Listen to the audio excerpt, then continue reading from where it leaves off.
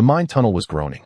Not as a metaphor. The pressure deep within the strata made this century-old, still-working mine wheeze like a dying creature. Cold dust hung like a fog that would never disperse, clinging to every pair of lungs. Here there was no day or night, only the sickly green glow of cheap phosphorescent stones and the sharp crack of overseers' whips slicing through the air. Kane Ironpick reached the count of 3,741. That was how many times he had struck the rock wall this morning. From 9 to 17, 8 years as a mine slave had taught him two things. First, in this place a name was a luxury. Most people were only called hey or by a number. Second, counting something, anything, could keep one's mind clear enough not to collapse stiffly at the next corner and become a useless body to be dragged away. Kane. Overseer Buck's voice hacked through the air like a blunt axe through firewood. The 200-pound former gladiator was one of the rulers of the third level of the Black Iron Abyss mine. Sir, go to the Howling Corridor.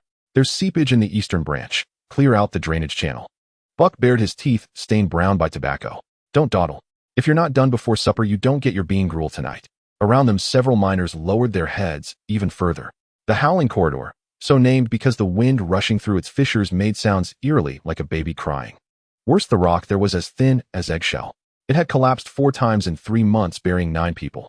Kane said nothing, only nodded and hefted his shovel onto his shoulder. Wait.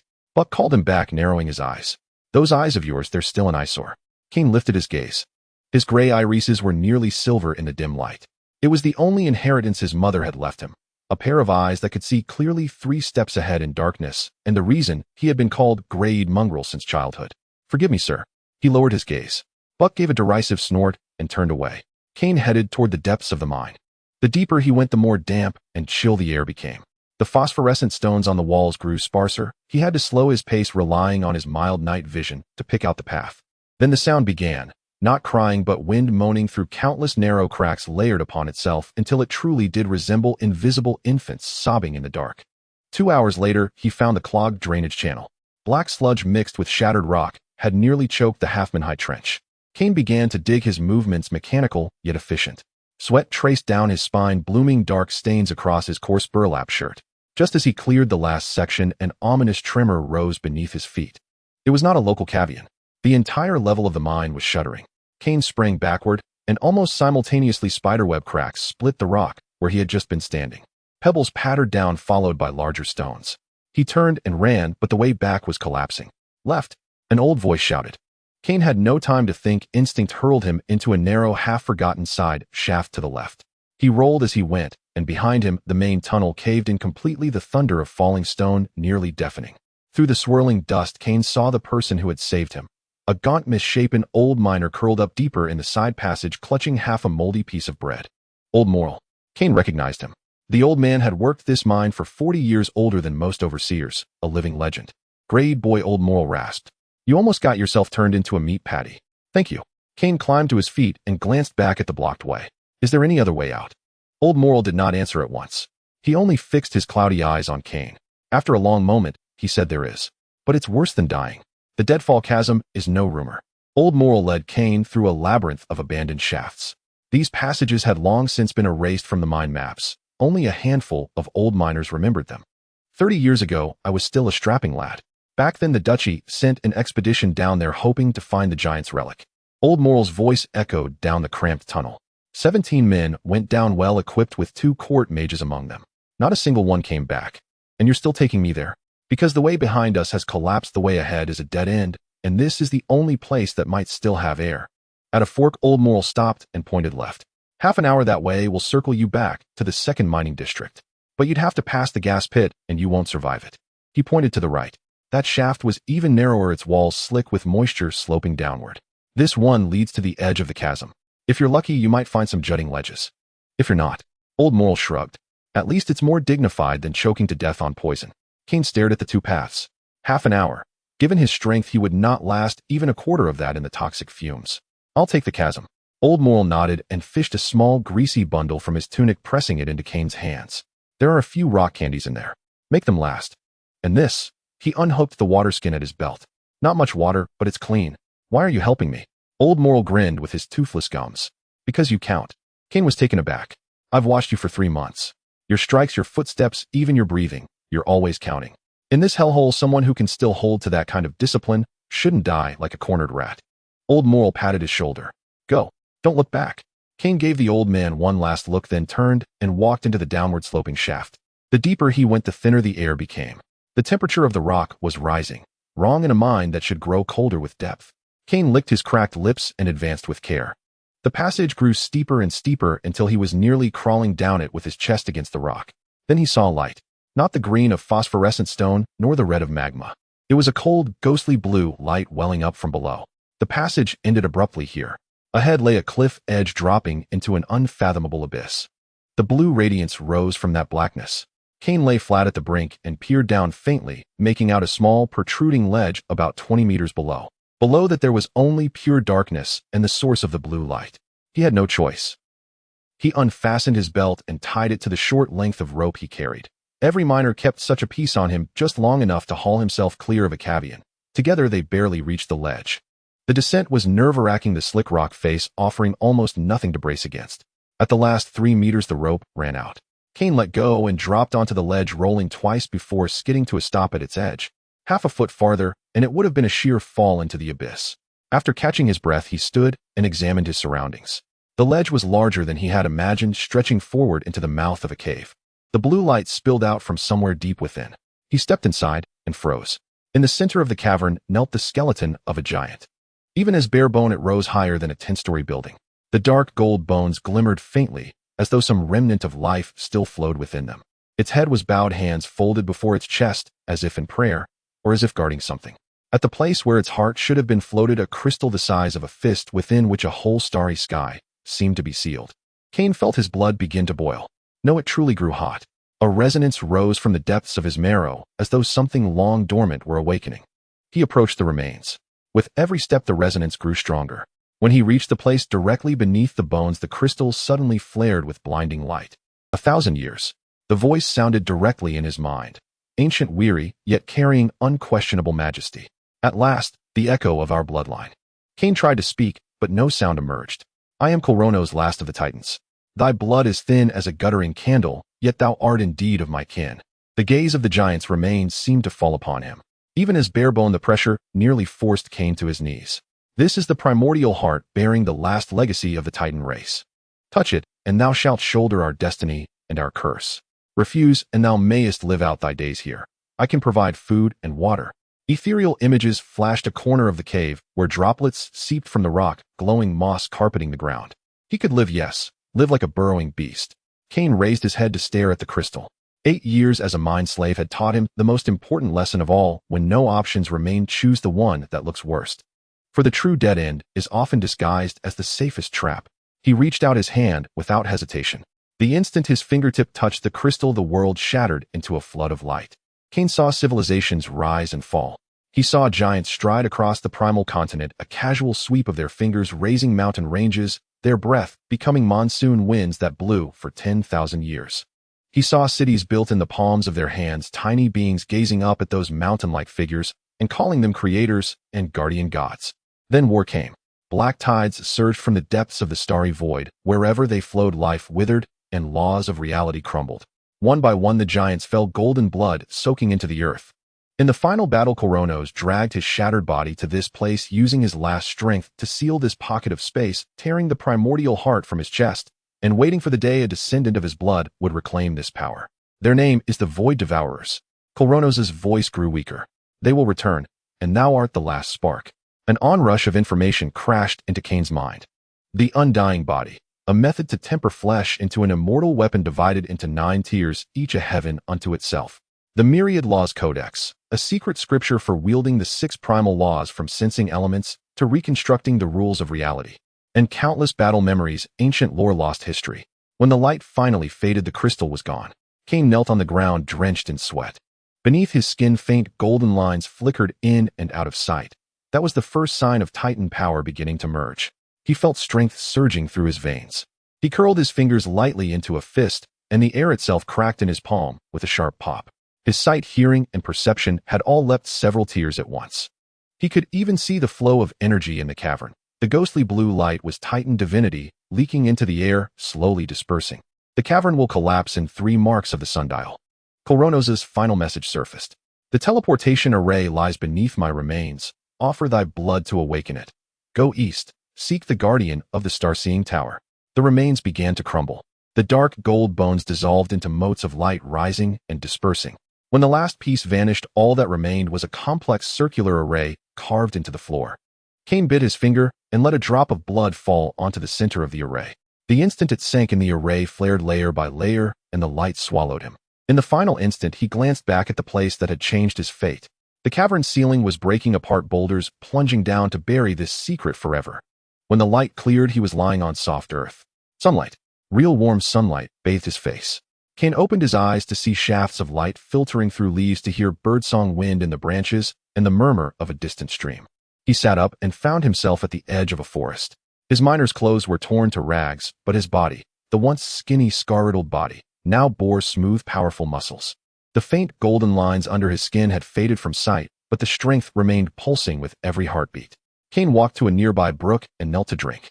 The water's surface reflected his face, the same gray eyes, but with a new golden halo deep within, the same angular features, yet something had changed. An aura, a weight of ancient majesty, stirring awake in his blood. He tore off his tattered shirt, baring his compact, hardened torso.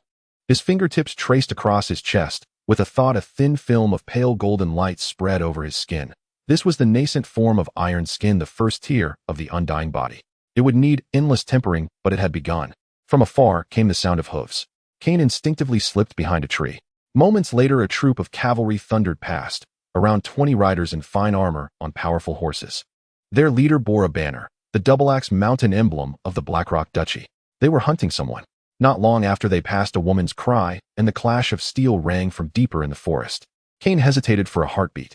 8 years as a mine slave had taught him never to meddle. But another voice rose within him. Colossus's voice, the images from those battle memories. Titans never turned their backs on the weak who needed help. He sighed and followed the sound.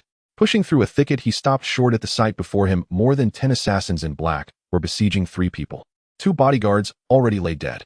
The remaining pair, a white-haired old man and a young girl, stood back to back, barely holding on. The girl looked 16 or 17, wearing a velvet gown torn open in several places. She held a slender sword. Her movements had form, but she clearly lacked real combat experience. The old man wielded his staff. Each thrust carried a strange tremor that drove back those who tried to close in, but he was clearly spent. The assassin's leader, a one-eyed brute, grinned viciously as he swung his blade toward the girl's neck. Cain moved. He did not even think. His body surged forward on instinct. Footwork honed in narrow mine shafts, married to his newborn strength, made him fast as a shadow. Before the blade could fall, he crashed into the one-eyed brute's chest. No technique, only brute force. A dull impact. The man flew backward, smashing through a sapling. His chest caved in, clearly done for. Everyone froze. Cain froze too. He had not expected such power from a single charge. The assassins recovered quickly, 5 of them splitting off to surround him. Blades slashed from different angles, sealing every path of retreat. The evasive tricks Cain had learned in the tunnels saved him. He twisted his body at impossible angles. 2 blades grazed past, and a third hacked into his shoulder. A metallic clang. The blade tore his ragged clothing and struck his skin, leaving only a pale mark. The first tier of the undying body, iron skin, had taken shape. Common steel could no longer easily harm him. Terror flickered in the assassin's eyes. Cain gave him no time to react. His fist crashed into the man's face. The head snapped back, neck breaking. His battle instincts awakened. Those memories from Colossus, how to generate force, how to move, how to anticipate, flowed into his muscles. Cain plunged through the assassins like a tiger into a flock of sheep. Every strike was simple, direct, and lethal. 3 more assassins fell. Retreat, shrieked the remaining leader, hurling a smoke bomb. Thick smoke billowed out. When it cleared, the assassins were gone without a trace. Cain did not give chase. He stood where he was, looking down at his hands. No wounds, only a few streaks of blood that were not his. "Thank you for saving us." The girl's voice. Cain turned to see her supporting the old man as they approached. Up close, her beauty was striking. Silver hair and blue eyes, a noble air that clung to her even in disarray. The old man's injuries were worse. A deep cut across his abdomen bled freely. "No need," Cain rasped. He had not spoken properly in a long time. "I am Alicia Blackrock, and this is my teacher, the court's chief, Scholar Master Morello," the girl said urgently. "We were ambushed by rebels. All our guards have fallen. Might you escort us to the nearest town? I swear in the name of the Blackrock Duchy's 3rd princess that you will be handsomely rewarded." The Blackrock Duchy. A princess. Cain looked into the girl's eyes. A grayed miner and a silver-haired princess. 2 worlds within the same duchy. He wanted to refuse.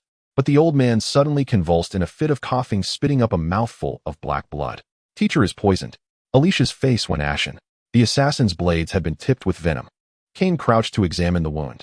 Blackness was spreading from the cut into the surrounding flesh. He searched the myriad laws codex in his memory. Basic healing arts required affinity with water and light. Could he manage it now? Step aside, he said. Alicia withdrew. Kane placed his hand above the wound, closed his eyes, and felt for that fresh, unfamiliar power within him. Following the method in his memory, he guided and released it. Faint golden motes rose from his palm and seeped into the wound. The spread of blackness slowed but did not stop. His power was too weak to cleanse it entirely. I've suppressed the poison for now, Kane said, pulling back. But he needs a real healer. The nearest town is Greyrock, Alicia said, biting her lip. A day's ride by horse. The pursuers may still be nearby. Kane glanced west. The sun was already slanting downward. I can get you to the outskirts of the town, he said. After that we part ways. Alicia looked at him deeply. That is more than enough. Thank you. Kane helped her lift Morello onto one of the assassin's abandoned horses, then chose another mount for himself. 3 people, 2 horses set off toward the forest's edge. On the way, Alicia several times looked as if she wanted to speak. At last she could not hold back. Who are you, sir? I've never seen power like yours. Kane gazed at the forest path opening up ahead and did not answer. Who was he? A mind slave? A Titan's descendant?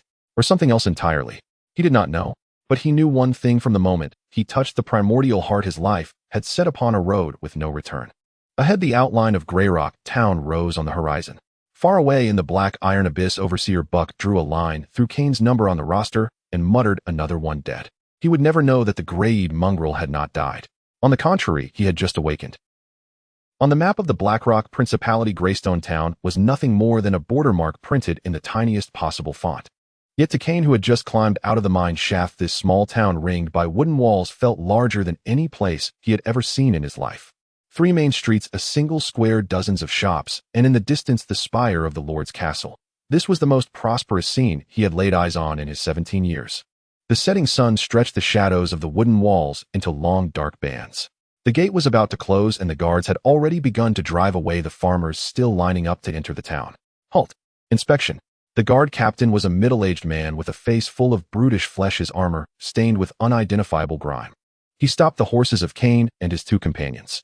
His gaze lingered for a moment on Alicia's tattered, yet finely made gown, then his brow furrowed at Kane's almost half-naked miner's rags. Identification. Alicia unfastened a silver badge from her waist, the royal crest of the Blackrock Principality. I am Alicia Blackrock. This is my teacher, Master Morello. He has been poisoned and urgently needs treatment. Stand aside at once. The guard captain took the badge and examined it carefully. His expression shifted slightly, but he did not immediately make way. Instead, he said, my apologies, Your Highness. Bandits have been rampant of late, and rebel forces have been impersonating nobles to swindle people. I must verify. You. Alicia's cheeks flushed with anger. Kane pressed down on her arm. He had seen the flash of greed in the captain's eyes, and he had also seen several nearby guards quietly tighten their grips on their weapons.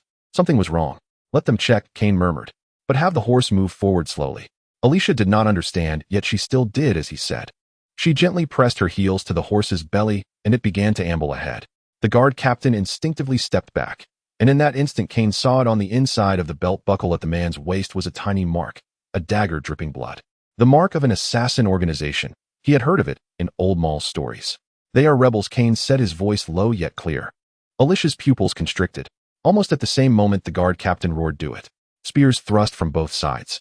Kane swung himself sideways off the horse, landing and scooping up a handful of dust from the ground, flinging it into the eyes of the 2 nearest men. Screams rang out. He snatched a spear, swept it crosswise, and another man crashed to the ground. But more guards surged out from inside the gate, 10, 20 more than that. Into the town. Morello shouted hoarsely, forcing himself to stay upright. There is a garrison inside, as long as we find a true officer. A bolt from a crossbow thudded into his shoulder. The old scholar groaned and nearly toppled from his horse. Alicia drew her sword and knocked aside another arrow. Her swordsmanship was surprisingly precise. She had clearly undergone rigorous training. Kane charged at the forefront. In his hands the spear became a blur, every thrust striking unerringly into the gaps of armor. Battle memories from Kronos were merging with his body, those instinctive killing techniques completely awakened at this moment between life and death. But he soon noticed a problem. His strength was great, yet not enduring. The first layer of the undying body iron skin rendered him impervious to blades and spears, but every parry and every strike devoured what little Titan power he possessed. He could feel that power like a newly kindled flame liable to go out at any moment. A spear pierced his flank. This time the tip broke the skin, leaving a shallow line of blood. His strength was fading. Surround him. The guard captain snarled. This brat is strange, but he won't last long. 7 or 8 spears thrust at him from different directions. Cain wanted to dodge, but his body lagged half a beat behind. This miner's frame had not yet fully adapted to such brutal combat. He was about to be skewered like a sieve. In the name of the 3rd Legion of the Blackrock Principality. Drop your weapons. The roar rolled like thunder. A cavalry unit charged in from the far end of the street, around 30 riders, all in black armor with red cloaks. At their head rode a one-armed middle-aged knight, a vicious scar running across his left cheek, his gaze sharp as a hawk's. General Reynard. Alicia cried out in delighted surprise. Seeing the princess, the one-armed knights, I flashed with relief, quickly replaced by fury. Traitorous scum. The true garrison joined the battle, and the fight turned into a one-sided slaughter. When the guard captain tried to flee, Reynard hurled his longsword, which pierced the man's thigh and nailed him to the ground. 5 minutes later, it was over. Of the 19 rebel guards, 12 lay dead, and 7 were taken captive. Cain leaned on his spear, panting. Sweat mixed with blood, mostly other people's, ran down his brow. He lowered his head to look at the wound on his flank. Very shallow, yet enough to confirm his fear-titan power could be exhausted, and its recovery was painfully slow. Your Highness, are you unharmed? Reynard knelt on one knee. I am fine, but my teacher. Alicia helped Morello dismount. The old scholar's face was darkened, his breathing faint. Reynard took one look and bellowed, physician. To the castle at once. Greystone's castle proved even more crude than it appeared from outside. Its stone walls were mottled, the hall contained only a few long tables, and the fireplace fire barely held back the chill of the spring night. But the physician was highly competent, an elderly woman with graying hair whose hands were remarkably steady as she treated the wound. Shadowbane grass poison, slow-acting but tenacious, the old physician said as she cleaned the wound in Morello's abdomen, scraping out blackened blood with a silver knife. He is fortunate. Someone used a certain power to suppress the spread of the toxin. Otherwise, he would never have made it here. Lad, was that you? Every gaze turned toward Cain. He was leaning against the wall, sipping water in small mouthfuls, the physician's instruction to rehydrate slowly after battle. Just a bit of emergency treatment, Cain replied. Not just a bit, the old physician said, giving him a long, searching look. This poison normally kills within 3 hours. He has lasted at least 6. The method you used. I have seen a similar description in the temple's codices, the embryonic form of light mending. Yet only high-ranking clerics can wield that art. Reynard's gaze also changed. He walked up to Cain, his single eye studying him. Your name, young man? Cain. Family name? Cain fell silent. Mine slaves had no surnames. Reynard nodded slightly, as though something had been confirmed. You are from the mine. I was. You are not anymore. Reynard clapped his shoulder, a heavy soldier's gesture. You saved the princess and Master Morello. The Blackrock Principality does not mistreat its benefactors. But before that, he turned to Alicia. Your Highness, what exactly happened? You should be in the capital. How did you end up on the border suffering 2 attacks? Alicia sat in a chair by the fireplace, both hands wrapped around a cup of hot tea. The firelight cast a flickering glow over her pale face. Father is gravely ill, she said softly. My royal brother, Crown Prince Roderick, has sealed the court. He claims father needs rest, but my teacher and I suspect poisoning. Teacher secretly examined the dregs of his medicine and discovered traces of Shadowbane grass. Reynard's face hardened. We wished to gather more evidence, but we were discovered. Roderick sent the Shadow Crows to hunt us down, Alicia said, her hands trembling. Our escort was slaughtered. We fled for 4 days and nights, and were finally run down in the forest. Then Cain appeared. The hall fell silent. Only the crackling of burning logs could be heard. So it is a coup, Reynard said, his voice icy. The Crown Prince has grown impatient. Not for the throne alone, Morello said weakly. He had awoken, though his voice was hoarse. Behind Roderick stands a darker hand. Shadowbane grass is a poison favored by the Dark Moon cult of the Northern Territories. And those assassins were well trained, not ordinary expendable killers. Cain listened in silence.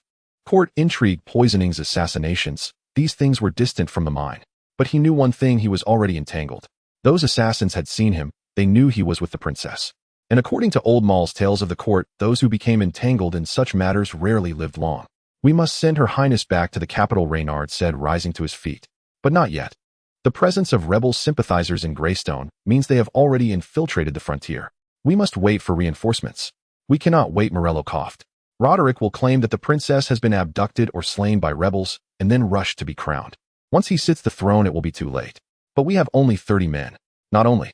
Everyone turned toward the speaker. It was Cain. He set down his cup and walked to the table where a crude map of Greystone town was spread out. The garrison numbers 120. Subtract the 19 who rebelled, and there are 101 left.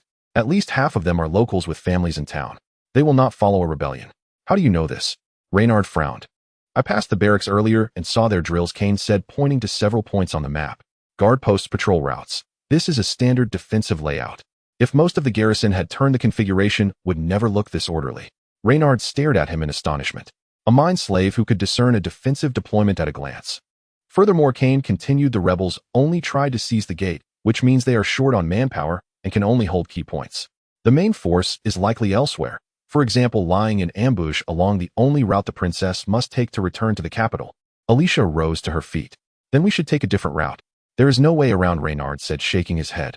There are only 3 roads to the capital. 2 are mountain paths, and in this season the snow has sealed them. That leaves only Blackstone Gorge. If there is an ambush there. He did not finish, but the implication was clear. Then we break through, Kane said. Reynard gave a short, incredulous laugh. Young man, do you have any idea how treacherous Blackstone Gorge is? One man at the pass. I know, Kane interrupted. In the mine I saw similar tunnels. Narrow sheer cliffs on both sides, easy to defend and hard to attack. But such passages have a feature: if the defenders are too few, the attackers can focus everything on a single point and force a breakthrough no matter the cost. Do we have the luxury to pay that cost? Kane looked to Alicia. If the princess returns to the capital alive, can she stop the coup? Yes, Alicia said firmly. Father left a sealed edict hidden where only I know. As long as I appear at the coronation and read it aloud, Roderick's legitimacy will collapse. And my second brother supports me. He commands 1/3 of the capital's guard. Then that is enough, Kane said, looking at the mark of Blackstone Gorge on the map. We do not need to win. We only need to break through. 30 riders shielding 1 person, forcing their way through 5 li of gorge. If the plan is sound, there is a chance. Reynard stared at Kane for a long while. At last he said the detailed plan. I want to hear it in full. Late that night, Kane was settled in a small guest room on the castle's 2nd floor. The room was simple, but it had a real bed, not a straw mat in a mine shaft. Lying on it, he still could not sleep.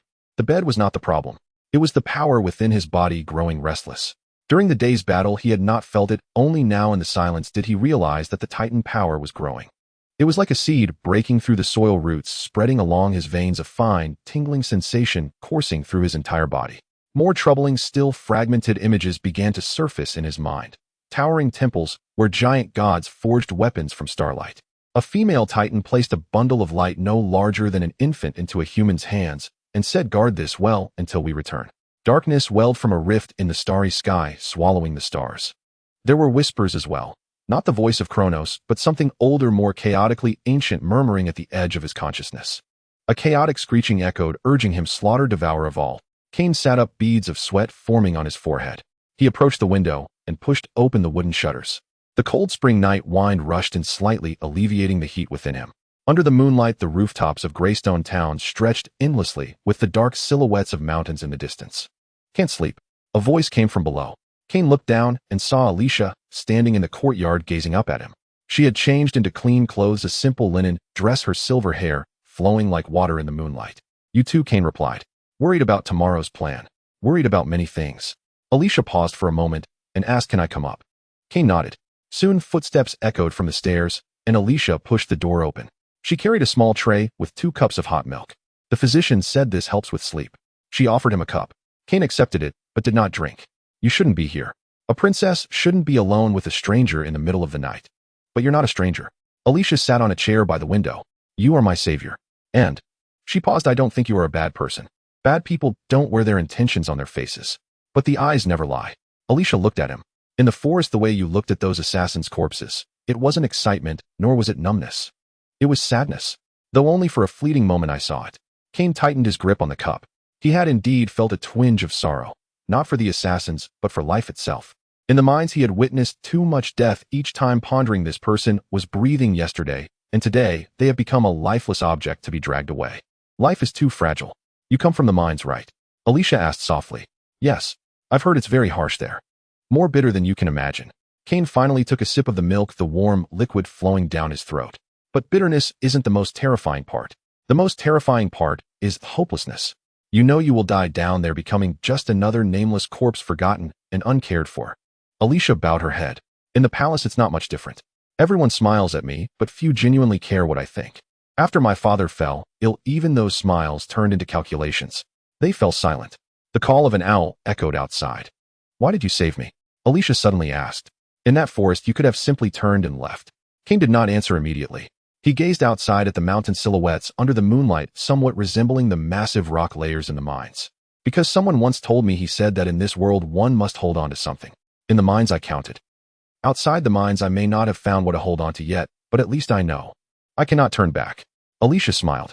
It was the first time Cain saw her truly smile, her eyes curving like a crescent moon. So have you found it? What you need to hold on to now? To escort you to the capital, Cain replied, and then to the east. The east. What's there? I don't know, but I must go. Alicia did not press further. She finished her milk and stood up to leave. As she reached the door, she turned back. Cain. Thank you. Not just for saving my life, but for making me feel that there are still people willing to fight for reasons like not turning back. She left. Cain continued to stand by the window until the moon dipped below the horizon. The turmoil within him gradually subsided and the whispers faded away. What replaced it was a clear perception something was calling him from the east far away. Not a voice, but a resonance like the echo of a heartbeat. Before dawn the next day, the group set off. Reynard selected 20 of the finest cavalry along with himself, Cain, Alicia, and Morello. The old scholar insisted on joining, claiming that only he knew the exact location of the secret order. Let's go over the plan again. Reynard surveyed the group from his horse. Charge through the canyon at full speed. Don't stop, don't look back. If there's an ambush, Cain and I will hold the rear while the others protect the princess and charge forward. Understood. Understood. Let's move. The sound of hooves shattered the morning mist. Greystone Town grew smaller behind them, eventually disappearing among the mountains. Blackstone Canyon lay 20 miles away. When the sun fully rose, they saw the crack, a narrow passage wedged between two black cliffs, the widest allowing only 3 horses to run side by side, while the narrowest required dismounting and turning sideways. It's too quiet. Reynard halted his horse and signaled for the group to stop. It was indeed quiet. There were no bird calls or insect chirps, nothing at all. Only the wind wailed through the canyon. Cain dismounted and approached the canyon entrance. He crouched down and touched the ground. The initial perception from the universal law flowed through his veins. Although he could not yet manipulate the elements, he could feel them. There were fresh hoofprints on the ground, at least 30 cavalry, and quite heavy, indicating the horses were burdened. There's an ambush. At least 30 men, likely in the middle of the canyon. Cain stood up. How do you know? A cavalryman asked. The tracks. Cain did not elaborate, but they made a mistake, setting the ambush in the middle. We can disrupt their formation before we enter. How do we disrupt it? Cain looked towards the cliffs on either side. Not particularly high, but steep. I can go up. From above I'll disrupt them while you take the chance to charge past. On your own. Reynard frowned. I'm more agile alone. Cain began checking his equipment. A short sort of bundle of rope and a few rock anchors. Give me a moment. Once you see stones falling from the cliffs, charge. It's too dangerous. Safer than charging straight in. Cain had already started moving towards the cliff side. His movements were quick, climbing the rock face like a gecko. 8 years of mining experience had made him adept at climbing, and the physical enhancement from the Titan's strength made the once difficult path feasible. Reynard watched him disappear above the rock face, muttering a curse, then ordered prepare to charge. Cain moved along the cliff. His palms and soles pressed against the uneven rock, each push precise and stable. He could feel the power within him flowing. Though weak, it was enough to make him move, as if on level ground, even on the near-vertical cliff. 5 minutes later, he arrived at his intended position, a protrusion above the middle of the canyon. Looking down, he saw over 30 black-clad cavalry hiding in the rock crevices, their horses muzzled to prevent whinnying. Their ambush point was cunning, difficult to spot from below. Cain picked up a few stones the size of a human head from the ground. He did not throw them immediately, but observed their formation below. The cavalry was divided into 2 teams, one in front and one behind, a typical pincer formation. He needed to create chaos, but not too early nor too late. Taking a deep breath, Cain infused his remaining strength into his arms. The iron skin realm of a mortal body not only enhanced defense, but also strength. He raised the first stone, aiming for the center of the rear cavalry. Letting go, the stone whistled downward. Bang! It struck the back of a horse. The horse let out a terrible screech, rearing up, and the rider was thrown off. Almost simultaneously, Cain hurled the second and third stones. The rocks smashed into the ambush zone like cannonballs, causing chaos. Enemy attack. Above, the ambushed cavalry panicked. They hadn't expected the attack to come from above. Cain continued to throw stones, specifically targeting the horses. Disruption caused by frightened horses was more effective than directly harming the men. At that moment, a thunderous sound of hooves echoed from the canyon entrance. Reynard charged forward. 20 black-armored cavalry pierced through the chaotic enemy formation like a sharp blade. Reynard led the charge, swinging his heavy sword with one arm, leaving chaos in his wake. Alicia was protected in the middle, and surprisingly, she drew her sword, deflecting 2 incoming arrows. Kane slid down from the cliff, jumping down when he was 3 yards from the ground. He rolled upon landing to dissipate the impact, and then drew his sword to join the fray. The battle turned into a melee. But Reynard's cavalry were well trained, despite their numerical disadvantage, their formation remained intact. The ambushed enemy forces were thrown into disarray by Kane's surprise attack, fighting individually. Kane wove through the crowd. He was not on horseback, but his footwork was strangely agile. The short sword in his hand became a venomous snake, each strike aimed at the gaps in the armor. Another memory of battle awakened, a fragment of a Titan warrior battling among thousands. Instinctively, he sidestepped to avoid a chop, then elbowed the opponent's throat, turned, and stabbed into another's armpit. Clean. Lethal. But the enemy commander quickly reacted. Fire. Shoot the horses. A rain of arrows fell. 2 warhorses were struck and fell to the ground, their riders tumbling off. A gap appeared. Protect the princess. Reynard shouted angrily, but he was entangled by 3 enemies and could not free himself. 5 enemy soldiers broke through the line, heading directly for Alicia. The cavalry guarding her fought desperately, but were outnumbered. 1 enemy circled around the defense, thrusting a spear towards the prince's back. Kane threw his short sword. The sword spun through the air, precisely embedding itself in the assailant's eye from 10 steps away. But more enemies rushed in. Kane! Alicia screamed. Kane had already charged forward. He picked up a spear from the ground, sweeping it to push back 2 assailants. But a 3rd enemy's blade struck his shoulder. This time the blade bit half an inch into flesh. The defense of iron skin weakened after consuming much of his strength. A surge of pain coursed through him. Yet the pain sharpened Kane's awareness.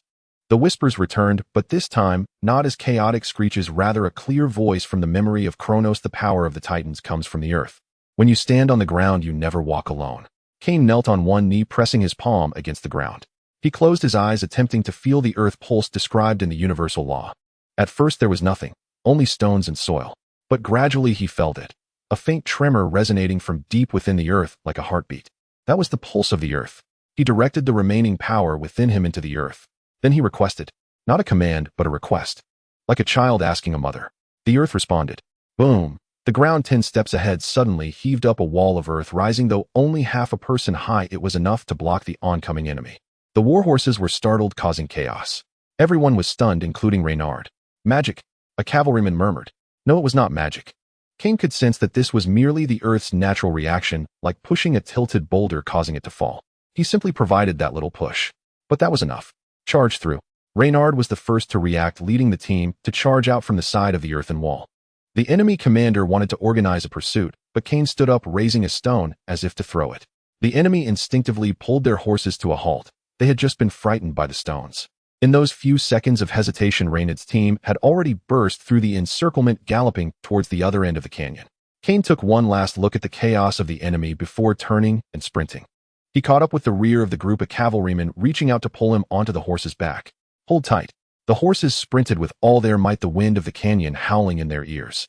As they rushed out of the other end of the canyon, bathing once more in sunlight, the pursuers were nowhere to be seen behind them. Or rather, they were temporarily halted by the sudden appearance of a dirt wall and the final intimidation from Kane. The team halted in an open area, exhausted. Reinhard counted the numbers: 3 heavily injured, 8 lightly wounded, and 2 dead in battle. The enemy suffered at least 15 casualties. We made it through, Reinhard said, looking at Kane with a complex gaze. What was that just now? I don't know, Kane replied honestly. I simply asked the earth for help. A cavalryman laughed. But Reinhard did not laugh. He dismounted and walked in front of Kane, suddenly kneeling on one knee. General, everyone gasped. Whatever you are, young man. Reinhard looked up at Kane. You saved the prince and all of us. From today on, my life is yours. Kane was stunned. He had never been treated like this before. In the mines, he was just a number, a talking beast of burden. Get up, he extended his hand to help Reinhard. I merely did what was necessary. Alicia came over. Her dress was stained with blood, her face scratched, but her eyes were bright. Can you? I'm fine. Kane interrupted her and then looked toward the east. The call from that direction had become unprecedentedly clear when he connected with the earth moments ago. Like a lighthouse in the dark. That night the team camped by a small river. The campfire crackled, the wounded were being bandaged, and the horses were drinking. Kane sat on a stone away from the crowd, examining the wound on his shoulder. The cut was shallow, but the Titan's power had been overexerted, causing the wound to heal slower than expected. Moreover, the whispers returned, this time clearer. East. Star-seeing tower. Awakening. Do you need help? Alicia walked over, holding bandages and ointment. Thank you, Kane did not refuse. He turned his back to Alicia, letting her treat his wound. Your body. Alicia said softly. There are faint golden patterns around the wound. What is that? I don't know. Kane spoke the truth. He had also noticed that every time he used his power, those patterns appeared beneath his skin like some ancient totem. You're not like ordinary people, Alicia applied the ointment gently, but you're not a bad person either. General Reinhard says you have the potential to become a hero. I don't want to be a hero, Kane said. Heroes die young. I just want to live and then go east. What are you going east for? To find an answer. An answer about your power. An answer about who I am. Alicia silently finished bandaging the wound. Then she sat next to Kane watching the campfire. If you find the answer, will you come back? Kane turned to look at her.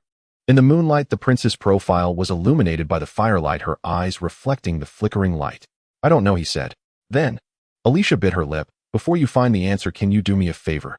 Help me return to the capital and stop my brother. After that, I'll give you all the rewards I can offer. Money, status, or even. If you want to go east, I can arrange for the royal fleet to take you. Kane looked at her. This girl who had been on the brink of life and death yesterday was already thinking about how to reclaim the throne today. He recalled what Old Moore said: nobles and miners alike struggle to survive. Only the battlefield differs. They'll take you to the capital, Kane said. But after that, we'll be even. Alicia's eyes lit up. It's a deal.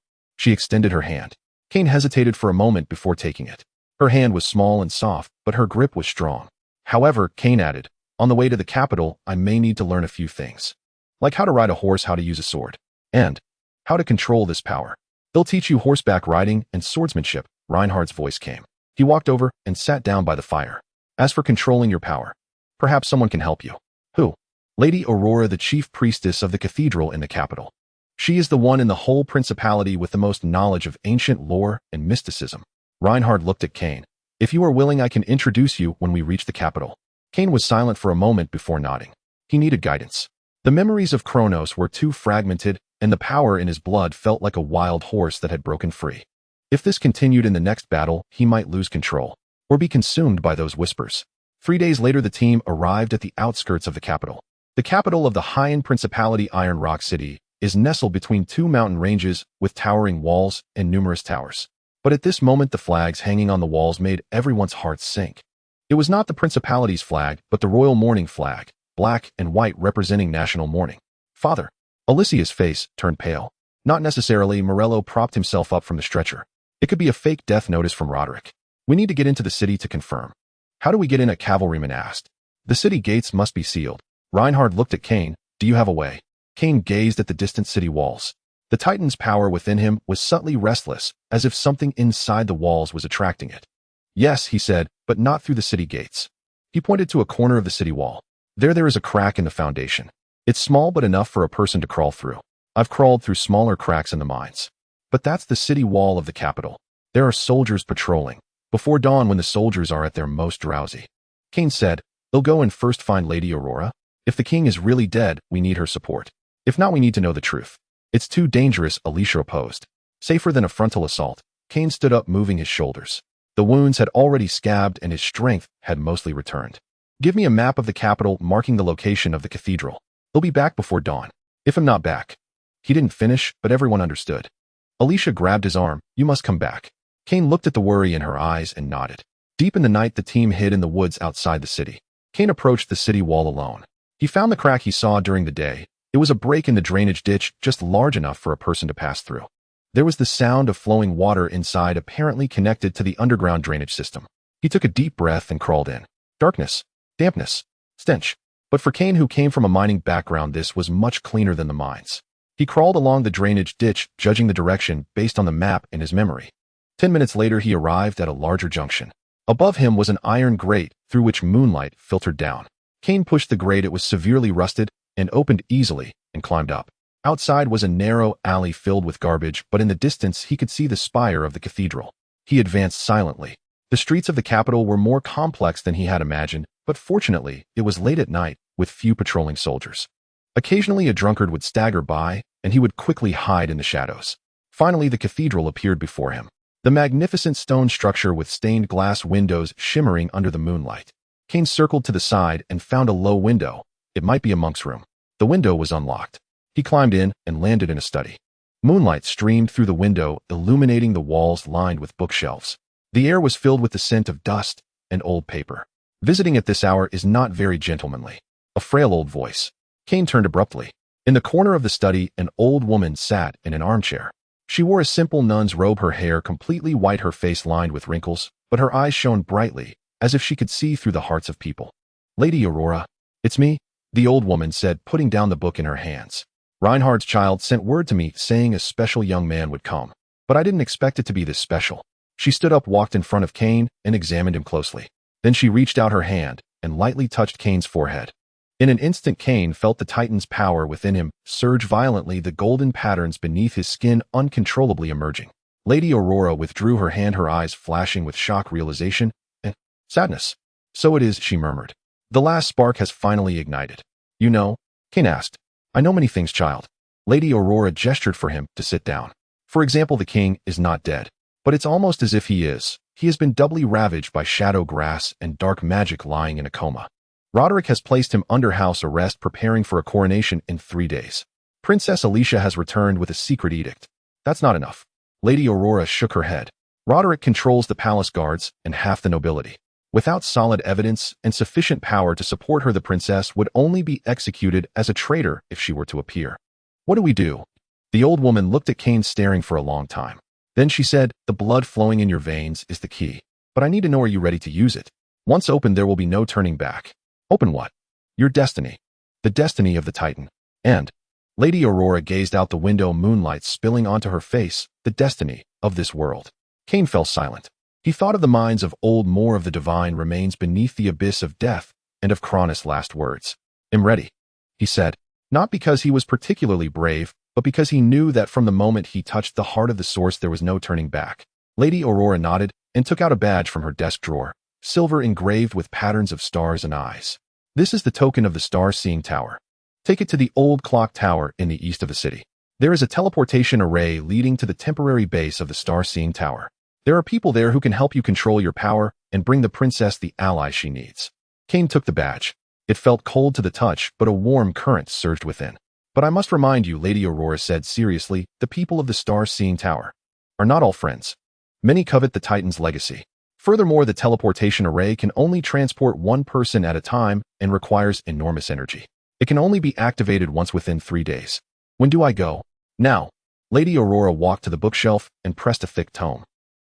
The bookshelf slid open to the side, revealing a staircase leading down. Below leads to the cathedral's basement, where there is a secret passage to the old clock tower. Remember, you only have 3 days. The dawn 3 days from now marks Roderick's coronation ceremony. Before that, you must return with the power to change the situation." Kane nodded and walked towards the secret passage. "Child," Lady Aurora called out to him. Kane turned back. "The Titan's power is not a blessing, it is a curse." There was a profound sadness in the old woman's eyes. "The further you go, the more you will lose. But some paths must be walked by someone." "I understand," Kane said. Then he stepped into the darkness. The staircase led down, seemingly endless. But this time Kane was no longer afraid of the dark, because he himself was becoming the light. The secret passage was utterly lightless. Kane traced his fingers along the damp, icy stone walls as he descended, his footsteps echoing sharply within the narrow confines. He should have been blind. Miner's modest night vision proved useless in such absolute darkness. Yet golden filigree beneath his skin pulsed with quiet heat, and a faint gilded luminescence shimmered at the periphery of his vision. He could see, not with his eyes, but through some deeper, more primal sense. Spiraling stone steps wound downward, as if burrowing toward the planet's core. The air grew steadily colder, thick with the scent of ancient rock and centuries-old dust. Kane counted 367 steps before his feet finally met level ground. Ahead stretched a straight, narrow corridor, its far end glowing faintly with elusive light. He approached and found a bronze door. Narrow, just wide enough for one person to pass, yet intricately carved with an elaborate star chart across its surface. The stars shifted slowly, deliberately, not an illusion of engraving, but genuine motion. As Kane reached out, his fingertips barely brushing the door's surface, the constellations abruptly accelerated, then locked into place as a single unmistakable pattern.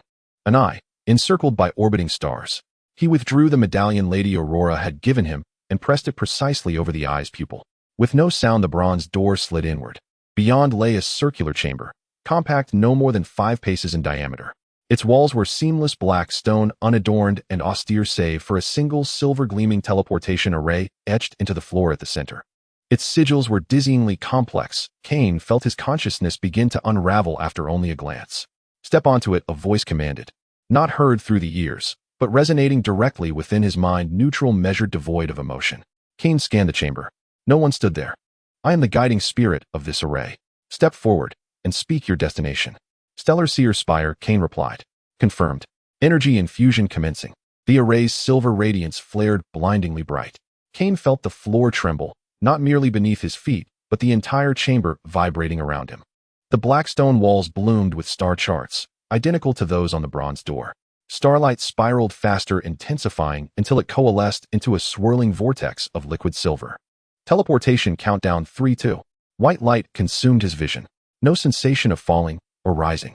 Merely an instant of being wrenched from reality, compressed into a narrow conduit, then violently expelled. When bodily awareness returned, he stood somewhere wholly unfamiliar. A circular hall so vast its ceiling vanished beyond sight. Its surrounding walls were transparent. Not walls at all, but a flowing barrier resembling liquid crystal. Through it the vista beyond unfolded not sky nor earth, but infinite star-strewn cosmos. Gigantic rotating galaxies hung nearby, vibrant nebulae drifted like slow rivers of color, meteors streaked past trailing luminous wakes. He stood suspended amid the stars. Kane drew a slow, steadying breath, forcing calm. Beneath his feet lay smooth, warm white jade, its surface inscribed with a teleportation array tenfold more intricate than the one beneath the chapel. The hall was empty, except for a spiral staircase floating directly ahead, winding upward into unseen heights. Ascend. Again that voice, now emanating from above the stairs.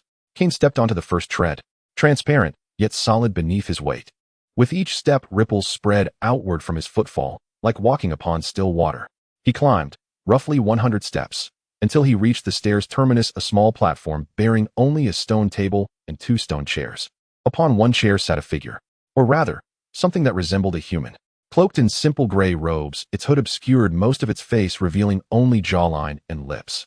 Its skin shimmered with an uncanny silvery gray luster, metallic under starlight. Hands rested folded upon its knees, long-fingered nails translucent crystal. Sit. Kane lowered himself into the opposite stone chair. Surprisingly, it conformed perfectly to his form, cradling him with uncanny comfort. I am the warden of this note. You may call me the Stellar Seer. The figure raised a hand and pushed back its hood. Kane's breath caught. That was no human face. Its features echoed humanity, yet the skin was silvery gray, hairless, and its eyes burned pure gold, pupilless like molten coins. Most extraordinary was the vertical closed eye etched upon its forehead. You are not human, Kane said. I am a stellar spirit. Humans use that term for our kind. Imprecise, yet acceptable.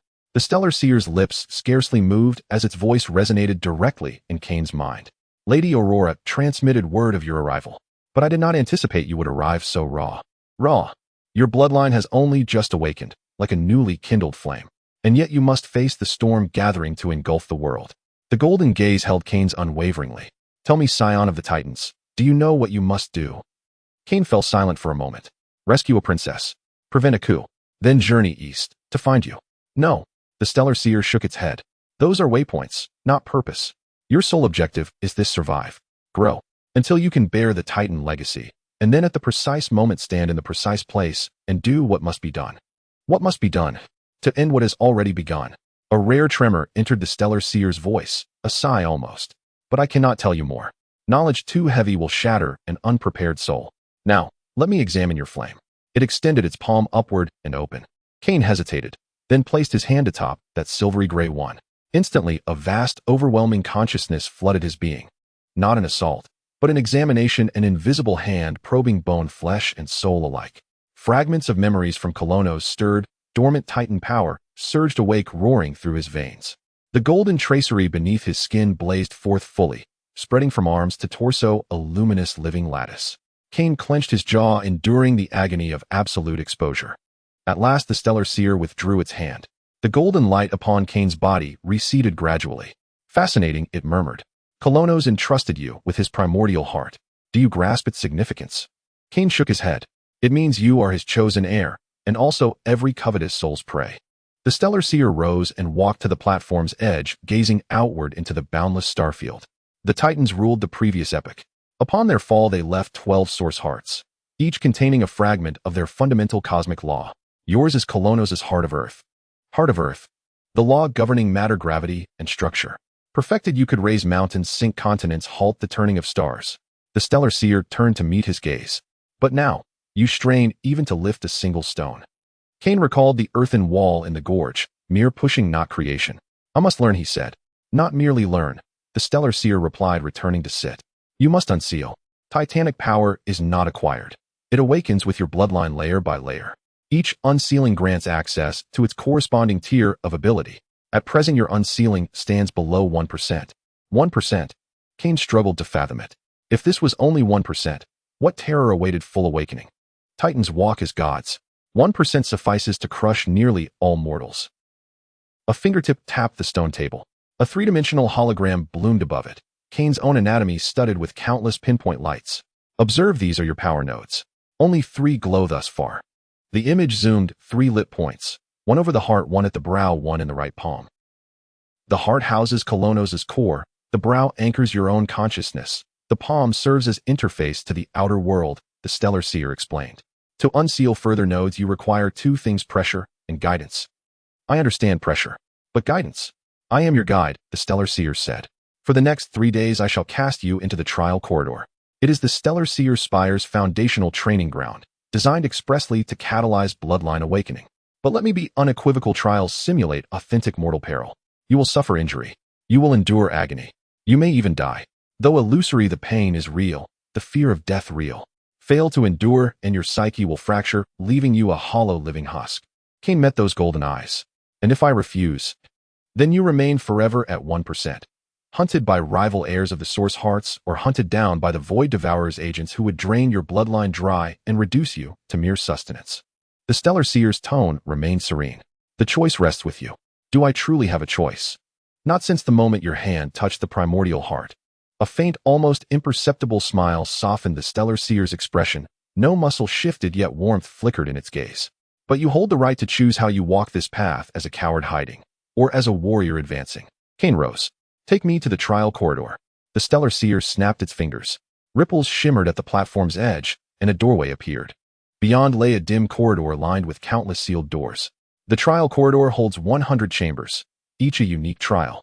You must clear at least 10 to stabilize your current power. But heed this warning: each additional chamber multiplies the danger exponentially. Most falter at the 3rd or 4th. What happens if one surrenders? They are ejected, with permanent psychic scars, the stellar seer replied. Withdrawal remains possible, for now. Cain strode toward the doorway. Just before crossing the threshold, he paused and looked back. Why aid me? Because the stellar seer spire's duty is to guide the keys.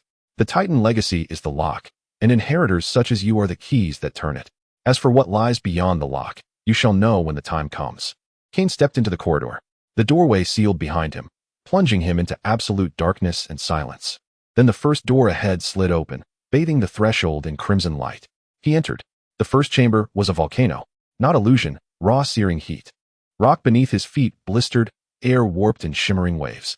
In the distance, a volcano erupted, rivers of magma cascading downward.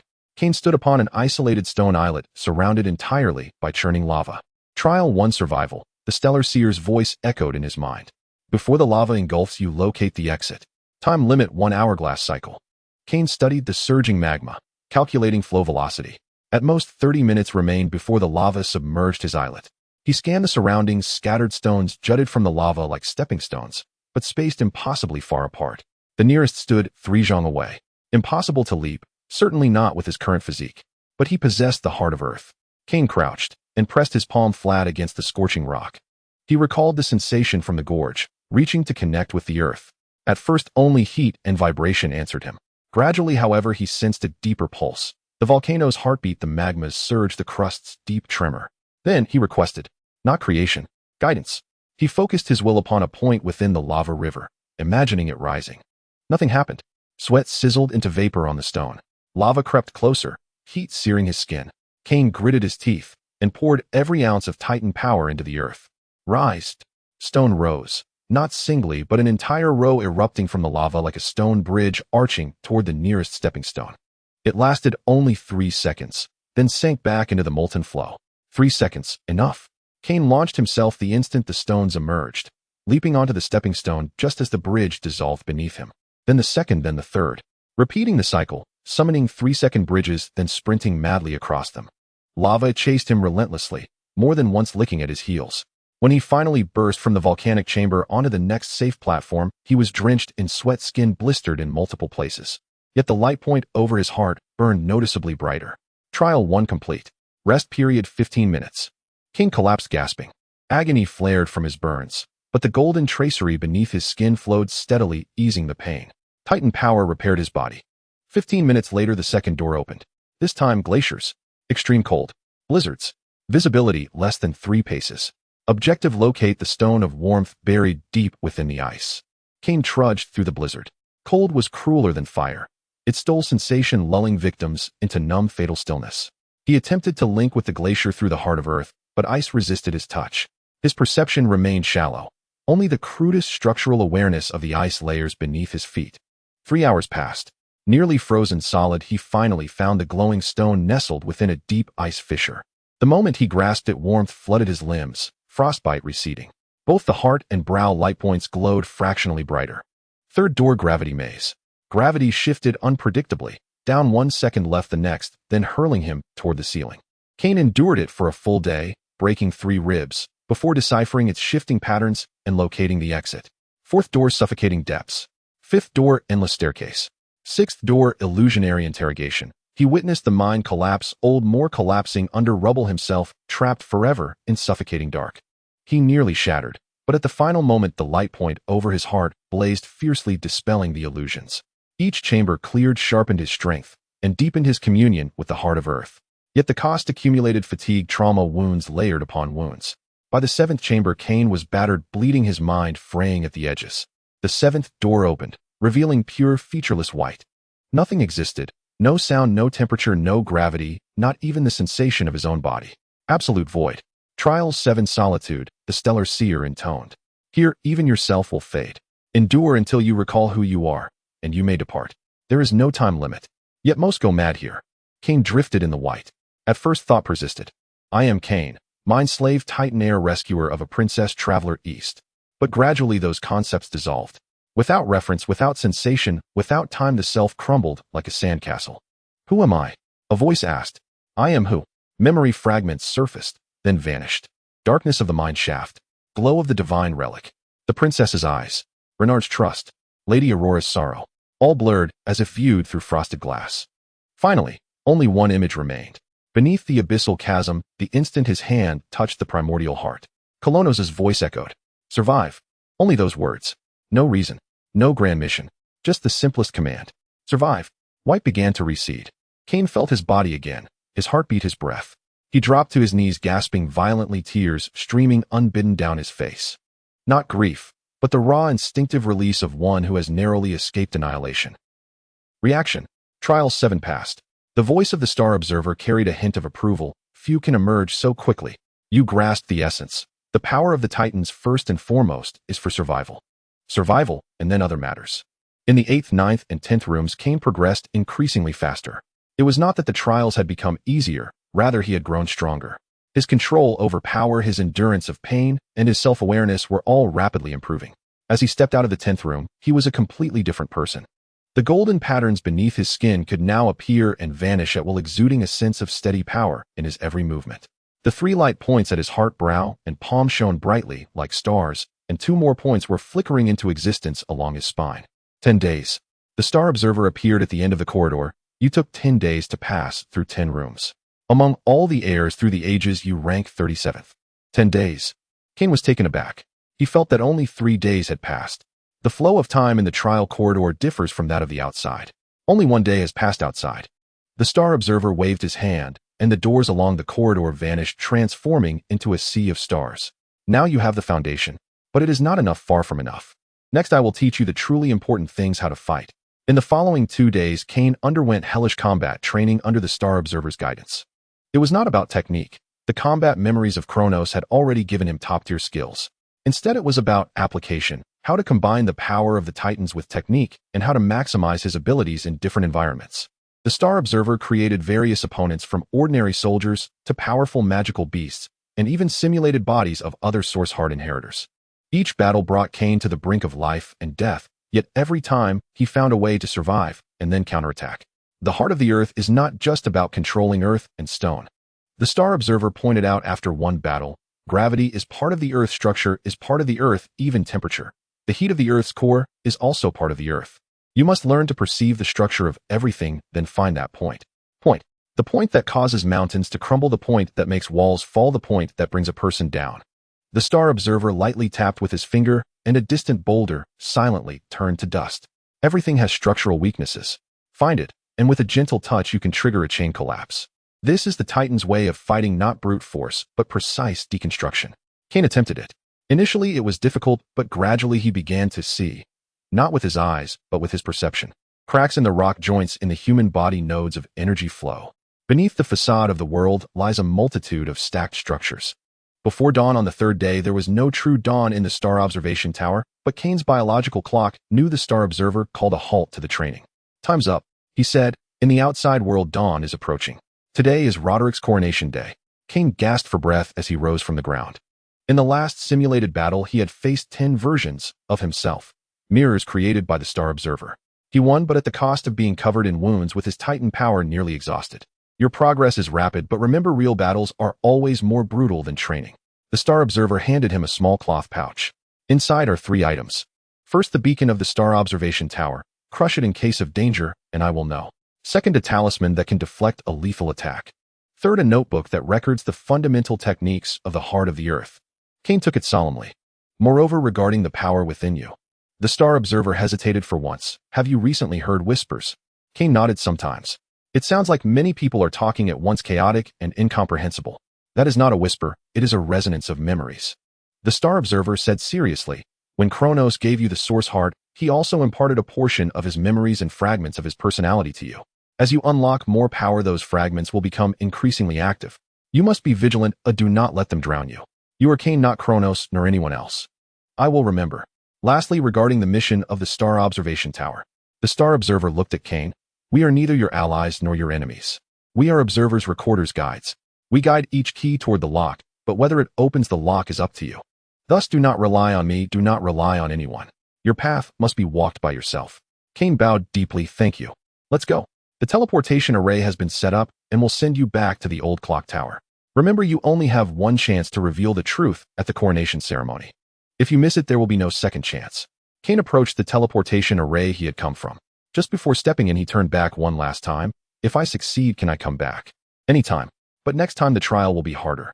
The star observer rarely showed a hint of a smile. Good luck, Cain. I hope when we meet next time you are still alive. White light engulfed him. In the basement of the old clock tower, the light of the teleportation array gradually dimmed. Cain opened his eyes, adjusting to the dim light. It was colder here than when he left, and the air was thick with the scent of dust. He moved his body a bit, feeling completely different. Power flowed through his veins, and his perception extended to every speck of dust within a radius of 10 jhon. Moreover, he could see much more, not in a visual sense, but in terms of structure. The tiny gaps between the bricks of the walls, the tracks of mice burrowing under the floor, even the flow of air. This was what the star observer referred to as structural vision. He walked up the stairs and pushed open the dark door of the basement. Outside was dawn, and the sky was just beginning to lighten, but the streets of the royal capital were already bustling. In the distance, the sound of bells rang out, 1 chime, 2 chimes. That was the preparatory bell for the coronation ceremony. Cain hurried toward the church. Along the way, he saw squads of soldiers patrolling the atmosphere tents.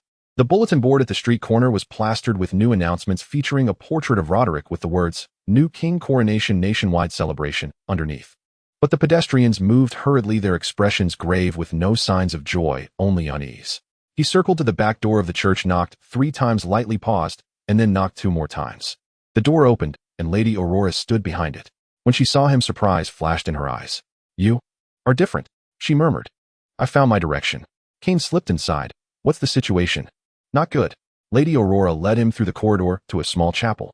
Reinhard, Alicia, and several cloaked individuals were waiting there. Cain. Alicia rushed over, grabbing his arm. She looked much more haggard after 3 days, but her eyes were still bright. Are you okay? I'm fine. Cain looked at Reinhard. What's the plan? The ceremony starts at noon in the square in front of the palace. Reinhard pointed to a map on the table. Roderick will come out through the main gate of the palace, walk the red carpet, ascend the platform, and receive the coronation from the bishop. We must reveal the secret edict before the coronation, otherwise once it is completed, he will be the legitimate king, and we will be the traitors. Where's the secret edict?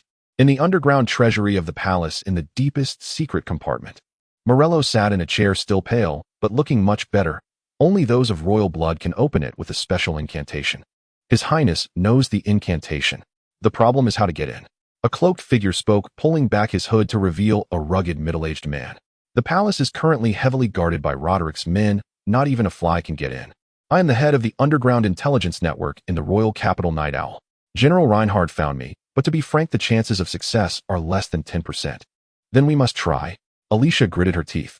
No need to go inside, Kane suddenly said. Everyone turned to look at him. Let Roderick take it out himself. Kane pointed to the platform on the map. For the coronation ceremony, he needs 3 things: the crown, the scepter, and the state seal. The state seal has always been kept in the treasury. He must go get it. And the secret edict is placed together with the state seal. Night Owl frowned. How do you know? The architectural structure of the palace. Kane's finger moved across the map. Look here, the location of the treasury, 3 layers underground with only 1 exit. But here, he pointed at the side of the treasury, there is a maintenance passage that leads directly to the sewers outside the palace. The passage is narrow, only allowing 1 person to pass at a time, and is sealed with iron bars. But if we enter from here, ambush outside the treasury, wait for Roderick to come for the state seal, then suddenly strike, snatch the secret edict and the state seal, and retreat the same way. How do you know about that passage? Reinhard asked. I spent 3 days in the Star Observation Tower, not just training. Kane replied. The Star Observer gave me the structural map of the royal capital, including all the secret paths. That maintenance passage was left over when the treasury was built 70 years ago. Later it was forgotten, but the blueprints are still in the records of the Star Observation Tower. Everyone looked at him with shock in their eyes. Even so, how do we grasp the timing? Night Owl asked. We don't know when Roderick will go for the state seal, and the treasury will definitely be heavily guarded. The ceremony process. Kane looked at Alicia. You know the process, right? Alicia nodded. I was present when my father was crowned. The process is as follows. At 10 o'clock in the morning, the prince departs from the palace to pray in the palace chapel. At 10:30, he goes to the treasury to get the state seal. At 11 o'clock, he meets with the nobles in the main hall. At noon, he appears in the square on time to begin the coronation ceremony. At 10:30, the treasury. Kane calculated. We have half an hour to infiltrate, ambush, and act. It will take about 15 minutes to get from the sewer to the maintenance passage, and then to outside the treasury. At 10:25, we will be in position. Wait for Roderick to enter the treasury, then act. That's too risky. Night Owl shook his head. If anything goes wrong, we lose everything. But this is the only chance. Reinhard stared at the map. Moreover, we have Kane. He can do what others cannot. Kane looked at Alicia. Your decision. The silver-haired princess took a deep breath, her eyes glimmering with resoluteness. I will do it. But Kane, you don't need. I need to. Kane interrupted her. Not because you are a princess, but because I made a promise. And he paused. I need to resolve this matter to have peace of mind to head east. Alicia looked at him and finally nodded. All right, let's do it. The plan began. At 9 in the morning, Kane, Reinhard, Night Owl, and 3 of Night Owl's capable subordinates infiltrated through the sewer entrance. Alicia and Morello stayed in the church, protected by Lady Aurora. If things went wrong, Aurora would use the church's secret path to help them escape the city. The sewer was reeking, but Kane had been through mines, so this smell was nothing. The 6 moved silently forward, following the markings on the blueprints until they found the nearly moss-covered iron bars. The bars were severely rusted. Kane grabbed the railings with both hands and twisted, gently breaking the lock with a snap. The maintenance passage was narrow and damp, filled with spider webs.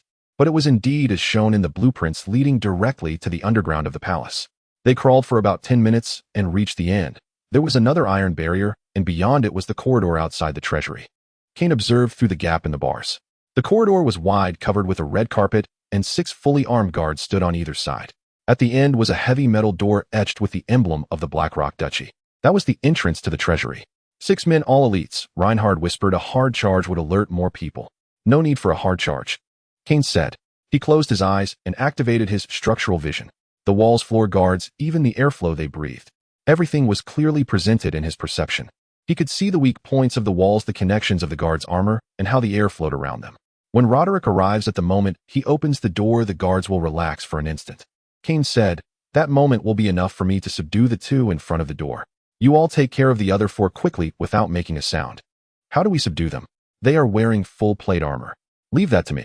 Kane's fingers lightly tapped on the bars, calculating the timing. 9:50. Footsteps echoed from the end of the corridor. Roderick was coming. As depicted in the portrait, he had golden hair and blue eyes, was tall and dressed in a luxurious golden threaded outfit, followed by 4 personal guards and an officer holding a ceremonial box. He wore a self-satisfied smile, his chin slightly raised as he walked, his gaze sweeping over the guards with undisguised disdain. "Open the door." Roderick stopped in front of the treasury. The captain of the guards took out a key and inserted it into the lock. The metal door produced a heavy grinding sound and slowly opened inward. Just as the door opened halfway and the guard's attention was focused on the prince, Kane moved. He grabbed the iron bars with both hands and pulled hard. The entire barrier came down, but it made almost no sound because he had absorbed the vibrations with the power of the earth at the moment of pulling. Then he darted out like a shadow, pressing his hands against the chest plates of the two guards before they could react. Not to attack, but to deconstruct. The Titan power surged in instantly, finding the structural weak points where the plates connected. Two sets of steel armor silently shattered at the chest, turning into a pile of parts scattered on the ground. The guards had yet to comprehend what had happened when Kane had already struck two swift blows to their necks. Not lethal, but enough to render them unconscious. Meanwhile, Reinhard and Night Owl also moved. 4 elites against 4 lax guards coupled with a surprise attack. The battle concluded within 5 seconds. All 6 guards were taken down without raising an alarm. When Roderick heard the commotion and turned around, Kane was already standing in front of him, less than 3 steps away. "You." Roderick's face changed drastically. He wanted to shout, but Kane was faster. With a step forward, he had Roderick's neck in his grasp, pinning him against the wall. The 4 personal guards attempted to draw their swords, but Reinhard's and Night Owl's blades were already at their throats. "Don't move." Reinhard's voice was cold. Roderick's face turned purple as he futilely grasped at Kane's arm with both hands. But that hand was like a steel clamp, unyielding. "The state seal and the secret edict are in the treasury, right?" Kane asked. Roderick glared at him, his eyes filled with terror and anger. "You don't have to answer." Kane dragged him into the treasury. Inside were piles of gold and silver treasures, but at the very back there was a stone platform with a jewel-encrusted box on it beside, which was a simpler copper box. Kane tossed Roderick to Reinhard and walked up to the stone platform. He first opened the jeweled box, which contained a fist-sized jade seal carved in the shape of a coiled dragon. This was the state seal. Then he turned to the copper box. It had no lock, but the lid had a depression shaped like a handprint. "Requires royal blood." Kane looked at Alicia. She had also arrived at some point, standing at the door of the treasury, pale but resolute. "How did you get here?" Reinhard exclaimed. "I had to come." Alicia walked up to the copper box, bit her finger, and let her blood drip onto the depression. The copper box emitted a faint click sound, and the lid popped open. Inside was a roll of ancient parchment tied with golden thread. Alicia trembled as she opened the parchment, quickly scanned it, then let out a long breath. "It's real. My father designated me as the heir. If he passes away or is unable to govern before I come of age, I will ascend to the throne. The signing date was 3 months ago. And if we kill him, we will truly become rebels. Bind him, gag him, and lock him in the treasury. When the ceremony begins, I will publicly announce the secret edict." "What about the guards?" "Lock them in as well," Kane said. "The treasury door will be locked from the outside and cannot be opened from within. It will hold until the ceremony is over." The group moved swiftly. Roderick, his guards, the ceremonial officer, and 6 guards were all bound and thrown deep into the treasury. Reinhard locked the door from the outside with a key he had found on the captain of the guards. "Give me the key." Alicia extended her hand. Reinhard hesitated. "Your Highness, what if?" "There is no what if." Alicia's gaze was unusually resolute. "This is my responsibility. If I fail, I will use this key to open the door and bear all consequences." Reinhard ultimately handed her the key. Now, Alicia took a deep breath, looking at Kane. "I need you to escort me to the square. At the time Roderick is supposed to appear, I will step onto the platform and announce the secret edict. You will become the target of everyone's anger," Kane said. "I know." Alicia tightened her grip on the parchment. "But this is the only way. My father entrusted the kingdom to me. I cannot run away." Kane looked at her. This girl who 3 days ago was panicking in the forest was now stepping onto the battlefield of political struggle. He didn't know whether to admire her or feel sorrow. "Let's go," he said. At 11:50 in the morning, the palace square was packed with people. Nobles, officials, and commoners filled every corner of the square. The platform was already set up, a red carpet laid out for 100 steps, flanked by a ceremonial guard. The bishop and the nobles stood on the platform waiting for the new king to arrive. The bell rang, striking 11 times. According to protocol, the prince should have appeared, but the palace gates remained tightly shut. The crowd began to stir. The bishop frowned and sent a servant to inquire. The servant rushed back, whispering something that made the bishop's face change dramatically. Just then the side door of the palace opened. Alicia stepped out. She was dressed in a white gown, her silver hair styled high, wearing a simple pearl crown. Though her face was pale, her steps were steady. She held a scroll of parchment in her hands, followed by Kane and Reinhard. "Who is that?" "The third princess. Wasn't she captured by the rebels?" "What is she holding?" The murmurs spread like a tide. Alicia ignored all eyes and walked straight towards the platform. The guards tried to stop her, but Reynard stepped forward, his one eye sweeping over them, with a chilling aura causing the guards to instinctively retreat. Alicia climbed the platform, standing in Roderick's rightful place. She unfurled the scroll, facing the crowd, using all her strength to project her voice. I, Alicia Hyen, in the name of my father, the former King Lawrence Hyen, hereby announce my father's final edict. The crowd fell silent. The edict states, if I, Alicia Hyen, should die before coming of age or be unable to govern for any reason, Alicia Hyen shall inherit the throne and act as regent until she comes of age. This edict supersedes all previous decrees. Any dissent shall be treated as treason. She read the entire edict, followed by the date, the seal, and witnesses. Everything was impeccable. Prince Roderick has fabricated my father's illness, intending to usurp the throne. He has now been apprehended.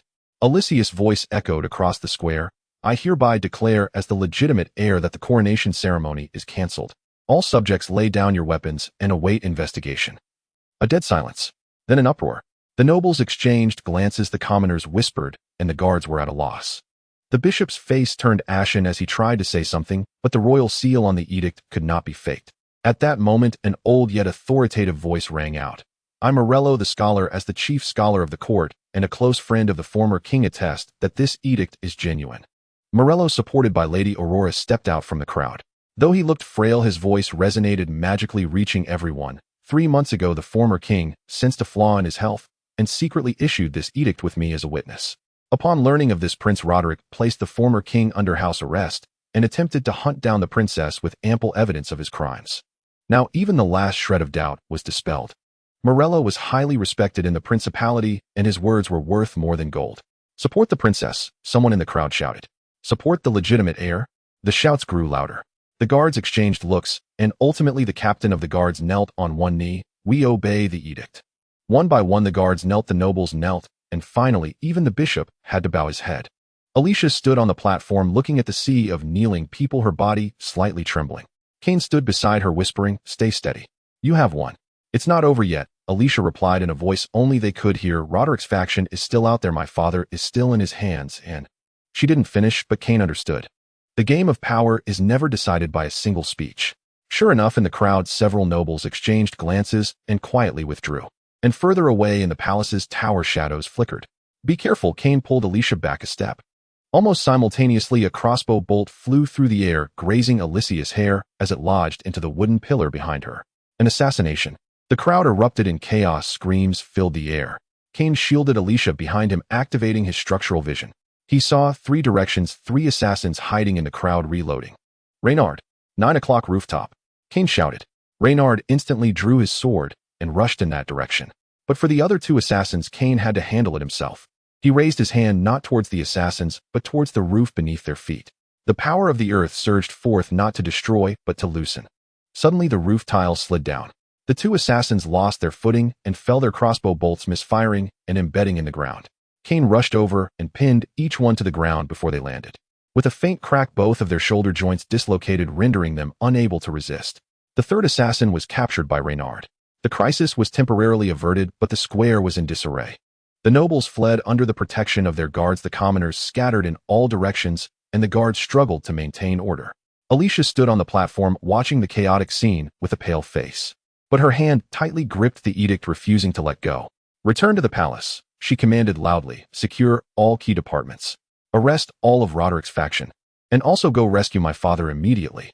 Yes. Reynard acknowledged and rushed towards the palace. Kane stayed by Alicia's side. He watched this girl. Know this queen. Take a deep breath, straighten her back, and begin to issue orders in a methodical manner. She was growing at an astonishing speed. Kane, Alicia said after handling the urgent matters, turning to him with complex emotions in her eyes. Thank you. Without you, I wouldn't have made it here today. You made it on your own, Kane replied. No, you gave me the opportunity. Alicia looked at him. Now I must fulfill my promise. What do you want? Wealth? A title? Or a ship? Kane said, a ship to the east. Alicia was momentarily taken aback, then smiled, a hint of bitterness in her smile. So simple. So simple. All right. 3 days later, the best ship will be waiting for you at the port. The fleet supplies and sailors will all be arranged. Alicia took a step forward, softly saying, but before that, can you help me one more time? My father is still in Roderick's hands. I need you to help me rescue him. Kane looked into her eyes. In those blue eyes there was pleading unease and the vulnerability of a girl who had just ascended to the throne. "Lead the way," he said. In the depths of the palace, the king's chamber was tightly shut, guarded by 20 fully armed guards, all loyal to Roderick. Seeing Alicia and Kane, the captain of the guards stepped forward to block their path. "The princess has ordered that no one is to enter. I am the queen now." Alicia raised the edict, "Stand aside." The captain of the guard sneered, "I only heed the orders of Prince Roderick." Kane remained silent and walked forward. "Halt." The captain of the guards drew his sword, and the other guards followed suit. Kane continued to walk. When he was 3 steps away from the captain, he raised his hand and pressed down into the air. Not to attack, but to press down. One of the basic applications of the power of the earth manipulating local gravity. The captain suddenly felt as if a 1,000-pound weight was pressing down on him. His knees buckled, and he knelt on the ground. The other guards were similarly affected, all immobilized by an invisible force. "Open the door," Kane commanded. The captain of the guards gritted his teeth, but couldn't even move his fingers. Kane approached the door, his hand resting on the door panel. Under his structural vision, the structure of the door lock was clearly visible. He gently pushed the force, precisely transferring to the lock cylinder. Click. The door opened. The chamber was filled with the scent of medicine and decay. On the large bed lay a frail, old man, the king of the high-end principality Lawrence III. His eyes were tightly shut, his complexion dark, and his breathing weak. "Father." Alicia rushed to the bedside, tears streaming down. Kane approached the bed, activating his structural vision to observe. Inside the king's body, 2 forces were intertwined. One was the poison of the shadow grass, already deep in his bones. The other was a dark, malicious energy eroding his life force. "It's dark magic," Kane said. "The poison can be cured, but the dark magic, I cannot handle it." Alicia wiped her tears, a look of determination flashing in her eyes. "Lady Aurora can. She is a high priestess of the Light Church, skilled in dispelling dark magic. I will summon her right away. Before that, we must stabilize his life force." Kane sat at the bedside, placing his hands on the king's chest. The power of the earth surged forth, not to heal, but to reinforce, reinforcing the king's bodily structure to delay his collapse. He could feel the king's life force flickering like a candle in the wind, ready to extinguish at any moment. 10 minutes later, Lady Aurora arrived. She assessed the king's condition, her expression grave. "It's troublesome, but it can be saved," she said. "It will require 3 days and nights of continuous prayer and treatment, during which there can be no interruptions." "I will protect the law," Kane vowed. Lady Aurora looked at him and nodded. "Your power can indeed help." The treatment began. Lady Aurora knelt by the bed, clasping her hands together, and began to chant a prayer. Soft, holy light flowed from her hands, enveloping the king's entire body. The dark energy struggled against the holy light, as if it were a living creature. Kane sat in the corner of the room, maintaining the reinforcement of the king's body. He could feel the dark energy resisting, trying to erode the holy light. Whenever this happened, he would use the power of the earth to suppress it, like using a boulder to pin a venomous snake. Time passed slowly. Outside the window, the sky changed from white to black and back to white. The turmoil in the palace gradually calmed. Reynard had taken control, and Roderick's faction had been completely apprehended. But Kane was unaware of any of this. All his energy was focused on maintaining the reinforcement. 3 days and nights without sleep. When the morning light of the 3rd day shone through the window, Lady Aurora finally stopped chanting, collapsing to the ground, drenched in sweat. On the bed, the dark energy on the king's face had receded, and his breathing had become steady and strong. "We succeeded," Lady Aurora said weakly. Kane was nearly exhausted. 3 days of continuous exertion had worn him down. Even the Titan bloodline could not sustain him. He leaned against the wall, his vision blurred. The chamber door swung open, and Alicia rushed in. She saw her father improving and burst into tears of joy. Then she noticed Kane's condition and hurried over. "How are you?" "I'm fine." Kane forced himself to stand. "I just need to rest a bit." "The ship is ready," Alicia said, "but I hope you can stay a few more days until you recover." "No," Kane shook his head. "I must leave now." Alicia looked at him and finally nodded. "I will see you off." At the port in the morning, a medium-sized sailing ship was docked at the pier with sailors making final preparations. The ship was painted deep blue, the bow resembling a soaring eagle.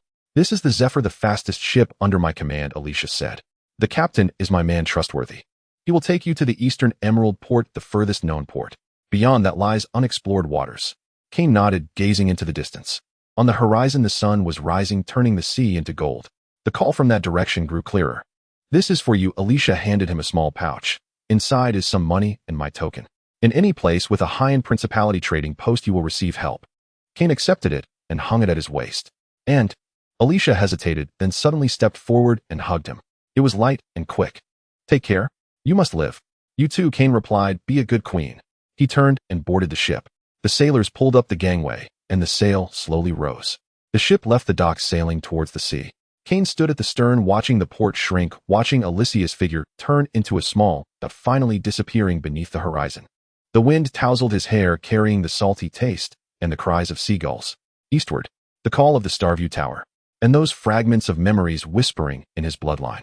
Lord Titan, your room is next to the captain's cabin, a gentle voice said. Kane turned to see an elderly man with graying hair dressed in a captain's uniform smiling warmly. I am Captain Matthew of the Zephyr. I look forward to the upcoming journey. Just call me Kane, Kane said. That won't do, Captain Matthew replied earnestly. The princess instructed that you are our most esteemed guest. Moreover, he lowered his voice, I've seen the markings on you. Though I don't know what they are, they must be extraordinary. For this journey, I will do my utmost to accommodate. Kane said nothing, just nodded. The ship sailed into the deep sea, land completely out of sight. All around was endless water and an even broader sky. Kane returned to his cabin and lay down on the bed. Exhaustion washed over him like a tide, and he fell asleep almost instantly. Then he had a dream. In the dream, he stood among the stars. Beneath him was the boundless universe. Ahead, 12 colossal figures slowly turned. They were titans, true titans, each magnificent like a star. They looked at him, their gazes filled with scrutiny, expectation, and sorrow. One of the female titans spoke, her voice echoing in the void. The final spark, you have finally embarked on your journey. But remember, the road ahead is not only glory. Darkness has awakened and the hunters have set off.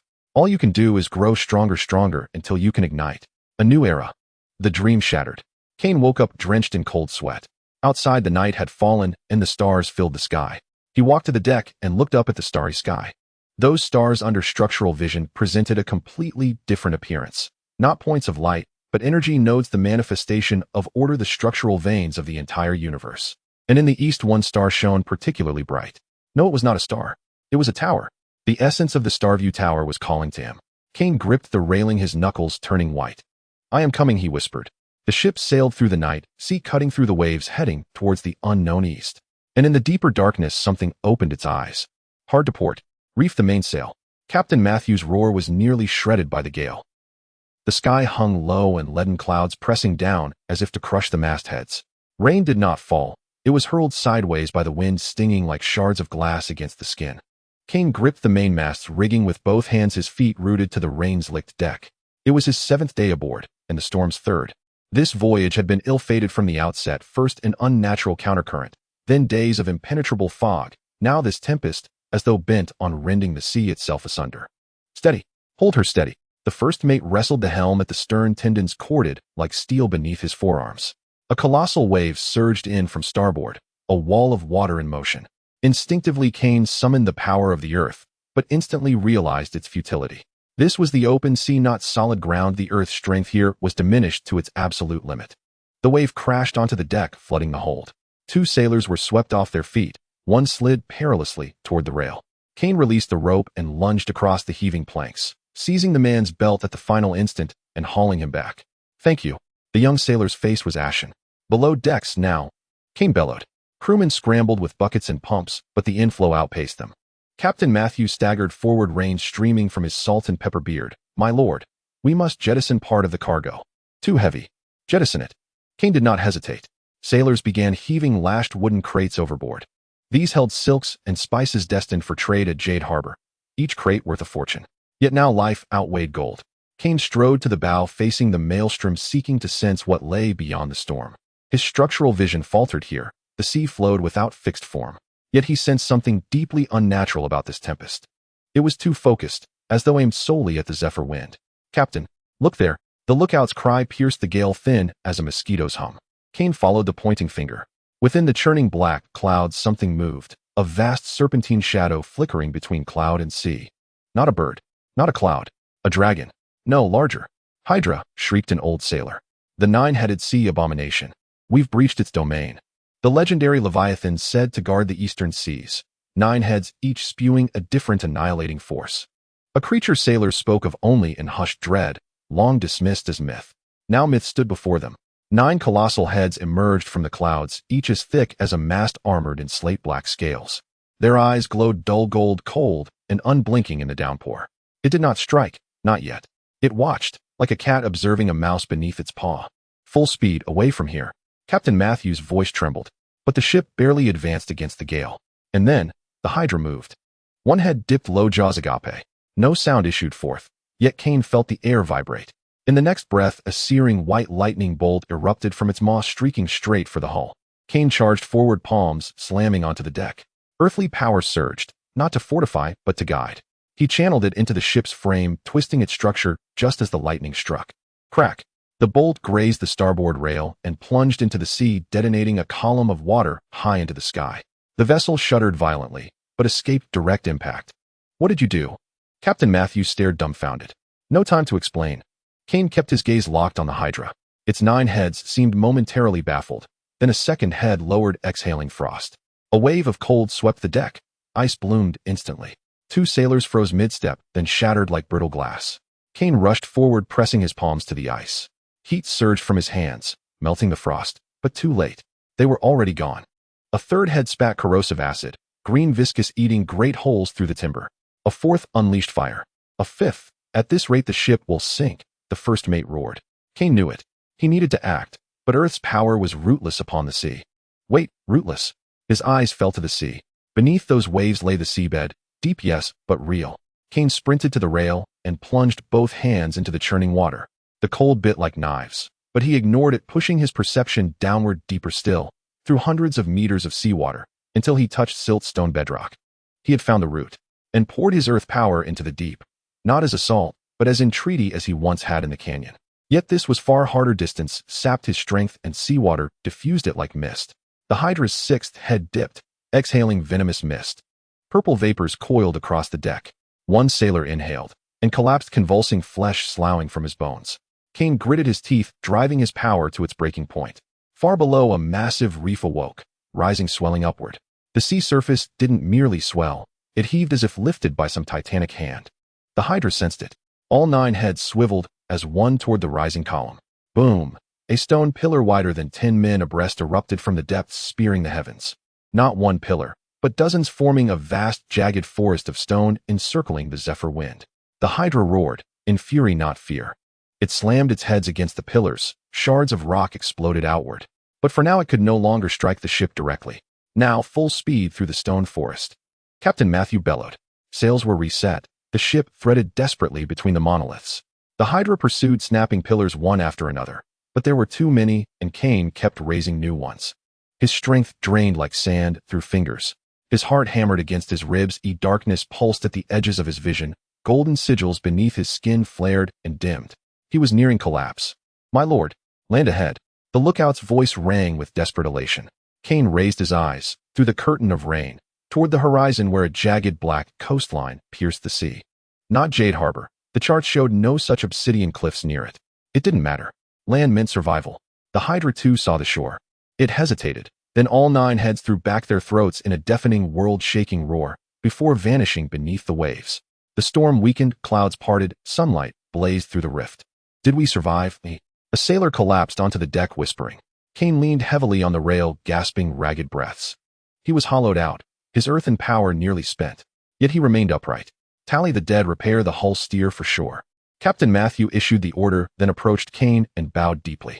My lord, without you we would all be dust. From this day forth I and my ship serve you alone. Make landfall first, Cain said. This place is wrong. The coast rose as sheer black basalt cliffs, towering barren with no beach, only jagged reefs. The ship could not dock, so they launched a skiff. Cain, Captain Matthew, and 5 sailors rowed toward the cliff's base, where a natural cavern entrance yawned, half submerged by the tide. No chart marks this place, Captain Matthew murmured, holding aloft a wind lamp, whose flame danced across damp stone. We've strayed at least 300 nautical miles, perhaps into uncharted waters. The cavern ran deep and sloped upward, soon rising clear of the sea. The air grew clammy and chill, but breathable. Bioluminescent moss clung to the walls, casting a faint, ghostly glow. Look here. A sailor pointed. Carvings covered the wall. Ancient, rough-hewn, yet legible titanic figures battling oceanic leviathans, towers suspended in starfields, scenes of ritual sacrifice. Titans, Cain whispered. The towering figures matched fragments from Kronos' memories. Where are we? Captain Matthew asked. Cain did not answer. He walked onward, to the cavern's end, a vast natural stone chamber. At its center stood a monolith. Black as the cliffs, its surface was polished to mirror smoothness. No inscriptions, only a single emblem, an eye encircled by stars, the identical sigil of the Star Watch Tower. Kane stepped forward, placing his palm upon the stone. Instantly, it ignited, not with light from its surface, but from within, as if luminous currents flowed beneath its skin. Then a phantom emerged from the stone, not a Star Watcher, but a female titan, human-sized, yet radiating such sovereign majesty that instinct urged kneeling. "O later-born one." Her voice resonated directly within his mind. Ancient rhythmic alien, yet perfectly intelligible titan tongue awakened through bloodline. "If you have awakened this record, your veins carry titan blood." She turned to face him. Her features blurred, yet her eyes burned with stellar clarity. "This is the Watcher's outpost built at the close of the Second Epoch, to monitor the abyssal rift in the eastern seas. I am Isis, the last sentinel. When this record awakens, I may have fallen, or become something else entirely." Her voice carried profound weariness. "Listen, O later-born. The East is not a land of hope. It is a tomb. The Starwatch Tower is no beacon. It is a gravestone. We built it not to pass on knowledge, but to seal." Kane's breath caught. "In the twilight of the Titan Age, we waged war against the Void Devourers. We won, but we also lost. We could not destroy them utterly, only bind them deep within the starry void. And the core of that binding is the Starwatch Tower. But the seal demands eternal energy. So we offered ourselves." She raised her hand. The chamber walls lit up, revealing visions, countless titans walking toward the tower, dissolving into motes of light merging with its structure. The tower blazed brighter, until it became a pillar of pure radiance piercing the firmament. 12 primordial hearts. They are keys and locks. When all 12 inheritors gather, the seal reaches its zenith. Yet that convergence will draw them. They will hunt you, slaughter you, seize the hearts, and shatter the seal. Her gaze pierced across millennia, locking onto Kane. "You have two paths: abandon the hearts, live as mortal men, and wait for the day the seal breaks when all things perish.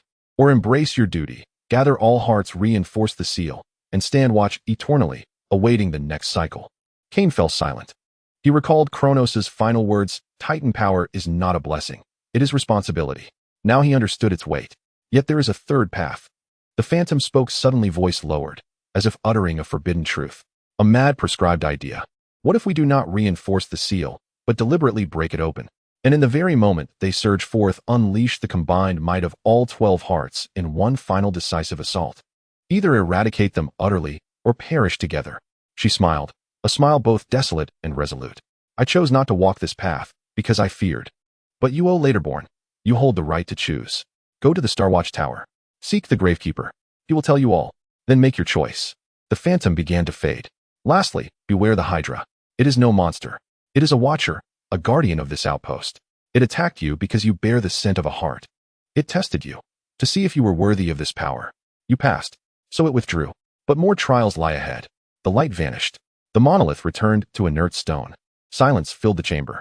The sailors exchanged bewildered glances, unable to comprehend Titan tongue, yet sensing the gravity, the solemnity. "My lord," Captain Matthew ventured softly. "We return," Kane said, turning away. "Repair the ship. Continue eastward." "But what was that just now? That belongs to ages past." Kane replied. "Now we walk our own road." Yet in his soul, every word the phantom uttered had seared itself like a brand. Repairs took 5 days. The Zephyr wind sustained grievous damage, but her keel held true and her crew were seasoned veterans. They felled timber from nearby forests, patched the hull, and restitched the sails. In the meantime, Kane explored the surrounding land. This coastline is a small island, not large, and it takes only half a day to circle around it. There are no animals on the island, only some strange plants that grow like crystals, hard enough to be used as tools. The Black Cliffs have many caves, but aside from the stone tablet chamber, the others are all empty. On the evening of the 5th day, the ship was repaired. "We will set sail at dawn tomorrow." Captain Matthew said the food and fresh water can last for another month. If we're heading in the right direction, Emerald Harbor should be within a 10-day journey. Kane stood at the cliff's edge, watching the sunset sink into the sea. The sky shifted from orange-red to deep purple, and the stars began to shine one by one. In the east, that star still shone brightly. Starview Tower. The tombstone. He took out the notebook given by the stargazer and opened it. Inside, besides basic application techniques, there were scattered notes. "The power of Titans is a double-edged sword. If used well, it can create worlds, but if misused, it can tear the self apart. Do not trust any absolute guidance, including that of Starview Tower. Every successor must find their own path. Beware of other successors. The essence of the source attracts and devours one another." The last line was written in blood-red ink. "When you meet the Gravekeeper, ask a question: what is at the top of the tower?" Kane closed the notebook. The sea breeze blew in, carrying the taste of salt and the distant cries of seabirds. He recalled the mine old Moor, Alicia Raynaud, and Lady Aurora. Those were the worlds of mortals filled with intrigue, warmth, and struggle, but at least they were real. The path he was about to take involved stars, seals, and the cycles of epics. It was too grand to the point of being unreal. But he had no way back. From the moment he touched the heart of the source, there was no turning back. The next day the ship set sail. This journey was unnaturally smooth. With the favorable wind and current, the weather was clear, and even dolphins leaped at the bow of the ship leading the way. The sailors said it was a good omen, but Cain knew it was an invitation. Someone was waiting for him. On the 7th day the lookout shouted, "Land." It's Emerald Harbor. The port appeared on the horizon, not large, but one could see the city walls and towers. The ship slowly sailed into the harbor, where people came and went, merchants, sailors, porters, all speaking a mix of languages. The Zhufeng docked and a gangplank was lowered. Captain Matthew went to handle the port entry procedures, while Cain took 2 sailors ashore. Emerald Harbor was different from what he had imagined. He thought the eastern port would be more exotic, but most of the people here had Western features and similar clothing. Only the architectural style was somewhat different. More wood and bamboo with roofs that arched up like birds spreading their wings. "My lord, where to next?" a sailor asked. "First find a place to stay and gather information," Cain said. They found an inn called the Voyager's Home and requested 3 rooms. The owner was a one-eyed old man speaking with a heavy accent, but he was understandable. From the west. Rare to see fewer and fewer ships from the west in recent years. It said there's a war going on over there. The owner asked while registering. Some unrest. Cain replied vaguely, "I'd like to inquire about a place." "Starview Tower, have you heard of it?" The owner's hand paused, and he stared at Cain for a few seconds before laughing. "Every year someone comes to ask. Adventurers, scholars, madmen. But I advise you don't go." "Why?" "Because few return from there. The place is deep within the misty mountains where there are magical beasts, ghost walls, and other things. Last year a 30-person expedition team went in, and only 3 came back, all gone mad, constantly muttering about eyes, countless eyes." Cain noted down, "Where are the misty mountains?" "Head east, ride for about 10 days. But the mountain roads are hard to traverse, and once you enter the mountains the maps are useless. The mist will disorient you." The owner shook his head. "Young man, you don't seem like someone looking for death. Take my advice. Do some business in the harbor or find a ship to work as a sailor. Isn't it better to live a peaceful life?" "I have my reasons to go." Cain placed several silver coins on the counter. "Additionally, I need a horse and equipment for the mountains. Can you help prepare them?" The owner looked at the silver coins, then at Cain, and finally sighed. "I'll have them ready for you tomorrow morning. But don't say I didn't warn you." That night Cain studied the map in his room. The eastern map provided by Emerald Harbor was rough, showing only the coastline and the outlines of the mountains with almost nothing in the interior. The misty mountains appeared on the map as a gray area marked with a skull and the word danger.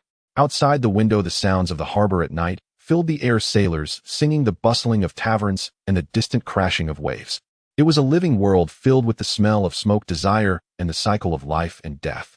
But the place he was heading to was a land of legends and madness. There was a knock at the door. It was Captain Matthew. "My lord," I inquired a bit. The captain entered and closed the door. "Starview Tower is a taboo topic here. The locals either didn't know or were afraid to speak of it. But I got a little information from an old sailor. He said that those entering the mountains should go on the night of the full moon, as the mist is lighter then." "When is the full moon?" 3 days from now." Time was tight. Also, Captain Matthew hesitated for a moment. The old sailor also mentioned that before entering the mountains it's best to pray at the old temple east of the harbor. It doesn't worship any known gods, but rather a watcher. Watcher. The statue is of a woman holding a sword and a scale. The old sailor said that it is an existence that once guarded this land. Praying there might bring you protection. Captain Matthew smiled wryly. "I know this sounds superstitious, but in this place having an extra layer of protection is always good." Cain nodded. "I'll go take a look tomorrow." The old temple was on a hill east of the harbor, small and dilapidated. The stone walls were covered in moss, and the wooden door was crooked with only a statue and a few cushions inside. The statue was indeed, as Captain Matthew said, a woman carved in an ancient style, but the details were visible. She held a sword with the tip pointing down and cradled a scale with engravings of the stars and earth on either side. Her features were blurred, but she exuded a sense of calm and determination. Cain stood in front of the statue for a while. He was not there to pray. He did not believe in gods.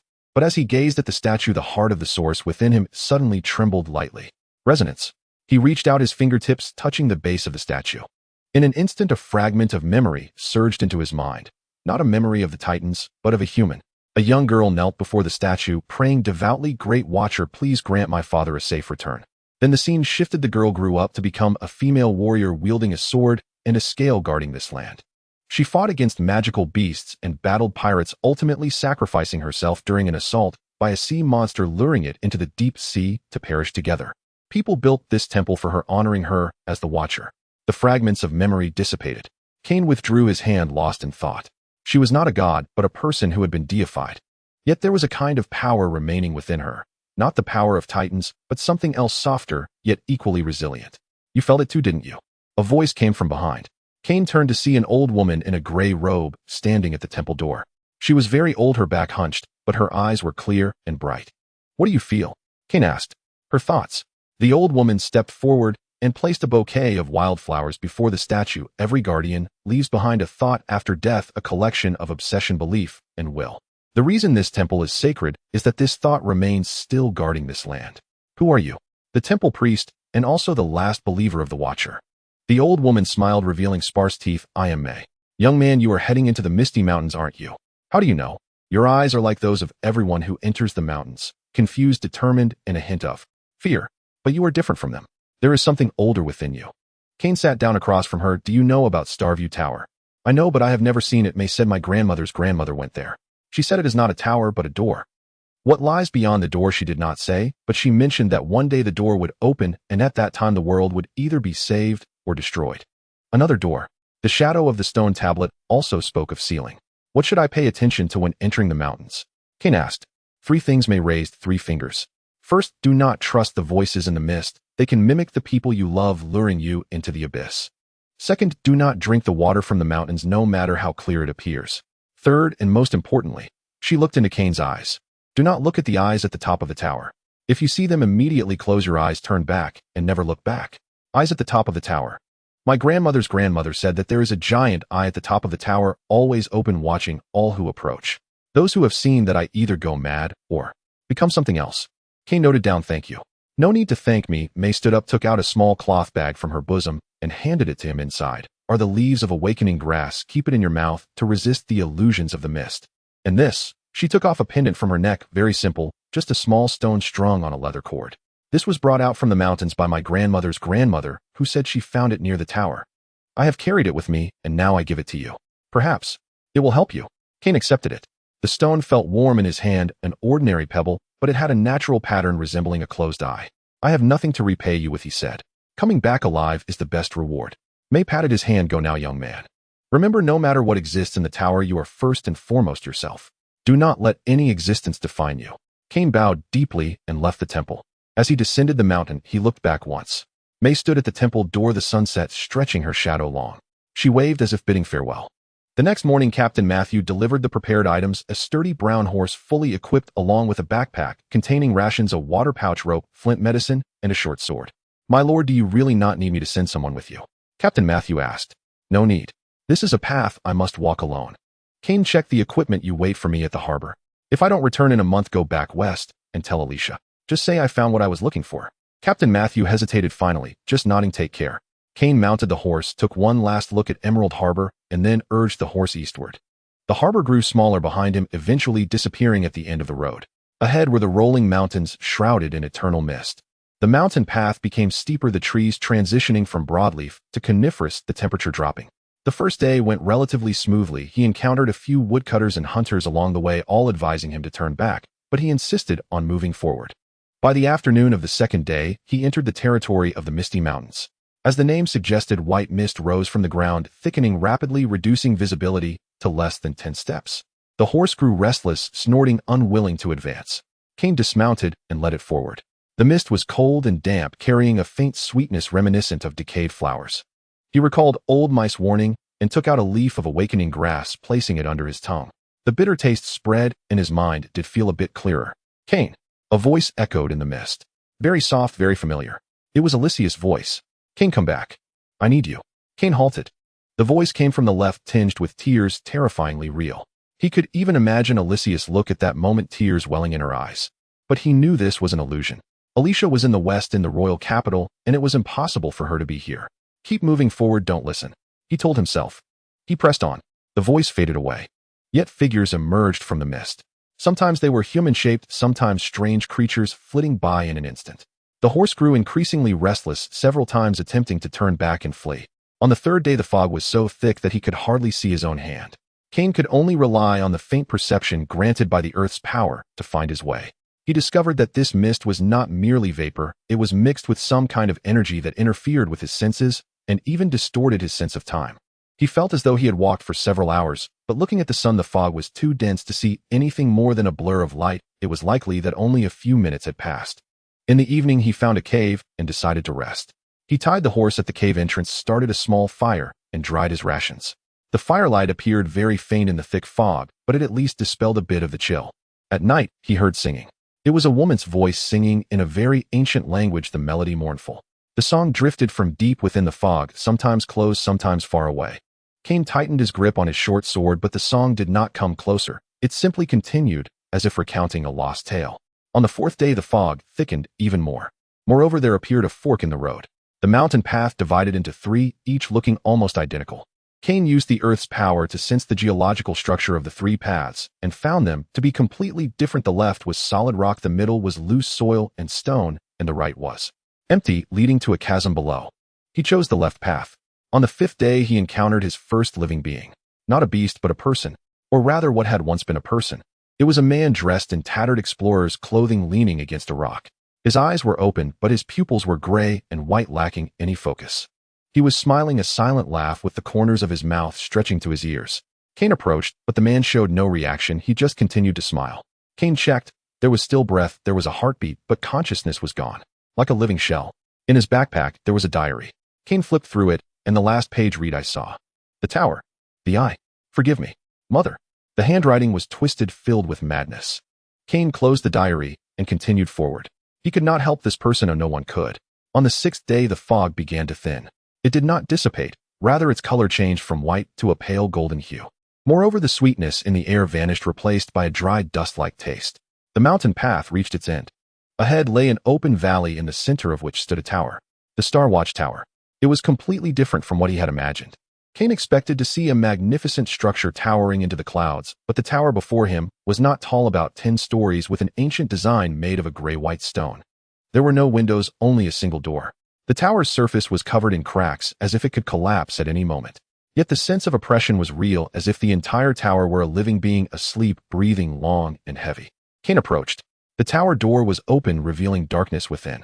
A thick layer of dust lay on the threshold, but he could see footprints. More than one set, coming and going, the most recent appearing to be from several months ago. He took a deep breath and stepped inside. In an instant, darkness engulfed him. It was not the absence of light, but a pure darkness in which he could not even feel his own existence. He reached out, unable to see his hand. He spoke, but could not hear his voice. He could not even feel his heartbeat. An absolute void. Then a point of light flickered to life. It was small, distant, yet undeniably there. Cain walked toward the light. There was no sense of distance, no sense of time, only walking. Unsure of how long he had walked, the point of light grew larger, and ultimately, he stepped out of the darkness. He found himself standing in a massive circular hall. The walls of the hall were a starry sky, real flowing stars, just as seen from an observer's vantage point. At the center of the hall sat a stone throne upon which sat a figure. An old man. Extremely old, his skin resembling dry tree bark, and his hair and beard completely white, trailing to the ground. He wore a simple linen robe and had his eyes closed as if sleeping. But Cain knew he was not asleep. The guardian of the tomb? Cain asked. The old man slowly opened his eyes. They were pure black, without whites, resembling two bottomless pits. You have come, Cain. The voice of the old man was hoarse like sandpaper rubbing together the air of Colossus, the 12th and the last. The 12th? 12 source, hearts, 12 heirs. You are the last to awaken, but also the most special. The guardian of the tomb stood up from the throne. He was tall and thin like a bamboo stick, yet that sense of majesty exceeded even the remnants of Colossus' memory. Why am I the most special? Because you still have a choice. The guardian of the tomb stepped before Cain, his black eyes fixed on him. The other 11 have either already sacrificed themselves, gone mad, or fallen. Only you remain at the starting point with the potential to walk a different path. What path? The guardian of the tomb did not answer directly, but raised his hand. The starry sky walls of the hall began to change, revealing images. The first image, the vast universe, countless stars. The Titans walked among them, creating worlds and sowing life. The second image, darkness, surged from the edges of the universe, swallowing the stars.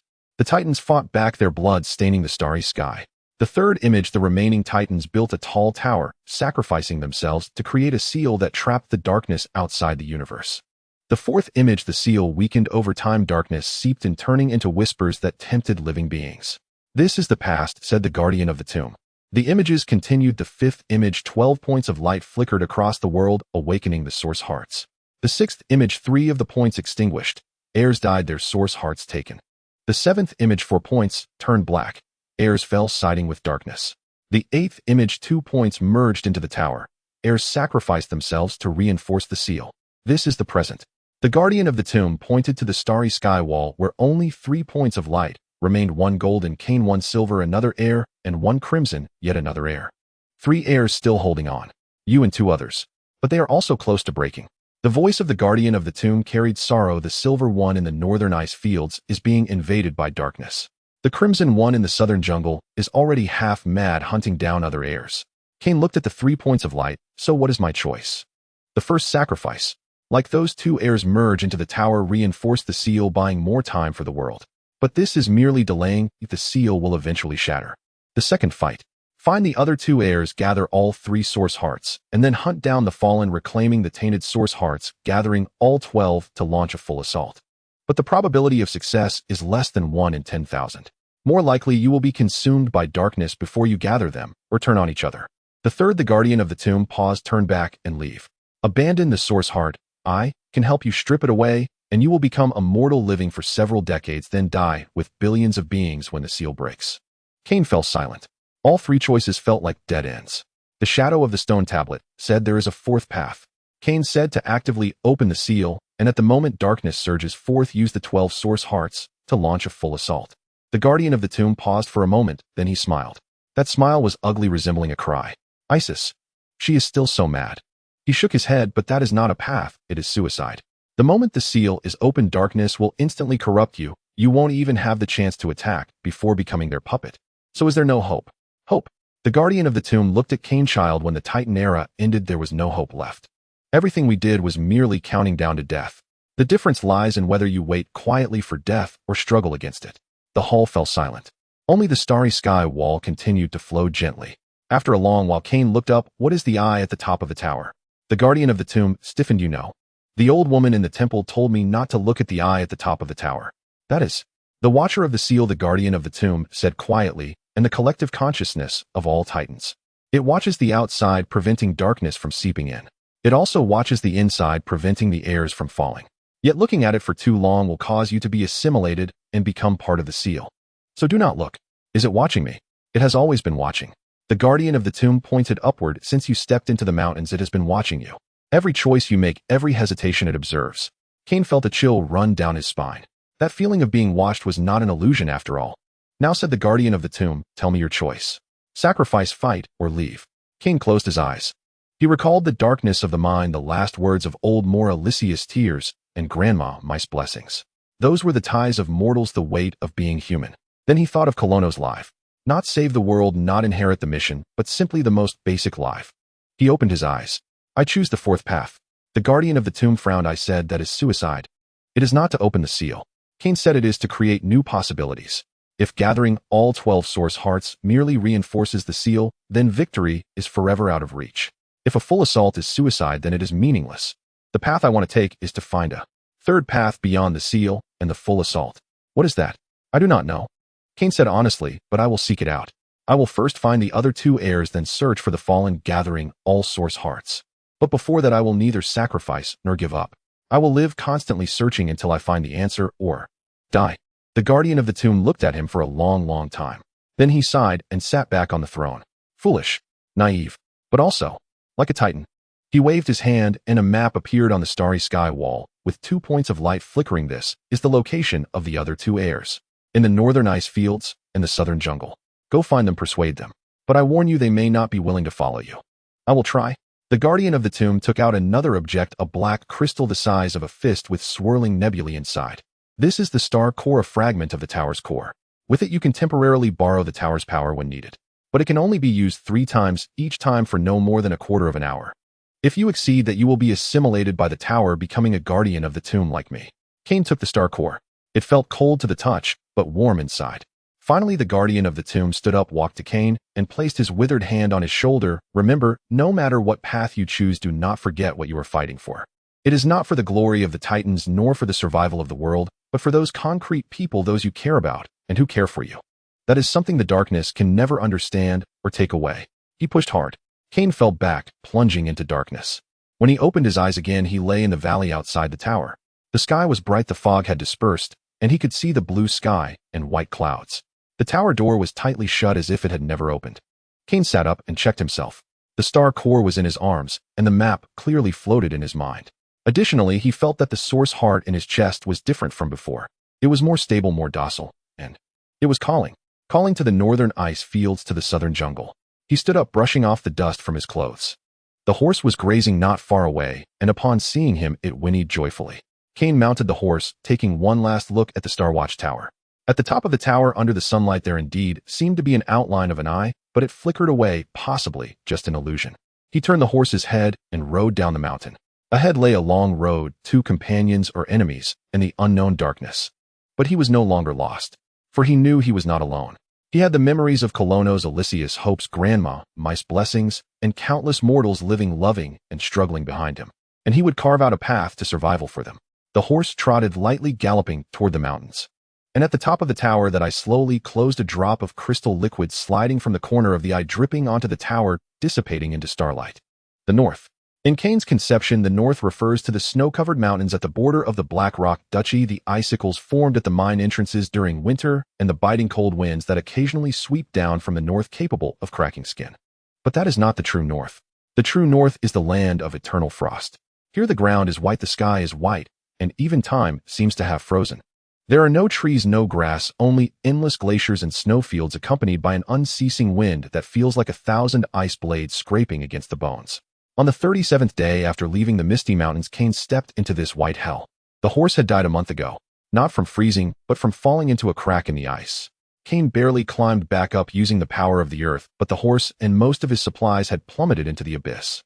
After that, he could only walk, carrying the remaining backpack, surviving on the lichens he dug out of the snow and the occasional snow rabbits he hunted. It was bitterly cold. Even with the Titan's power reinforcing his body, the cold seeped in relentlessly. The breath he exhaled instantly turned into ice crystals, frost hung from his eyelashes, and his hands and feet often lost sensation, requiring the circulation of power to restore. But he could not stop. The map in his mind guided his direction. That silver of light lay just ahead. Moreover, he could feel that the light was dimming, like a candle flickering in the wind, ready to extinguish at any moment. "Hold on," he said into the void, unsure if he was addressing the silver inheritor or himself. After walking for another 3 days, he saw an ice city. Not a metaphor, but a city truly built of ice. The walls, houses, and streets were all constructed from massive blocks of ice, reflecting dreamlike colors under the auroras. The city was small yet complete, even featuring a clock tower and a square.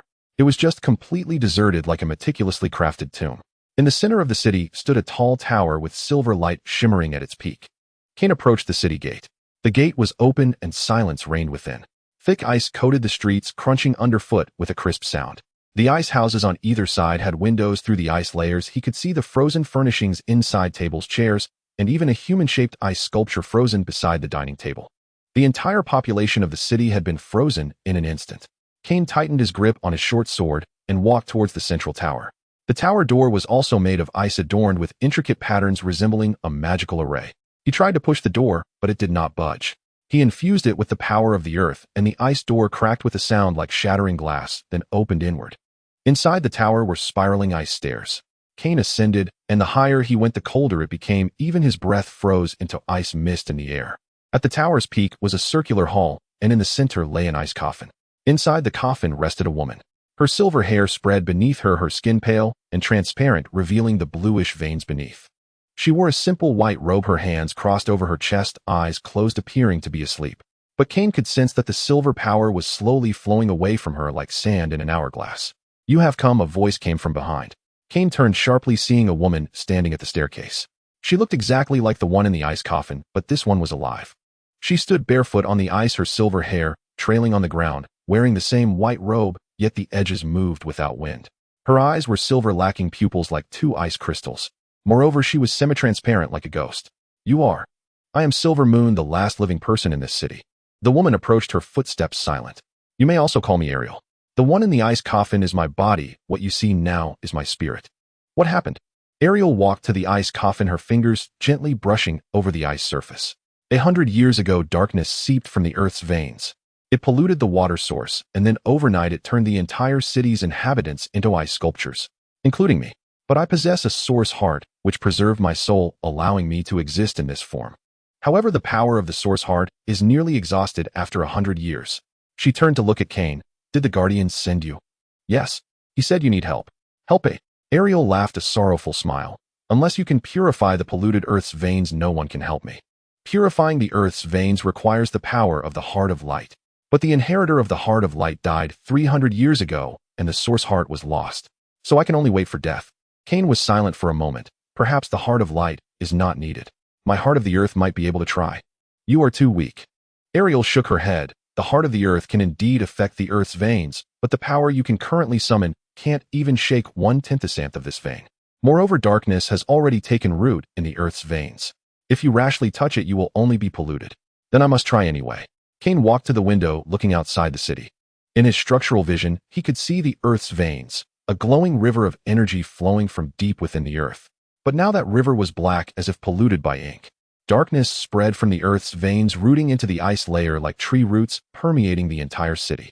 Why have you held on for 100 years? Cain asked. Because of a promise, Ariel said softly. The people of this city are my subjects. I am their queen. I promise to protect them until the end.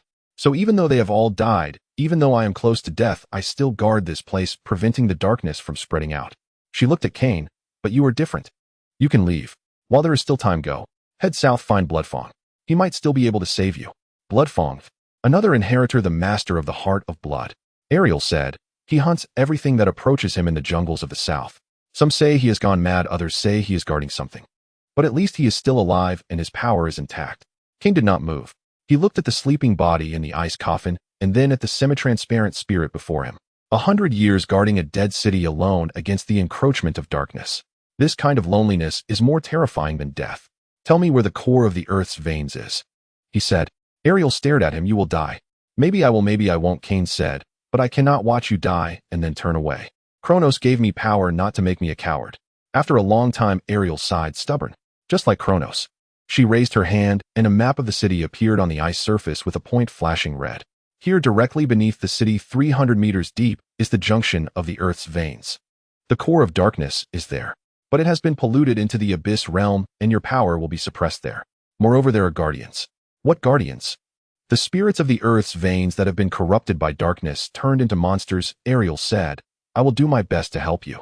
My spirit can still wield a portion of Silver Moon's power, able to temporarily freeze the darkness and buy you time. But at most for a quarter of an hour. Within that time, you must find the core and attempt to purify it with the heart of the earth. If it doesn't work, retreat immediately. Do not hesitate. Cain nodded. Let's go now. 300 meters underground. Not digging down, but through an ancient teleportation array. Ariel activated it at the base of the tower, and after a flash of white light, Cain found himself standing in a massive underground cave. The cave was natural, but traces of artificial excavation were visible on the walls along with remnants of magical arrays. In the center of the cave was a glowing pool. This was the junction of the earth's veins. But now the water in the pool was black, thick like oil, with bubbles rolling on the surface. Each bubble that burst released black smoke. And around the pool something was moving. Not living beings, but shadows. Human-shaped shadows, but without features, without substance, like black smoke condensed. There were a dozen of them wandering around the pool, emitting silent howls. The remnants of the spirits of the earth's veins. Ariel's voice echoed in Cain's mind. Her spirit had followed him down, but was fainter, nearly invisible. They have lost all consciousness, only retaining a hatred for all living beings. Avoid them or destroy them, but do not let them touch you, for the darkness will corrupt you. Cain nodded and quietly approached. The first shadow had its back to him, and he circled around. The second shadow suddenly turned its head. There were no eyes, but Cain felt the gaze. The shadow lunged at him with astonishing speed. Cain sidestepped, thrusting his short sword. The blade passed through the shadow's body, but it felt like stabbing into air with no sensation.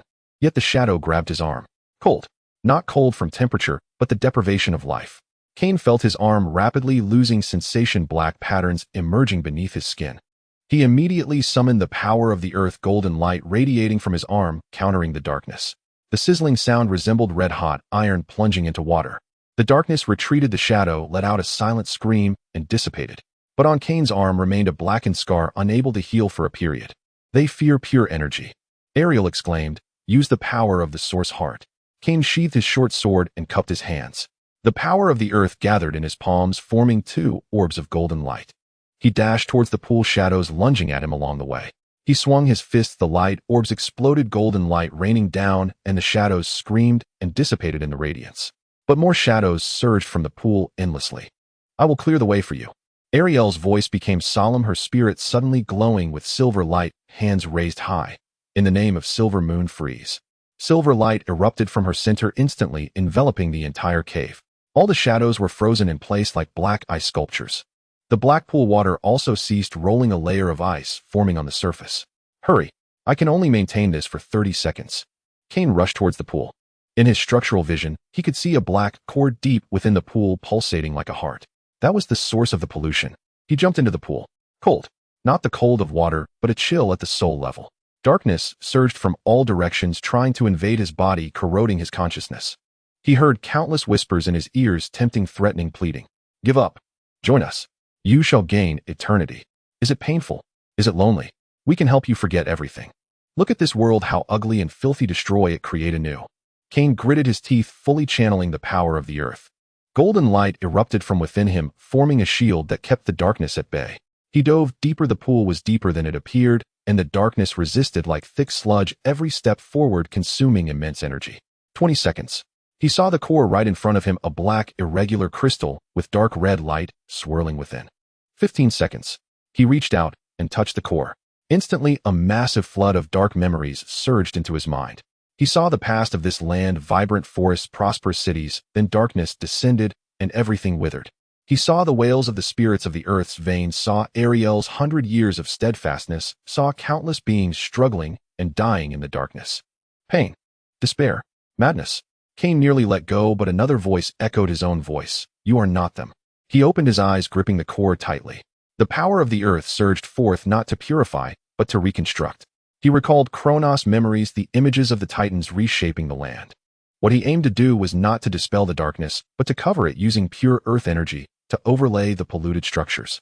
But the required strength was immense. She trembled, her spiritual form becoming fainter, almost transparent. Kane did not withdraw.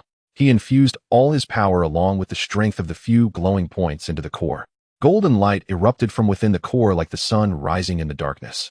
The golden light dispelled the darkness and purified the pollution, transforming the black viscous liquid into a clear glowing stream of energy. The frozen shadows melted in the golden light, dissipating into glowing points. 5 seconds. The core turned completely golden. Kane pressed it back to the bottom of the pool and then swam upward. The darkness receded and the pool water grew warm, even feeling vibrant with life. He burst through the surface, climbed ashore, and collapsed onto the ground. Covered in blood, his strength depleted, he felt darkness close in. But he had succeeded. Ariel's spiritual form landed beside him, her hand pressing against his forehead. Cool silver moonlight flowed in, healing his wounds. You're insane. Ariel's voice trembled with tears. You really are insane. But it worked, didn't it? Kane forced a smile. Ariel looked at him, suddenly leaned down, and gently embraced him. The spiritual form had no substance, yet Kane felt warmth. Thank you, she whispered. Returning to the ground, the city was changing. The ice was melting, not turning into water, but sublimating directly, becoming glowing points that dissipated. The frozen individuals began to glow, and then one by one transparent spiritual forms rose from their bodies. They were free. A century of freezing, their bodies long dead, but their souls had been bound by darkness. Now that the darkness was purified, their souls were liberated. They bowed to Ariel, then transformed into glowing points, ascending into the sky, disappearing from sight. In the end, only Ariel's spiritual form remained along with the body in the ice coffin. I must go too, Ariel said, looking at her body. 100 years, it's been too exhausting. You can survive, Kane said. The silver heart is still here, I can help you. No. Ariel shook her head. My mission is complete. Moreover, my body is already dead. The spiritual form cannot exist for long. Rather than slowly dissipating, I should do one last thing. She approached the ice coffin, her hand pressed against her chest. Silver light surged from both her spiritual form and her body, converging to form a silver crystal, her source heart, the silver moon heart. Take this, she handed the crystal to Kane. The power of the silver moon heart is purification and protection. You cannot use it yet, but carry it with you, and it will slowly merge with you. Once you gather the other source hearts, perhaps you can truly awaken its power. Kane accepted it. The crystal felt icy in his hand, but inside it was warm like holding a moon. As for me, Ariel's body began to dissipate, turning into glowing points. I must go accompany my people. 100 years they have waited too long. Ariel smiled, a true light-hearted smile. In this 100 years I have never regretted. Now I can rest. Cain keep moving forward. Find Bloodtooth, and then find hope. She completely dissipated. The body in the ice coffin also transformed into glowing points ascending into the sky together. Cain stood atop the empty tower holding the silver moon heart. The aurora flowed across the sky, beautifully surreal. He felt the heart of the earth resonate faintly with the silver moon heart. The two powers slowly merged. Though it was slow, it was indeed happening. Moreover, he had ignited 6 glowing points. His power had increased by at least double, and his control over the earth's power deepened. But the price was that the whispers became clearer. Fragments of Cronus' memories, Ariel's century of solitude, and even the wails of the earth-veined spirits echoed in his mind. He needed time to digest, but there was no time left. The glowing point to the south, Bloodtooth, was also dimming. Leaving the ice plains was harder than entering. Because the earth veins had been purified, the climate was violently changing. Ice layers melted, creating floods, and avalanches occurred frequently. Cain spent an entire month to finally exit the land of eternal frost. When he finally saw the green, he was already so thin that he looked like a skeleton, his clothes tattered, but his eyes were bright. Ahead lay the grasslands, then the forests, and then the tropical jungles to the south. Bloodtooth was there. Cain rested for 3 days in a small town on the border, buying new clothes, supplies, and a horse. Then he continued south. The further south he went, the hotter it became. The air was humid, mosquitoes swarmed, and the trees were tall enough to block out the sun. The jungle was teeming with life, but also filled with danger: venomous snakes, fierce beasts, carnivorous plants, and even stranger things: moving vines, flowers that sprayed poisonous mist, and birds that mimicked human voices. On the 10th day, he entered Bloodtooth's territory. The first sign was the corpses. Not animal carcasses, but human ones. Adventurers, hunters, even those who looked like soldiers. The bodies were torn apart, scattered throughout the jungle, the blood dyeing the soil dark red. Moreover, all the bodies had one thing in common: their hearts were ripped out. The second sign was silence. The jungle should have been filled with sounds, but here there were no bird calls, no buzzing of insects, only the rustling of leaves in the wind, and some heavy breathing coming from deep within the jungle. The third sign was the markings. Simple symbols drawn in blood on the tree trunks, a circle with crossed teeth inside. That was a warning or a challenge. Cain dismounted, tied his horse in a safe place, and then proceeded on foot. He followed the scent of blood deeper into the jungle. The further in he went, the denser the trees became, and the darker the light grew. There were more corpses on the ground, and they were fresher. Some were still bleeding, having died no more than an hour ago. Then he saw Bloodtooth. In a glade, a man sat atop a pile of bodies. He was tall and robust, his bare torso covered in scars, his skin bronze. His hair was messy, covering most of his face, but the stubble on his chin and dried blood stains were visible. He held a heart in his hand, gnawing at it like a beast. Around the glade lay at least 30 corpses, all fully armored soldiers, well-equipped, but all dead, and their deaths were gruesome. Cain's appearance caused the man to lift his head. His eyes were blood-red, filled with madness and hunger. He saw Cain and grinned, revealing blood-stained teeth. Another, sending himself to death. His voice was hoarse like sandpaper rubbing. Cain raised his hand, signaling that he was unarmed. The short sword was at his waist, but not drawn. "I am not your enemy. I come to find you, Bloodtooth." The man, Bloodtooth, stopped eating, tilted his head to look at him. "You know my name. The gravekeeper told me. I need your help." "Help, eh?" Bloodtooth laughed wildly, his laughter filled with madness. "Everyone wants to kill me, and you say you need help. How interesting." He stood up, throwing away the heart in his hand, walking towards Cain. With each step, the ground trembled slightly. Cain felt that crimson power, wild, chaotic, filled with a desire for destruction. "You are different from those people." Bloodtooth stopped 10 steps away, his blood-red eyes fixed on Cain. "You smell like kindred. You are the inheritor. Heart of the earth, Cain. Heart of blood-gore." Bloodtooth licked his lips. "But I don't need kindred. I only need food and slaughter." "What are you protecting?" Cain suddenly asked. Bloodtooth's body stiffened, the madness in his eyes fading for a moment, revealing pain and struggle. "What? Do you know?" "I don't know. But if you are only here for slaughter, you would not remain in this jungle.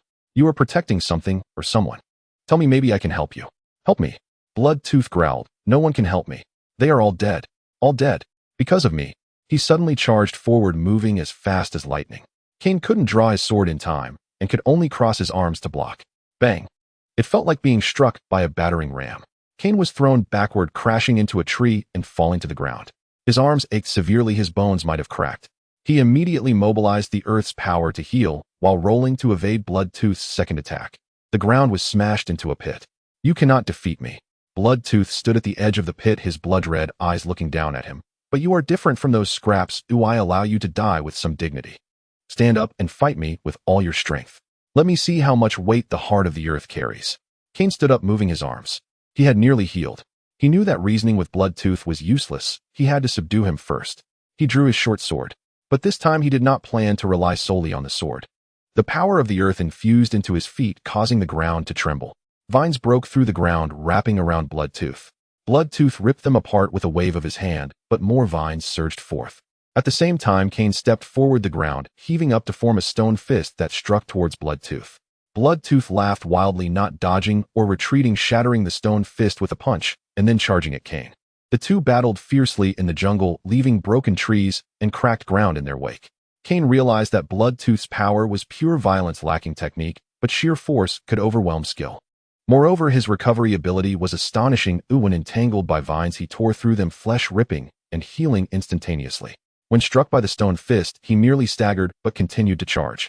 This was the style of a beast. But Cain was also fueled with rage. After igniting 6 glowing points on the ice plains, his power had vastly improved. Moreover, he gradually found his rhythm. Not by brute force, but by maneuvering. Using the power of the earth to alter the terrain, creating obstacles to limit Bloodtooth's speed. Utilizing structural vision to pinpoint the nodes of Bloodtooth's power flow, then striking accurately. Once as Bloodtooth charged at him, Cain suddenly sidestepped, pressing his palm against Bloodtooth's chest. Not an attack, but perception. In an instant he saw Bloodtooth's past. It was a village peaceful and serene. Bloodtooth was a hunter from the village with a wife and children. Then a group of people in black robes arrived, wanting to capture the village's children for sacrifice. Bloodtooth resisted, but was beaten down. He watched helplessly as his wife was killed and his children taken away. In despair, the heart of blood within him awakened, and he killed all the black-robed people, but the village was also destroyed, and all the villagers perished in the wake of his uncontrolled power. Since then he had hunted everything that approached in this jungle. Because he believed that everyone was an enemy, wanting to harm what he was supposed to protect. Even though he had nothing left to protect, only madness and guilt. Fragments of memory flashed by. Cain withdrew his hand and stepped back. Bloodtooth stood frozen in place, the madness in his eyes fading, revealing pain and confusion. I saw. Cain said, "It was not your fault. I killed them. All of them." Bloodtooth roared, but this time there was a hint of sobbing in his roar. Those in black robes were the real culprits. You lost control because you had just awakened and could not control your power. Cain took a step closer, but now you can control it. I can teach you. Control it. Bloodtooth smiled bitterly. What use is control? They are all dead, they cannot return. I am alive only because the heart of blood does not let me die. Every day I am tormented by hunger, I must devour hearts to ease it. What am I? A monster? Then use this power to kill those who should be killed. Cain said, those black-robed people are from the Dark Moon sect, right? They are still out there, still capturing children, still sacrificing. If you truly feel guilt, go find them, kill them all, and rescue those children. Instead of here slaughtering innocent adventurers. Bloodtooth fell silent. After a long time he whispered, how do you know they are from the Dark Moon sect? I was in the West, or I have seen them poison, assassinate, and incite coups. Cain said, they serve the darkness, the minions of the Void Devourer. By killing them you are redeeming yourself and saving others. But I cannot control my hunger. I can help you. Cain took out the Silver Moon Heart. The power of the Silver Moon Heart can purify. Although I have not fully mastered it yet, perhaps it can suppress your hunger. Bloodtooth looked at the silver crystal, desire flashing in his eyes, but more so was fear. If I lose control, I will taint it. Then just don't lose control. Cain pressed the heart of the Silver Moon against the chest of Bloodtooth, simultaneously channeling the power of the earth to assist in the fusion. Bloodtooth's body trembled violently, letting out a painful roar. The crimson and silver light clashed within him, veins bulging under his skin as if they were about to burst. Cain exerted all his strength to maintain control, beads of sweat forming on his forehead. After 10 minutes the light subsided. Bloodtooth collapsed to the ground, gasping for breath. His eyes remained red, but they had cleared somewhat, the madness receding significantly. He sat up, looking at his hands, clenching and unclenching his fists. The hunger has lessened, he murmured. It's just suppressed, not cured. Cain also sat on the ground, exhausted from the effort. To completely resolve this, we need to gather all the source hearts or find another way.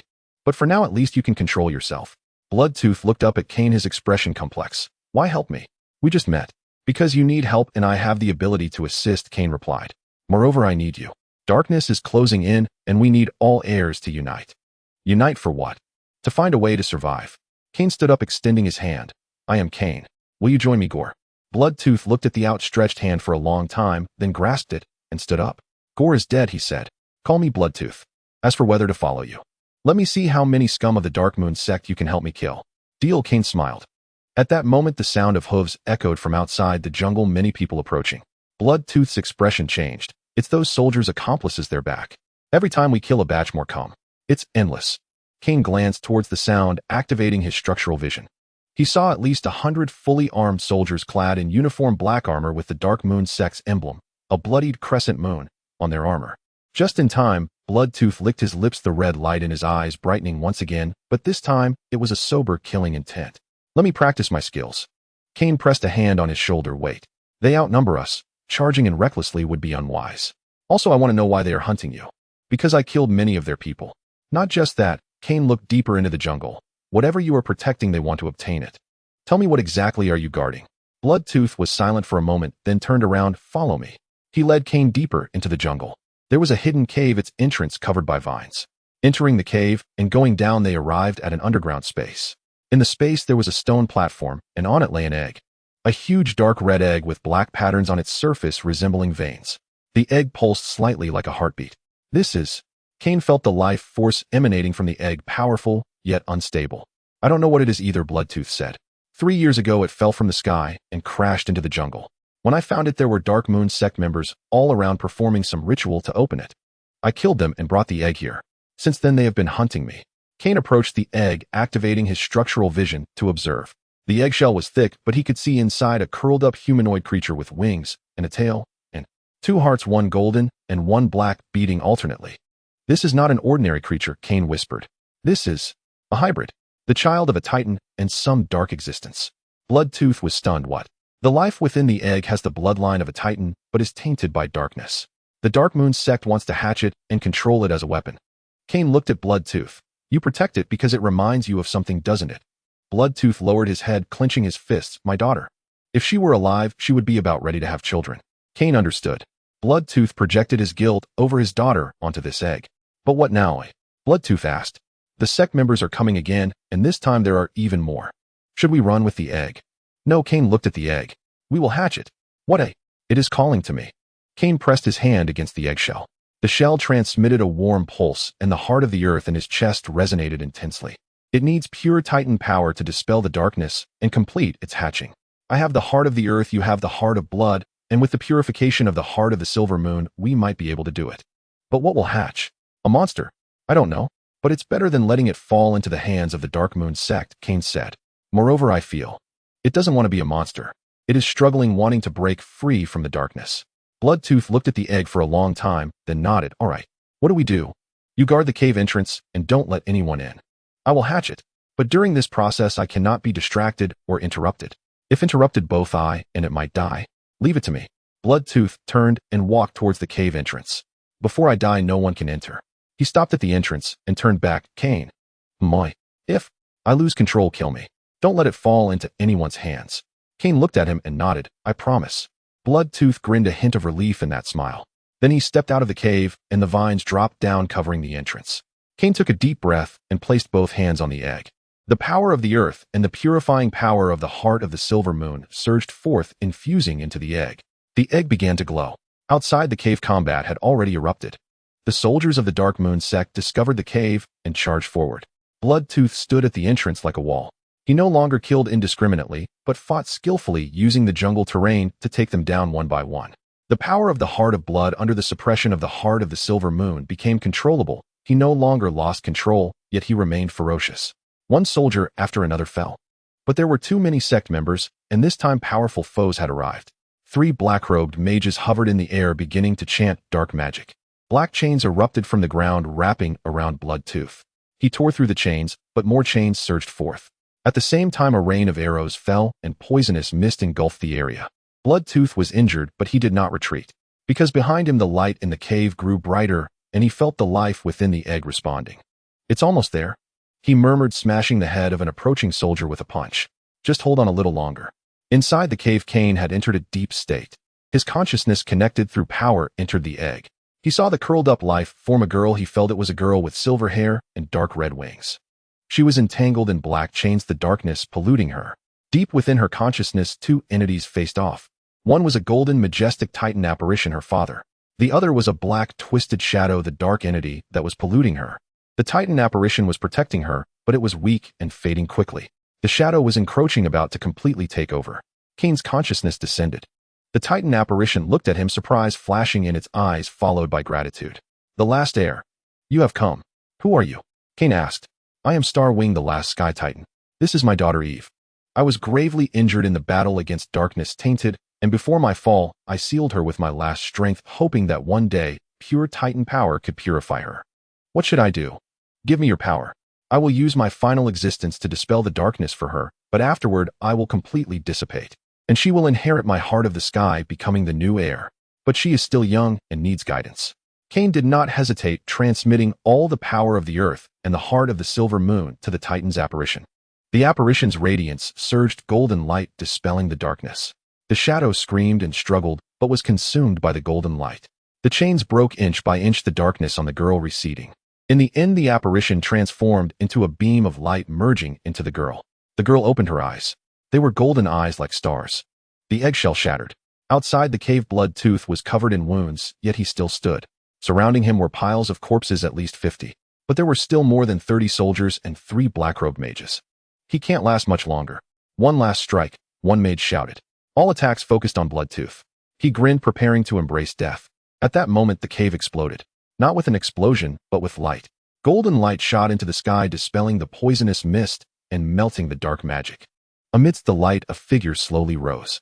Kane was holding a girl landing beside Bloodtooth. The girl appeared to be around 7 or 8 years old, with silver hair, golden eyes, and a pair of dark red wings on her back, but the blackness was gone, replaced by a dark golden hue. She wore a simple dress made of condensed light, curiously looking around. Is it over? Bloodtooth gasped. It's over. Kane set the girl down. She stepped forward and stood before Bloodtooth, looking up at him, then reached out her small hand and placed it on his wound. Golden light flowed, and the wound healed rapidly. Bloodtooth was stunned. What is this? Eve, daughter of the Starwing Titan, the new inheritor of the heart of the sky. Kane said, then looked at the terrified soldiers and mages. As for you, you can leave. Go back and tell your masters that the inheritor of the Titan will come for them. The soldiers exchanged glances, then dropped their weapons and turned to flee. The 3 mages tried to escape, but Eve suddenly raised her hand, and 3 golden light arrows shot out, piercing through their chests. The mages fell to the ground, dissipating into black smoke. They were very bad. Eve said, her voice childish yet clear. Bloodtooth looked at Eve, his expression complex. Then he knelt on one knee, his voice hoarse. I will protect you. With my life. Eve tilted her head, and then smiled, her smile pure. Are you also a Titan? No, I am just a sinner. But you are shining. Eve pointed at Bloodtooth's chest. Here there is a warm light. Bloodtooth was stunned, looking down to see a faint golden halo where his heart of blood was. This was the purifying effect of the heart of the silver moon, transforming under Eve's sky power. Kane also noticed. He realized that the different source hearts could influence and strengthen each other. Gathering all source hearts might truly create miracles. Let's go, Kane said. We cannot stay here. The Dark Moon sect will send more people. Where to? Bloodtooth asked. First we leave the jungle and find a safe place for Eve to adapt to her power. Then, Kane looked towards the west. We need to find other heirs and the fallen ones. But before that we need intelligence. I know a place that might help. Where? Emerald Harbor. Kane said, there is a Watcher temple there, and the priestess Granny May might know something. The 3 left the jungle. Eve couldn't fly, but she ran very fast, and was able to control the wind, easing everyone's burden. Bloodtooth's injuries quickly healed under Eve's treatment, and his hunger further diminished, allowing him to eat normally. As they walked out of the jungle, the setting sun cast long shadows of the 3. Kane walked in the front, holding the heart of the silver moon in his hand, the heart of the earth in his chest beating steadily, and the 6 light points along his spine glimmering like stars. Bloodtooth followed beside him, the blood color in his eyes fading, but still clear and resolute. Eve was in the middle, holding Kane's hand with one hand and Bloodtooth's with the other, like a family of 3. 3 heirs, 3 scarred souls embarked on the same path. And behind them in the shadows of the jungle, a single black eye slowly opened, then slowly closed. Whispers floated in the wind. It has begun. The final game. The sails of the Wind Chaser glimmered with a faded white in the morning light. Captain Matthew stood at the dock watching Kane and the others approach through the dawn, his single eye wide with astonishment. Your Excellency, what brings you here? His gaze swept over Kane, who appeared thinner than their last meeting, yet his eyes were sharp as blades, then over Bloodfang, blood-soaked, and with a feral gaze like a beast ready to pounce, finally resting on Eve with silver hair and golden eyes, her wings folded behind her. And who might this be? Eve, our new companion, Kane introduced simply. Is the ship still seaworthy? Yes, of course it is. But are you planning to Captain Matthew lowered his voice. Leave. Emerald Harbor has been rather unstable lately, with more and more members of the Dark Moon sect appearing, and the port guards have all been replaced by their people. A firefight broke out last night, resulting in the deaths of a dozen sailors. Indeed, the atmosphere is entirely different from when I was last here. Kane observed the port. The streets were sparsely populated, and those who were present hurried along. The patrolling guards wore black light armor, their chests emblazoned with a blood-red crescent emblem. The noise from the taverns had diminished as well, with only a few still lit, emanating hushed conversations. We won't be leaving just yet, Kane declared, but the ship must be ready to set sail at any moment. Additionally, we need supplies, and is Old Lady May still around at the old temple? She is, but Captain Matthew hesitated. Yesterday, members of the Dark Moon sect visited the temple and stayed for quite a while before leaving. After that, the temple closed, and it hasn't reopened since. Some say Old Lady May was taken, while others claim she left on her own. Kane felt a heaviness in his heart. We should go check on her. Captain, please prepare the supplies, especially fresh water and non-perishable food. We may need to set sail soon. Where to? North, south, or even farther? Kane did not specify. Is the money sufficient? Yes, you left more than enough last time. But Your Excellency, Captain Matthew grasped Kane's arm, his voice dropping lower. If we truly confront the Dark Moon sect, I can still fight despite my old bones. There are a few capable sailors among us whom I trust. Kane looked at the old captain's serious expression and nodded. Prepare for now. I will speak up when needed. The three of them left the dock, heading towards the hills east of the harbor.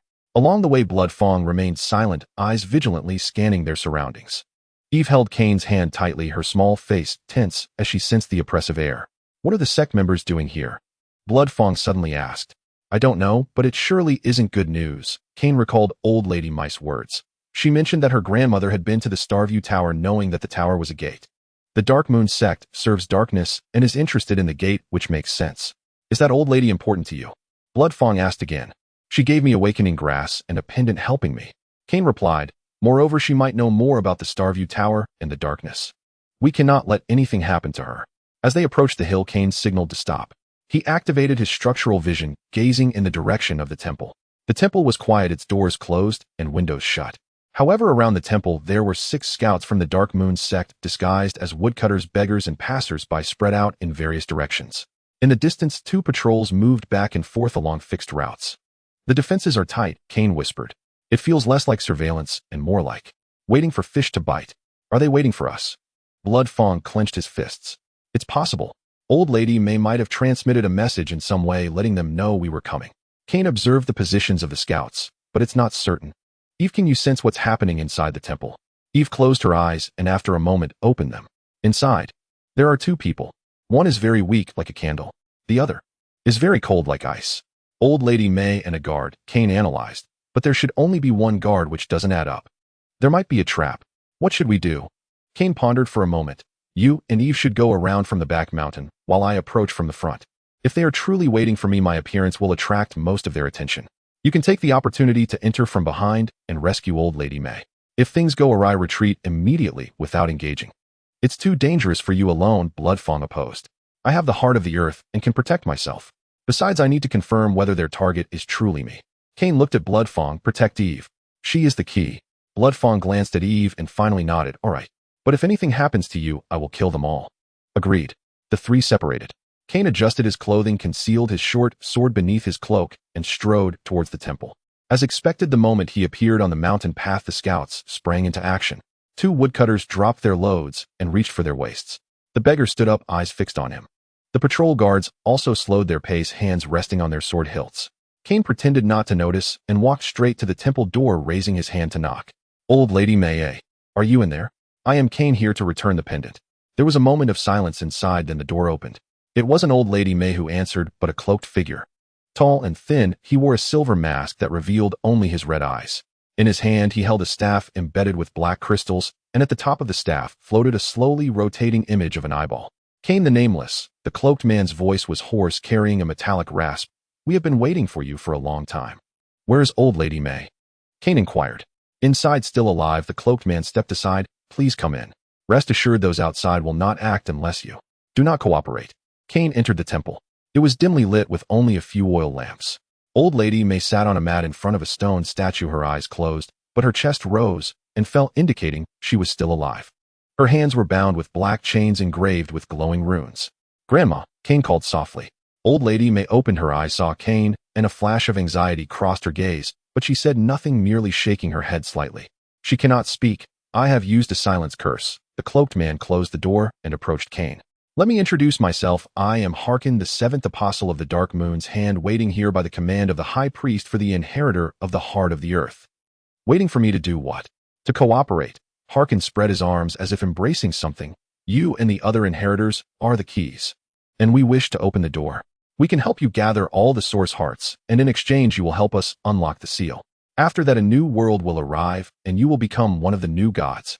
How so? Kane smiled. Sounds appealing. But how can you guarantee that I won't be killed after the door is opened? We have a contract.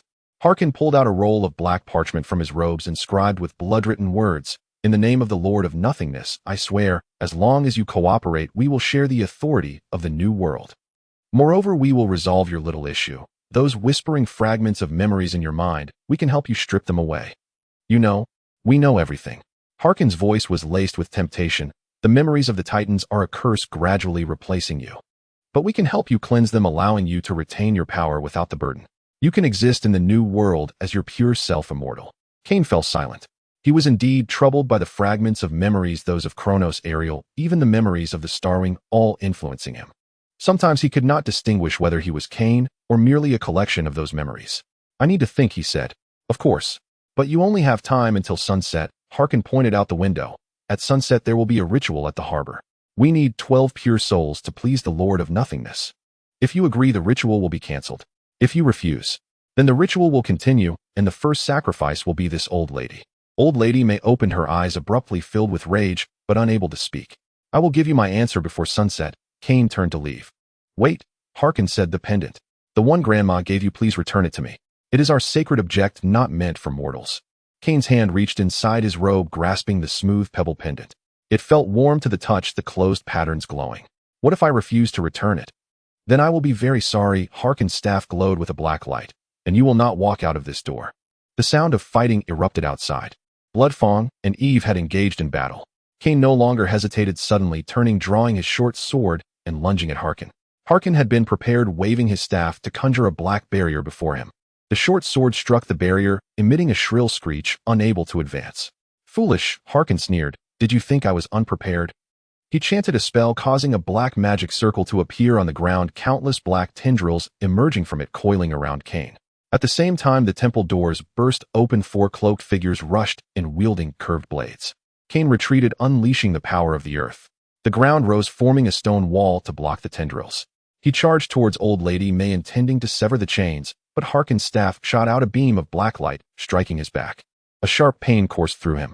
It wasn't physical pain, but that of his soul being eroded. Kane let out a muffled groan, his movements faltering as the 4 cloaked figures surrounded him. At that moment, the roof exploded. It wasn't an explosion, it was a radiant light. Eve descended from above, her wings unfurled, showering golden rays. The golden rain fell upon the cloaked figures, who shrieked in agony as their skin began to smoke. Falling upon the black tendrils, they melted away like snow. The power of the heavens! Hearken exclaimed in shock and rage, the daughter of the Starwing. Impossible. She should have been tainted. Bloodfang rushed in from the doorway, punching a cloaked figure away, hoisting old lady May onto his shoulder. Let's go. Stop them. Hearken screeched, pointing his staff at Eve. A thick beam of black light shot out, distorting the air in its path. Eve raised her hand, and a golden light shield appeared. The black light struck the shield, exploding and sending shockwaves that toppled mats and oil lamps within the temple. Eve took a few steps back, her face pale, but the shield held firm. Seizing the opportunity, Kane charged towards Hearken, pressing his hands to the ground. He unleashed all the power of the earth, not to attack Hearken, but to assault the temple's structure. The structure is collapsing. The pillars, walls, and roof of the temple shattered at once. The entire temple began to cave in. Hearken attempted to cast a spell to stabilize it, but Eve's radiant downpour interfered with his incantation. A massive stone fell hurtling towards Hearken, forcing him to dodge. Run! Kane shouted. The 4 of them dashed out of the collapsing temple, racing down the hill. Behind them, they could hear Hearken's furious roar and the sounds of more cloaked figures pursuing them. At the bottom of the hill, Captain Matthew was already waiting with a dozen sailors armed with harpoons, machetes, and even 2 crossbows. Get on board! The captain shouted. Everyone rushed onto the wind chaser. The sailors cut the mooring lines and raised the sails. The ship slowly departed from the dock. In the harbor, other vessels either had no one aboard or their owners were merely watching. None attempted to stop them. Harkin, leading over 20 cloaked figures, reached the dock, staring at the retreating ship, blood-red eyes glaring from beneath his mask. "Pursue," he roared. "Release the signal ravens. Notify all ships to intercept them. The ritual will commence ahead of schedule with backup sacrifices." On the wind chaser, Kane checked on Old Lady Mice condition. The chains had been forcefully ripped apart by Blood Fong, but she was weak with multiple bruises, though not in mortal danger. Eve used the power of the heavens to heal her, and soon Old Lady May opened her eyes. Cough, cough. "Thank you," her voice was hoarse. "I'm glad you're okay," Kane replied. "But we must leave immediately. The Dark Moon sect will not relent. They want to open the door." Old Lady May grasped Kane's hand, her eyes filled with urgency. "They are searching for the keyhole. The Starview Tower is the gate, but it requires a keyhole to open. The keyhole lies beneath Emerald Harbor within an ancient altar. Their ritual tonight is to use 12 souls to activate the keyhole. What will happen if the keyhole is activated? It will loosen the door. After that, they need only gather 12 source hearts to fully open it." Old Lady May said. "Moreover, they are already searching for other inheritors. The Silver Moon of the North has perished. Blood Fong of the South is with you, but there are others. Rockbone in the West, Tide Song in the East, Sea Flame Hoof in the desert. They are either captured or fleeing." Kane felt a heavy weight in his heart. The actions of the Dark Moon sect were faster than he had imagined. "We must stop the ritual," he said, "but the harbor is currently filled with their people. We cannot force our way in." "I know a secret passage," Old Lady May said. "There is an ancient sewer running under the abandoned lighthouse on the west side of the harbor, leading directly beneath the altar. But there will surely be guards there." "How many?" "The altar needs at least 3 apostles to maintain the ritual. Harkin is one. There are 2 more. Additionally, at least 30 guards, and a vessel. A living person serves as a vessel, and then they are sacrificed together." Grandma Mice's voice trembled. "That is my granddaughter Lily. They took her away yesterday. I couldn't protect her." Tears streamed down her face. Bloodtooth's body stiffened, his fists cracking with tension. He remembered his own daughter. "We will rescue her," Kane said. "But it's dangerous." "That's exactly why we're going." Bloodtooth interrupted her, his eyes blood red. "Killing the cultists and saving the child is my specialty." Eve took Kane's hand. "I want to go too. I hate them." Kane looked at them, then turned to Captain Matthew. "Captain, sail away a bit. Wait for us at sea. If we don't return before dawn, you must leave, head west, and tell Alicia what happened." "Your Excellency, that's an order." Kane's voice brooked no argument. Captain Matthew fell silent, eventually nodding. "Take care." Night descended. Kane, Bloodtooth, Eve, and Grandma May, who insisted on leading the way, returned to the coast by small boat, landing far from the port. They then circled around to the west side of the port, finding the abandoned lighthouse. The lighthouse was old with weathered bricks. Grandma May pressed on a brick at the base of the lighthouse, and the stone slid inward, revealing a staircase leading down. "Go down here, walk to the end, turn left, and after 200 steps, you'll see the ventilation shaft of the altar," Grandma May said, "but the shaft has iron bars, and there might be magical alarms." "Leave it to me," Kane said. The 4 of them entered the secret passage. It was dark, damp, and filled with a strong, musty odor. Kane gathered a small light in his palm, using the power of the earth. Bloodtooth led the way. Eve was in the middle, and Grandma May brought up the rear. After about 10 minutes, they arrived at a fork in the path. Grandma May pointed to the left. "This way." They continued forward, and soon a faint light and a vague chanting sound appeared ahead. As they approached, they saw a ventilation shaft leading to a massive underground space. The space was circular, with a stone altar at its center covered in glowing black runes. Surrounding the altar stood 3 black-robed apostles, Harkin in the middle with 1 on each side. The one on the left was a chubby man wielding twin daggers. The one on the right was a woman holding a skull staff. On the altar, a girl of about 10 lay tied up, unconscious, dressed in a white sacrificial robe. That was Lily. Around the altar stood 30 black-robed guards, armed and vigilantly watching their surroundings. Further out, there were 12 iron cages, each containing a person, men and women, young and old, all dressed in white prison garb, their eyes hollow, as if their minds were controlled. "Prepare to begin." Harkin's voice echoed in the space. "Offer up the pure soul to open the portal. Lord of the Void, please heed your servant's call. Attack." Kane growled. Bloodtooth was the first to charge out, crashing into the guards like a cannonball. His hands transformed into claws, ripping the throats of 2 guards. The guards reacted, surrounding him, but Bloodtooth's speed was too fast, his strength too great, leaving a trail of severed limbs and broken bodies behind him. Harkin shouted in anger, "Stop him." The chubby apostle charged at Bloodtooth, swinging his twin daggers, which glowed with black light. Bloodtooth did not dodge, taking a blow heeded, and retaliated with a punch to the fat man's chest. The fat man was sent flying, crashing into the wall and spitting blood. But he quickly got back up, his chest concave, yet the wound rapidly healed amidst the black light. Regeneration ability. Bloodtooth frowned. The female apostle began to chant her skull staff, shooting out black rays that struck Bloodtooth. His body stiffened, black patterns emerging beneath his skin, slowing his movements. "Eve!" Cain shouted. Eve flew out from the ventilation shaft, her wings spread, showering them with light rain. The light dispelled the dark rays, allowing Bloodtooth to regain his movement. He roared, charging at the female apostle. But Harkin made his move, pointing his staff at Eve, unleashing a thick beam of black light. Cain burst from the shadows, pressing his hands to the ground. The power of the earth surged into the altar's structure, and he found the point, the energy node of the altar. Break. The black runes on the altar suddenly dimmed, and the chanting ceased. Harkin's spell was interrupted, the black light dissipating. He looked at Cain in shock. "What have you done?" "I dismantled your toy." Cain charged towards the altar, hoping to save Lily. But both the chubby apostle and the female apostle blocked him. The fat man's daggers swung down while the female apostle summoned black tentacles. Cain retreated, parrying with his short sword, but 2 fists could not compete with 4 hands, and he quickly fell into a disadvantage. "Eve, save Lily," he shouted. Eve nodded and flew towards the altar. But Harkin sneered, waving his staff, and a black barrier rose around the altar, enclosing Lily. Eve crashed against the barrier and was bounced back.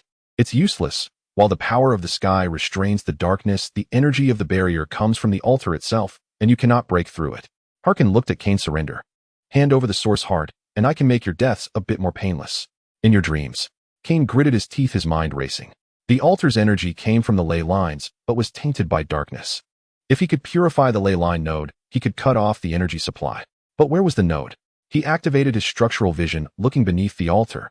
Deep underground, there was a glowing black node with countless black energy lines extending from it, connecting the altar, the 3 apostles, and even the sacrifices in the cages. "Bloodtooth, hold them off." "Eve, cover me. I need 30 seconds." Cain shouted, then pressed his hands to the ground, focusing all his senses to connect with the ley line node. "He wants to cut off the energy. Stop him." Harkin saw through Cain's intent, pointing his staff at him. But Bloodtooth charged in, delivering a punch to Harkin, forcing him to defend. Eve used the light rain to distract the chubby apostle and the female apostle, buying time for Cain. Cain's consciousness sank into the ley lines. He saw the black node pulsating like a rotting heart. Countless dark energies surged from the node, polluting everything around. He attempted to cover it with the power of the earth, but the node was too strong. His power was like a drop in the ocean, barely effective. He remembered Ariel's silver moon heart, took out the crystal, and pressed it to the ground. Silver light surged, shaking the dark node, but it remained steady. Not enough, far from enough. Cain, use this. Grandma Mice's voice rang in his ears. She approached, holding the pebble pendant. "This is no ordinary stone. It was brought back by my grandmother's grandmother from the Starseer Tower. It's a fragment of the Eye of the Watcher. It can see through illusions and also guide power." Cain took the pendant. It felt scorching in his hand, and the closed eye pattern glowed. Inspiration struck him as he pressed the pendant to his forehead. In an instant, his vision changed. He saw the structure of the node, recognizing its weakness. A small crack that indeed existed. The crack was left by the Watchers of the Starseer Tower to prevent the node from being completely tainted. Cain gathered all his power, including the Silver Moon Heart's power, into a point and thrust it towards the crack. Crack. A silent shatter. The crack on the node expanded, and black energy began to leak. The barrier of the altar flickered and faded. Harkin's expression changed dramatically. No. Cain continued to inject the power of the earth into the crack, collapsing the node from within. The black node trembled violently, then exploded. It was not a physical explosion, but an eruption of energy. A black shockwave swept through the entire space. The 3 apostles were sent flying, and the guards stumbled. The barrier of the altar shattered, and the chains on the cages broke. "Now's our chance." Cain shouted, rushing towards the altar, cutting the chains, binding Lily, and picking her up. Eve flew over, using her light shield to protect them. Bloodtooth seized the opportunity and pounced on the fallen Harkin. Harkin attempted to cast a spell, but Bloodtooth's claws pierced his chest, crushing his heart. Harkin's eyes widened, the mask shattered to reveal a decayed face beneath before dissipating into black smoke. The chubby apostle and the female apostle attempted to flee, but Grandma May pulled out a small vial from her pocket and threw it. The vial exploded, scattering silver powder. The powder touched the 2, and they screamed as their bodies began to melt, ultimately becoming black smoke. Seeing the apostles all dead, the remaining guards scattered in a panic. Cain set Lily down, checking her condition. She was merely unconscious, unharmed. Eve awakened her with the power of the sky. The little girl opened her eyes, and upon seeing Grandma May, burst into tears. "Grandma, it's okay, Lily, it's okay." Grandma May held her granddaughter, tears streaming down her face. The sacrifices in the cages gradually awoke, looking around in confusion. Cain opened the cages and let them out. "Go through the secret passage, head to the lighthouse, and disperse away from the port." Cain instructed them. The sacrifices expressed their heartfelt gratitude, supporting each other as they left. We need to leave as well, Cain said to Grandma. May the Dark Moon cult won't spare the port. You must leave too. I know. Grandma May wiped her tears, pulling out a worn notebook from her pocket. This is for you. It was left by my grandmother's grandmother, recording everything about the Star Seer Tower, the seals, and the keyhole. It might be useful to you. Cain accepted it, storing it carefully. Additionally, Grandma May looked at him, her eyes complex. I see light in you. Not the light of power, but the light of humanity. Remember, no matter how much power you gain, don't forget why you fight. It's for these people, these ordinary ones who can cry, laugh, and love. Cain nodded. I will remember. Let's go. May the Watcher guide your path. The four returned to the lighthouse and boarded the wind chaser again. The ship set sail, immediately heading into the deep sea. On the deck, Cain watched the receding Emerald Port. In the direction of the port, there were flames and commotion as the Dark Moon cult cleaned up the aftermath, but they no longer had time for them. Bloodtooth approached, handing him a water pouch. Drink some. Cain took it and had a sip. It was fresh water, quite cool. Thank you. What for? I haven't killed this satisfyingly in a long time. Bloodtooth grinned, but there was no madness in his smile, only relief, and besides, I saved a child. It feels not bad. Eve walked over, hugging Cain's leg, looking up at him. Cain, where are we going next? Cain took out the notebook Grandma May had given him and opened the first page. There was a simple map on it marking 4 points: the mountains to the west, the islands of the east sea, the deserts to the south, and one in the sea circled in red. To find other heirs, Cain said, but before that we need to strengthen our power first. I need to digest the Silver Moon Heart, you need to master the Sky Heart, and Bloodtooth needs to control the Blood Heart. How do we strengthen? Cain pointed at the red circled point on the map here. The Storm's Horn, the legendary battlefield of titans and sea monsters. There are titan relics there which may help us awaken more power. Moreover, it's far from the continent, and the Dark Moon cult's reach cannot extend that far. What are we waiting for? Bloodtooth said. Cain looked at Captain Matthew. Captain, change course to the Storm's Horn. Yes, Your Excellency. Captain Matthew replied, hesitating for a moment. But Your Excellency, the Storm's Horn. That's the sailor's graveyard. For hundreds of years, 9 out of 10 ships that went there never returned. Legend says there are eternal storms and what? Sea monsters. Real living sea monsters, not just legends. Captain Matthew's face showed fear. In my youth, I once went with an expedition ship. We didn't get close. Oh, just 50 miles away we saw that thing. It was bigger than a mountain with tentacles that could capsize an entire ship. We escaped, but half of the crew went mad, claiming to have seen things they shouldn't. Cain was silent for a moment before saying, but we have no choice. Only by becoming stronger can we fight against the darkness. Moreover, I have a feeling that the Storm's Horn holds not just danger, but answers. Answers about the titans, about the seals, about what we should really do. Captain Matthew looked at his determined gaze and finally nodded. All right. We'll go. But Your Excellency, if we really encounter that thing, are you confident? Cain looked at Eve, then at Bloodtooth, and then at the Silver Moon Heart in his hand. I don't know, he replied honestly, but we will survive. Because we are no longer alone. Eve squeezed his hand. Bloodtooth patted his shoulder. The ship sailed through the night sea, heading towards the storm and the unknown. And in the underground ruins of the Emerald Port altar, a wisp of black smoke slowly rose, coalescing into a blurry face. The face looked toward the direction where the wind chaser had vanished, revealing a strange smile. Go, go. Gather the keys, open the portal. Then the new era will belong to us. The black smoke dissipated. Deep underground within the node destroyed by Cain, a small piece of black fragment glimmered faintly. On the fragment, a pattern of an eye slowly opened. The wind has changed direction. The lookout's sharp cry tore through the leaden sky. The wind chaser was like a dry leaf gripped in a giant's palm, wildly bouncing amidst the towering waves.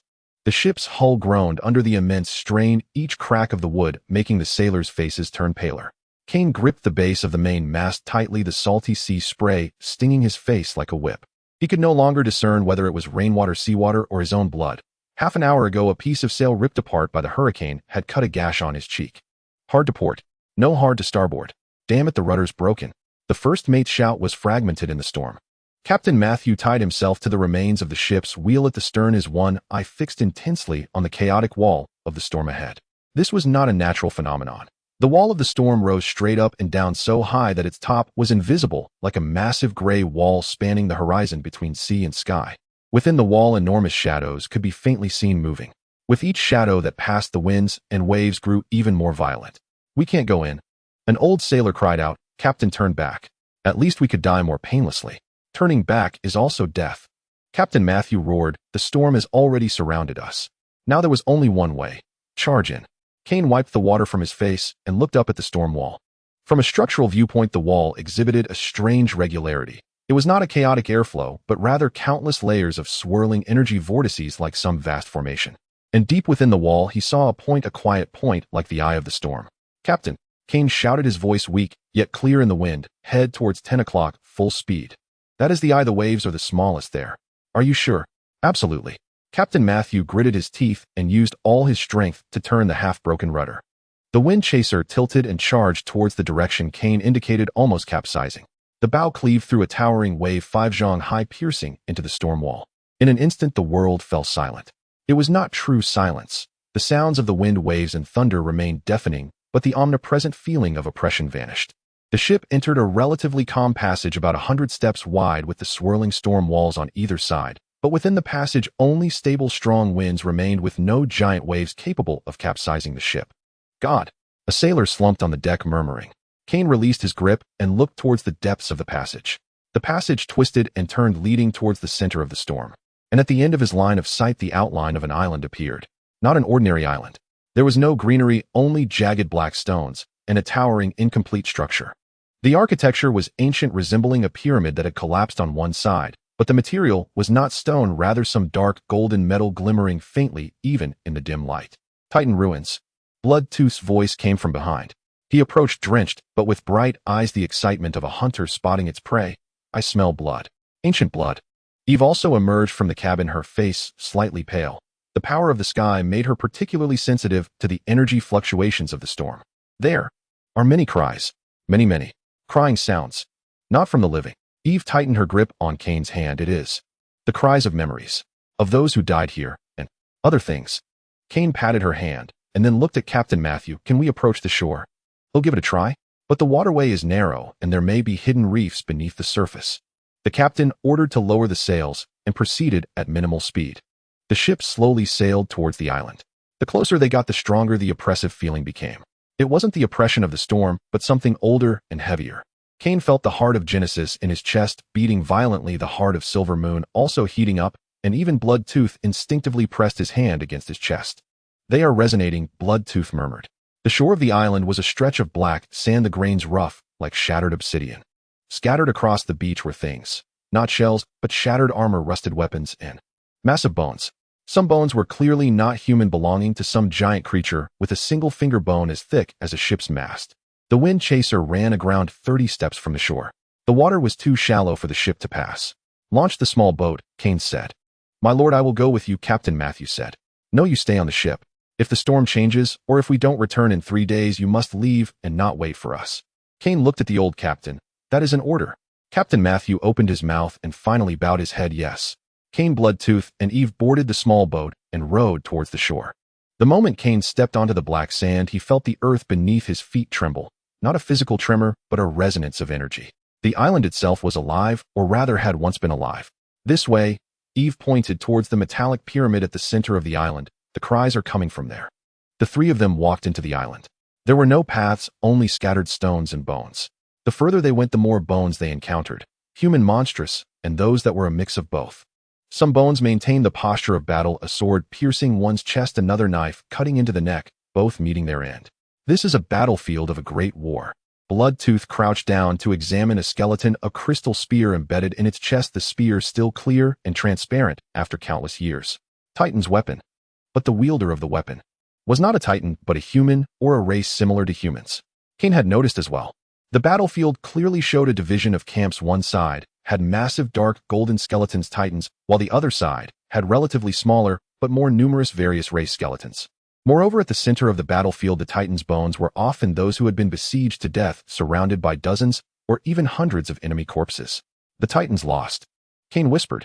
"Or rather, they chose to perish together." A voice echoed, not from the three of them.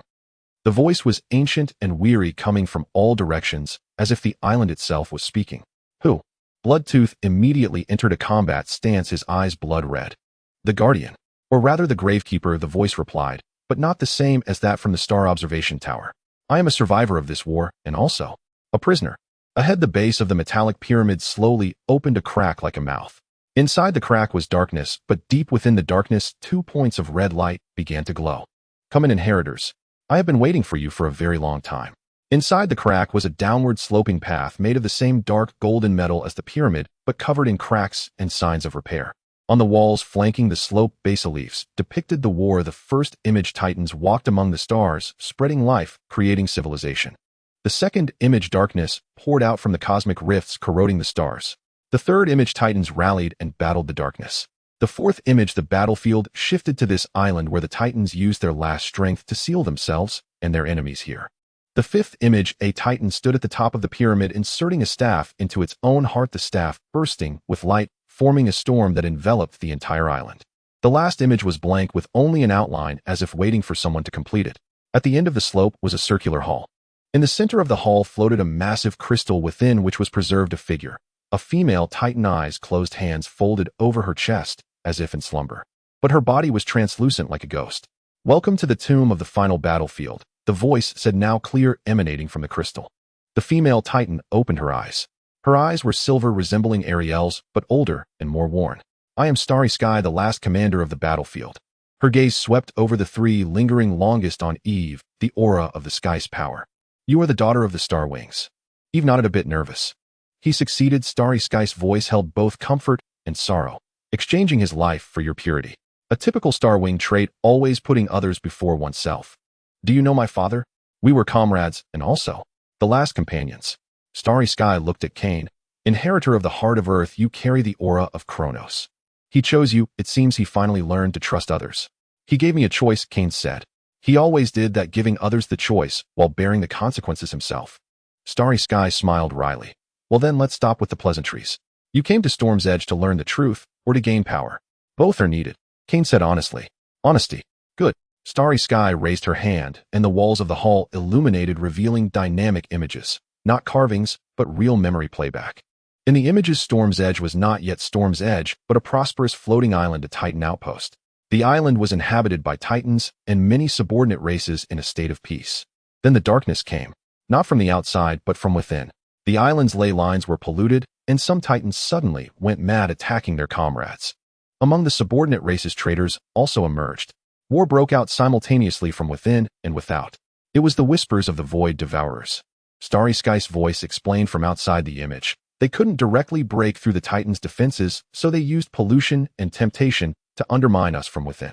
The polluted Titans we called Fallen. The tempted subordinate races became the predecessors of the Dark Moon cult. The battles depicted were brutal. The Titans fought against external enemies while having to slay their mad comrades. Starry Sky stood atop the pyramid, activating the final seal, using all the remaining power of the fallen Titans along with her own to form an eternal storm, sealing the entire island along with its enemies.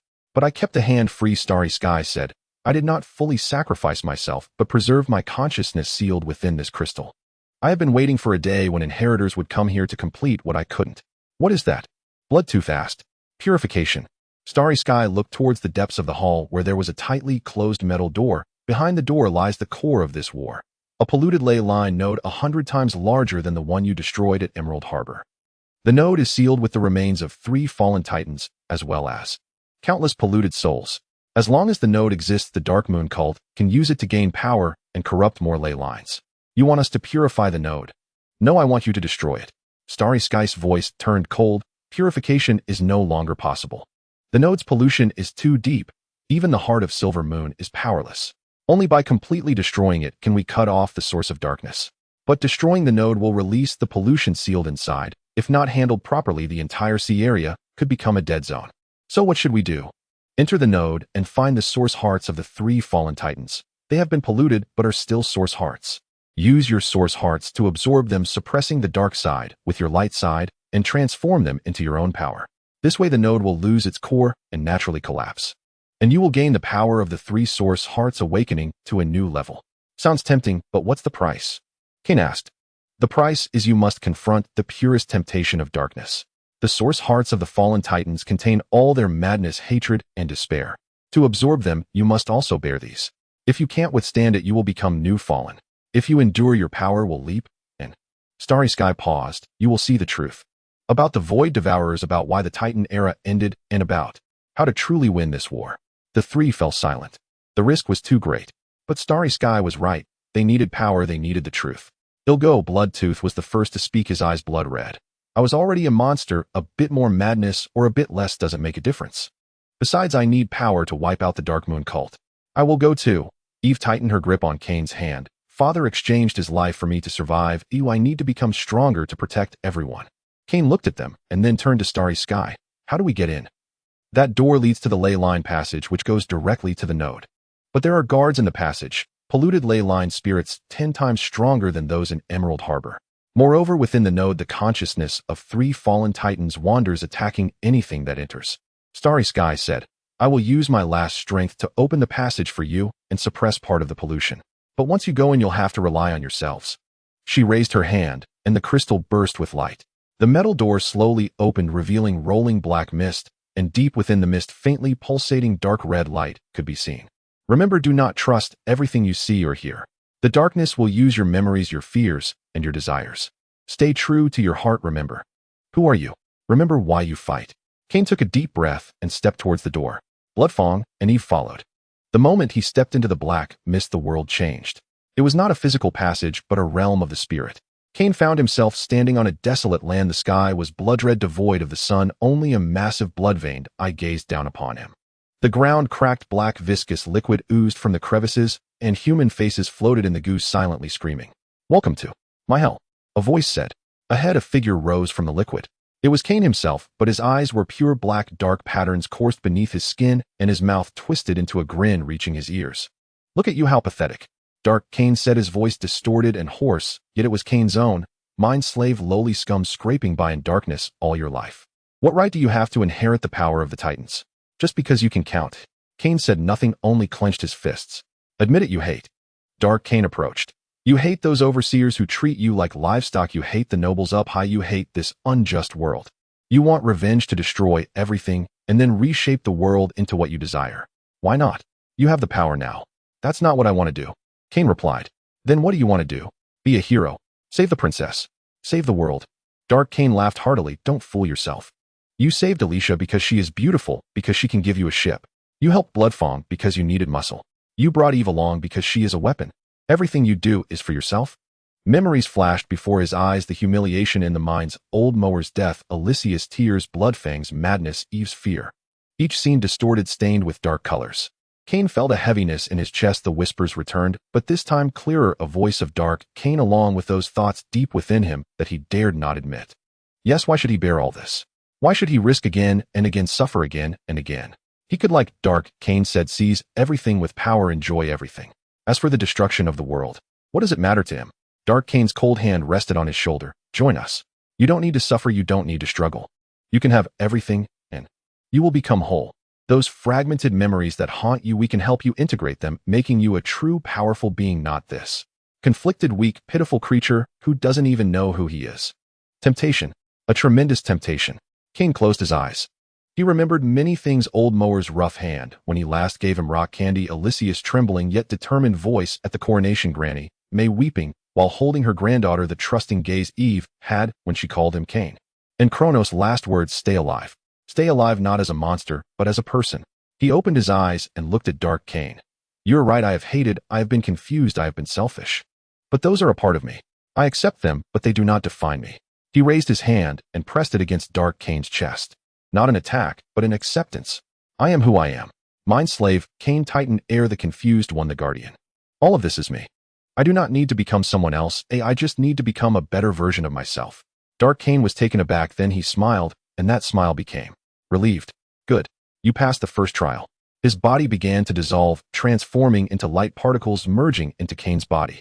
Cain felt the heart of the earth within him beating violently. The 4th, 5th, and 6th light points stabilized completely, while the 7th and 8th light points ignited along his spine. Power surged. His control over the earth's power reached a new level. Moreover, the whispers diminished, not vanished, but became orderly, like books in a library available to be referenced when needed, remaining quiet when not. Scene shift. Bloodfang stood in a burning village. The flames were black, yet the temperature was bone-chillingly cold. The ground was piled with corpses, all familiar faces, wife, daughter, villagers. Their eyes were wide open, glaring at him with resentment. You killed us. The corpse of his wife sat up, her neck twisted. You said you would protect us, and what happened? You lost control and killed us all. Monster. His daughter crawled over, only half of her body remaining. Daddy is a monster. Monster. Monster. Monster. All the corpses echoed. Bloodfang knelt on the ground, his hands clutching his head. Memories attacked him, the deepest nightmare resurfaced. He wanted to argue, to say it was an accident, to say he had regretted for 100 years, but it was futile. Those resentful eyes were like knives slicing into his heart. Just kill me, he rasped. Kill me, end it all. No, a voice said. Bloodfang looked up and saw Cain standing before him. Not dark Cain, but the real Cain with clear and resolute eyes. Get up, Bloodfang. Cain extended his hand. You indeed made mistakes, but those mistakes do not define your entirety. You have punished yourself with 100 years of solitude, that's enough. Now stand up, use your power to save more people, to kill the real enemies. That is redemption, not self-destruction here. But I don't deserve it. Deserving or not is not for you to decide. Eve also appeared, her small hand pressing against his bleeding heart. You saved me. You are shining. Darkness says you are a monster, but you are not. You are Bloodfang, our companion.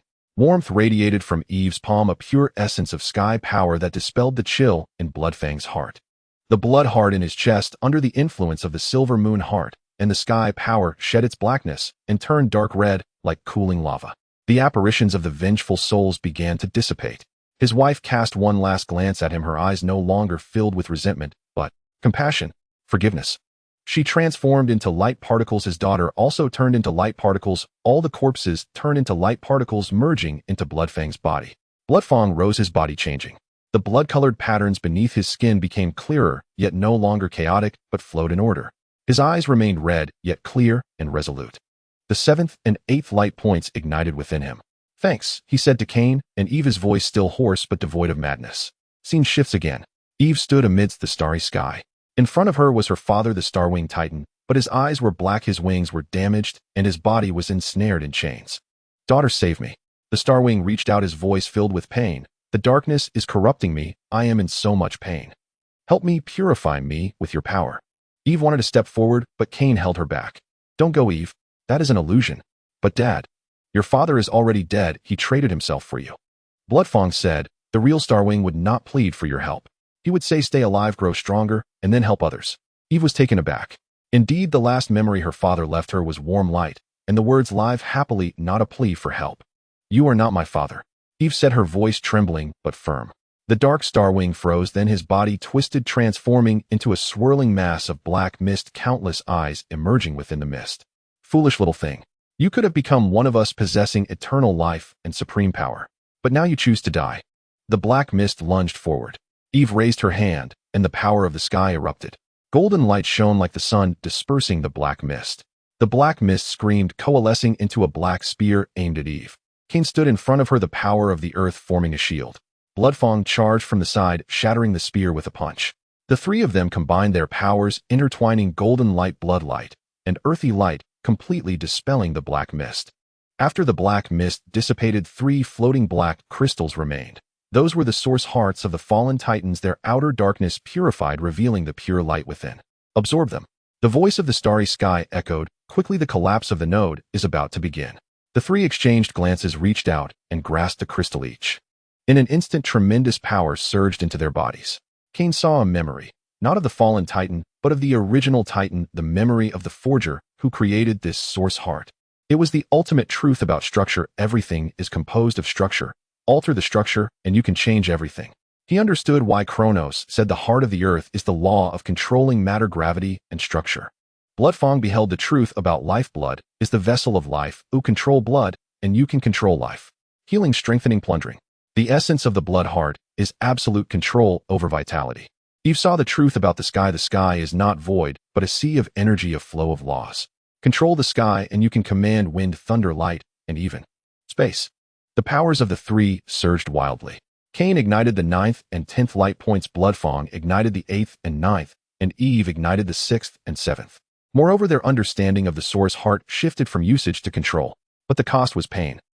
The mad memories of the fallen titan assaulted their consciousness. Images of slaughter, betrayal, and despair surged like a tide. The 3 gritted their teeth and persevered, using the truths they had just comprehended to sort through those chaotic memories, absorbing useful knowledge while discarding useless madness. Uncertain how long it had been, the crystals were fully absorbed.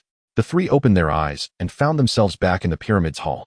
The crystal of the starry sky flickered violently, her figure becoming more transparent. The node is starting to collapse. Her voice was weak. This island will soon sink, and the storm will dissipate. You must leave immediately. What about you? Eve asked. My mission is complete. The starry sky smiled her smile, gentle and relieved. Tell the guardian I did not betray his trust. Also, Cain, the final blank is for you to fill. Fine. The true path. Her figure completely vanished, and the crystal shattered into powder with a crack. At the same time, the entire island began to tremble violently. The ground cracked, and seawater surged from the fissures. The pyramid was collapsing. Run! Cain shouted. The three rushed towards the exit. The passage was collapsing, massive stones tumbling down. Cain used the power of the earth to prop open the passage. Bloodfang accelerated with the explosive power of blood, and Eve lifted the three of them with sky power, reducing their weight. When they burst out of the pyramid and reached the black beach, the entire island was already sinking. The seawater was rising, pulling the bones into the whirlpool. The small boat. Bloodfang pointed to the seaside. The boat was still there, but pushed away from the shore by the waves. Eve spread her wings, grabbed one in each hand, and flew towards the boat with all her might. Her power had increased greatly, enhancing her flying speed, but it was still a bit slow. Behind her, the towering waves were already surging. Just as the waves were about to swallow them, a massive shadow rose from the sea. It was a sea monster, but it was not the nine-headed hydra from outside Emerald Harbor. It was another one resembling a giant octopus, yet its body was translucent with starlight swirling inside. It used its tentacles to lift the small boat gently onto the crest of the waves, then looked at the three of them, its enormous eyes filled with a wise light. Hurry! A voice resonated in the minds of the three, the voice of the sea monster, ancient and gentle. The storm will calm, but the dark gaze has already locked onto this place. Head east to the city of 1,000 towers, where the final answer awaits. The sea monster used its tentacles to propel the small boat, speeding towards the storm wall. As the storm wall began to weaken after the nodes collapsed, the sea monster crashed through, creating a passage that sent the small boat out of the storm's reach. Outside, the wind chaser was anxiously circling. Upon spotting the small boat, it immediately approached. The three boarded the large ship and looked back. The storm was dissipating, and the island had completely sunk, leaving only a massive whirlpool. The sea monster watched them from the edge of the whirlpool, slowly sinking into the sea. What was that? Captain Matthew's voice trembled. A friend, Cain said, then looked eastward. Captain, change course to the city of 1,000 towers. The city of 1,000 towers. That place is legendary. No one has ever really found it. It will appear. Cain said, sensing the source heart in his chest resonating. Something in the east was calling, clearer and more urgent than the call of the Starview Tower. The ship adjusted its course, steering towards the east. And deep within the submerged island, in the ruins of the collapsed node, a black hand emerged from the rubble. On the hand was a ring of the Dark Moon cult. The owner of the hand slowly sat up, his body fractured, but the black light flickered in his eyes. I found it. A hoarse voice said, the last heir. To the east. He crawled out completely, his body reassembling in the black light, transforming into a figure in a black robe. He looked towards the east, revealing a strange smile, then turned into black smoke, dissipating in the sea breeze. The storm had completely calmed, and the sea surface returned to tranquility as if nothing had ever happened. Portside. Enemy vessels. The lookout's cry pierced the thin morning mist with startling sharpness. Cain lunged to the rail, peering through the dissipating fog, and there, silhouetted against the pale horizon, loomed three ships. Not merchantmen, but warships. Black hulls, blood-red sails, and figureheads carved in the shape of a dripping crescent moon. The Dark Moon cult's pursuers had finally caught up. When did they appear? Captain Matthew's face was ashen. I don't know. The fog was too thick, until just now. The lookout's voice trembled. Cain activated his structural vision. The three warships advanced in a triangular formation, each carrying at least 50 well-armed soldiers. And aboard the central vessel, a potent surge of energy pulsed. More than one spellcaster was aboard. Can we outrun them? He asked. Unlikely. They're warships, faster than us, and Captain Matthew pointed toward the sea. Look at the current. Cain looked down and saw the seawater swirling, slowly coiling into a vast, subtle vortex. Not natural. Magic, deliberately guiding their vessel toward the converging center of the enemy fleet. They're manipulating the ocean currents with sorcery, Cain said grimly. Prepare for battle, but do not close for boarding. Use speed to break free. Eve, can you disrupt that magic? Eve nodded, closed her eyes, and lifted her hands. Silver hair stirred in the dawn wind as celestial power surged. Air currents above the sea began to churn and fracture. The subtle vortex flickered, but held. A powerful mage is sustaining it. I'm not strong enough alone. Then add me. Bloodtooth strode to the stern and pressed both palms against the rail. Crimson energy seeped from his hands into the hull. The ship shuddered, then surged forward, its speed visibly increasing, wreathed in a faint, ominous crimson glow. I'm reinforcing the ship's structure and propulsion with blood energy, but it won't last long. Now break through. The zephyr wind roared across the waves like a maddened leviathan, carving a white scar upon the sea as it smashed headlong through the tightening encirclement. The Dark Moon cult's ships seemed unprepared for such sudden acceleration. Their formation faltered. Hard to port. Into the reef field. Captain Matthew bellowed. Ahead, a jagged archipelago of black reefs rose from the water like the fangs of some slumbering beast. A treacherous expanse, yet perfect cover for the nimble zephyr wind. Larger vessels dared not follow. The zephyr wind darted between the rocks with uncanny grace. True to expectation, the Dark Moon warships slowed. One attempted pursuit, but its hull, too massive for such narrow channels, scraped violently against stone, sending grating shrieks shuddering up from the keel. They've run aground. The crew cheered. Yet the other two warships veered wide around the reef, closing in from either flank, and their mages raised their hands to cast. Black lightning lanced from the portside vessel, aimed straight at the zephyr wind's mainmast. Kane raised a hand. The earth answered, encasing the mast in a dense stony armor. The bolt struck, stone shattered, but the mast held.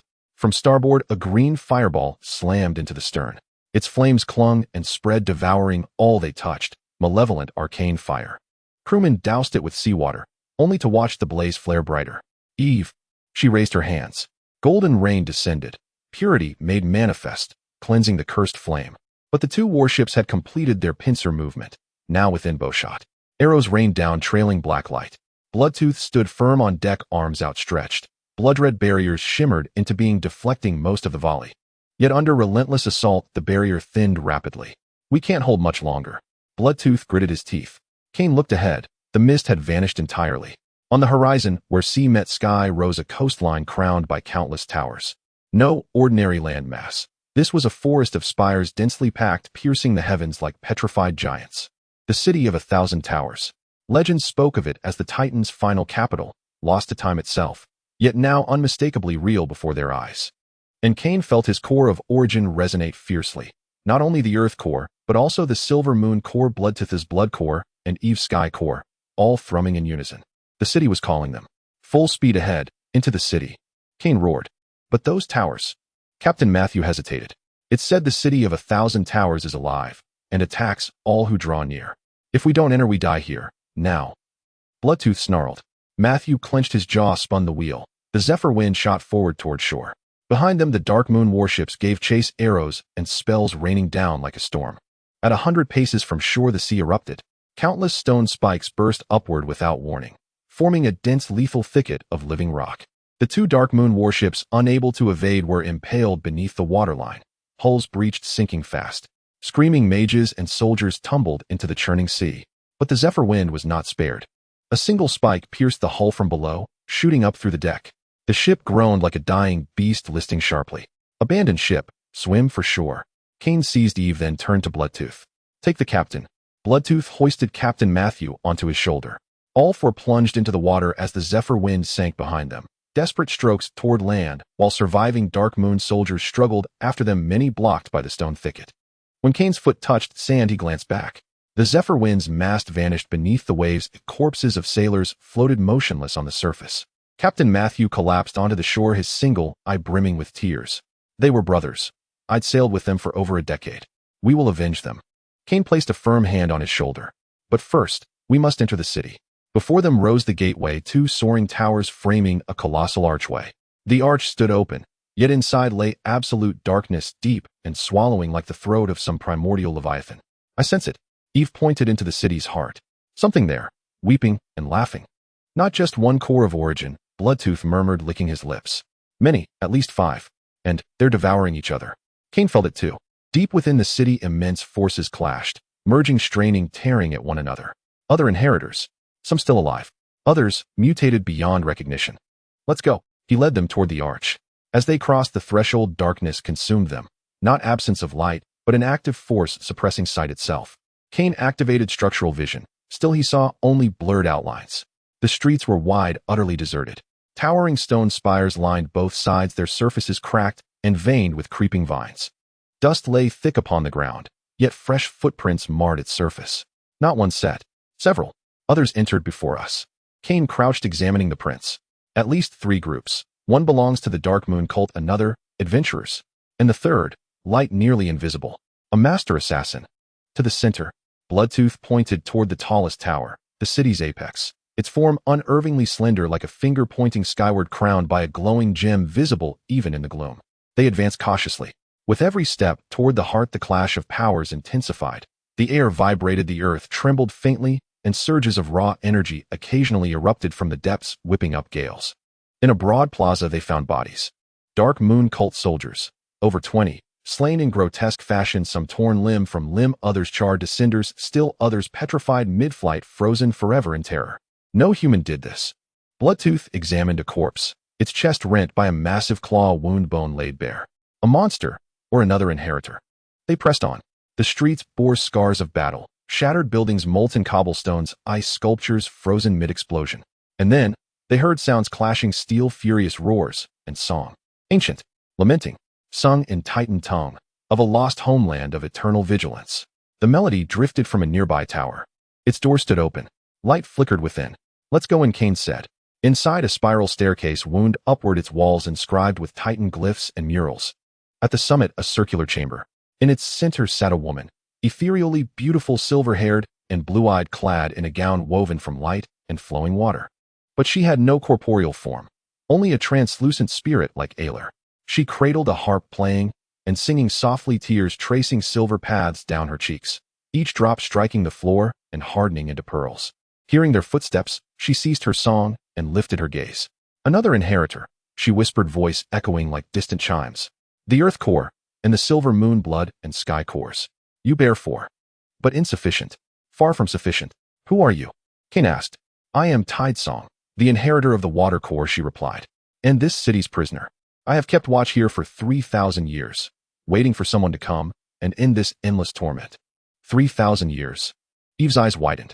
"Time holds no meaning here," Tidesong said, rising and walking to the window, gazing upon the silent, dead city. The city of 1,000 towers was the Titans' final bastion and their final prison. In the final war, the Titans expended their last strength to seal the vanguard of the Void Devourers within the abyssal prison beneath the city. But the seal required constant maintenance, so 6 of the 12 inheritors volunteered to remain, becoming the tower wardens, binding their cores of origin to sustain the prison. She turned, sorrow pooling in her eyes. "I am the 6th, and the last still lucid. The other 5 either lost their minds, succumbed to corruption, or merged entirely with the seal, erased from existence." "Did the Dark Moon cult come to break the seal, eh?" Kane asked. "No.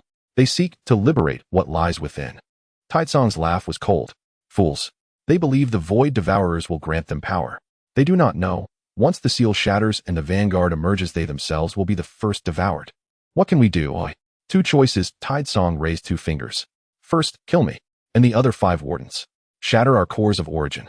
The seal will collapse within 12 hours. The vanguard will flood forth, and the world will begin its final countdown. But you may flee, deep into the stars, to seek a new home if time allows. Second, replace us. Bind your cores to the seal, and stand watch as we have, forever, until your souls wither, or madness claims you. This way the world remains safe, for a time, until the next inheritor arrives, or until the seal fails of its own accord." "Is there no third path?" Bloodtooth asked. "There is." Tidesong gazed at Kane. "It demands all 12 cores of origin, united in one hand. Then with their combined might pierce the seal, not to break it, but to open a single aperture into the abyssal prison and destroy the vanguard from within. But the risk is immense. You may perish within, or become corrupted. And should you fail, you will become a new source of contagion, accelerating the seal's collapse. What is the chance of success?" 1 in 10,000, or less, Tidesong admitted plainly. "In 3 millennia, 7 inheritors have reached this city. 5 chose flight. 2 chose replacement. None dared the third path. It is tantamount to suicide." Kane fell silent. "Another choice. Another dead end. What of those who entered before us?" he asked. "The Dark Moon cult seeks to breach the seal. They've already descended underground, but are now locked in battle with 2 remaining wardens. The adventurers came seeking treasure. Most lie dead, the rest wander blindly. And the third group, are they sanctifiers?" "The sanctifiers? An order dedicated to hunting inheritors and harvesting their cores of origin. They believe that without inheritors the seal cannot be broken, and the world will endure unchanging. Foolish, but perilous. They've already slain 2 wardens and seized their cores. That is why the seal weakens. Where are they now?" "Hunting the 3rd warden, Emberhoof." Tidesong pointed eastward. "His tower, the Fire Core's sanctum, lies that way. If you wish to aid him, go quickly. But heed this, Emberhoof is half mad. He may not distinguish friend from foe." Cain turned to Bloodtooth and Eve. Bloodtooth grinned. Slaying sanctifiers. I like that. Eve nodded. I wish to help. Cain faced Tidesong. We will go to his aid. But first, tell me truly, if all 12 cores are gathered, is victory possible? Tidesong studied him deeply, long and silent, before speaking. In the twilight of the Titan Age, a prophecy arose when 12 cores unite within a single soul, and that soul masters their totality, without succumbing to madness. It shall unlock the gate of truth, revealing the terminus of all possible futures. Then that soul may choose a future, not escape, not eternal vigil, but true final peace, the end of war itself. Where is the gate of truth? Tidesong replied, at the city's deepest heart, the core of the seal. Yet in 3,000 years no one has ever gathered all 12 cores. The closest was the Star Seer Tower's gravekeeper. He collected 7, and then went mad, forced to scatter them, sealing each across the world. Cain recalled the stellar nucleus entrusted to him, and the words, what lies atop the tower? Perhaps it was the key. Thank you. Cain turned to leave. Wait. Tidesong called him back, and removed a necklace from her throat, a pendant of azure crystal shaped like a teardrop, a fragment of my water core. Carry it. Should you need it, you may borrow my power, once only, and afterward, I shall dissolve completely. Cain accepted the crystal. It was cool, moist to the touch. Then you. I am weary, Tidesong smiled gently. 3,000 years is long enough. Should you choose the third path, I will lend you my final strength before I fade. Consider it my last gift to this world. Cain secured the crystal with solemn reverence, then raced from the tower with Bloodtooth and Eve sprinting eastward toward Emberhoof's burning spire. It burned, not with flame but with incandescent energy. Its stone turned a deep, smoldering crimson. Surrounding structures melted like wax. The earth cracked open, rivers of magma oozing forth. Below the tower, battle raged. One side, a towering man, bare-chested, skin like cooling lava, hair a blazing crown of fire. Each fistfall sent shockwaves of heat rippling outward, scorching craters into the ground. This was Emberhoof, the Fire Core's warden, yet his eyes betrayed chaos, one golden, one black, teetering on the edge of utter madness. Opposite him stood 5 figures clad in gray, tight-fitting armor, faces masked by expressionless white visors. Their movements were unerringly synchronized, as though controlled by a single mind. Their power was heterogeneous, spells, martial arts, eerie curses, yet all drawn from a single source, a devouring ashen energy that consumed light, sound, and life alike. The sanctifiers, Bloodtooth murmured. Emberhoof, though mighty, fought without coherence, his strikes wild, unfocused. The 5 sanctifiers moved as one drew frontal attention, 2 flanked and harried, 1 struck from behind, and the 5th, distant, silent, wove ash energy tendrils into Emberhoof's flesh, sapping his vitality. Emberhoof's flames dimmed. His motion slowed. Make your move, Cain commanded. Bloodfang charged out first, hurtling towards the distant cleaner like a cannonball. The cleaner reacted swiftly, turning around, crossing his hands, and a gray barrier manifested. Bloodfang's fist struck the barrier, causing cracks to appear, but it did not shatter. At the same time, the other 2 cleaners abandoned their attack on Flamehoof and turned to surround Bloodfang. Eve spread her wings and flew into the sky, her hands showering down beams of light, purifying the gray, corrupting energy. Flamehoof seemed to awaken for a brief moment, looking at Eve with gratitude before roaring in anger, flames erupting to push back the approaching cleaner. Cain rushed towards the cleaner that was drawing Flamehoof's attention. The man saw Cain, his eyes narrowed beneath his mask, another inheritor. Perfect, I can catch them all at once. He formed seals with his hands, and countless gray tendrils surged from the ground, wrapping around Cain. Instead of retreating, Cain pressed forward, unleashing the power of the earth, causing the ground to rise and form stone spikes that pierced the tendrils. He charged in front of the opponent, thrusting his short sword, but the tip was stopped by a layer of gray membrane before it could touch the enemy's body. Useless, our void cloak is immune to all attacks that are not from the source heart. The cleaner sneered, coldly swinging his hand towards Cain's neck. Cain sidestepped, simultaneously pressing his left hand against the opponent's chest. It was not an attack, but an analysis. Through his structural vision, he saw the structure of that gray membrane. It was composed of countless tiny rotating gray particles, devouring and neutralizing all external energy. However, there was a node located right at the center of the chest, the convergence point of all the particles. Cain concentrated the earth power into a needle and stabbed towards that node. Crack! A slight sound of shattering. A small hole appeared in the gray membrane. Although it repaired instantly, it was enough. Cain's short sword pierced through the hole, impaling the cleaner's chest. The cleaner's eyes widened in disbelief. He looked down at the sword in his chest, and then his body began to disintegrate, turning into gray dust and dissipating. The first one. Cain withdrew his sword and looked at the other cleaners. The remaining, foreseeing their companion killed, not only did not panic, but instead began to attack more frantically. One of them suddenly abandoned Bloodfang and charged at Cain, his body swelling as if about to self-detonate. "Watch out!" Eve shouted, and a light shield appeared in front of Cain. But the self-detonating cleaner changed direction at the last moment, charging towards Flamehoof. Boom. A violent explosion. The gray energy swept around, flattening the buildings.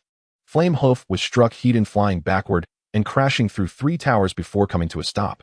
The flames on his body were nearly extinguished, and there was a large hole in his chest revealing a beating heart, but the heart was blackened and polluted. Flamehoof.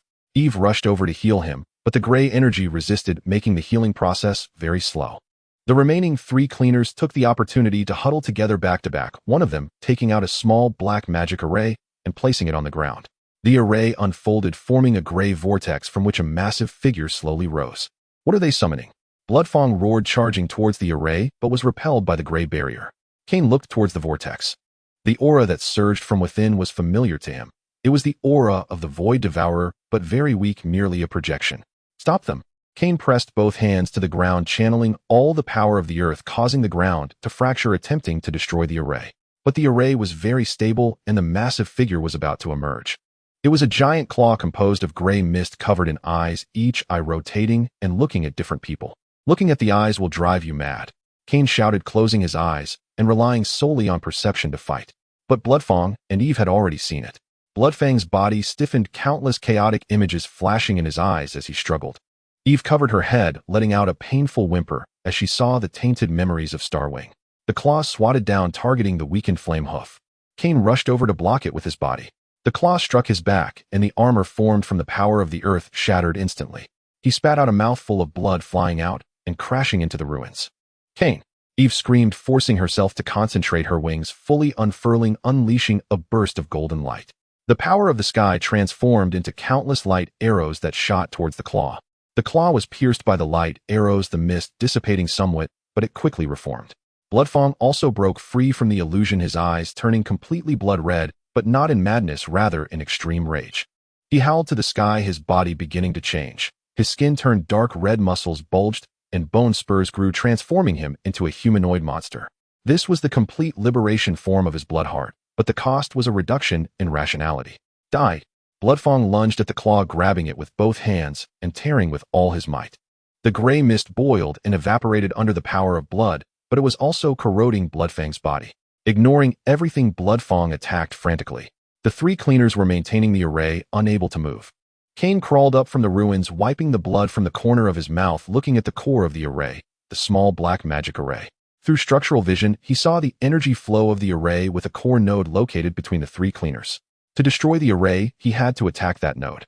But the 3 cleaners were protecting it with their bodies. Cain took a deep breath, pulling out the water droplet crystal given by Tidesing. He crushed the crystal. In an instant, a massive surge of water appeared out of nowhere, transforming into a gigantic water dragon charging towards the array. Wherever the water dragon went, the gray mist was purified. The 3 cleaners tried to block it, but the water dragon was the accumulated power of Tidesinger over 3,000 years, and they could not withstand it. The water dragon scattered the formation of the cleaners, striking the array's node. The array shattered with a crack, and the gray vortex began to collapse.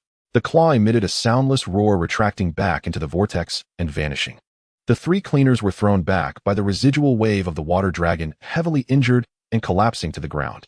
Bloodfang seized the opportunity to pounce and finish them off. The battle was over. Cain knelt on the ground, gasping for breath.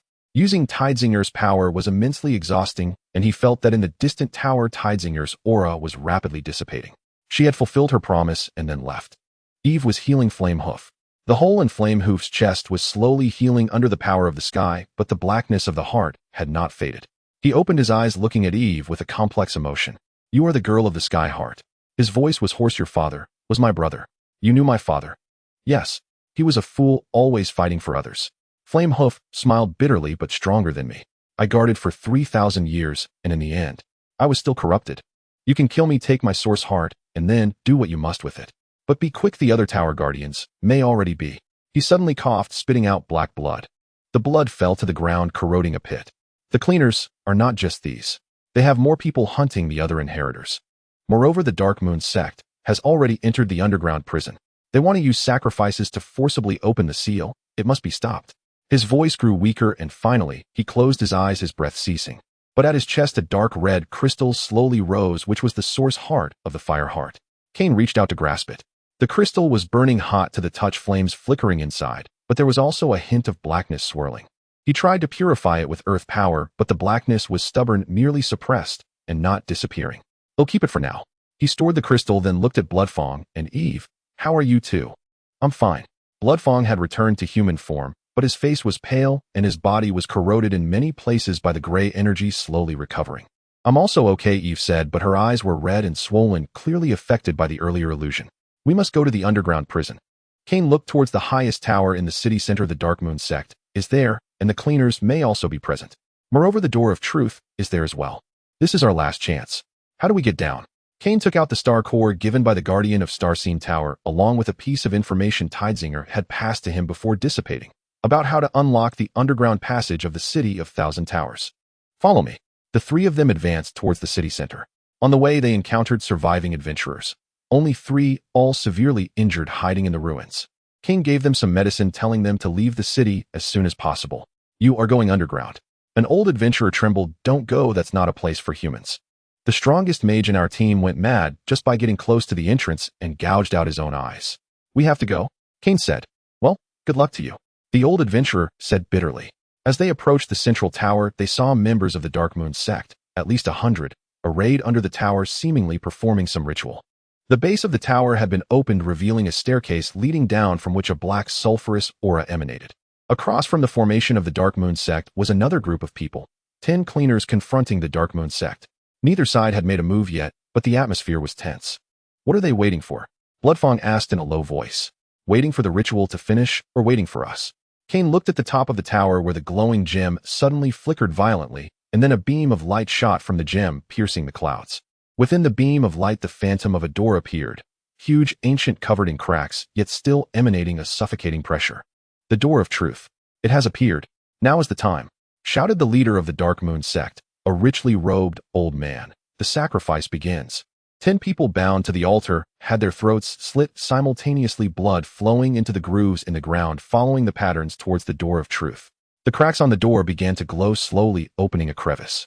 "Stop them," commanded the leader of the cleaners, a man with a golden mask. 10 cleaners charging towards the altar simultaneously. A chaotic brawl broke out.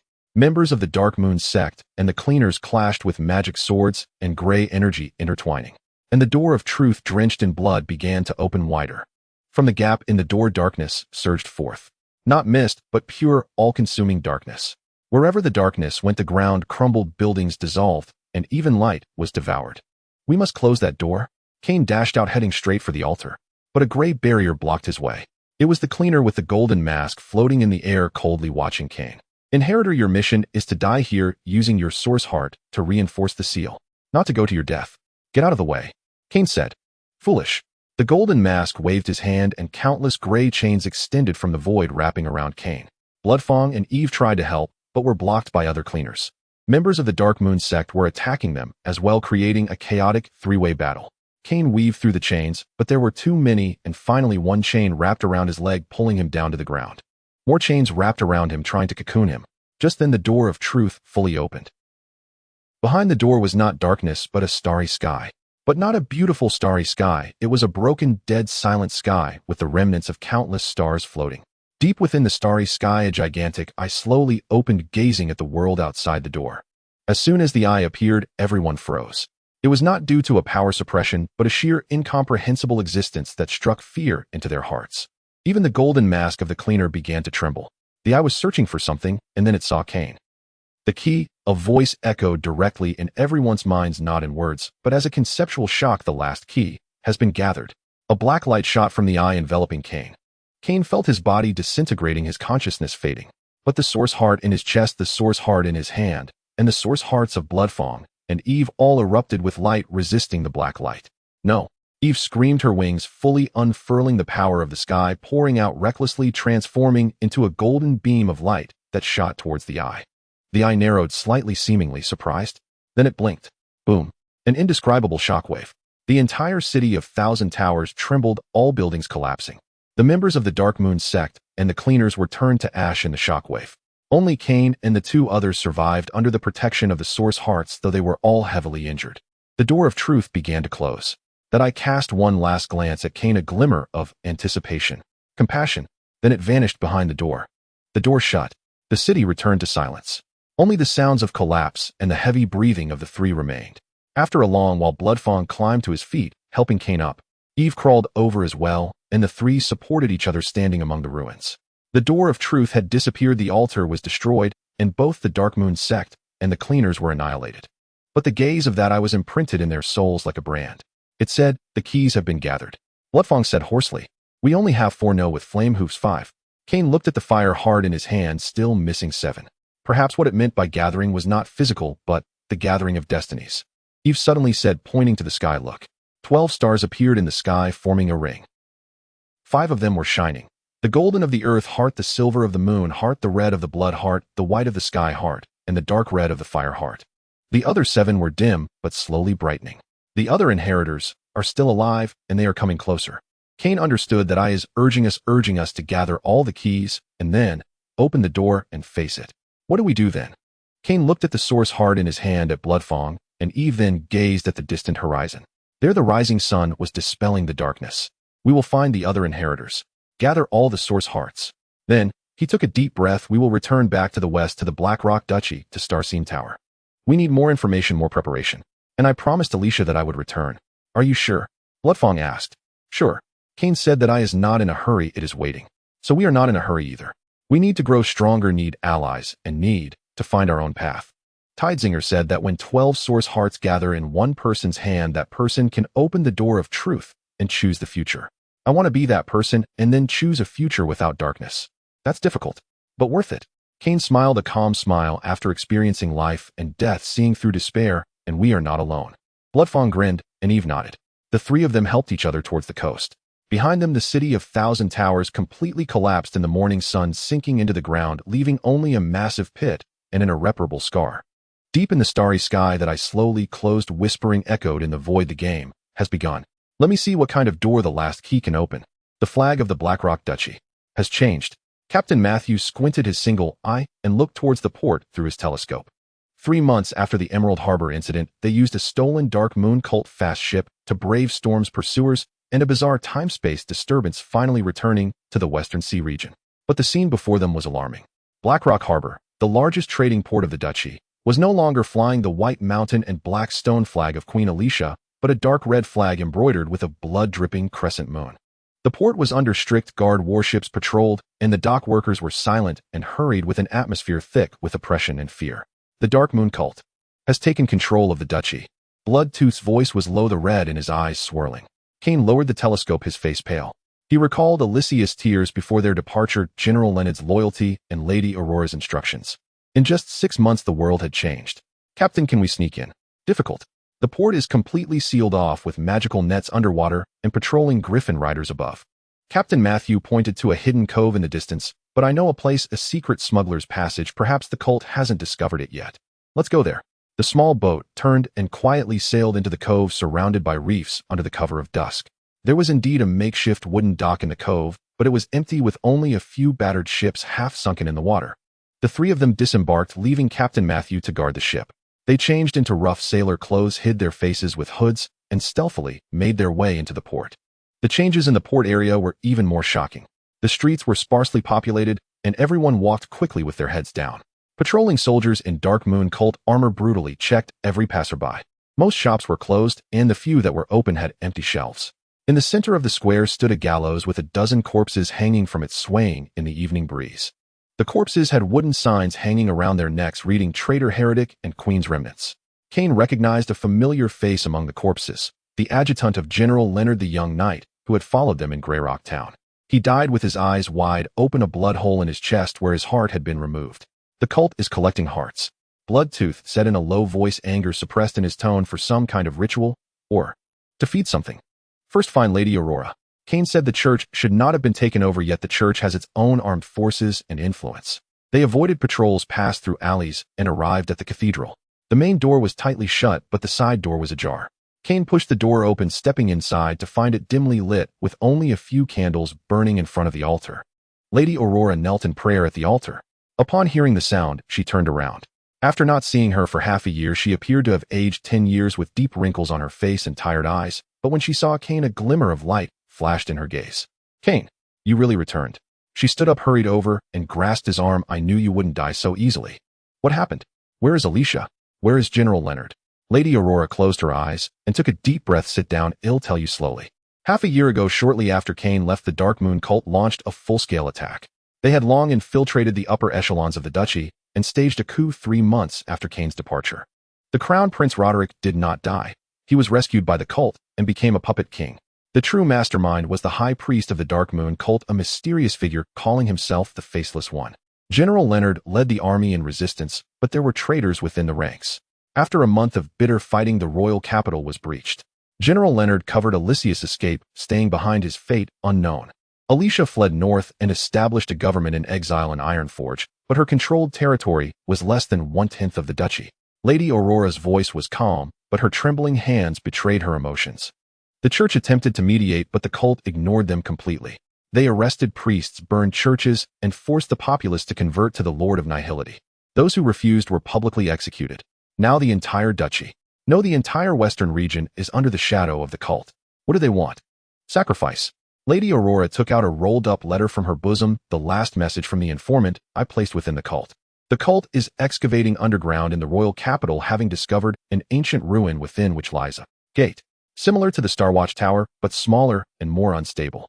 They plan to sacrifice 100,000 pure souls to forcibly open that gate and summon the projection of the Devourer of Nihility. 100,000 souls. Eve covered her mouth. This is just the beginning. If successful, they will open more gates until the true Devourer of Nihility descends. Lady Aurora looked at Cain, and the only way to stop all of this is to destroy that gate, or to kill the high priest presiding over the ritual before they open it. Where is the high priest? In the royal capital, in the newly built Dark Moon Cathedral above the ruins.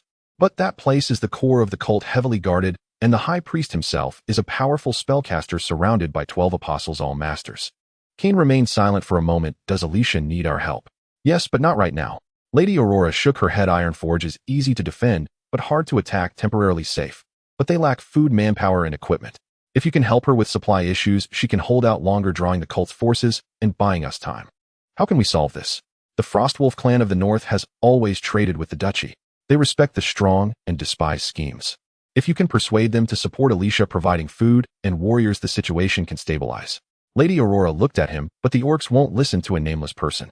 You need to demonstrate strength and sincerity. They'll go. Bloodtooth said, I know the orcs. 100 years ago, I dealt with them and even fought with them. They respect strength. They'll go too. Eve said, I can fly and quickly relay messages. Cain nodded. Good. But before that, I need to go to one place first, the Starwatch Tower. The Keeper promised me that when I return, he will give me the final guidance. The teleportation array of the Starwatch Tower is still in the church's basement, but it lacks energy and can only teleport one person. Lady Aurora said, also the Keeper said last time that when you go again, you need to bring the answer. What answer? He didn't say, but I think it's about your experiences during this time. Your choice is your path. Lady Aurora looked at him. Cain, you've changed in these 6 months. Stronger and heavier. Have you found your path? Cain recalled the eye in the city of thousand towers, the dissipating tide song, and the instructions of Flame Hoof. He slowly nodded. I have found it. But that path requires many people to walk together. Then go. On this side of the church, I will do my best to gather intelligence and wait for your return. Lady Aurora hugged him. Take care, child.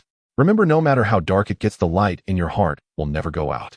At the node of the Starwatch Tower, the Stargazer sat in the starry hall, playing with the illusion of a star in his hand. Upon seeing Cain emerge from the teleportation array, he looked up, surprise in his golden eyes. Faster than I expected. Moreover, you brought 4 source hearts. No, 5. He stood up, walked in front of Cain, and examined him closely. Earth, silver, moon, blood, sky, fire. There are also 7 scattered outside. But you can already control 5 without going mad. Not bad. Where is the Keeper? At the top of the tower, waiting for you. The Stargazer pointed to the spiral staircase, but before you go up, you need to answer me 3 questions. It's the rule. Ask. First question, do you think it is right to kill 10,000 people to save 100 million, or to spare those 10,000 and let 100 million die? Cain frowned. This is a trap. Right or wrong does not depend on numbers, but on choice. If those 10,000 are willing to sacrifice, they are heroes. If they are unwilling, then those who kill them are murderers. But reality often has no willingness, only forced choices. If it were me, I would seek a third path, save everyone, or at least try. What if the attempt fails? Then I will bear the consequences of failure, but I won't beautify my choices with correct. Cain said some choices are destined to be sins. What we can do is carry the burden of guilt and continue moving forward.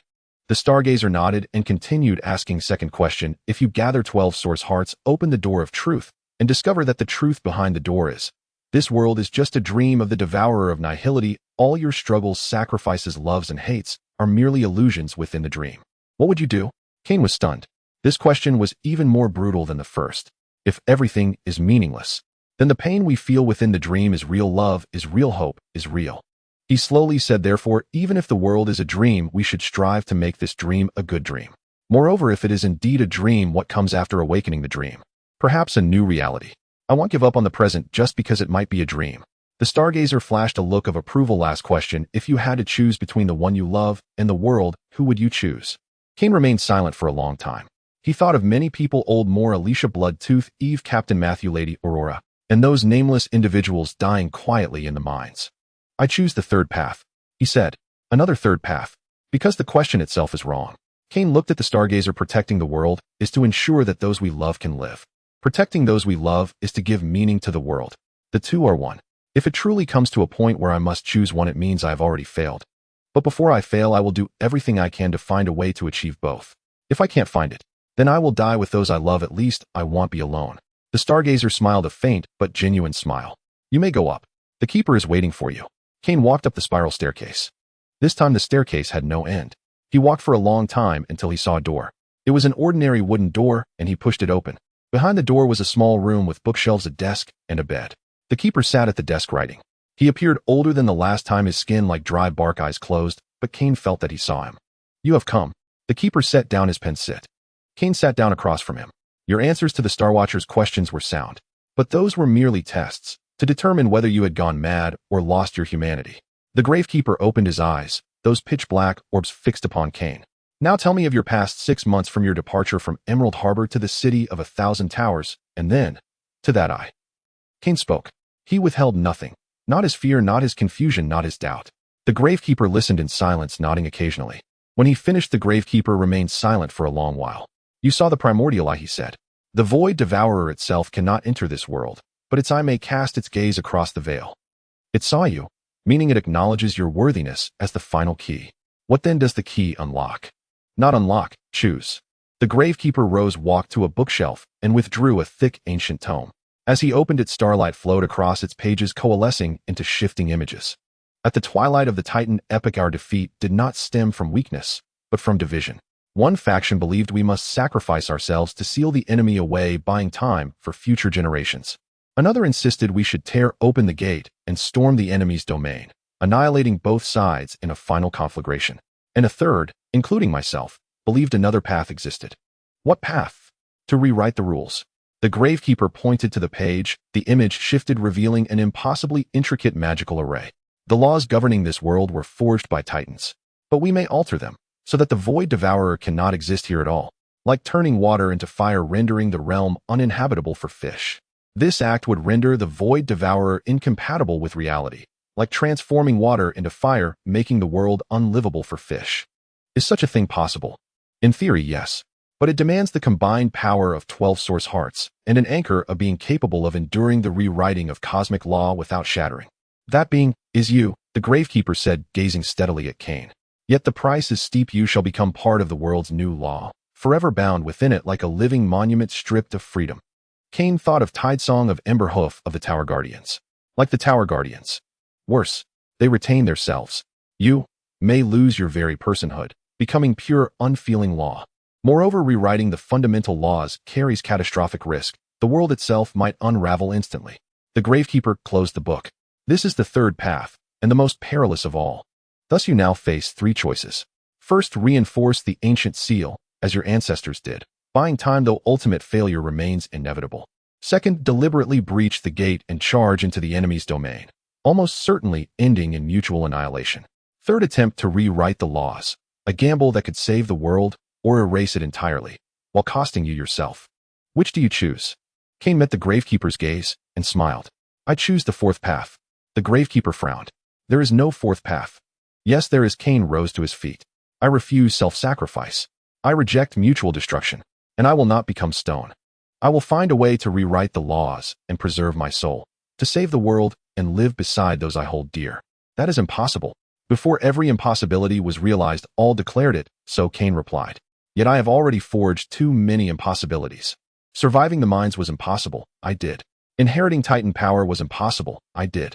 Gathering 5 source hearts was impossible, I did. So this fourth path, I will find it.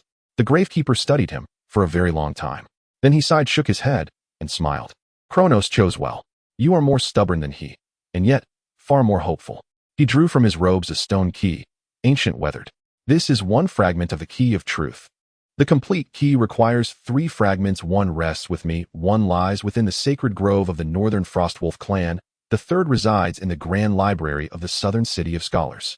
Gather all 3 and you may briefly open the gate of truth, glimpsing every possible future. Only then might you truly discover the fourth path. Cain accepted the shard, but remember, seeing the future bears a price. Each possibility you witness floods your mind with its memories and its emotions. Gaze too long and your mind will fracture. The gravekeeper spoke gravely.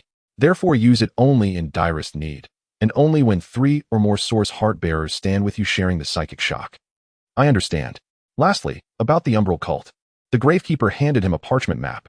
Their underground ruins beneath the capital are in truth an ancient gate, a conduit linking directly to the Void Devourer's domain. But this gate is one-way ingress permitted, egress forbidden. The cult seeks to invert its flow through a sacrifice of 10,000 souls, dragging forth a projection of the Void Devourer itself. Your task is not to destroy it, but to seal it permanently, ensuring it can never open again. How? With the power of source hearts and a precise ritual. The rite requires 4 source heart bearers stationed at cardinal points, channeling energy in unison. Yet the cult will resist fiercely, so you will require armies, allies, and open war. The gravekeeper looked at him. Are you prepared? Cain clenched the key fragment. I have been prepared since the beginning. Back in the church's crypt, Cain found Bloodfang and Eve already waiting. Lady Aurora stood among them, clad in travel-worn garments. I accompany you north, she said. The Frostwolf chieftain owes me a life debt. I will speak, and he will listen. And you require someone who knows the north. Cain nodded. Thank you. Additionally, I received a sealed missive from Ironforge. Lady Aurora produced a letter. Alicia's handwriting hurried, yet forceful, pressing deep into the parchment. Cain, if you read this, you still live. And you have returned. I need you. The duchy needs you. The world needs you. Yet I will not command. I beg you, come aid me, and together let us end this nightmare. Alicia. At the letter's close, a small crimson lip print marked the page. Cain paused, then folded it carefully, tucking it into his breast pocket. We journey first to the north, to persuade the Frostwolves. Then to Ironforge to meet Alicia. Next to the southern city of scholars for the 2nd key fragment. Finally back to the capital, to seal that gate. Cain declared. Time is short, Bloodfang observed. According to Lady Aurora's intelligence, the cult's sacrificial rite falls on the next full moon, 3 months hence. We must complete all preparations before then. Then we have 3 months, Cain said, gazing out the window. Night receding, dawn's pale light bleeding into the eastern sky. That is enough. The northern expedition proved both smoother and harsher than anticipated. The Frostwolf territory lay across the far northern tundra bordering Aelir's ice plains, but farther west. They were not beastmen, or not wholly so. An ancient fusion of humankind and ice wolf spirits, they were half human, half wolf, honoring strength, honor, and brutal candor. Lady Aurora's debt dated 20 years prior. She had saved the chieftain's son. When the quartet, Cain, Bloodfang, Eve, and Aurora, entered the clan's great tent, chieftain Frostfang himself greeted them. Frostfang stood 3 meters tall, silver-haired, his face etched with lupin markings, his eyes glacial blue. He sat upon a throne carved from the skull of an ice mammoth, regarding Aurora, and then Cain and his companions. Aurora, 20 years since last we met. You've aged. Frostfang's voice rumbled like grinding boulders. Yet your eyes remain bright. Speak plainly, what do you seek this time? Troops. Grain. Aid in restoring my queen to her throne, and then united to confront the entity that would unmake the world, Lady Aurora answered without hesitation. Frostfang roared with laughter, so fiercely that ice shards rattled from the tent ceiling. Unmaking the world? Why should that concern me? Let humans slaughter each other, we watch and feast. If the world ends, the Frostwolves perish too. Cain stepped forward. The being served by the Umbral cult hungers for all life. Even your frozen tundra will not be spared. Frostfang narrowed his eyes. Boy, who are you? What gives you license to speak before me? Cain, heir to the Titans, friend to Queen Alicia, and, he paused, one who has slain 3 Umbral apostles, raised 2 of their altars, and walked alive from the city of 1,000 towers. A low growl rippled through the tent. Frostwolf warriors bared fangs, not solely in threat, but in fierce primal anticipation. Prove it. Frostfang uttered only that single word. Bloodfang grinned, stepping forward, his eyes igniting crimson. The oppressive aura of blood energy surged, chilling the air not with frost, but with lethal intent. Several warriors instinctively recoiled. Eve unfurled her wings, the sky force shimmering around her, flooding the tent with blinding radiance, then vanishing as swiftly as it came. Cain raised his hand. Earth energy swelled, the ground heaved upward, sculpting a miniature mountain range, then smoothed seamlessly flat. Frostfang watched admiration flickering in his gaze, but he remained silent. Chieftain, have you heard of the Watcher Aelir? Lady Aurora asked suddenly. Frostfang stiffened. The Silver Moon Queen. Was she not fallen a century ago? She endured, guarding the subterranean ley lines beneath the ice, halting the spread of darkness. Now she is gone, having spent her final strength to purify the earth currents, and bestowing the Silver Moon heart upon Cain. Lady Aurora gestured toward Cain. He accomplished what Aelir failed to achieve in 100 years. He is worthy of trust. Frostfang fell silent. After a long pause, he rose and approached Cain, towering over him. Aelir was my aunt. A century ago, she chose to remain, guarding the tundra, while I led our people into exile. I owe her. Frostfang's voice dropped low. If you truly bear her power, prove it to me. Cain withdrew the Silver Moon heart. The crystal flared in his palm, silver light spilling forth, suffused with Aelir's essence. Every Frostwolf warrior sank to their knees, not in submission, but in ancestral reverence for the Silver Moon Queen. Even Frostfang knelt upon one knee, head bowed. The Silver Moon guides you, heir. The Frostwolf clan stands ready. How many warriors do you require? 3,000 elite troops, and 3 months' rations. Also, I must visit your sacred grove. Only the chieftain may enter the grove, but for you an exception is made. The grove was a cavern of ice deep within the glacier. At its heart stood an ancient stone stele, upon which rested a spear of living ice. Embedded within the spear's haft gleamed the second key fragment. This is our sacred relic, the Frost Howl, Frostfang said. Legend holds that our first chieftain forged it. He defeated the Icefield evil god, but for centuries no one has been able to pull it out. If you can take the shards, it proves your worth. He felt the biting cold, but within that cold there was a resonance, the resonance of the Silver Moon heart. He exerted himself, yet the spear remained immovable. Even when he infused it with the power of the earth, it still did not budge. When he injected the power of the Silver Moon heart, it moved, but only slightly. It requires pure frost power, or recognition, Frosttooth said. Cain thought for a moment, released his grip, and said to Eve, you try. Eve stepped forward, her small hand grasping the spear. She closed her eyes as the power of the sky flowed around her, but this time she attempted to simulate frost. The power of the sky could control temperature and create extreme cold. Ice crystals spread from her palm, creeping up the spear. The spear began to tremble, then slowly rose. When it completely detached from the stone tablet, it transformed into a beam of light, merging into Eve's body. Eve's body shook, and a pair of ice crystal wings materialized behind her, but quickly vanished. It recognized you, Frosttooth exclaimed in surprise. You are not a frost wolf, yet it acknowledged you. Eve looked at her hand, where a second shard of the key appeared, glowing in an icy blue hue. Perhaps because I am also a guardian, she whispered. Upon obtaining the shard, Frosttooth immediately rallied the troops. 3,000 Frostwolf warriors riding massive Icefield wolves and carrying enough frozen meat and provisions for 3 months marched southwards. Iron Furnace was in sight. Built on the slope of an active volcano, Iron Furnace was easy to defend, yet hard to attack. But when Cain and the others arrived, what they saw was a gruesome battlefield. The army of the Dark Moon sect was laying siege. At least 20,000 troops surrounded Iron Furnace tightly. Catapults, siege towers, and magical cannons ceaselessly bombarded the walls. Numerous breaches marred the city walls, and the defending troops were fighting valiantly. It seems the sect does not intend to wait 3 months. Bloodtooth licked his lips, just right for a warm-up. Cain looked at Frosttooth and asked, Chief, can we disrupt their formation? Frosttooth grinned, revealing his fangs. The Frostwolf clan knows nothing of defense. Warriors, the hunt begins. The 3,000 Frostwolf warriors surged like a silver-white torrent into the enemy ranks. They were too fast and too fierce, catching the sect's army off guard, causing their flank to collapse instantly. Cain and the others flew directly towards the city gate. Eve used the power of the sky to support them. On the city walls, the defenders saw them, initially cautious, then someone recognized Cain. It's Lord Cain. He has returned. A gap opened in the city gate, and the three rushed in. On the walls, Alicia, clad in tattered armor and covered in soot, brightened upon seeing Cain, tears welling in her eyes. You finally returned. She rushed over, wanting to embrace him, but halted in front of everyone, tightly gripping his arm instead. I have returned, Cain said, and I have brought reinforcements. That is, the Frostwolf clan. Yes. Now let us end this siege. Cain ascended to the highest point of the city walls, gazing down at the chaotic battlefield. The Frostwolf warriors were slaughtering within the enemy ranks, yet the sect's army was too numerous and began organizing a counterattack. What was more troublesome was that 3 figures in black robes rose from behind the enemy lines, beginning to chant. They were the apostles. Bloodtooth, Eve, take one each and eliminate them as quickly as possible. Cain instructed. What about you? I will take care of the third one then. Surprise the sect. The 3 leaped down from the city walls.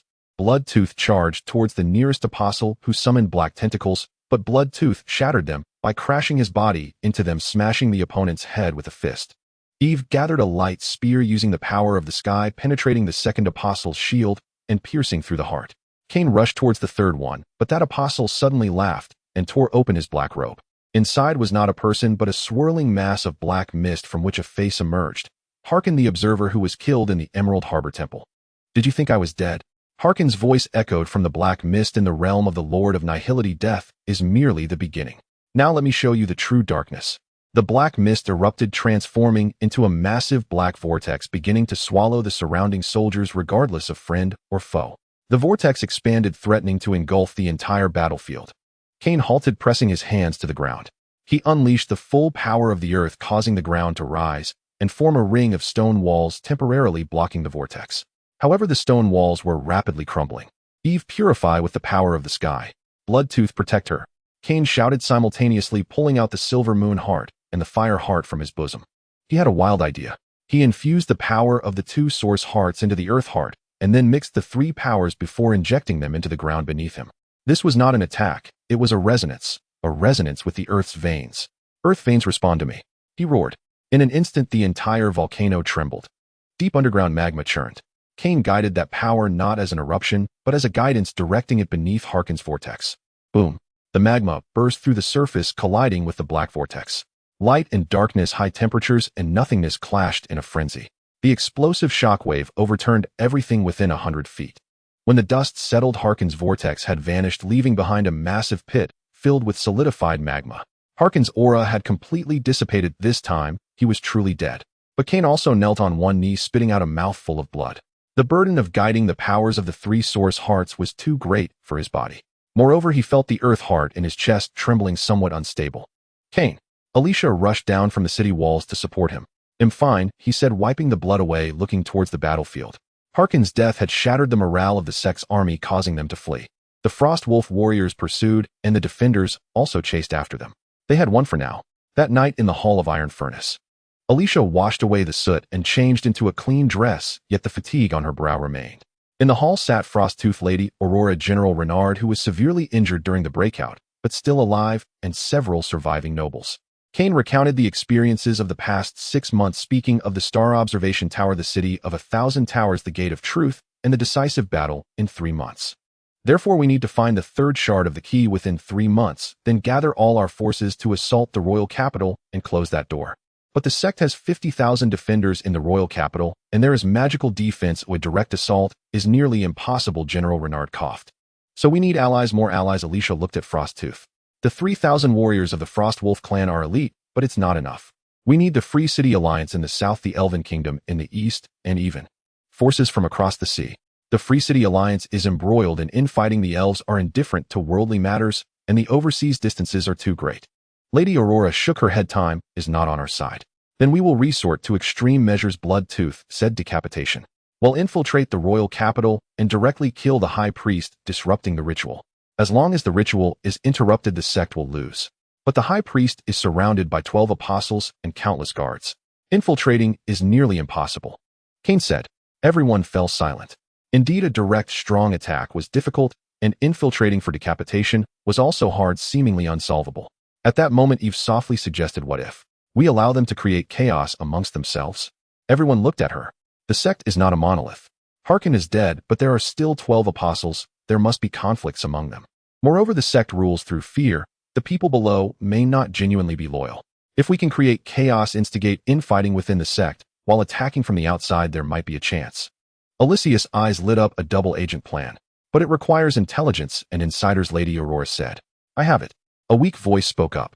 Everyone turned to see it was General Renard's adjutant lying on a stretcher. He had not died on the gallows and had been rescued, but was left with only half a life. "General, I met someone in the sect's prison," he said. "He is the heir of Rockbone, captured by the sect for the purpose of extracting the source heart. He gave me a piece of information. Within the sect, the High Priest and the First Apostle Shadowblade are in a power struggle. Shadowblade wants to open the door ahead of time to seize the power granted by the Lord of Nihility and then replace the High Priest. They have already come into conflict. Rockbone, the heir of the Earth Heart, was still alive and in the hands of the sect."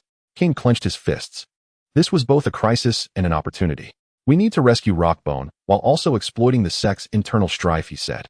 "But first we need to go to the Scholar City in the south to obtain the third shard of the key.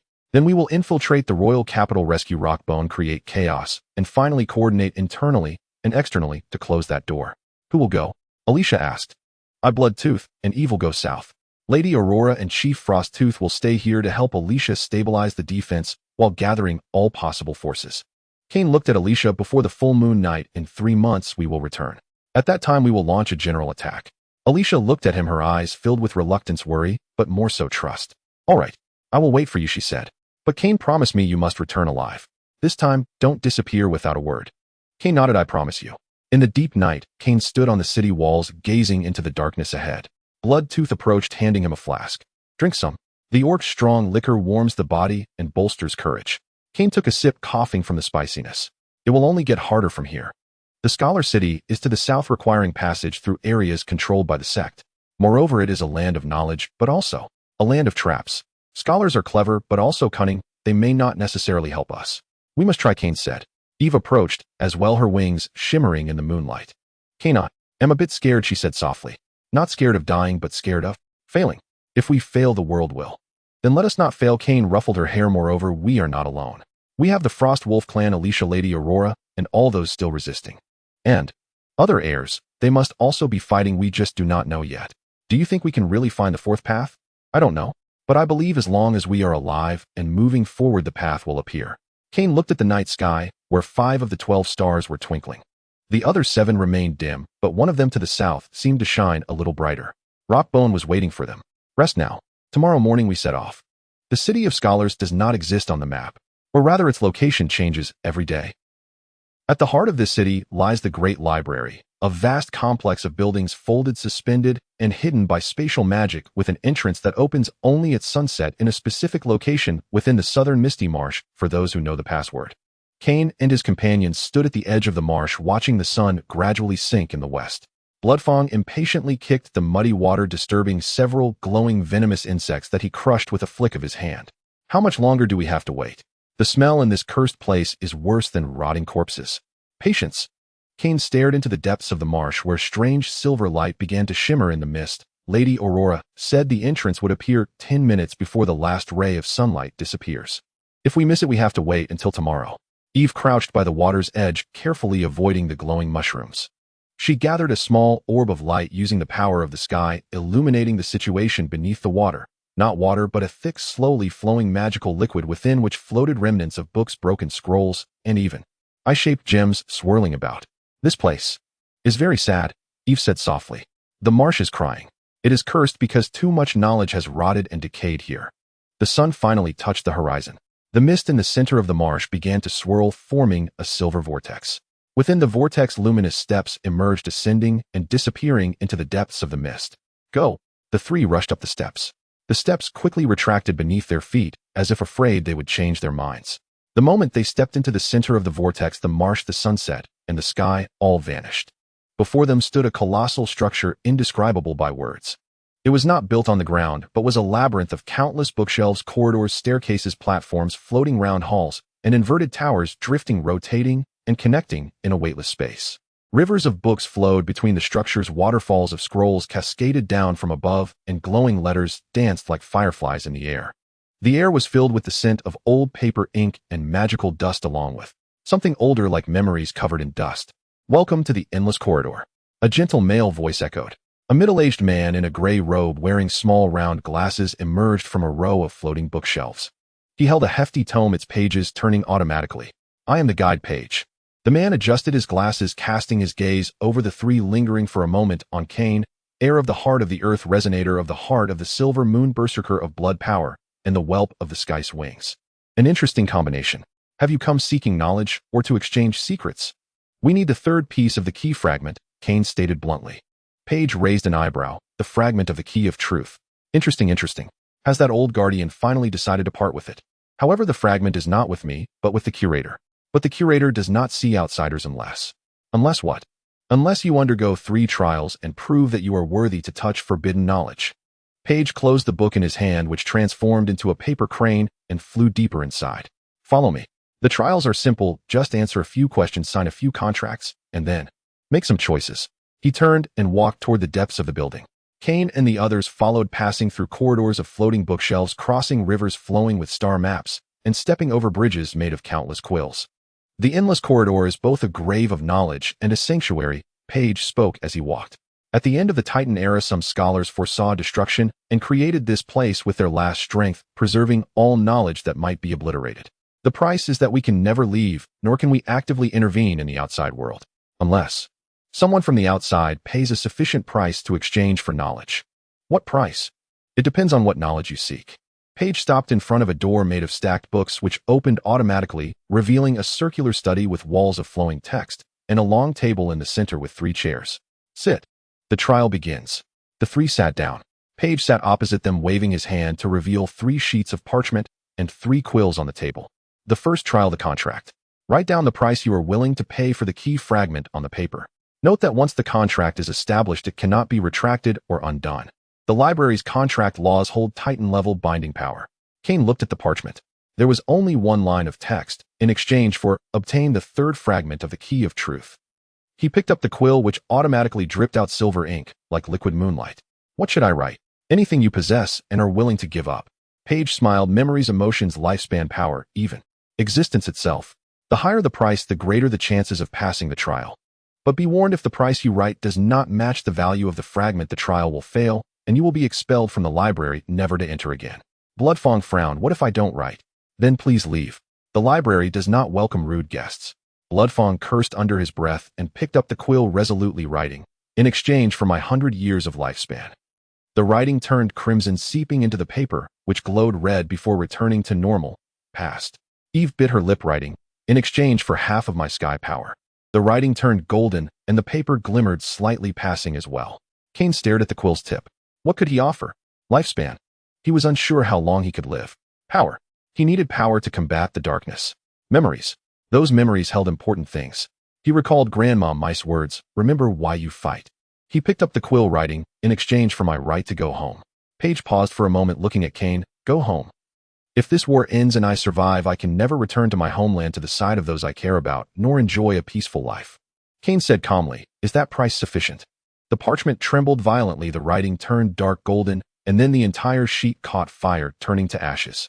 But the ashes did not disperse. Instead, they coalesced into a small key-shaped mark imprinted on the back of Kane's hand. The contract is established. Page's voice grew serious. You have paid the most precious price, possibility. Many are willing to give up power or lifespan, but few are willing to sacrifice the happiness they might have in the future. You have passed, and have gained the library's recognition. He collected the other 2 sheets of parchment. The mark on the back of Kane's hand also appeared on Bloodfang and Eve's hands, but in a lighter color. The second trial, the question. Page clasped his hands together. The library will ask you a question, and you must answer honestly, and the answer must satisfy the library. The questions will start from the simplest. The walls of the room began to glow, the text flowing together into a single sentence. Is knowledge power or a curse? Bloodfang answered first, power. The power to kill can also save. It depends on how you use it. The text on the wall fluctuated slightly, turning green. Passed. Eve thought for a moment, then said, it is a gift. Knowledge allows us to understand the world, but also brings us pain. Yet even in pain, it is better than ignorance.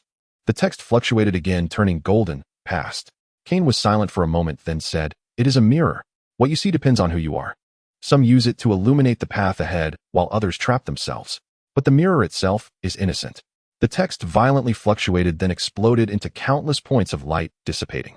The walls returned to their original state. Interesting. Page adjusted his glasses. The library rarely reacts to answers so excitedly. Continue. The second question appeared. If you knew the future of a world destined for destruction, would you tell the world? Bloodfang no, saying it would be useless and only increase panic. It would be better to let them die happily in ignorance. The text turned red, not passed.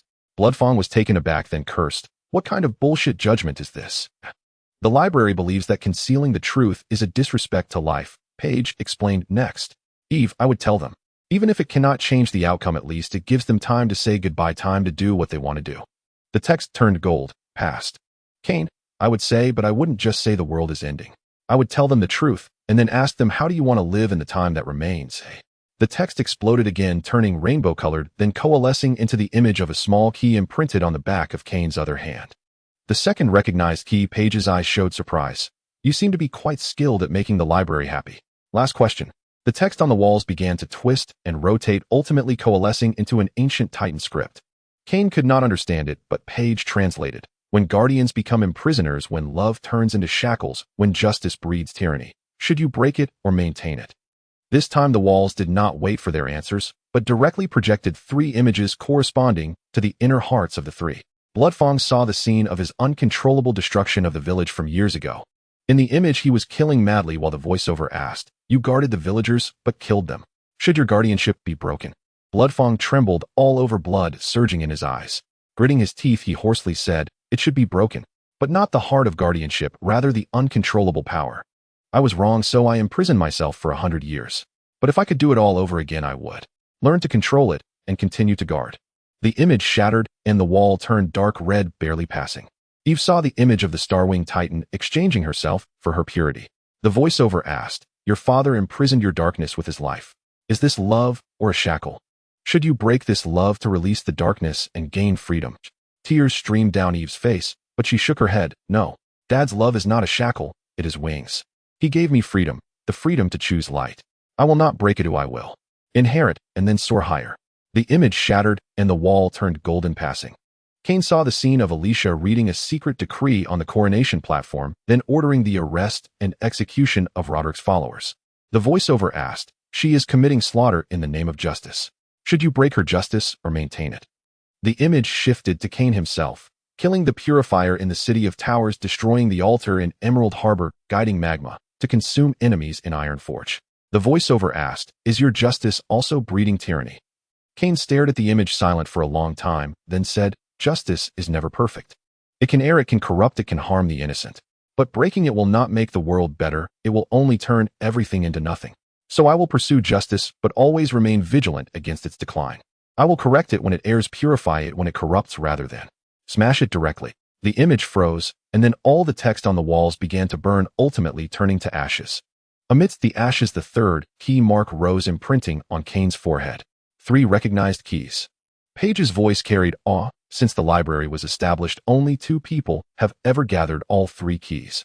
One was the great sage of the Titan era, and the other was the Guardian. You are the third. Cain felt the 3 marks growing hot, and a massive flow of knowledge surged into his mind. Not specific knowledge, but the method of understanding knowledge, the eyes to see the truth. The third trial choice. Page stood up, walking toward a door at the back of the study. Please enter. The curator is waiting for you. Behind the door was a vast circular hall, at the center of which floated a glowing crystal. The third piece of the key fragment, an emerald color, like condensed wisdom. But the crystal was locked within a complex magical array, and at the center sat an old man. The man was very old, his skin the color of parchment, with pure white eyes lacking pupils. He wore a robe sewn from countless pages and held a staff made from a quill and scrolls. Curator Records. Page respectfully bowed, then stepped aside. Records lifted his head. Although he had no eyes, Cain felt a gaze.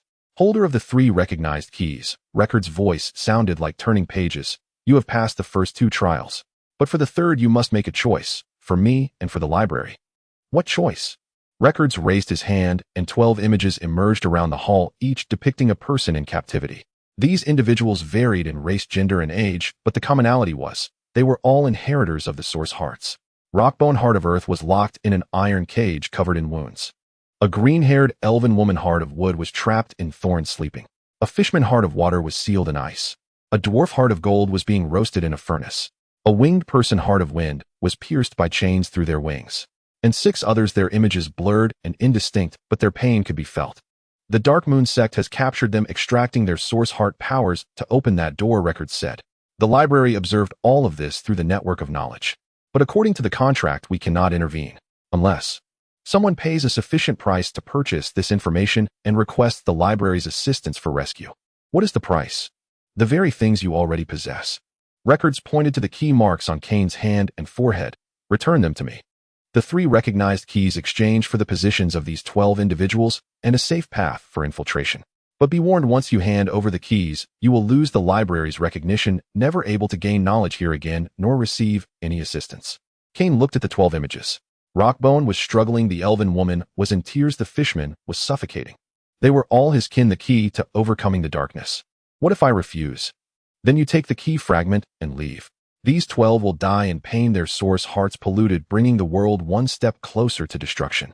Record's voice was devoid of emotion. The choice is yours. Save 12 individuals, losing knowledge and future assistance. Or save the world, but watch them die helplessly. Bloodfang and Eve looked at Kane. This was a cruel choice. Kane closed his eyes. He recalled the Guardian's words, some choices are destined to be sins. He opened his eyes, looking at Records. I choose the third path. Records tilted his head. There is no third path. There is. Kane stepped forward. I will not hand over the keys. A key imprint, but I will save those 12 people. I will find them and rescue them my own way. The library need not intervene. Only refrain from obstructing me. You cannot. Without the library's intelligence, you do not even know where they are. But I have friends, allies, and others still fighting. Kane said, and once I assemble all 3 key fragments, I can briefly open the gate of truth, to glimpse every possibility. Then I will find the way to save them. Zhuanzong fell silent for a long while, then laughed, a sound like wind sighing through ancient books. Fascinating. Fascinating. You wager on a possibility that borders on non-existence. Yet the library admires such audacity. So, for once, I make an exception. The intelligence is yours free of charge. The key imprint remains yours as well. In exchange, you must promise me one thing. What is it? Should the library ever call upon you for aid, you may not refuse. Zhuanzong said, is this covenant sealed? Kane nodded. Sealed. Zhuanzong raised his hand. The emerald key fragment soared from the arcane array and settled into Kane's palm. Simultaneously, 12 images sharpened, revealing 12 locations, all beneath the royal capital, scattered across separate dungeons. They are held in the source heart extraction facility beneath the capital, dispersed across 12 sectors. Each sector is guarded by an apostle. To save them, you must breach all 12 simultaneously, or otherwise an alarm in any one sector will trigger immediate execution of all prisoners by the other garrisons. Simultaneous breach. Shuya frowned. We need at least 12 elite warriors and flawless coordination. We have the Frostwolf clan. We have Lady Alicia's army. And, Kane paused, other heirs. If we rescue even a few, first momentum will gather like an avalanche. But time is short, said Ive. The cult's extraction ritual has already begun. According to these visions, they have no more than 20 days before the source hearts are fully drained, after which the prisoners will perish and the source hearts themselves will be corrupted. 20 days. Kane clenched the 3 key fragments in his fist. They resonated, coalescing into the shimmering, translucent silhouette of a complete key. That is enough. We return to Ironforge, keep to devise our strategy, then launch the final assault. Before the night of the full moon, we shall free them all and seal that gate. One more question. Zhuanzong said suddenly, the cult's high priest, the faceless one, his true identity is... The image shifted, revealing a figure draped in black robes, wearing a silver mask. He stood atop the highest spire of the royal capital, gazing down upon the city. Then slowly he lifted the mask. Beneath it was a face Kane knew well, aged, wise eyes layered with sorrowful complexity. It was the Gravekeeper. No, not the Gravekeeper. It was his identical twin. Yet the eyes were different. The Gravekeepers held grief. These were hollow, 2 bottomless abysses. He is the Gravekeeper's twin brother, his shadow self, Zhuanzong said. At the twilight of the Titan Age, the Gravekeeper split himself in 2 to seal the darkness. One half the light remained at Starseer's spire as guide, the other the darkness exiled itself into the void. Yet the dark half was corroded by the void devourers, becoming the faceless one. He knows all. The Gravekeeper knows your weaknesses, your every plan. A chill swept over Kane.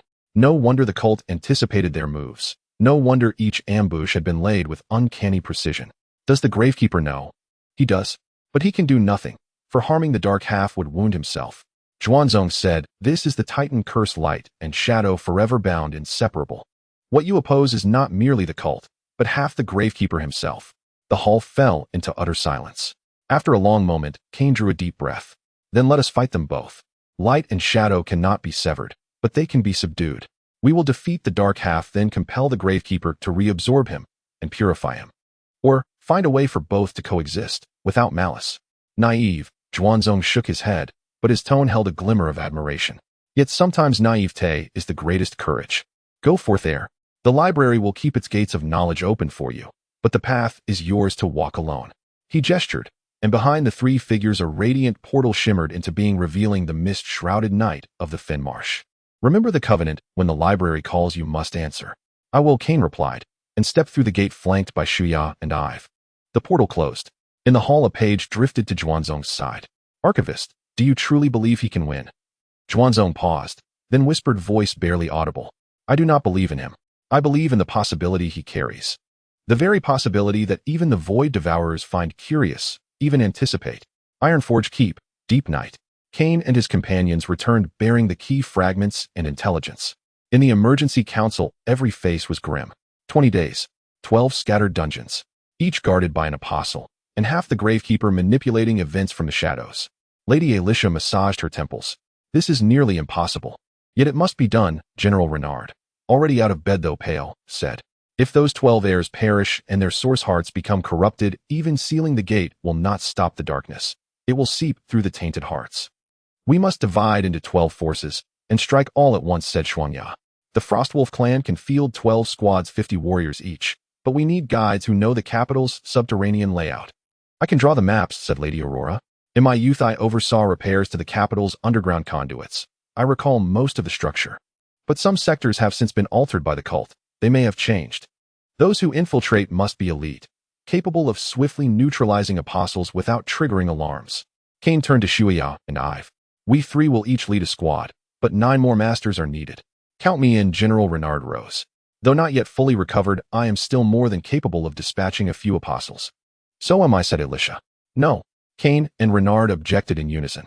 You are queen. You cannot risk yourself.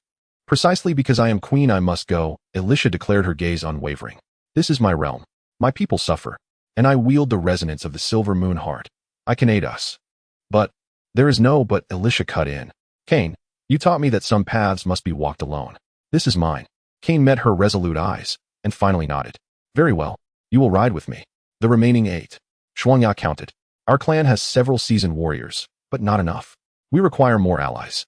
Just then a scout burst in report. 3 individuals approached the city walls. They claimed to be Lord Cain's friends.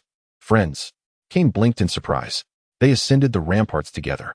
Under the moonlight beyond the walls stood 3 figures. An elven woman clad in green leathers, bow slung across her back. Long ears, eyes the luminous green of polished jade. A dwarf no taller than a meter, yet thick with corded muscle, hoisting a warhammer taller than himself. A winged youth hovering midair, feathers gleaming silver, gripping a spear that pulsed with soft golden light. Woodheart Qingya, the elf, bowed. Goldheart Tizen, rumbled the dwarf. Windheart Xiangyi, smiled the winged youth. We felt the Earthheart's call, and came, Qingya said. Others follow, but distance delays them. We arrived first. Heard you're rescuing prisoners. Count us in. Cain looked upon them, and hope flickered in his eyes. Welcome aboard. We are precisely short of hands. The plan took 3 days to finalize. 12 squads, 50 warriors each, were formed. Cain, Xia, Ive, Alicia, General Renard, Shuangya, Qingya, Tizen, and Xiangyi each led one. The remaining 3 were commanded by Frostwolf chieftains. The assault was set for midnight 15 days hence, 5 nights before the full moon. By then the cult's attention would be consumed by final preparations for their ritual, and their vigilance might wane. Infiltration routes, withdrawal paths, signal protocols, contingency plans, all were rigorously rehearsed. Lady Aurora's maps were replicated 12-fold. Each warrior memorized their designated route and objective. On the 10th day 2 more heirs arrived: Waterheart Chaoshi, a silent Sawajan shaman, and Lightheart Huiguang, a blind elder priest whose entire being radiated gentle golden luminescence. 11 heirs now assembled. Only the final one remained missing: Darkheart. Rumors swirled that he had willingly joined the cult, or that he was imprisoned deepest of all. On the 12th day disaster struck. The cult launched a full-scale, relentless assault upon Ironforge Keep. Not a feint, but a genuine sacrificial siege. At least 50,000 troops, led by 3 apostles, battered the walls day and night. They have uncovered our plan. Alicia commanded defenses atop the ramparts, blood spattered across her armor. They seek to destroy us before we act. Then we turn their trap against them, Cain said. Their focus here weakens the capital's garrison. We advance, tonight. But what of the keep? Abandon it, Cain said, and under Alicia's stunned gaze he explained, Ironforge Keep is merely a base. not our objective. Our goal is rescue and sealing the gate. Succeed there, and the cult collapses. Tonight we break out and disperse into the capital. The garrison will stage a feigned rout at dawn tomorrow, retreating northward to lure the cult's pursuit. You're making them bait. This is war. Cain met her gaze. Victory demands sacrifice. And Chief Shuangya's Frostwolf warriors will shield the retreat. The cult will not overtake them. Alicia bit her lip, then gave a single sharp nod. I will prepare it.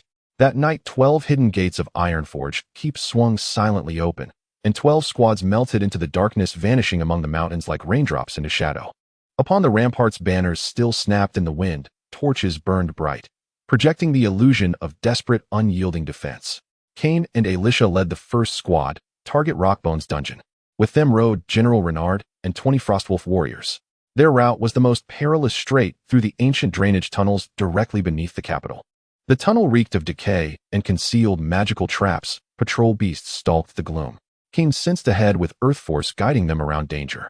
Alicia resonated with the Silver Moon Heart, calming the darkness-corrupted beasts. Renard and the Frostwolves eliminated stragglers. At 3 o'clock before dawn they reached their destination, an ancient cellar repurposed as a prison. 2 guards slumped at the entrance asleep. Cain signaled, and 2 Frostwolves slipped forward, snapping their necks without a sound. Inside, the air hung thick with the coppery stench of blood. Rockbone was crucified against the wall, iron spikes driven through his limbs. Upon his chest pulsed a glowing sigil, slowly siphoning his essence. His head hung low, silver hair matted with gore, yet he lived. Rockbone, Cain murmured. Slowly Rockbone lifted his head, revealing weathered features and dull ochre eyes. Earthheart, you've come. His voice was ragged. Flee, it's a trap. Even as he spoke, runes blazed to life across the cellar walls. From the doorway emerged a robed figure, hood drawn back to reveal a face identical to the gravekeeper's, yet his eyes were void black. The faceless one. Welcome, Keys, he smiled. I chose this place especially, as your tomb. Do you approve? The cellar door slammed shut.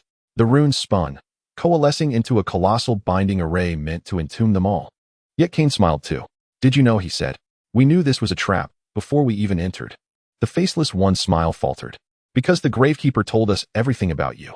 Cain withdrew a black crystal from his robes, the stellar core gifted by the gravekeeper. He said, when you appear, use this. He crushed the core. Instantly starlight flooded the cellar. The faceless one shrieked, his form twisting, dissolving in the celestial radiance. The binding array crumbled.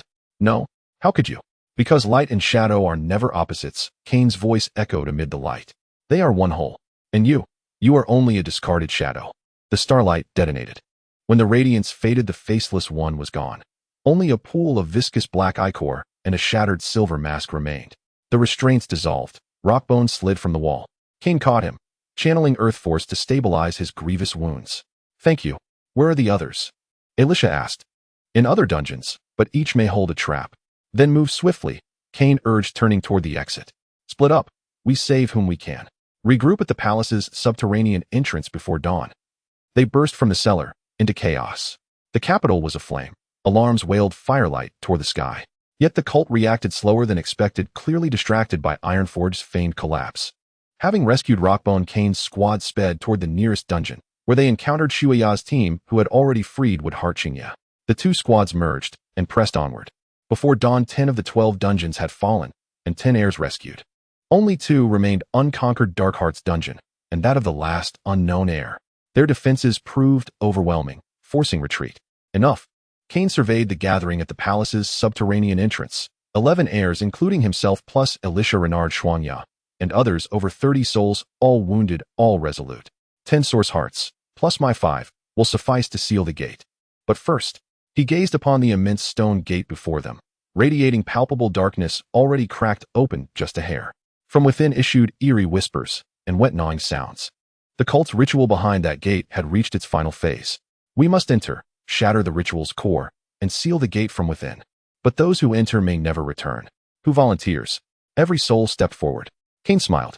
Then, we go together. He pushed open the stone gate. Beyond lay hell. Chapter 10, complete. Behind the gate sprawls twisted space-time and maddening whispers.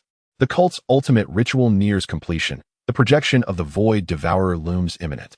Here the 11 heirs will wage their final battle, and Cain must choose: become the keystone of cosmic law, or dare seek the impossible fourth path. Alicia's confession, Shuya's redemption, Ive's ascension, all converge within that gate. The final battle begins, now. The moment he pushed open the door, it was not a step forward, but a fall. Cain felt himself thrown into a void devoid of direction, gravity, and even the concept of existence. Surrounding him were swirling blocks of color and shattered sounds like a mirror that had been smashed, with each fragment playing out different nightmares. He saw the darkness deep within the mine and heard the last breaths of old Mower.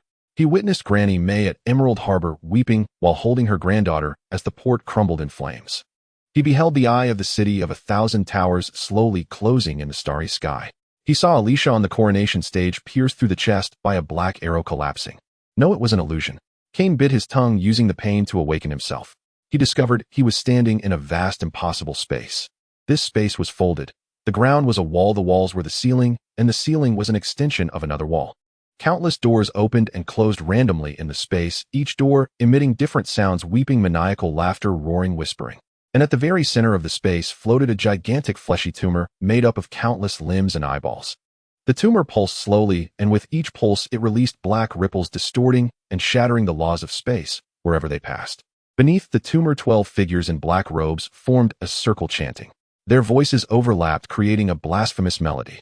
Above the tumor, a crack was slowly opening. On the other side of the crack was that eye, the main eye of the Void Devourer, gazing through the crack at this world.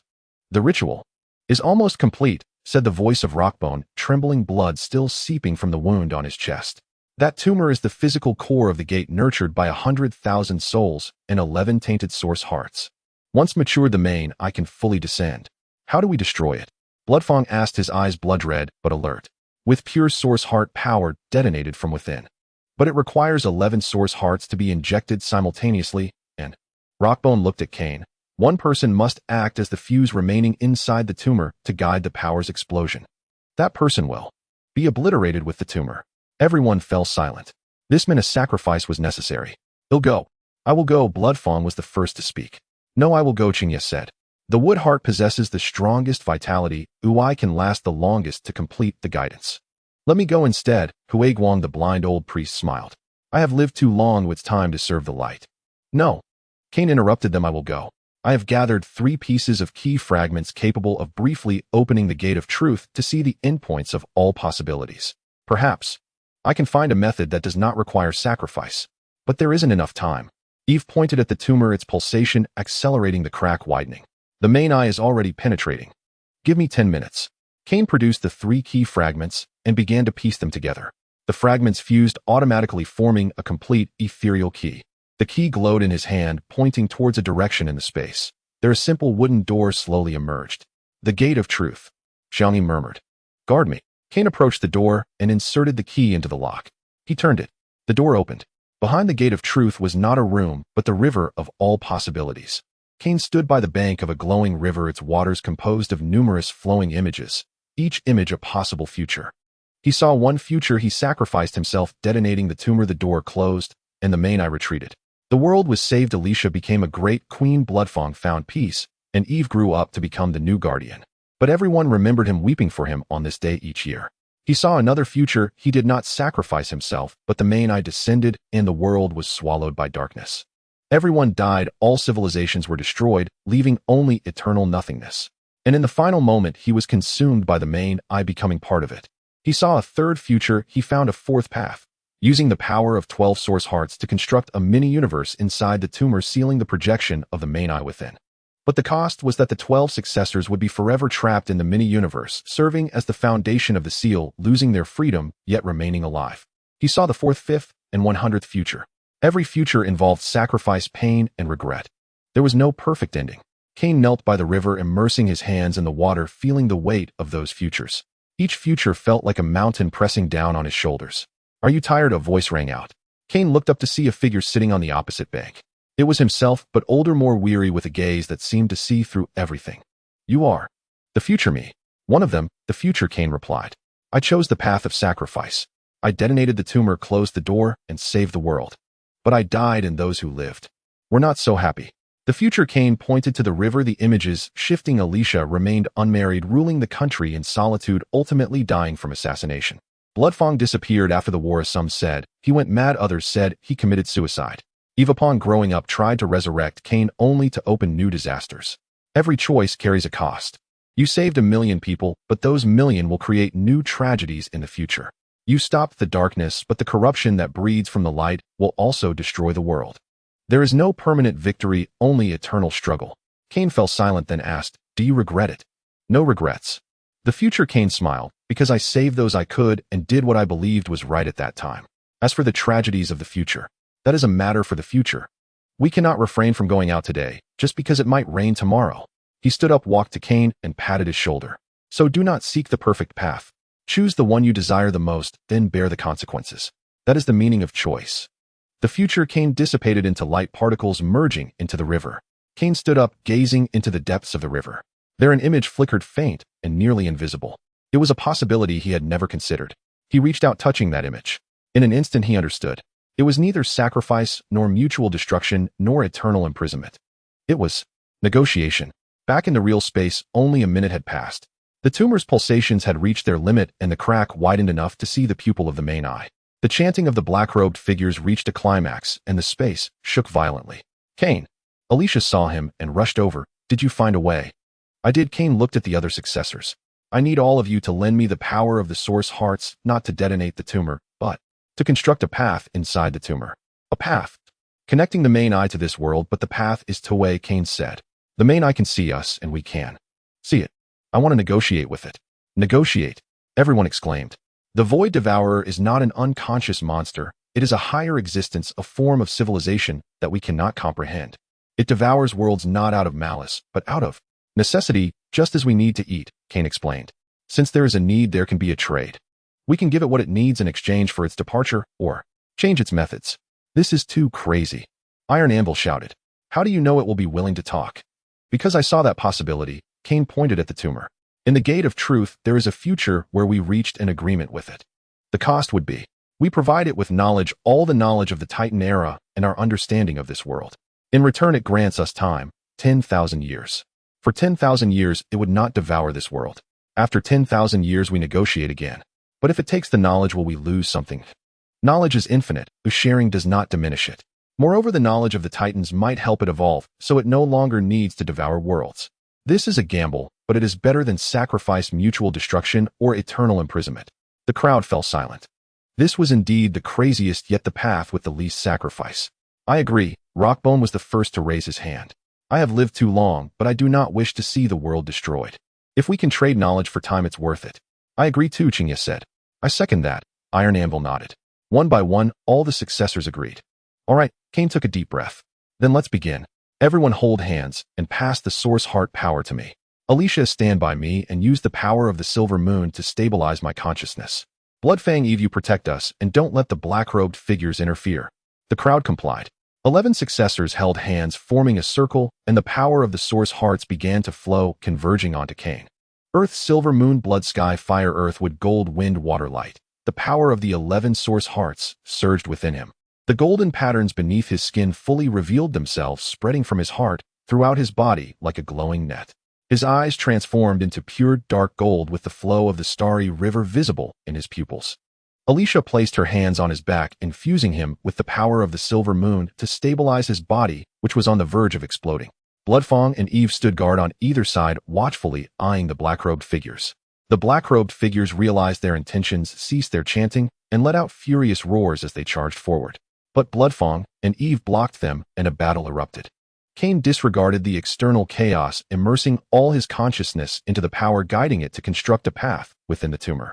It was an extremely complex structure requiring precise control over all 11 source hearts. Sweat poured down his forehead, his body trembled, but he gritted his teeth and persevered. The path gradually took shape.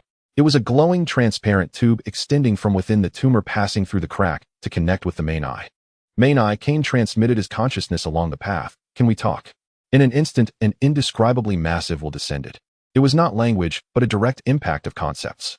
"Insect, why disturb my feeding?" Cain felt his soul on the verge of shattering, yet he steadied himself with the power of 11 origin hearts. "Because we can offer you far richer sustenance, knowledge, Titan knowledge, the totality of this world's mysteries. Devouring worlds sates hunger for but a moment, a knowledge fuels evolution, deepens understanding, and forges true strength. Knowledge. I already possess the wisdom of countless worlds. Yet each world's knowledge is distinct. The Titans are architects of order. Their lore concerns structure, law, and origin. These perhaps you lack. These perhaps you lack. The primary I fell silent for a moment. Cain sensed it thinking, though that word may not quite apply. What is the price? Depart from this world, and do not return for 10,000 years. Thereafter we may trade a new fresh knowledge for another 10th covenant. And if I refuse, then we shall detonate all origin hearts, annihilating this projection utterly. Your true self will suffer grievous injury, and require far longer to recover. And the knowledge, you will lose it forever. This was both threat and leverage. The primary I fell silent once more. Time bled away. In the real space, Bloodfang and Eve were nearing collapse. Too many robed figures pressed in, and the tumor fiercely resisted the channel's formation. At last the primary I responded. The covenant is sealed. Grant me Titan knowledge, and all knowledge held by this world's current civilization. I shall depart for 10,000 years. But the covenant demands a witness, and collateral. A witness. The Starseer Tower's gravekeeper shall bear witness. Collateral, your potential. My potential. The path you choose, the future you forge, every branching possibility that lies within you. Pledge it to me as surety for the covenant. Should you breach the terms in 10,000 years, or fail to deliver new knowledge, your potential shall be forfeit. You will cease to exist across all timelines. Cain's heart hammered violently. To pledge his potential was to wager his entire future. Failure would erase him utterly. Not even a trace of his existence would remain. But, I agree, he said. No. Alicia's voice pierced his mind. Cain, don't. It is the only way, his consciousness replied. And I believe, in 10,000 years we will possess new knowledge, new leverage. We will prevail. He turned toward the primary I. The covenant is sealed. Now, receive the knowledge.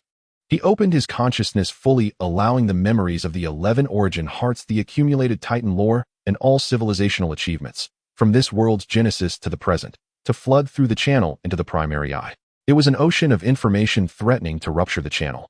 Yet the primary eye absorbed it all like parched earth drinking rain. In the real space, the tumor began to wither. The rift contracted. Robed figures shrieked in despair, dissolving one by one into black smoke. Before closing, the primary eye's pupil lingered upon Cain, its gaze flickering with complex emotion, curiosity, admiration. Then slowly it closed. The rift vanished. The tumor shriveled, completely crumbling into ash. The gate sealed shut. Spatial equilibrium returned. Folded walls and randomly materializing doors dissolved entirely. They stood once more in the true subterranean chamber beneath the royal palace, though now it lay in utter ruins, scarred by battle. The survivors rose unsteadily, leaning on one another. Of the 11 inheritors, only Cain remained standing. The rest sat exhausted upon the floor, their origin heart energies nearly spent. Bloodfang, bloodied and battered, still stood upright. Eve's wings were torn and tears streamed down her face. Alicia clung tightly to Cain, refusing to let go. Is it over? General Reynard leaned against the wall, gasping for breath. For now, yes. Cain said, feeling a covenant sigil bloom upon the back of his hand, a closed eye beneath which a countdown pulsed, one row, ticking downwards second by second. The 10th countdown had begun. Your potential.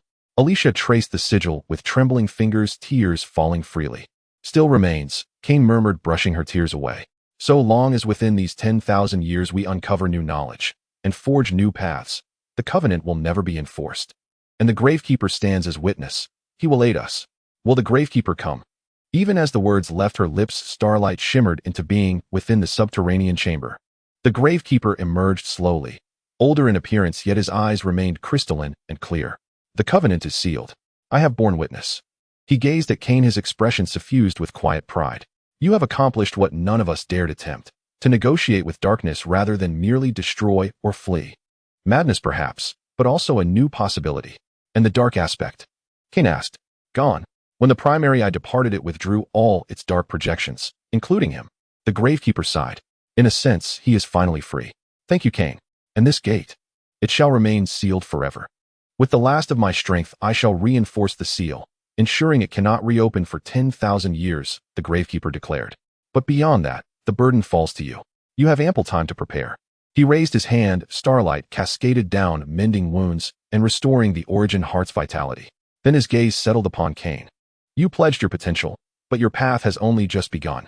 10,000 years is an eternity for you yet, but a breath for civilization. You will witness the world transform. You will watch friends age, fade, and pass. You will confront new crises and new hope.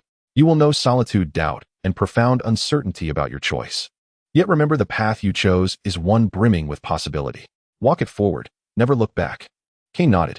The gravekeeper dissolved into starlight, merging with the chamber's ancient walls. Intricate ceiling runes bloomed across the stone. Then the entire subterranean vault trembled, sinking steadily deeper and deeper into the earth's heart, sealing itself away forever. We must ascend, Rockbones said. Leaning on one another, they retraced their steps upward. When they emerged from the depths into the capital's streets, dawn had broken. Amidst the morning light, the capital lay in chaos. With command severed, the cult's legions turned on themselves, fracturing, fleeing. City guards and citizens fought back, rubble littered the avenues, but amid the devastation, hope stirred.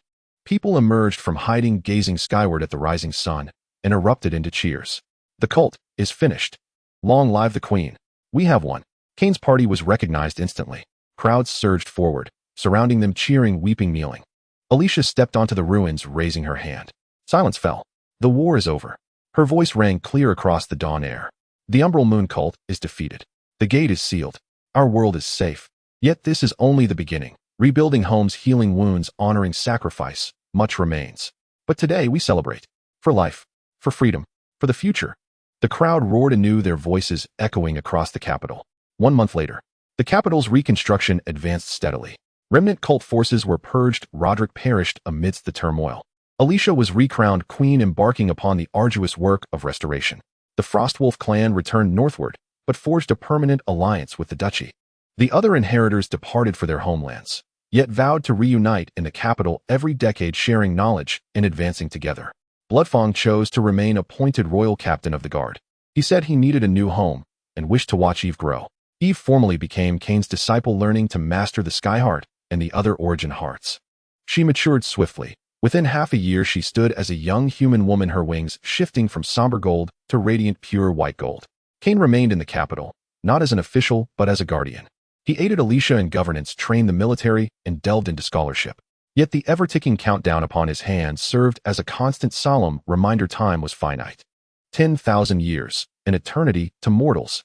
But for him, bearer of Titan legacy, it might span barely 1/3 of his lifespan. He must prepare for the next covenant. One evening, Cain stood atop the palace's highest spire, watching the sun descend. Alicia joined him, stepping quietly to his side.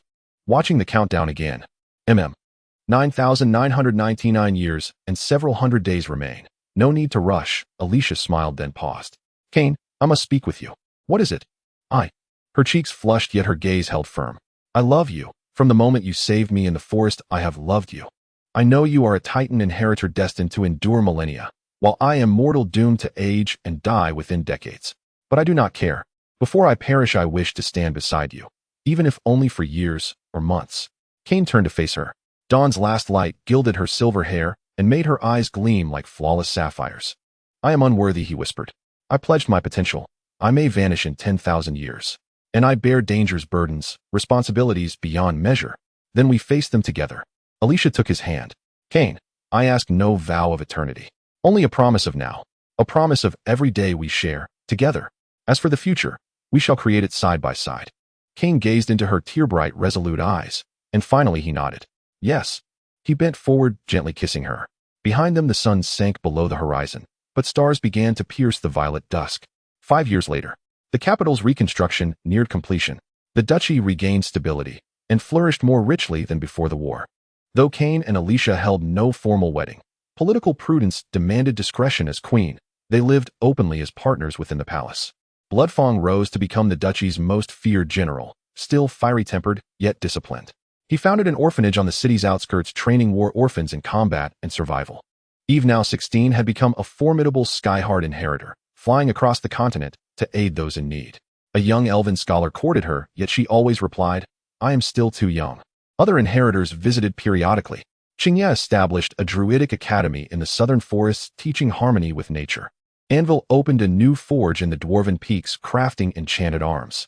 Xiangyi founded a messenger network of winged folk linking the entire continent. All seemed to heal, yet Cain knew darkness had only receded. Though the Void Devourer had departed, other threats endured: internal corruption, struggles over resources, the conflict among races. Moreover, the countdown of 10,000 years hangs like a sword over one's head. He began to systematically collect, organize, and study knowledge. Not just the knowledge of the Titans, but the knowledge of all civilizations. He established the Multiverse Library, collecting books, scrolls, and oral histories from around the world. He believed that knowledge would be the bargaining chip for the next negotiation. At the first gathering of the 10-year agreement, 11 heirs convened once again in the royal capital. They shared their respective progress and new discoveries. New fissures had appeared at the edge of the world, releasing strange monsters. In the deep sea, ancient beings were awakening. In the starry sky, unknown eyes were watching. The darkness is gone, but the world will not be at peace forever. We must become stronger and more united, Yengu said. We need an organization. Kane proposed one that does not belong to any nation or race, existing solely to protect the world. With the heirs as the core, we will absorb others who are capable and have faith. What shall we call it? The Watchers, Kane said. We are the Watchers of this world, guarding the present and preparing for the future. Everyone agreed. Thus the Watchers organization was established. Kane served as the first guide while the other heirs became elders. They established bases across the continent, training warriors, scholars, and spellcasters, gathering intelligence and responding to crises. Years passed by. 50 years later, Alicia had aged.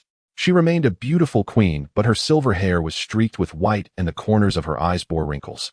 Kane, due to the Titan's power, showed almost no change, still appearing in his 20s. I am old and you are still young.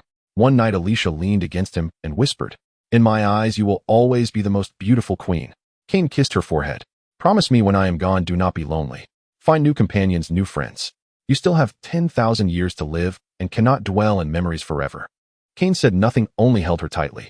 Alicia passed away at 7 Taitwo, succumbing to the resurgence of old wounds. She died peacefully, holding Kane's hand, saying, In this life, I have lived well. Thank you, Kane. Kane stood by her grave for 3 days and nights, not crying, but everyone could feel his sorrow. The queen had passed, but the principality already had a mature succession system for a smooth transition. Kane resigned from all positions, passing the role of guide to Eve, then left the royal capital. He began traveling, exploring every corner of the world. He climbed the highest mountains, dived into the deepest seas, and entered the oldest ruins. He collected knowledge, recorded civilizations, and also sought the true possibility of the fourth path. 100 years later, Kane stood at the top of the Starview Tower, gazing at the starry sky. The gravekeeper stood beside him, older, now almost like a moving skeleton. In 10,000 years you've only lived 100, and you are already this lonely, the gravekeeper said. Yes, Kane replied, but solitude allows me to think.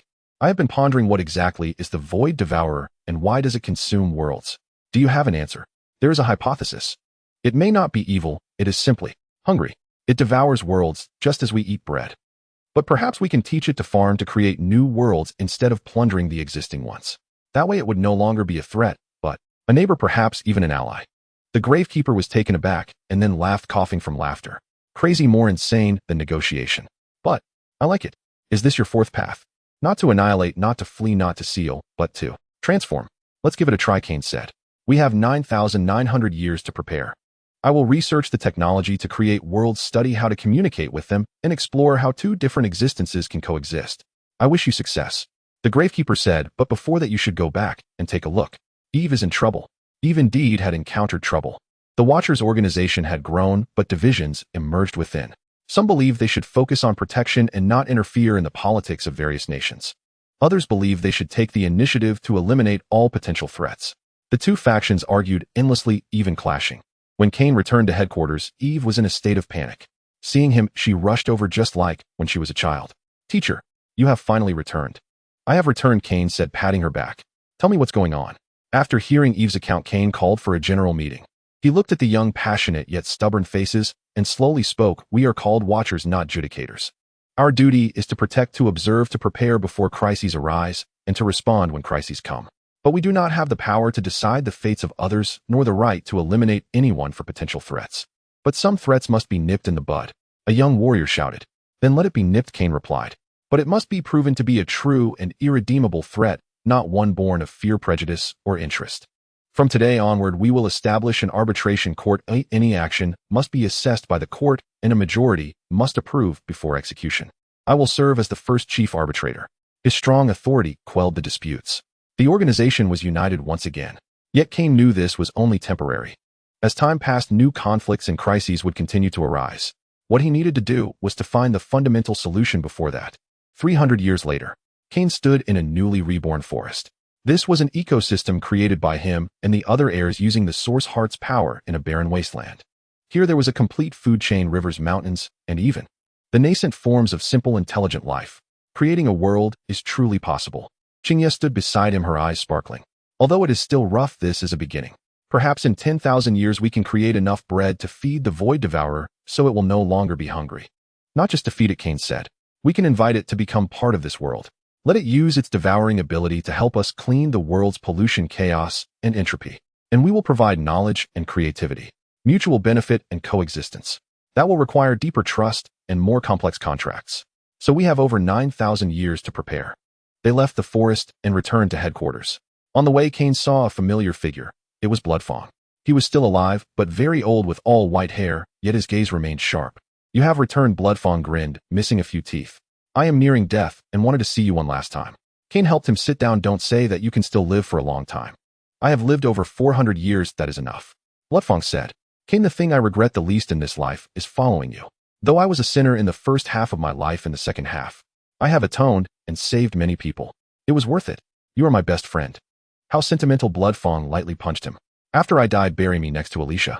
She said it was fine and saved me a spot. All right. Bloodfang passed away peacefully a few days later. Cain buried him beside Alicia's grave and erected a simple stone tablet that read, Friend, Warrior, Watcher, Bloodfang. Another one has left us. Cain stood before the graves looking at the two tombstones. The wind blew and the leaves rustled as if bidding farewell. Teacher Eve approached, matured much, but the power of the sky kept her young. Are you well? I'm fine. Cain said, I just feel that time flies. 100 years, 1,000 years, it feels like a blink. But you have over 9,000 years left. And you are no longer alone. Eve held his hand. You have me, Qingye Gu, and the entire Watchers organization. We will accompany you until the end. Cain looked at her and smiled. Yes, we still have much to do. 1,000 years later. Cain stood at the top of the newly constructed stargazing observatory, watching the distant galaxies through the telescope. A tenth of the 10,000-year countdown had already passed. In this 1,000 years, the world had undergone earth-shaking changes. Magic and technology had merged, ushering civilization into a new era. Humans, elves, dwarves, orcs, and other races established a united government. Although there were still frictions, overall peace prevailed. The Watchers organization became a transcendent existence, not interfering in domestic affairs, but monitoring global anomalies. Under Cain's guidance, the organization established a complete knowledge inheritance system to ensure that even with the succession of heirs, the mission would not be interrupted. The Void Devourer had not returned, but new threats emerged. Alien fleets from the starry sky, ancient evil gods from beneath the earth, and invaders from other dimensions. But each time they were repelled, Cain grew stronger. He not only fully mastered the powers of the 11 source hearts, but also began to study the 12th, Dark Heart. The inheritor of the Dark Heart had yet to appear, but Cain believed that dark power was not evil, it was unknown, it was possibility. He was trying to create his own Dark Heart. Sometimes he would return to the royal capital to sit by the graves of Alicia and Bloodfang and talk to them. He would also meet other heirs. Qingye had established a forest civilization, the Anvil forged flying cities, and Xiangius' winged network covered the entire planet. Lonely, sometimes, but more often it was fulfilling and anticipatory. For he knew that the 10,000-year promise was not the end, but the beginning. He intended to use these 10,000 years to prepare for an unprecedented negotiation and attempt to change the laws of the universe. And now he had only walked 1,000 years. There were still 9,000 years left. Cain looked towards the starry sky where countless stars and possibilities lay. His journey was still long, very long. But he was not in a hurry, for he had companions, time, and infinite possibilities. Guide. A young Watcher apprentice rushed over, breathless. Abnormal energy waves have appeared on the east coast, suspected to be a new fissure. Cain turned a dark golden light, flashing in his eyes. Notify the Council of Elders, assemble a team. We are setting out. He descended from the observatory, his cloak billowing in the wind. New crises, new challenges, new possibilities. The path of guarding the world never stops. In the 9,999th year, on the 364th day, Cain stood at the highest level of the library of all things, gazing out the window. This library is not a building, it is a living entity. It grows at the pinnacle of the world tree, that giant tree nurtured by the heart of green leaves, Cain's heart of the earth, and countless generations of guardians with roots penetrating the entire planet and branches reaching the stratosphere. The library itself is part of the tree. The bookshelves are branches, the pages are leaves, and knowledge flows through the veins of the leaves and settles in the roots. Outside the window lies a future city with floating cities, orbital elevators, and anti-gravity vehicles, all bustling with life. The sunlight filtered through the atmospheric adjustment layer is eternally a comforting warm gold. In the distance, enormous ecological islands float on the ocean. Crystal energy towers stand tall in the desert, and greenhouses cover the poles. This is a meticulously regulated, prosperous world. Humans, elves, dwarves, orcs, winged beings, fish, people, mechanical life, energy beings. Hundreds of races coexist peacefully under the governance of the United Governments Cosmic Council, marking an 8,000-year golden era. And the foundation of all this was a contract made 9,999 years ago, exchanged for knowledge and possibilities. Cain raised his hand, the contract mark on the back of his hand clear as ever. The countdown timer slowly ticked away. 001. It was the last day. Teacher. Eve's voice came from behind. She walked in, still looking like a young girl, her silver hair cascading down to her waist, platinum wings folded behind her. Yet her eyes held the wisdom and weariness of over 9,000 years. She is the 72nd guide of the Guardians organization, Cain's most accomplished student and his last relative. Are you all ready? Cain asked without turning around. Ready, Eve replied, stepping beside him to look out the window. The resonance of all things formation has been set up, covering the globe. The 12 current heirs are in place, guarding the formation nodes. The anchor of possibility has locked onto your timeline. The Deep Space Observatory of the United Fleet transmitted news. The rift is forming at the edge of the solar system, expected to reach Earth's orbit in 23 hours. The Master Eye is coming. Yes. As agreed, after 10,000 years it will come to collect the knowledge updates and decide whether to renew the contract. Eve's voice trembled slightly. Teacher, have you really decided to do that? Cain finally turned to look at her. Over 9,000 years he still maintained a youthful appearance, but those dark golden eyes held the weight of an entire civilization. Eve, what have we created in these 9,000 years? Eve paused for a moment before answering. Peace, prosperity, the pinnacle of knowledge, the fusion of races, the initial exploration of the universe. No. Cain shook his head. We have created possibility. We have proven that a civilization can achieve prosperity not through war, plunder, and oppression, but through cooperation, creation, and sharing. We have demonstrated that darkness can be transformed, chaos can be ordered, and even the void itself can be understood. He walked to the center of the room, where a crystal ball floated containing a miniature model of the Milky Way. But all of this is built on a fragile contract. The Master Eye can tear up the contract at any moment and devour us. For 10,000 years we have been like birds in a cage, singing beautiful songs to please our master in exchange for food and water. But birds are ultimately birds, and cages are ultimately cages. So you want to? I want to open the cage. Cain placed his hand on the crystal ball, and the galaxy within began to spin. But not to let the birds fly away, nor to kill the master. I want the birds and the master to sit at the same table and renegotiate, on equal terms. Eve's eyes widened. You want to amend the contract? No, I want to rewrite the contract. A glimmer of light flashed in Cain's eyes. Using what we have created over these 10,000 years, not just knowledge but civilization itself, as new leverage. I want to invite the Master Eye not to collect tributes, but to visit, to understand, and to consider a new mode of cooperation. But will it agree? That is the gamble. Cain smiled. 9,000 years ago I gambled that it would accept knowledge in exchange for time. I won. Now I am betting that it will be interested in a civilization capable of continually creating knowledge, even new worlds, rather than simply devouring. If I win, we gain true freedom and allies. If I lose, the world will be destroyed and you will vanish. And the possibilities I wagered will return to the void. Cain said calmly, a fair gamble, is it not? Eve fell silent for a long time, then smiled, tears glistening in her eyes. You are still the same as before, always favoring the third path, because the first two paths have never worked. Cain patted her shoulder. Go prepare. When the rift opens, activate the resonance of all things and show the Master Eye everything about us. The beautiful, the ugly, the light, the dark, all of it. Then let it decide. Yes. Eve left. Cain remained alone at the top of the library, walking to a wall.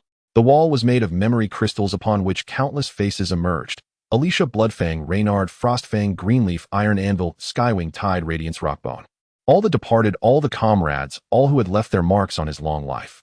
Some lived for a century, some for a millennium, but all ultimately left. Only he, due to the Titan's power and the constraints of the contract, lived on until now. Lonely. It once was. But later he learned to turn loneliness into the distance of observation, to turn longing into the motivation to move forward. He watched civilizations grow, saw generations being born, struggling and growing old, witnessed hope and despair alternate, and love and hatred intertwine. He was both a participant and a recorder, both a guardian and a learner. In these 10,000 years he not only collected knowledge, but also learned how to live. The countdown timer ticked. 000. Time was up. At the edge of the solar system in the Kuiper Belt, the void silently tore open, a rift spanning tens of thousands of kilometers slowly opened. Within the rift was not darkness, but pure nothingness. No light, no matter, no energy. Even the concept of space twisted and dissolved. At the center of the rift, an eye slowly opened. Larger, more solid, and more complex than 9,000 years ago. Deep within the pupil nebulae were born, spun, and perished, and countless silhouettes of civilizations flickered, wailed, and vanished. That was the echo left behind by the worlds it had devoured. The Master Eye gazed at the solar system, at that blue planet. Then it received the invitation. Not through language, but through pure waves of law. The resonance of all things formation was activated. The entire Earth, no, the entire solar system suddenly transformed into a giant display screen, playing a documentary of civilization for the Master Eye. The documentary began 10,000 years ago. Darkness loomed, despair spread, and a young slave miner touched the divine corpse, inheriting the Titan's power. He endured hardships, gathered companions, and negotiated with darkness for time. Then came the rebuilding of civilization, exploration, struggle, and growth. The footage showed great moments: the first floating city took to the skies, the first deep space voyage, the first contact with other intelligent races, the first creation of artificial life, the first simulation of the universe's birth in a laboratory. And dark moments: civil wars, corruption, forbidden experiments by mad scientists, racial conflicts, resource crises, the AI rebellion that nearly destroyed the world. But every crisis was overcome. Every mistake was corrected. Civilization advanced with stumbles, grew through self-doubt, and chose to continue forward on the brink of annihilation countless times. At the end of the documentary, the focus was on Cain. He stood at the top of the library, looking in the direction of the Master Eye, and slowly spoke. Not with sound, but with direct concept transmission. Welcome back. As you can see, in these 10,000 years we have fulfilled the contract, continuously creating, collecting, and updating knowledge. Now the agreed time has arrived. You can choose to collect knowledge, and then leave waiting for the next 10,000 years. Or, he paused, then uttered that crazy suggestion: you can stay. Not as a devourer, but as an observer, participant, or even cooperator. We can share this universe, share knowledge and creation. We can explore the ultimate truths of the universe together, combat deeper threats together, and together create new possibilities. Silence enveloped the entire solar system. All races, all lives were waiting for the response of the Master Eye. The Master Eye remained silent. Not for a minute, not for an hour, but for a full 3 days. For 3 days the rift did not move or expand, it simply watched quietly. Meanwhile, time seemed to freeze on Earth. People held their breath, waiting for judgment. On the dawn of the 4th day, the Master Eye finally responded. Not with words, but with a memory, its own memory. Images emerged in Cain's mind. It was the beginning of the universe. The Void Devourers are not monsters. They are the cleaners of the universe, responsible for clearing areas that are decaying too quickly and approaching heat death. They devour worlds not out of malice, but instinct, an essential mechanism for maintaining cosmic balance. But later some devourers awoke, beginning to ponder, is there a way other than devouring? They tried to communicate, but the vast majority of civilizations either feared attack, blindly worshipped, or attempted to eliminate them. With communication failing, they could only continue to devour. Until they met Cain, the first civilized individual to propose negotiation. The Master Eye conveyed a second concept: interesting. But how to cooperate? Cain's heart raced. It was willing to talk. We can provide you with samples. He responded, not by devouring entire civilizations, but by allowing you to observe and study the evolutionary process of civilization to obtain the knowledge nutrients you need. At the same time, we can utilize your devouring ability to help clear dangerous waste in the universe, uncontrolled stars, and even other rogue devourers. We can establish a symbiotic relationship. Risks. The risk is that you may become weak, losing your devouring instinct, and ultimately being devoured by other devourers. Or we might betray you, using your weaknesses to attack you. Cain was candid, but we can bind ourselves with a contract. Not a master-servant contract, but an equal contract. Both parties have obligations and rights. Moreover, we can appoint an arbiter, a neutral third party, to oversee the execution of the contract. Who is the arbiter? The guardian of the Star Observer's Tower.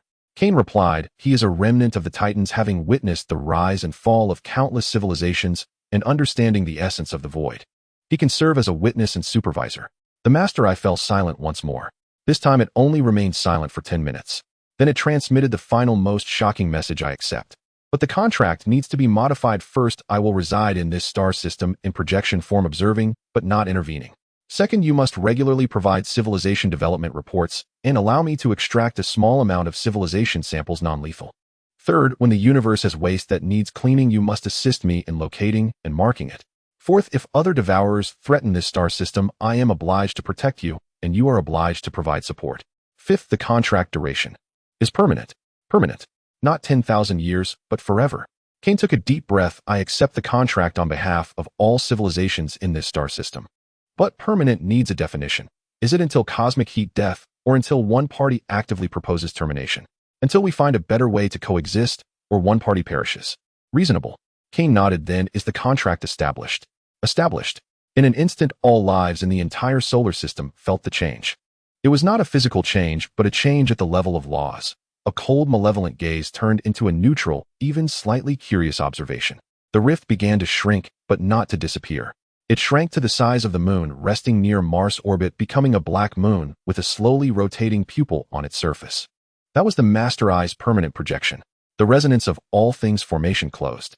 The sunlight became warm again, and the sky returned to its deep blue. After a brief silence, the world erupted in cheers like landslides and tsunamis. People embraced, cried, and knelt in prayer.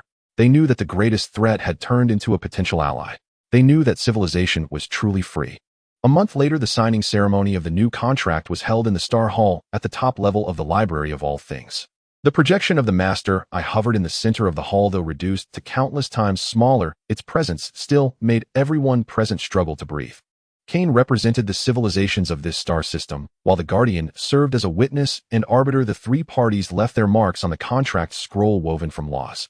Cain's mark was his anchor of possibility, the Master Eye's mark was a fragment of its origin, and the Guardian's mark was the emblem of the Star Observer's Tower. The moment the contract came into effect, the countdown mark on the back of Cain's hand disappeared, replaced by a pattern of a closed eye, but the eye was gentle, as if in contemplation. The contract is complete. The Guardian's voice echoed in the hall. May this contract guide us toward new possibilities. After the ceremony, the representatives from all sides exited. Only Cain, the Guardian, and the projection of the Master Eye remained in the hall. Now can you tell me the truth? Cain looked at the Master Eye. Why did you agree so easily? Not just because it was interesting, right? The pupil of the Master Eye slightly contracted, then transmitted a piece of encrypted information that only Cain and the Guardian could receive, because the Great Devouring is about to arrive. The source of all void devourers, the ultimate cleaning mechanism of the universe, will activate in 100,000 years. At that time, all regions of this universe, whether civilized or not, will be reset. Fine. A way to avoid being reset. Your civilization has demonstrated anomalies, prospering in areas where it should not, evolving at times when it should not. You possess variables. Cain and the Tomb Keeper exchanged a glance, seeing the shock in each other's eyes. Great Devouring. The universe reset. Yes. Therefore, cooperation is not charity, it is a mutual necessity. You need my protection to avoid being preemptively cleared by other devourers. I need the variables within you to seek ways to avoid a reset. 100,000 years is our shared time. Longer than 1,000 years, yet it will come to an end. We will find a way, Cain said, his voice resolute, just as we did 1,000 years ago when we found a way to negotiate with you. Just like now we have found a way to coexist. His words abruptly halted. A sharp pain pierced his chest. Cain looked down and saw a black crystalline blade protruding from his chest. The blade was entwined with a gray, ever-shifting energy that was the power of the heart of darkness. He slowly turned around. Behind him stood Eve, but her eyes were pitch black, devoid of whites, and a strange, unsettling smile that was not hers curled at her lips. The dagger in her hand was forged from pure dark energy. Teacher, I'm sorry. Eve's voice twisted as if two people were speaking simultaneously, but I must do this. Your contract with the Master Eye will endanger everyone. Only by completely eliminating it can we ensure safety. The only way to eradicate it is with the power of 12 source hearts, plus a sacrifice. You. Cain coughed up blood, the blood dark golden. He felt the erosion of dark power tainting his source heart and severing his connection with the heart of the earth. You are not Eve. I am and I am not. Eve tilted her head. I am the inheritor of the heart of darkness hidden within Eve all along, waiting for the right moment. For the last 10,000 years I have watched you, learned from you, and even admired you. But you are mistaken. Negotiating with darkness will only lead to your assimilation by it. The only way out is absolute light, absolute purification. And you are the greatest obstacle. The Tomb Keeper attempted to act, but the projection of the Master Eye suddenly expanded, sealing the entire hall. The voice of the Master Eye was cold. The contract prohibits interference in internal affairs of civilizations. This is your choice. You will resolve it yourselves. Cain knelt, his strength rapidly fading. He looked at Eve, the heart of darkness occupying Eve's body, her eyes devoid of anger, only sorrow. Eve, are you still there? Yes, crying, begging me to stop. The heart of darkness sneered, but she is too weak. For the past 10,000 years, she has enjoyed the peace you created, yet she has forgotten the nature of darkness. Now let me correct the mistake. She raised the dagger, preparing for the final strike. But Cain smiled. Do you know? He said softly, blood flowing from the corner of his mouth. I have been waiting for this moment. Waiting for the heart of darkness to reveal itself, waiting for the last source heart to return. The heart of darkness hesitated. You. What do you mean? What I mean is Cain slowly stood up. The wound on his chest began to glow not with golden light, but with pure all-encompassing white. I have waited 10,000 years not to negotiate with you, but to merge with you. He spread his arms. Within him the powers of earth, silver, moon, blood, sky, fire, earth, wood, metal, wind, water, and light. The 11 source hearts erupted simultaneously, but this time it was not a confrontation, but an invitation. Heart of darkness, you represent the unknown, represent possibilities, represent choices, but you have used possibilities for destruction. Now let me teach you the true use of possibilities. The 11 colors of light intertwined, enveloping the heart of darkness. Eve screamed, the voices of two people overlapping. The darkness struggled within the light, but Cain's power was too strong, and he had the tacit support of the Master Eye. No, you can't. The heart of darkness voice was filled with terror. I can, Cain said calmly, because for these 10,000 years I have learned the most important thing, not to control power, but to understand it. Darkness is not an enemy, it is misunderstood light, and you are a lost companion. The light exploded. When the radiance dissipated, Eve collapsed to the ground unconscious. The heart of darkness within her transformed into a black crystal floating in the air, slowly drifting towards Cain. Cain grasped it. The black crystal melted upon touching his palm, flowing into his body. The 12th source heart returned. In an instant, Cain's vision soared infinitely. He witnessed the birth, growth, and aging of the universe. He saw the rise and fall of countless civilizations, witnessed the cycle of the void devourers, saw the countdown to the great devouring. Indeed, in 100,000 years, like a massive pendulum, slowly swinging at the edge of the universe. But he also saw loopholes. The great devouring is not absolute. The universe will always leave a thread of hope, a variable. And this variable lies in his hands. The gathering of 12 source hearts, along with the contract of the Master Eye, combined with the potential of the entire civilization. He could become that variable. You. The Tomb Keeper looked at him, a moment of clarity flashing in his eyes. You want it? Yes. Cain nodded, looking at the Master Eye. The cooperation continues, but the goal is upgraded. We not only want to avoid being devoured, we want to participate in the universe's reset, guiding it, allowing the reborn universe to have more possibilities and less darkness. The Master Eye remained silent for a longer time, then conveyed a word: madness. But worth trying. Cain smiled, then turned to Eve on the ground. He squatted down, placing his hand on her forehead. Pure power surged in, dispelling the residual influence of the heart of darkness. Eve slowly awakened, seeing Cain, tears welling up. Teacher, I can't control it. It's all right. Cain ruffled her hair. The heart of darkness has been absorbed by me. You will no longer be influenced by it. Moreover, you are now complete, possessing the resonance of 11 source hearts without being controlled by any. You can forge your own path. What about you? Cain stood up, looking at the starry sky. I am going to a place. It may take a long time, perhaps. I may not return, but I will try to find the answer within 100,000 years and then return. Where to? To the starting point of time, the root of the universe. I can momentarily swim upstream back to the moment of the Big Bang, where I will plant a seed. What seed? Hope. Cain smiled, but before that I need to delegate some matters. 3 days later, Cain held the final assembly at the Library of All Things. All inheritors, high-ranking watchers, members of the Universal Council, and projections of the Master Eye were present. Cain announced his decision. He would temporarily leave to seek ways to avoid the great devouring at the root of the universe. During this period, Eve would take over as the guide, while the Tomb Keeper and the Master Eye would jointly supervise the fulfillment of the contract. All civilizations would continue to develop, to explore, but must be cautious. The countdown of 100,000 years has already begun. I will return. Cain said at last. Before the countdown reaches 0, I will bring back the answer. And before that, please continue to move forward, continue to create, continue to live. Applause erupted, resounding endlessly. People knew he was not bidding farewell, but making a promise.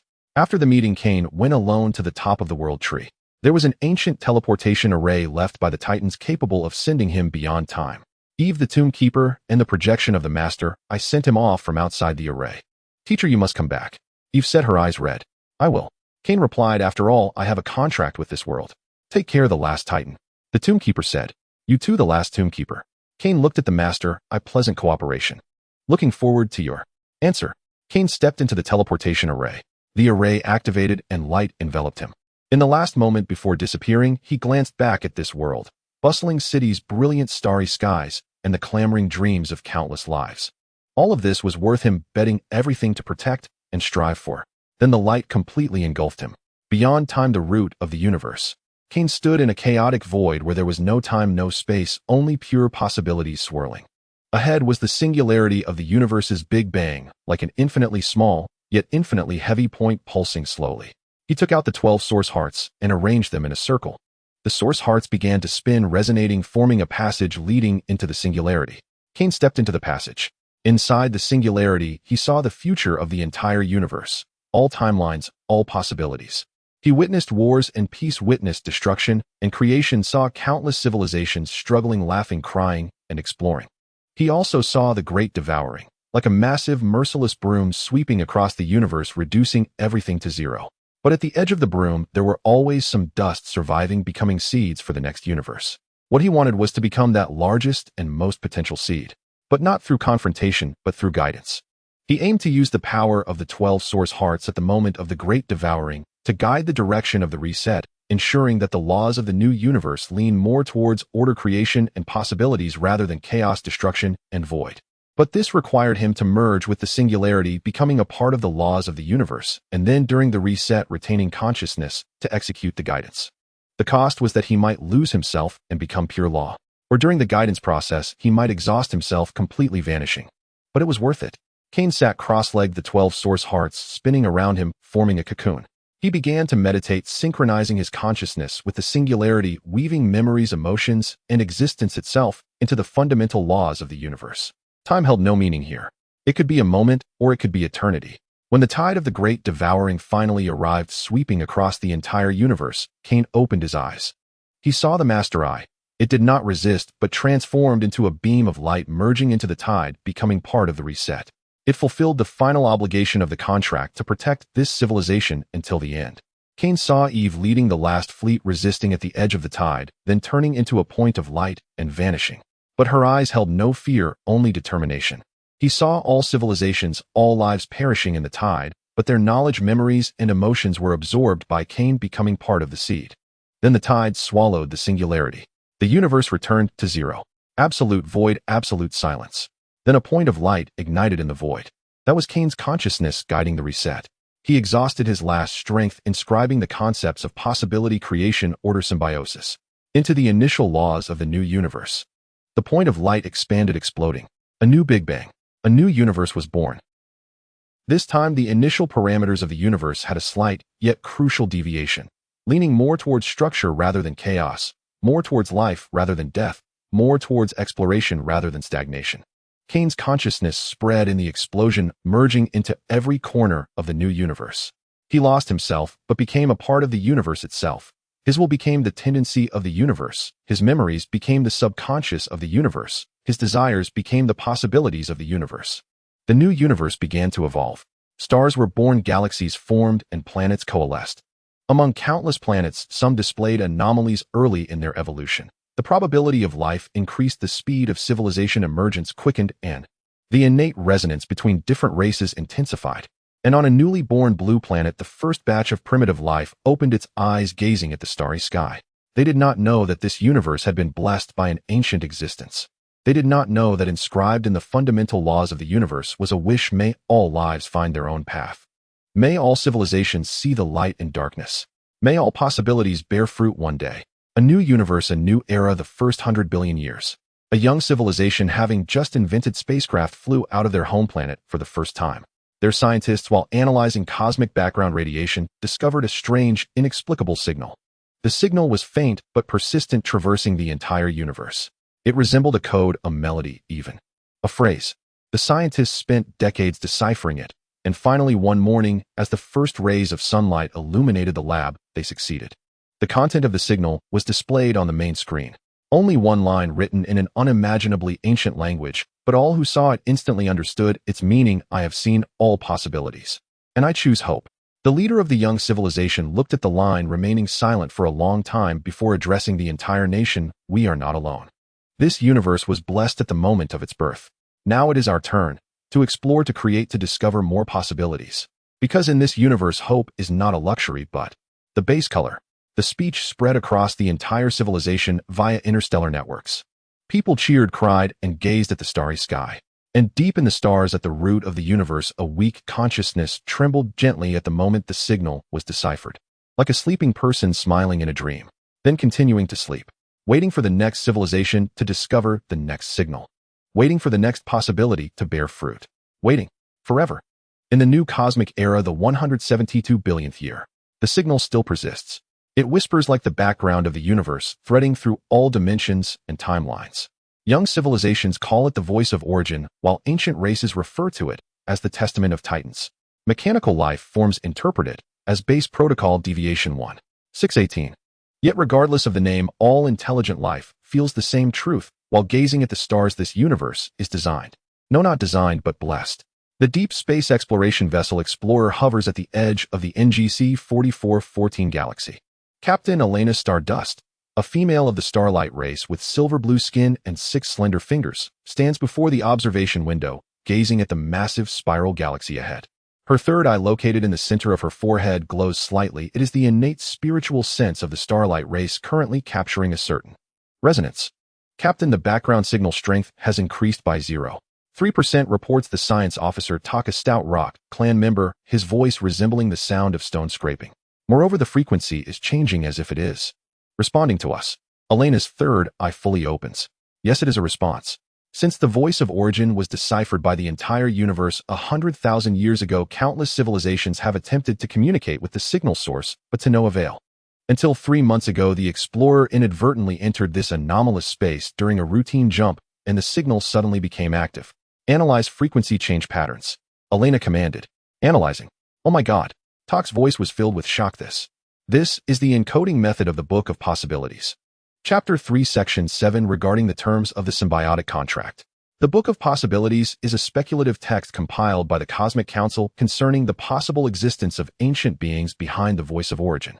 It is based on mathematical analyses of the signal, studies of early cosmic anomalies, and comparisons of countless civilizations, myths, and legends. The book posits that ancient beings implanted 12 source heart laws at the birth of the universe, laws that incline the universe towards order, creation, and possibility. Chapter 3, Section 7 narrates a legend. Ancient beings once reached an accord with some form of darkness, exchanging knowledge for time, ultimately leading to symbiosis. It is teaching us how to sign a contract. First Officer Kelvin, a light spirit formed from condensed light, flickers as he speaks. No, Elena's third eye perceives deeper information. It is testing us to see if we understand the essence of the contract. She approaches the control panel, placing her hands on the sensor board. The spiritual energy of the Starlight race flows in, merging with the ship's computer. Her consciousness begins to analyze the signal's deeper structure. If civilization A needs resource X, civilization B possesses resource X, but requires technology Y, while civilization C has technology Y, but needs belief Z. How can all three parties be satisfied without waging war or committing fraud? An ethical dilemma. Moreover, it is dynamic with variables changing in real time. Elena smiles. She enjoys this. All hands activate the myriad simulators. I want all computational resources.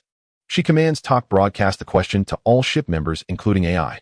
Kelvin connect to the ship's civilization database and retrieve all known negotiation cases. We will solve the problem. At the same time, at the other end of the universe, the Reaper race's flagship Scythe of End hovers over a desolate starfield. This race acts as the universe's sanitizer, specializing in clearing civilizations on the brink of destruction due to their own errors. They do not interfere in internal affairs of civilizations, but when a civilization's self-destruction threatens the innocent, they intervene, typically through total purification. In the command room, the Reaper commander Silence gazes at the signal analysis report on the screen. He, or it, has no fixed form, appearing as a constantly shifting shadow with only a pair of cold silver eyes floating within the darkness. The signal is guiding that Starlight fleet, reports the intelligence officer Echo, his voice layered with multiple echoes. They are attempting to resolve an ethical question. Foolish. Silence's voice is devoid of emotion. Civilization's problems can only be resolved through strength. Ethics are shackles of the weak. But the signal source is the voice of origin. If it truly represents the ancient beings, then it must be eliminated. The shadow of silence swells. An existence that interferes with the natural processes of the universe is itself the greatest anomaly. We must locate the signal source, destroy it, and restore the universe's purity. However, the Council expressly forbids aggressive exploration of the signal source. The Council is controlled by those weak symbiotes. Silence interrupts. We are Reapers. If our duty is to maintain the balance of the universe, and the signal source is creating imbalance. It grants civilizations unwarranted hope, leading the weak to believe they can stand equal to the strong. This is poison and must be cleansed. He turns to the navigation officer. Lock onto the signal source. Prepare for jump. We are going to pay a visit to this ancient being. Elena's fleet took 3 days and nights to finally solve the ethical question. The answer is not a single solution, but a dynamic negotiation framework that can adjust in real time based on the changing needs of the three parties.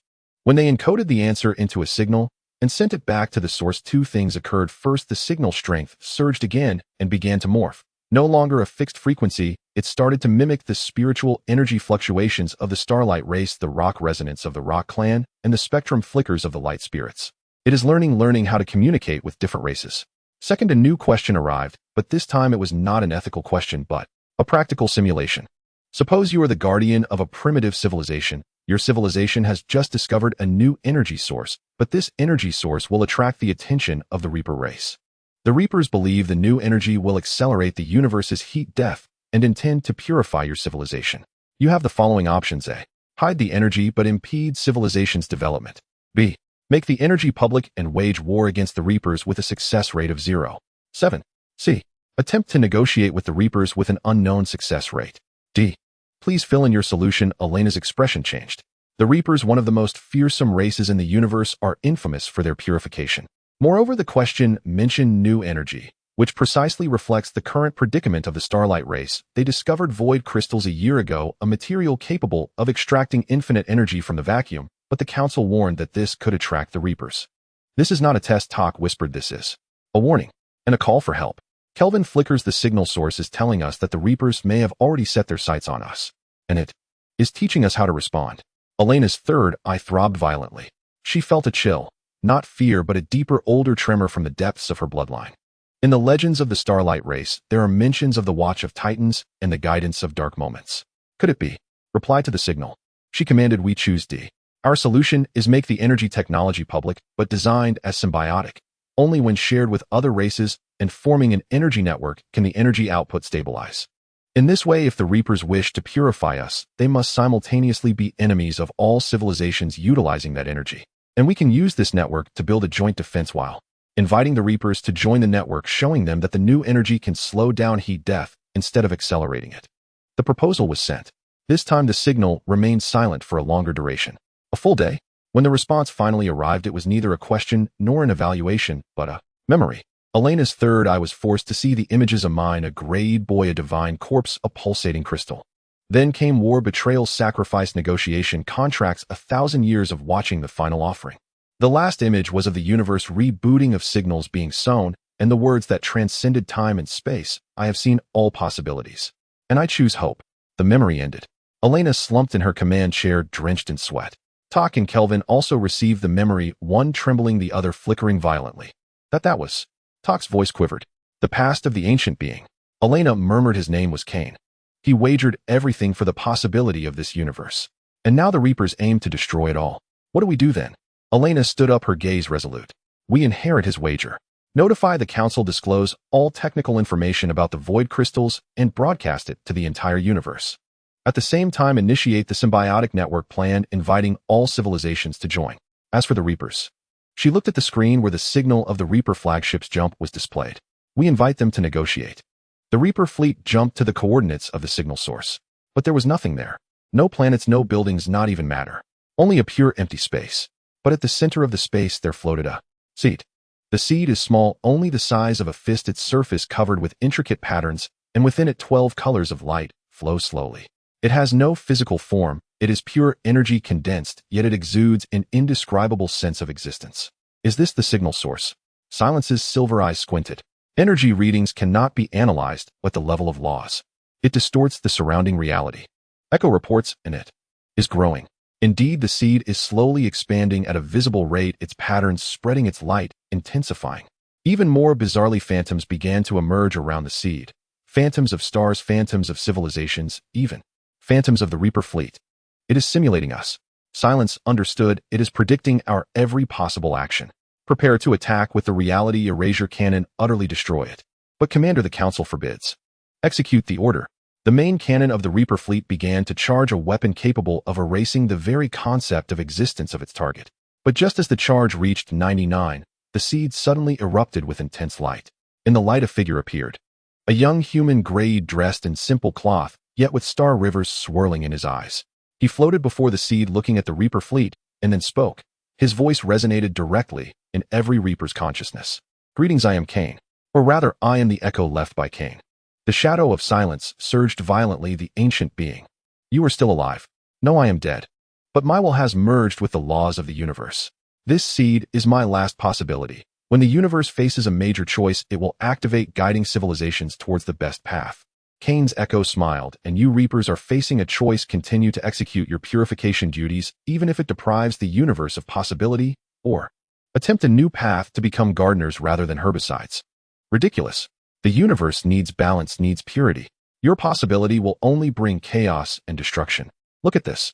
Cain's echo waved, and the seed projected an image. It was Elena's fleet broadcasting technology to the entire universe, inviting all civilizations to join the symbiotic network.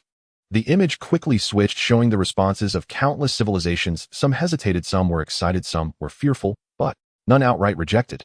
They are learning cooperation, learning sharing. They are using the chaos in your eyes to create a new order. Cain's echo said, and you can choose to destroy this seed to eradicate this possibility. But in doing so, the universe will revert to its old ways. Survival of the fittest, a cycle of destruction. Or you can join them, using your power to protect this nascent network, allowing it to grow. You will become the new guardians. Silence fell silent. His silver eyes were fixed on the image, watching those civilizations communicate, negotiate, and resolve their differences. He saw war, but also reconciliation. He saw betrayal, but also forgiveness. He saw foolishness, but also growth. Why should I trust you? Silence finally asked. You need not trust me, Cain's echo said. Trust them. Give them time, observe them. If in 10,000 years they still engage in mutual slaughter heading towards destruction, then you may execute purification, and I will not stop you. But give them a chance, and give yourself a chance. See what else you can do besides destruction. The shadow of silence ceased its fluctuations. After a long time, he softly said, 10,000 years. I will observe. But if they fail, then I will personally assist you in purification. Cain's echo nodded. Is the contract established? Silence looked at him, then slowly extended a shadowy tentacle, which bore a silver mark. Cain's echo also extended his hand, bearing a 12-colored mark. The two marks touched and fused, becoming a point of light that ascended into the sky, transforming into a new star hanging in the void. The contract is established. The 10th Ascendier observation period begins. Cain's echo said, now go and talk to them. They are waiting for you. Silence took one last look at the seed, then ordered fleet turn towards the coordinates of the starlight race. We will negotiate. The Reaper fleet jumped away. In the void, Cain's echo watched their disappearing direction, then looked down at the seed. The seed had grown a circle larger, its patterns clearer, its light softer. Another wager begins, he whispered, but this time I am not the only gambler. Good luck to you, the future guardians. His figure began to fade, merging into the seed. The seed continued to grow, its patterns spreading, starting to form a door shape. A door leading to possibility. And on the other side of the door, countless civilizations were gathering, preparing to face new challenges and new hopes. 10,000 years later, Elena had grown old. The lifespan of the starlight race is 3,000 years, but she felt that this 10,000 years was fuller than all her previous years. She is now the lifetime honorary chairwoman of the symbiotic network, having witnessed the network grow from initially a few hundred civilizations to a colossal entity covering most of the universe. The Reaper race under Silence's leadership became the law enforcers and mediators of the network. They still carry out purifications, but the targets are no longer civilizations, but rather those uncontrollable anomalies that threaten the entire network. Out of control AIs, insane deities, and invaders from other universes. They found a new mission and also found peace. And that seed had grown into a prototype of the world tree. It floated in the center of the universe, a specially designated peace zone, its roots connecting all civilizations that join the network, its branches extending into unknown dimensions. Civilizations share knowledge, convey emotions, and even conduct consciousness fusion through the world tree. Today marks the 10th anniversary of the world tree, as well as the expiration date of the contract of possibilities. Representatives from the entire network gathered beneath the world tree, waiting for Silence's final verdict. Silence arrived. He was still that mass of shadow, but his silver eyes had softened considerably. He hovered before the crowd, remaining silent for a long while, then spoke. 10,000 years ago, I established a contract with an echo to observe you, to evaluate whether you were worthy of continuing to exist. Now the time has come. Everyone held their breath. My conclusion is, Silence paused, you have passed. Cheers erupted, but Silence raised a hand, signaling for quiet. But just barely. You are still foolish, selfish, and short-sighted. You still argue, wage wars, and commit terrible mistakes.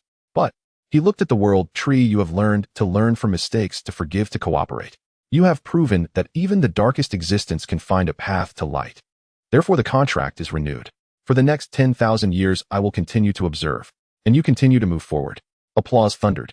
Silence nodded slightly if shadows could nod, then looked at Elena. Starlight, your term has ended. According to the network constitution, a new chairperson must be elected. I know. Elena smiled. I have nominated candidates. Kelvin of the Light Spirits and Tak of the Rock Clan. They are more suited than I to lead the next era. What about you? Me. Elena's third eye gazed at the world tree. I must go to a place. That seed. No, that tree is calling me. It says there are new questions that need answering. And I want to try. Silence was silent for a moment, then said, take care. If you do not return. I will return, Elena said. After all, I have a contract with this world. The world behind the door was devoid of color. Or rather, color had lost its meaning here. Elena's third eye, an eye that could see spiritual energy, emotions, and the flow of laws, was witnessing a scene that could not be described in any known language. She stood amidst a flowing concept. Beneath her feet was time, but not linear. It was a multitude of forking, intertwining, spiraling rivers. Above her was space, yet it was folded like a book being flipped repeatedly, each page representing a different dimension. Surrounding her were bubbles of possibility, each containing a miniature universe caught in the cycle of birth and death. At the center of it all hung a tree. Not a physical entity, but a pure information structure. The trunk was the patterns of laws, the branches and leaves represented the memories of civilizations, and the roots plunged into the abyss of chaos. The tree bore fruits, each fruit preserving a complete, yet unopened future. The essence of the world tree. Or rather, the concretized terminal of the cosmic laws left behind by Cain. Welcome, Watcher. A voice echoed. The voice did not enter through her ears. It emerged directly from the depths of Elena's consciousness. It was calm and gentle, carrying the weight of endless time, yet still retaining a hint of human warmth. Elena looked up and saw a figure standing before the tree. Just like the memory she had seen in the signal, a young man with gray eyes dressed in simple clothes, his gaze swirling with galaxies. But it felt more real, no longer just an echo, but some state. Suspended between existence and concept. Lord Cain. Elena bowed respectfully, not to power but to the sacrifice and vigilance that spanned billions of years. Just call me Cain. The young man smiled. There are no lords here, only gardeners. And I am the previous one. Gardener. The one who tends to the garden. Cain pointed to the tree. This is the garden. Every civilization, every life, every choice is a flower, a blade of grass, or an insect within this garden. My job is to water, fertilize, and prune, but I never decide how the flowers should bloom. Elena's third eye gazed at the tree. She saw countless flowers, some blooming, some withered, some struggling to emerge from the weeds. She also saw the weeds, war, hatred, greed, despair. But she saw more of the gardener's hand. Gentle guidance, timely intervention, but never brutally uprooting. For 10,000 years you have been guiding us. You have been guiding yourselves. Cain shook his head. I merely provided the direction of light, the composition of soil, and occasional reminders.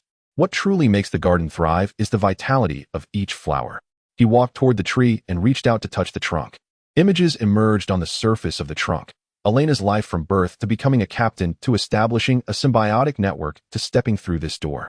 The images played rapidly, yet Elena could feel the weight of each moment. You did well, Cain said, better than I expected. You not only safeguarded the garden, but also welcomed more gardeners. Silence, once the herbicide, has now become one of the most responsible gardeners. That's good, but it's not enough. Elena said the garden still has withering pests and storms. Moreover, I sense a greater threat approaching. Cain's smile faded. He looked up at the tree crown where an area was darkening, not withering, but eroded by some external tainted force. You sensed it. Good. He waved his hand, enlarging the image of that area. Elena saw nothingness. Not darkness, but something more thorough. Denial of existence, dissolution of laws, annihilation of possibilities. The nothingness was slowly but surely spreading, withering flowers and drying branches. Even time itself was being consumed. What is this? The wildfire outside the garden. Cain said softly, the universe we inhabit is just one among countless others. Each universe has its own garden. But some gardens have been abandoned by their gardeners, or the gardeners themselves have turned into pests, leaving the garden desolate, becoming the source of nothingness. That nothingness will spread, eroding neighboring gardens. Like the Great Devourer. Worse than that. The Great Devourer is the natural reboot of the universe, the seasonal changes of the garden. But this is a plague, an external malignant infection.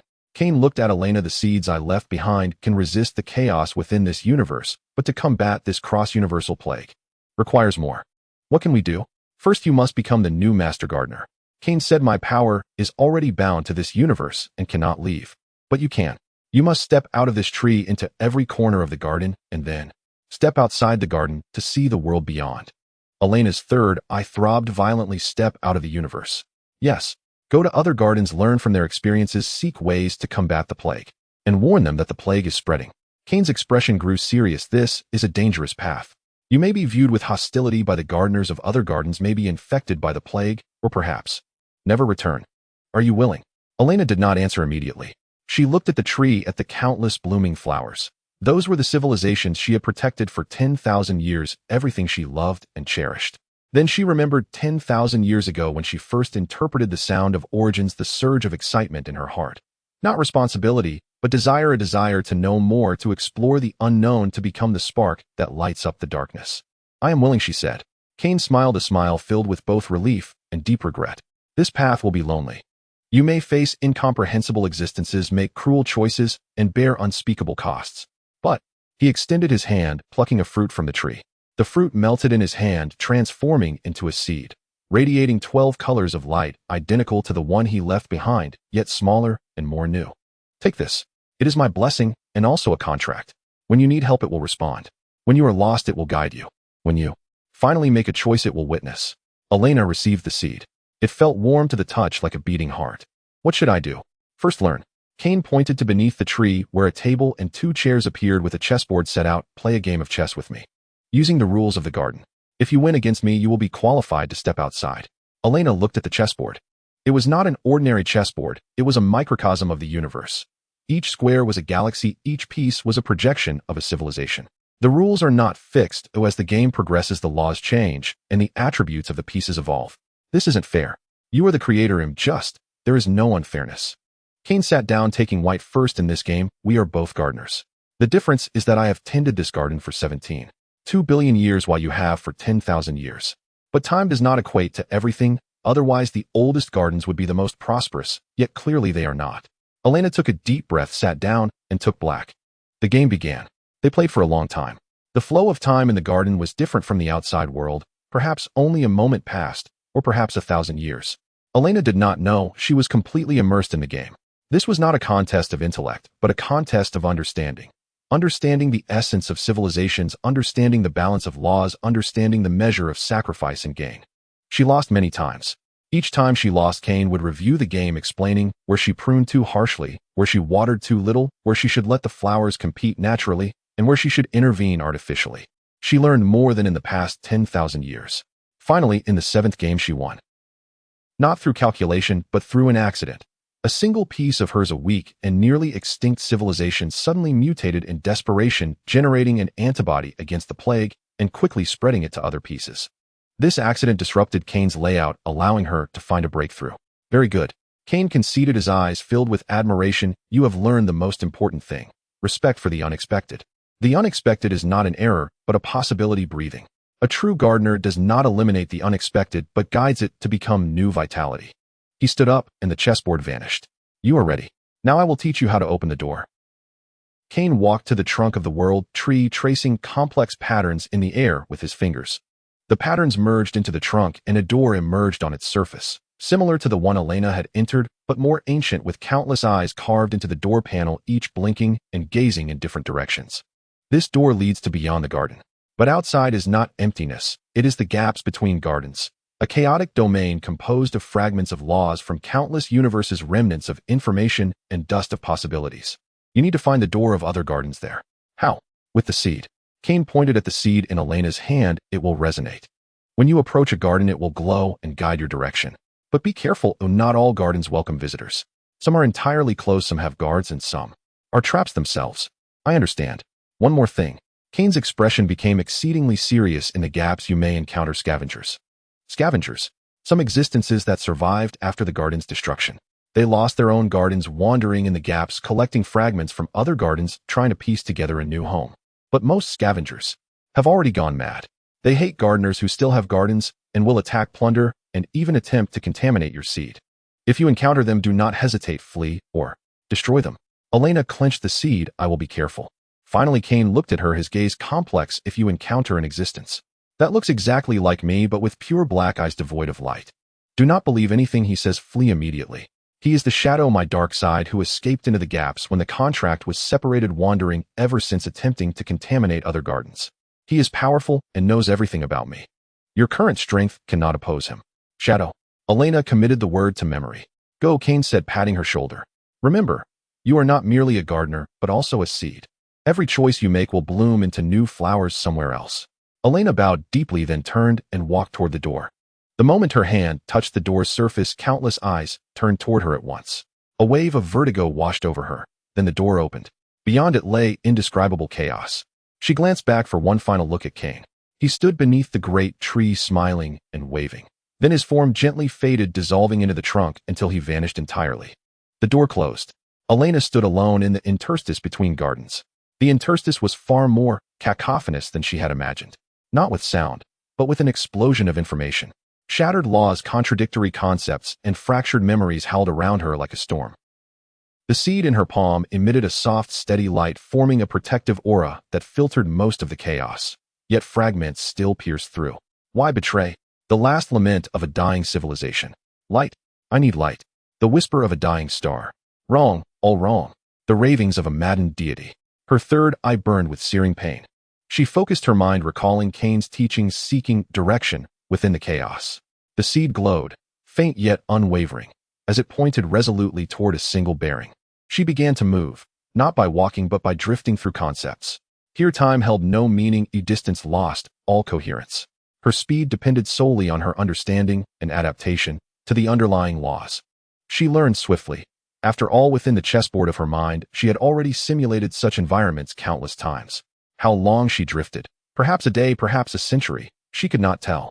Then she saw her first door. It bore no resemblance to Kane's ancient weathered door. Instead, it was a vast, shattered mirror, its surface reflecting a lifeless universe, no stars, no life, only endless ash drifting through void. Cracks webbed across its surface, oozing thick black ichor that reeked of decay. A garden utterly consumed by the plague. Elena murmured. The seed remained silent, no resonance. This garden was dead. Yet along the mirror's edge, she noticed something unnatural. Not a fracture of glass, but deep, jagged claw marks as if torn open by some immense force. Scavengers. Or the shadow. She did not linger. She pressed onward. After drifting for an indeterminate span, the seed suddenly blazed, intensely, urgently, pointing leftward. Elena adjusted course, and soon beheld her second door. This one lived. Woven from writhing vines, it pulsed with organic rhythm. Eyes bloomed upon its surface, each flower rotating slowly, watchful, unblinking. From beyond came vibrant life, but laced with aggression. Clearly this garden's gardener welcomed no visitors. Elena extended the seed, attempting to transmit goodwill, yet the vines erupted, lashing out like whips. She dodged, but too slowly. One vine grazed her arm, carving a deep gash. No blood welled, instead her very being unraveled at the conceptual level. The garden's laws rejected her, seeking to dissolve her existence. She recoiled instantly. The seed flared, a brilliant, searing light that forced the vines back. Without looking back, she fled. The gardener did not pursue, but the warning was unmistakable: leave. Now, not all gardens are hospitable, Elena murmured wryly, using the seed's power to mend the wound. Healing was slow. The garden's residual laws clung stubbornly, resistant to repair. She continued her drift, encountering more doors, one a placid lake, its threshold submerged in depths, another a throbbing heart, its entrance a pulsing artery, yet another a black hole, its doorway a ripple at the event horizon. Some doors resonated with the seed, others did not. When resonance occurred, she approached, but most were hostile or fiercely guarded. She began to grasp Kane's words. Gardeners had endured too much. To outsiders they were forever wary. At last, after 7 failures, twice nearly devoured, thrice violently assaulted, twice ensnared in illusions, she found a door that welcomed her. It was unassuming, a simple wooden door bearing a sign carved in unfamiliar script: Traveler's Hearth, Lost Souls Welcome. Beneath its smaller script read, Tea and treats brought by guest, priority granted. Elena froze. This tone, warm, domestic, stood in stark contrast to the interstice's raw, formless chaos. Yet the seed resonated strongly, without hostility. She hesitated, then gently knocked. The door opened. Beyond lay a cozy chamber, a hearth crackled warmly, a plush rug softened the floor, shelves overflowed with well-worn tomes, and beside a small round table sat a being. It defied easy description. Resembling a massive shaggy feline, it possessed 3 tails, each tipped with a softly glowing lantern. Perched on its snout sat tiny round spectacles. With delicate paws, or perhaps claws, it turned the pages of a thick leather-bound volume. Upon seeing Elena, it lifted its head. Beneath the lenses gleamed gentle amber eyes. "Oh, a new traveler," it said, its voice like warm spiced milk. "Do come in. It's rather loud out there, isn't it? My acoustics are quite reliable. Would you care for tea?" grown by me, kept warm in the lantern atop my third tail. Elena remained poised at the threshold, wary. Who are you? And what is this place? I am the gatekeeper, but most call me Old T. This is my den built within a stable fissure of the interstice dedicated to sheltering wayfarers who've lost their path. Old T closed his book, rose gracefully onto hind legs, and padded to the hearthside tea set. You look utterly spent. Drink first, speak later. Elena's third eye scanned meticulously. No hostility, no traps. This space was autonomous, its laws stable, and profoundly humane. No, not merely humane. Civilized. Infused with warmth, intimacy, the quiet comfort of home. She stepped inside and closed the door behind her. The interstice's roar vanished, instantly replaced only by the hearth's gentle pop and the kettle's soft rhythmic simmer. Sit, Old T said, sliding a cup toward her. The tea shimmered gold, releasing a soothing, calming fragrance. Elena seated herself, but did not drink. Instead, she met Old T's gaze. Are you a gardener? Once yes, he replied, settling back and cradling his tails, grooming their fur with careful pause. My garden was ruined by the plague. I escaped, wandered the interstice for eons, until I discovered this fissure, built this den. Occasionally travelers like yourself pass through. I offer tea, listen to their stories, exchange knowledge. Do you know Cain? Old T's ears pricked upright. The gray-eyed gardener. The madman who sowed seeds during cosmic rebirths. Of course I do. Among gardeners, he is one of the most stubborn and kindest I have ever known. How fares his garden now? Surely it flourishes, especially with that seed. It does flourish, yet the plague draws near, Elena said. That is why I am here. I seek a way to resist it. Old T fell silent for a long moment, then sighed deeply. Every gardener seeks the same. But the plague is no mere illness. It is cancer of existence, wrought in the very fabric of law. To fight it, you require two things: a vaccine and a scalpel. What do you mean? The vaccine strengthens a garden's innate immunity, greater civilization's sturdier laws, richer possibilities. The scalpel excises infection without severing the root. His gaze settled on the seed in her hand. Cain's seed is an excellent vaccine embryo, but it remains young, still growing. As for the scalpel, he rose, strode to the bookshelf, withdrew a battered leather-bound journal, flipped to a marked page, and offered it to Elena.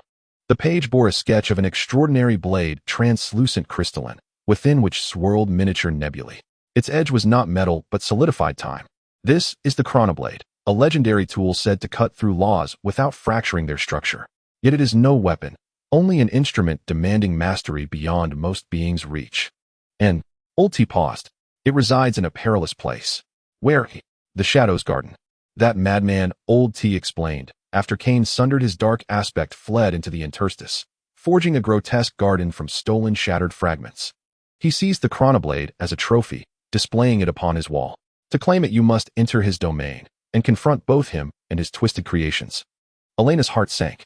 The shadow, the very entity Cain had warned her against. Is there no other way? Perhaps, but I do not know it. Old T shook his head. I have wandered the interstice for 300 million years, witnessed gardens born, thrive, and perish. The plague haunts every gardener's dreams, and the chronoblade is the sole tool ever confirmed to counter it. Yet those who sought it either perished or lost their minds. Elena looked down at her teacup. Its golden surface reflected her face, exhausted yet resolute. Tell me how to reach the Shadow's Garden. Old T studied her, long and quietly, then nodded. I will. But first, finish your tea. Rest. You need it. And his eyes drifted toward the window, even though only swirling chaos filled the frame. The Shadow's Garden moves, like a stalking predator. I must calculate its current position. Approximately 3 days hence I shall give you the coordinates. Thank you. Think nothing of it. I have hosted few guests in recent eons. And if your garden may be saved, perhaps hope remains for others too. This tea, consider it an investment in the future. At last Elena lifted the cup and drank. Warmth spread down her throat, carrying with it a profound, quiet calm. Her third eye ceased its torment. Weariness surged like a tide. First door on the left upstairs is your room. The bedding is stuffed with fragments of pleasant dreams, guaranteed restful slumber. Old T smiled. Good night, traveler. May your dreams be kind. Elena climbed the stairs, opened the guest room door. Small, immaculate, the bed looked impossibly inviting. She lay down and slept almost instantly. In her dream, she saw Cain's garden beneath the world, tree civilizations celebrated in harmony, silence pruned the branches at talk, and Kelvin played chess upon a marble board. Then the vision shifted. The plague's darkness surged like a tide, swallowing all light, all life. She awoke, gasping, drenched in cold sweat. Outside the window, the interstice flowed, silent, eternal, and different. And in her palm the seed glowed, softly, steadily. its light unwavering in the dark. Turn left, enter the sighing corridor, turn right 3 times, and then jump into that vortex that looks like vomit. Old T pointed at the hastily drawn map on the wall with his claw, his amber eyes gleaming behind his glasses. For 3 days it had locked itself in the attic, calculating the trajectory of the shadow garden, using a pile of strange instruments that looked like a patchwork of teapots, cups, and cookie jars. Now it finally provided the coordinates and path. Elena looked at the map.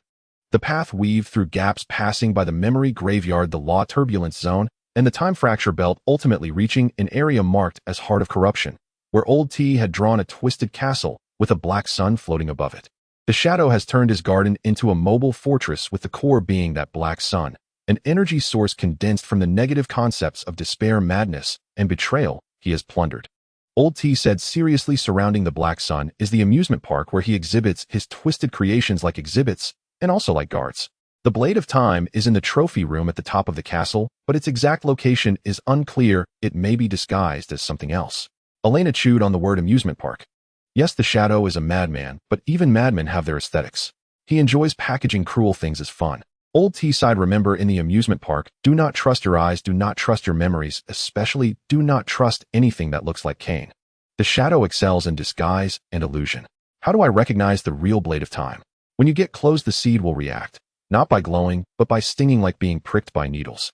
Because the Blade of Time is a pure concept of order, sharing the same origin as the seed, but sharper. Old T took out a small cloth bag from the drawer and handed it to Elena. Inside are 3 items. First, anchoring tea leaves, which you can hold in your mouth to help you resist the turbulence of time. Second, silent bell. When shaken, will pause the surrounding noise for 3 seconds, but can only be used once. Third, it paused its voice, low, self-destruction rune. If you are captured by the shadow and cannot escape, crush it. It will detonate you and the seed, releasing energy that can at least destroy a corner of the castle, giving you a reprieve and preventing the shadow from gaining the seed's power. Elena took the bag, her hand steady. Thank you. If I don't come back, you will come back. Old T interrupted her, rarely showing a gentle smile. I have seen many travelers, but you are the first one to be chosen by the seed. Cain's vision cannot be wrong. And your tea is not finished. I will wait for you to come back for a refill. Elena nodded and turned towards the door. As she grasped the doorknob, she looked back. Old T, why are you helping me? Old T paused for a moment, pushing his glasses with his claw. Because a long time ago someone helped me like this, but she never returned. So this time I want to see if the outcome of goodwill will be different. Elena stared at it deeply, then opened the door and stepped into chaos. The path was more treacherous than on the map. The sighing corridor was a passage made up of countless pale arms that swayed slowly in the air like aquatic plants. Each hand held an eyeball which stared at Elena and emitted silent sighs. Those sighs drilled into her ears, turning into fragments of despairing memories. Mom, don't go. Why me? Why? I've had enough. Let me die. Elena held the anchoring tea leaves in her mouth. A cooling sensation spread from her tongue, dispelling the whispers of the sighs.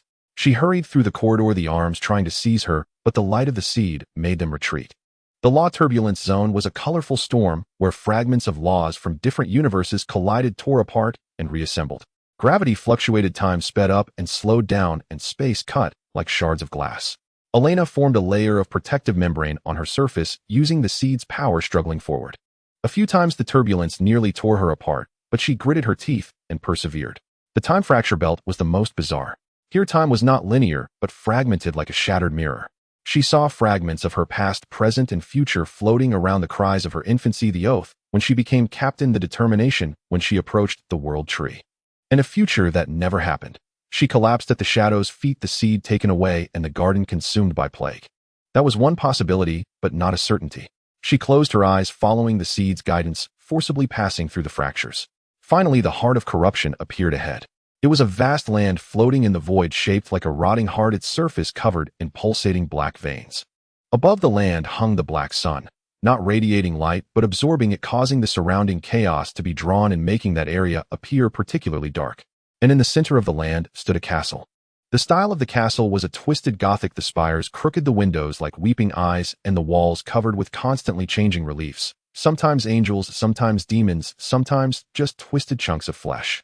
Surrounding the castle was the amusement park. Elena descended onto a patch of charred earth. The air was filled with a sickly sweet stench, like over-fermented candy mixed with the scent of decay. In front of her was a cobblestone path with a crooked sign that read, "Welcome to the House of Happiness.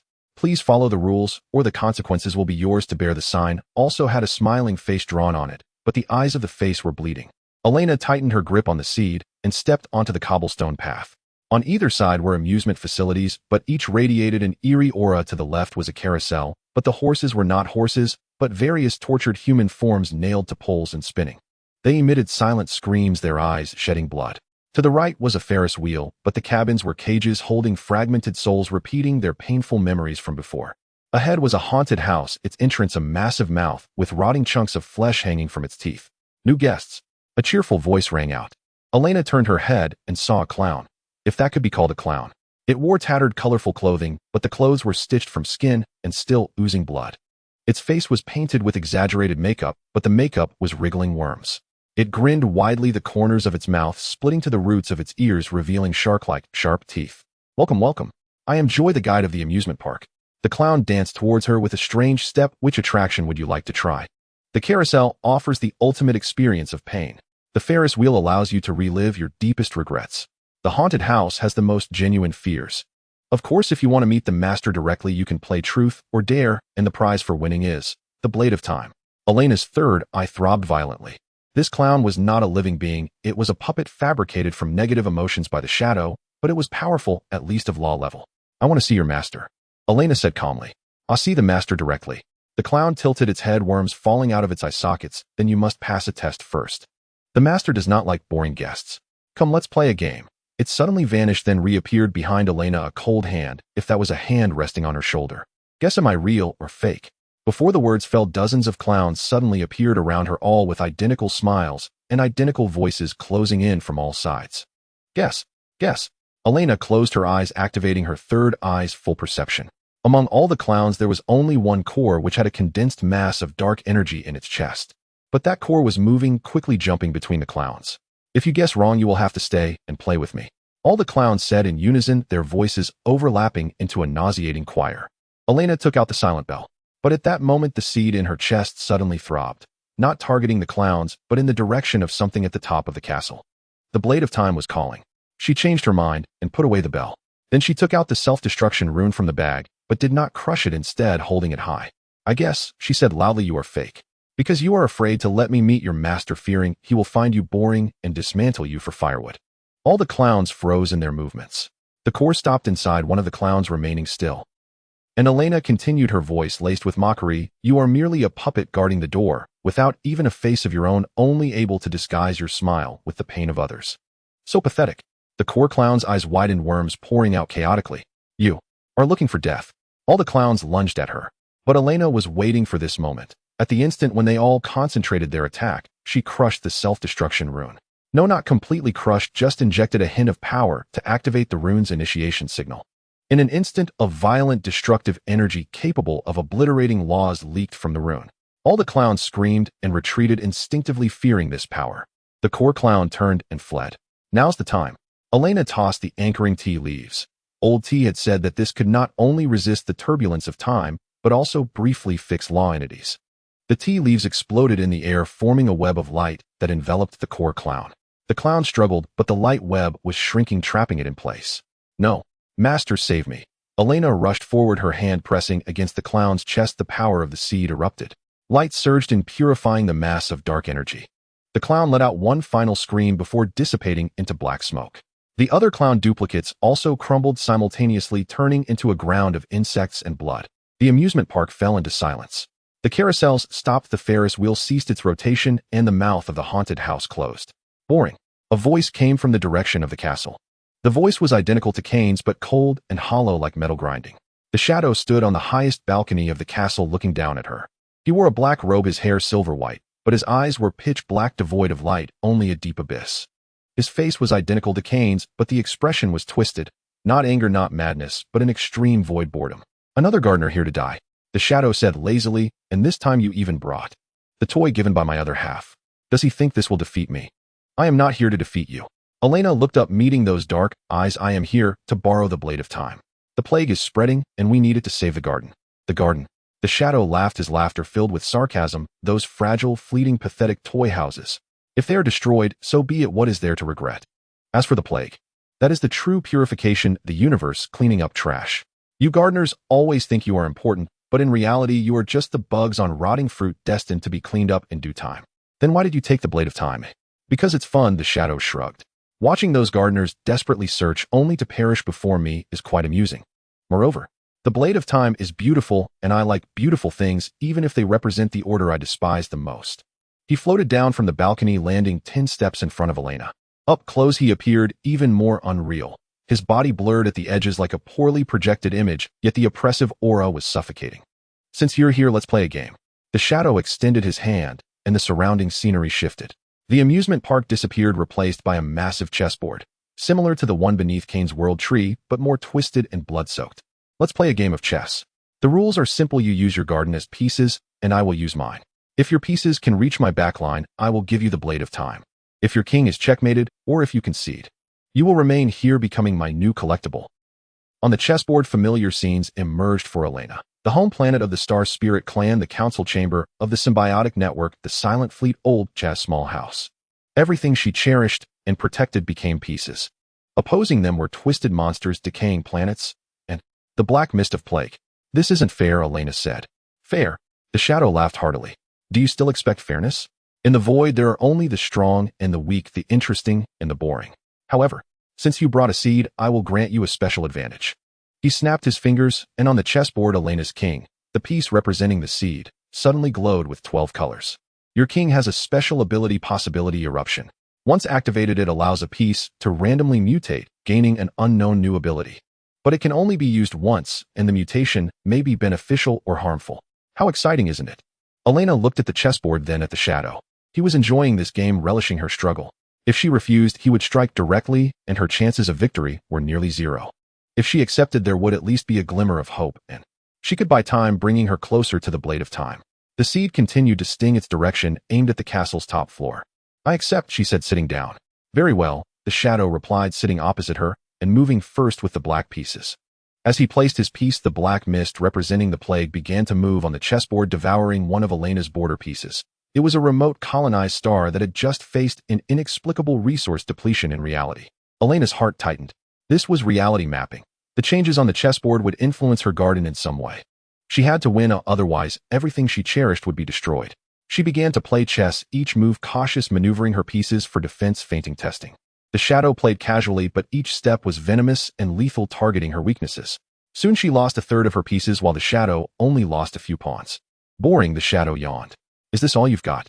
Kane's choice of players really is poor. Elena ignored the taunt, focusing on the chessboard. She noticed a habit of the shadow. He enjoyed drama, making the game appear evenly matched, then striking decisively at a critical moment. He was enjoying the Catan mouse game. She could use this to her advantage. She began to show weakness, intentionally exposing flaws, allowing the shadow to capture her important pieces. As expected, the shadow took the bait, starting to play, not rushing to checkmate, but slowly devouring her pieces. Meanwhile, Elena secretly maneuvered her remaining pieces, forming a concealed formation. That's enough, the shadow suddenly said, placing a piece, the source of plague, directly putting her in check. Elena's king had nowhere to flee, all retreat routes were sealed. Game over, the shadow smiled. You lost. Now become mine. No, Elena said, pressing her finger on her king piece. Activate possibility eruption. The king piece erupted in brilliant light. The light enveloped an unremarkable piece on the chessboard, representing old Chaz small house, which was merely a decorative piece with no combat power. But within the light, the piece mutated. The small house suddenly came to life, sprouting legs and beginning to move. It walked next to the source of plague. The door opened and outpoured tea. Golden warm tea instantly drowned the source of plague. The source of plague dissolved in the tea, emitting a sizzling sound and rising black smoke. The shadow was stunned. What? What kind of mutation is this? It's not a mutation. Elena stood up, the seed in her hand, glowing brightly. It's the backdoor old Cha gave me. He has been waiting for this moment. Your game rules allow for external assistance as long as it comes from the piece itself. An old Chaz small house is part of my garden. On the chessboard, the small house continued to move the tea, spreading, purifying the surrounding black mist pieces. Elena's remaining pieces began to counterattack rapidly, turning the tide of the game with the tea. Cheating. You're cheating. The shadow roared, unleashing dark energy, attempting to overturn the chessboard. But Elena's seed also erupted at the same time, the 12-colored light clashing against the darkness, stabilizing the chessboard. You set the rules, Elena gazed at him directly. You said there are only the strong and the weak, the interesting and the boring. Now I find your game quite boring. So it's over. She pushed her king piece forward one step, directly reaching the shadow's backline. Checkmate. The chessboard exploded. All pieces disappeared, and the scenery of the amusement park returned. But the castle trembled. The light of the black sun dimmed for a moment. The shadow stood amidst the ruins, his pure black eyes fixed intensely on Elena. Then he smiled, that smile mad and ferocious. Very good. Very good. You are more interesting than I imagined.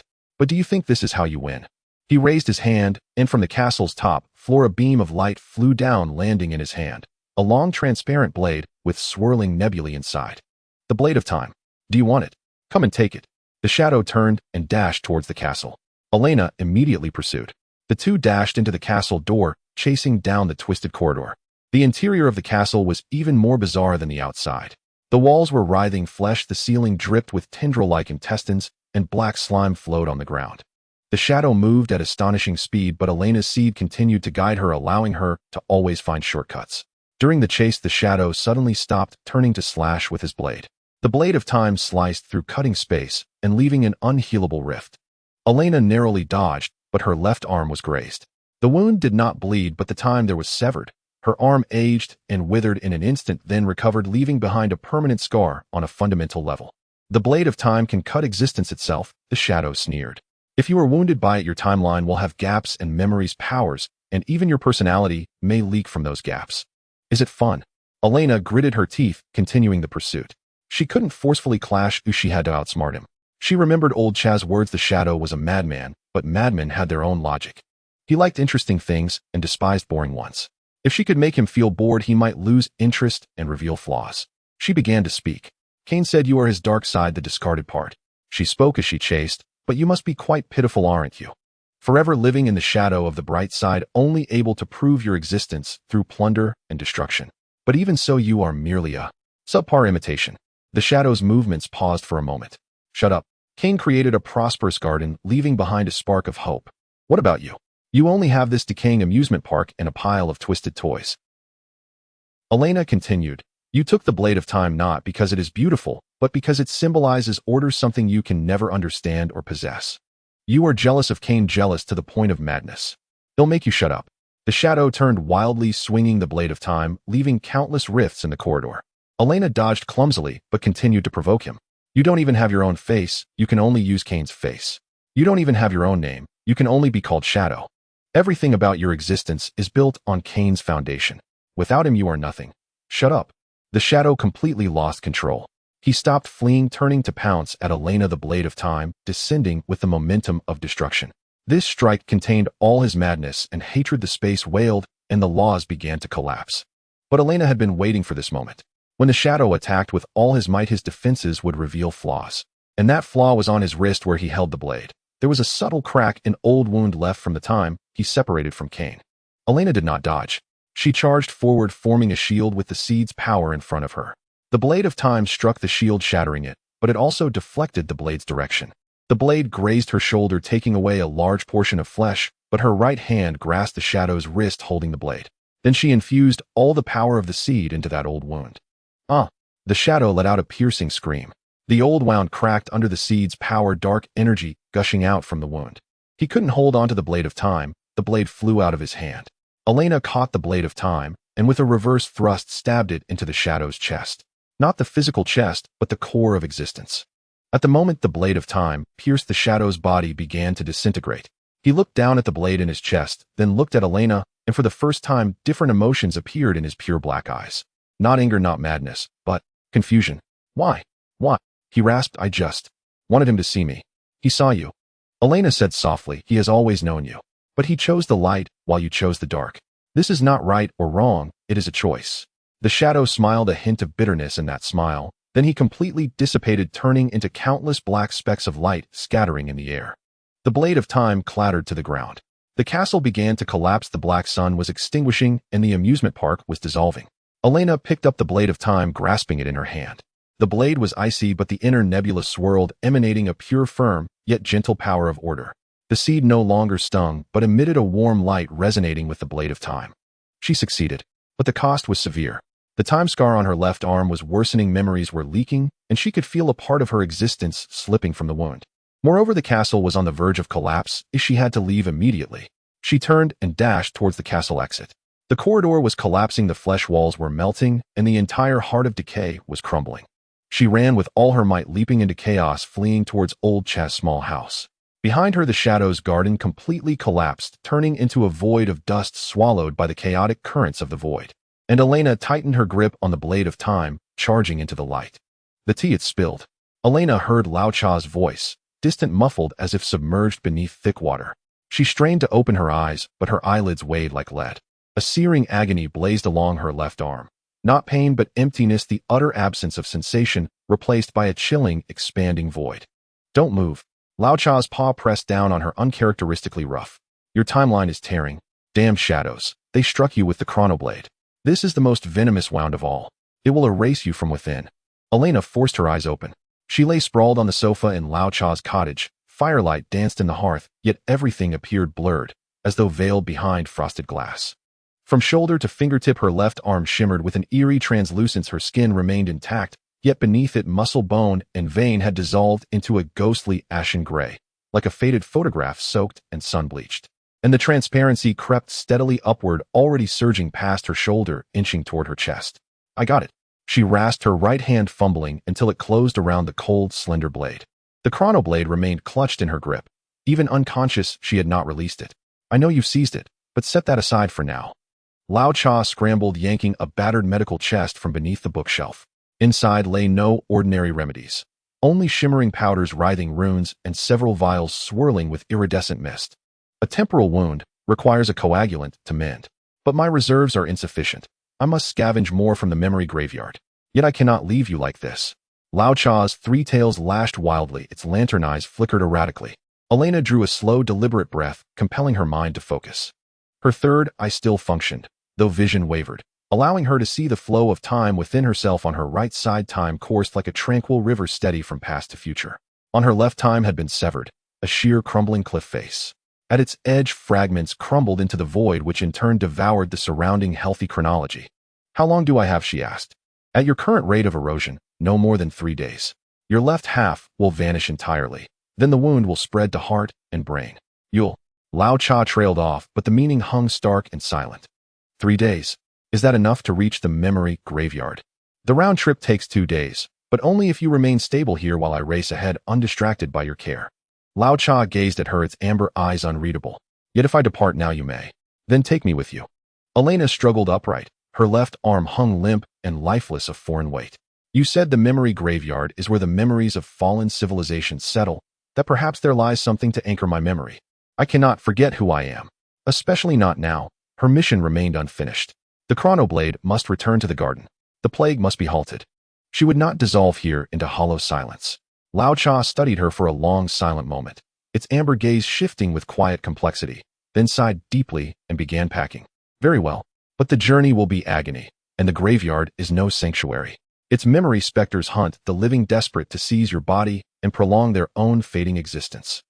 To them, your fresh, succulent cake, still preferable to waiting here to die. Lao Cha offered no further protest.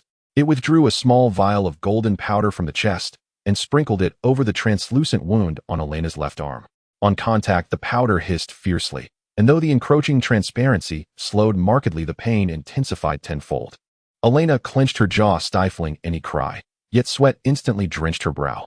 A temporary coagulant, 12 hours at most. We must reach the graveyard's heart before then and retrieve the chronoamber. It is the sole hope for healing a temporal wound. Lao Cha slung a compact pack onto its back and handed Elena a water skin. Inside is clarity tea. Drink a sip if the pain overwhelms you, but sparingly. It is addictive. Elena accepted it, gripping the chronoblade tightly in her right hand as she rose. Her left arm remained numb, deadwood suspended from her shoulder, yet at last it obeyed her will. Let's go. The memory graveyard lay deep within the interstice, a realm even chaotic eddies rarely dared to breach. Lao Cha slashed a rift with its claw and leapt through Elena close behind. Within the rift stretched a warped tunnel, its walls studded with countless luminous crystals, each one imprisoning a shard of memory. A civilization's final bonfire where dancers spun with faces etched in despair. The end of a war, victors weeping, vanquished laughing. A monumental discovery, scientists exulting while their instrument screens dissolved into static. Are these the dead memories of the garden? Elena murmured, walking slowly. Pain blurred her thoughts, but these echoes acted like a stimulant, keeping her consciousness sharp. Yes, When the garden fell in tense collective memory, sometimes coalesced into crystals, drifting through the interstice until settling here. Lao Cha strode swiftly forward, its three lantern tails casting light ahead. The graveyard is a land of sorrow, but also of treasure. These memories hold potent emotional energy, capable of many things, including mending time itself. At the tunnel's end unfolded a vast, indescribable expanse. Neither floor nor sky, only countless floating islands. Each island was built from memory crystals, bizarrely shaped. Some resembled ruined cities, others shattered forests or grotesque, twisted monuments. Between them drifted semi-transparent specters, fragments of memory retaining the forms and motions of their former lives, wandering aimlessly, repeating gestures frozen in time. The air thrummed with sorrow, regret, and bitter defiance, yet also with serenity, quiet acceptance, and even eerie, unsettling joy. A cacophony of emotion assaulted Elena's senses. Her third eye involuntarily read everything around her, torrents of memory shards flooding her mind. She witnessed the birth and death of countless civilizations. She felt the joy, grief, fury, and love of billions. Focus. Don't let them assimilate you. Lao Cha's voice pierced her awareness like a needle. Your temporal wound leaves you vulnerable. They'll exploit that weakness. Elena gritted her teeth, weaving a fragile barrier around her consciousness using the seed's power. But it was thin, and the memory specters, drawn like sharks to blood, began converging. The first specter was an ancient man draped in ornate robes. He glided before Elena, hollow eyes fixed upon her, then spoke, his voice layered with countless echoes. Do you know what truth is? I do not. Elena replied, attempting to step past him. Truth is nothingness. The elders suddenly fractured, shattering into countless shards, each whispering in dissonant chorus, everything is false. Existence has no meaning. Death is release. Shards lunged toward her wound. She repelled them with the seed's light, but the translucent zone on her left arm widened just a fraction. Ignore them. Keep moving. Lao Cha slashed the air with its claws. Beams of light from its lantern tails scattered the specters. Yet they multiplied, denser, faster, relentless. They advanced with agonizing slowness, every step a battle against memory's corrosion and the excruciating torment of the temporal wound. Elena's left arm had vanished entirely. Transparency now climbed her left chest. She felt her heartbeat, slowing, memories slipping away. Details dissolving, the pattern of Lao Cha's rug, the precise hue of silent silvers, eyes even. Kane's face softening into blur. Who am I? She halted abruptly, staring blankly at her right hand, still clutching the chronoblade, yet utterly forgetting why. Elena, Star Spirit, Watcher. Lao Cha seized her shoulders, shaking her hard. Remember your name. Remember your purpose. You must save the garden. You must halt the plague. Garden. Plague. Chronoblade. Memory surged back like a tide, brief, brilliant, then receding. She had to repeat her identity again and again, or lose herself forever. I am Elena. I carry the chronoblade home, to heal the temporal wound. She muttered like a madwoman, chanting a lifeline, each word a step forward. Specters were drawn to her fierce will, but recoiled from the seed's radiance, following only from afar. At last they reached the graveyard's heart. There no islands floated. Only a colossal, slowly rotating vortex woven from countless memory crystals. At its center hovered a fist-sized amber-hued crystal. Within its depths, a single drop of golden liquid pulsed gently, alive, breathing, flowing with quiet sentience. The chronoamber. Lao Cha breathed reverence, trembling in its voice. Legend says it forms only when a civilization perishes in perfect resignation, free of regret, free of clinging attachment. Only then does their collective memory condense into this. It holds the purest essence of time, capable of mending any temporal wound. But, to claim it, you must enter the vortex's core. The vortex turned, its memory crystals gleaming like razor-edged blades. More terrifying still was the final resonance echoing from within.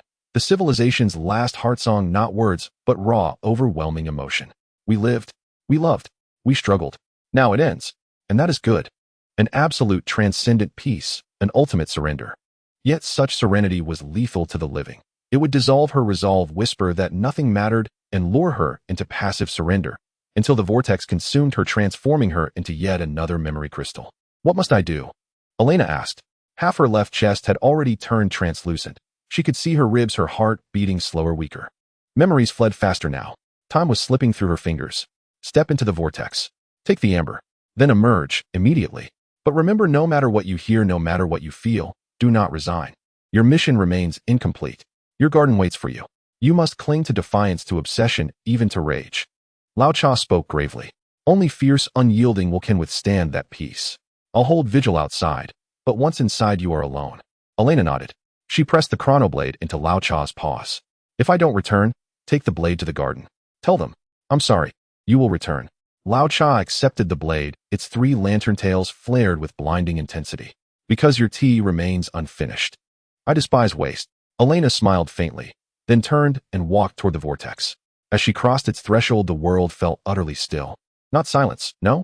All clamor, agony, and chaos had simply been filtered out. Only warmth remained, boundless, embracing absolute peace. Memory crystals brushed her gently, imparting final fragments of that civilization's farewell. Children racing beneath sunlight, laughter bright and clear. Scholars debating beneath star-strewn skies, eyes alight with wonder. Lovers embracing at sunset, whispering vows. Elders seated on weathered benches watching leaves drift down, smiling softly. Smiling, she closed her eyes. There was no war, no hatred, no regrets. This civilization faced its end in the natural process of aging, and everyone calmly accepted their fate. Look how beautiful. An end is also a form of completeness. A voice echoed in Elena's heart. It was not an external voice but her own, yet it was infused with that same tranquility. Indeed, the end is beautiful.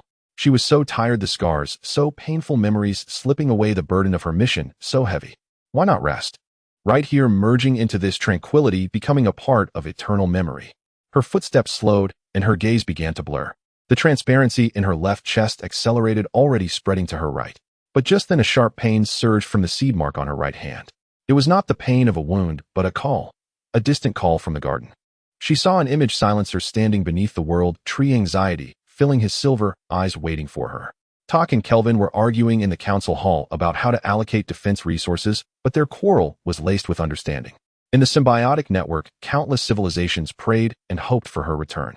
And there was a vague figure with gray eyes standing under the tree, smiling softly, saying, I see all possibilities. And I choose hope. Cain. Her mission was not yet complete. Her garden was still waiting for her. Her companions were fighting. She could not end here. No. Elena gritted her teeth, breaking free from that tranquility. I am not finished. She forced her steps forward, resisting the pull of the vortex, battling against the lure of tranquility. Each step felt like trudging through a mire, the memory crystals cutting her skin, yet the wounds did not bleed. They merely deepened her transparency. Her left chest was completely transparent. The right began to spread. She could feel her lungs disappearing, breathing becoming difficult. But her hand finally grasped the time amber. The amber was warm in her hand, like holding a small sun. In an instant, pure temporal energy surged into her body, beginning to heal her scars. The transparency ceased to spread, then slowly receded. Her left chest regained its solidity, and her left arm regained sensation. Memories ceased to fade, even beginning to flow back. She recalled the aroma of tea from the old tea house, the concern in silencer's eyes, Kane's final smile. But it was not enough. The energy of the time amber could only heal physical scars, unable to fill the existence she had already lost. Though her left arm and left chest had regained substance, they felt thin, like paper ready to shatter with the slightest touch. Moreover, she had lost a part of her memories. Not specific events, but the weight of emotions. She remembered Alicia, but could not recall her love for her. She remembered Bloodfong, but could not feel the depth of their friendship. She remembered her vow to protect the garden, but the fervor of that vow had faded. Come out. Old T shouted from outside. Elena gripped the amber tightly and rushed out of the vortex. The memory crystals behind her closed in, trying to pull her back, but the beam of light from Old T's lantern tore open a passage. She lunged out, falling to the ground, the time amber rolling aside. I got it. Quickly use it. Old T picked up the amber and pressed it against her chest. The amber melted into her skin, golden temporal energy surged within her, mending every tiny crack. Transparency completely ceased, scars healed, leaving faint silver scars like tattoos of time. Her body had recovered, but the hollowness remained. Her lost existence could not return. How do you feel? Old T asked nervously. Elena sat up and moved her left arm. It could move, but it was very weak, like someone else's arm. She clenched her fist. Her strength was only half of what it used to be. I am still alive, she said hoarsely, but some things are gone. Temporal scars will take away a part of you. This is irreversible. Old T sighed. But as long as the core is still there, you are still you. And it pointed to Elena's right hand, where the seed mark glowed brighter than before.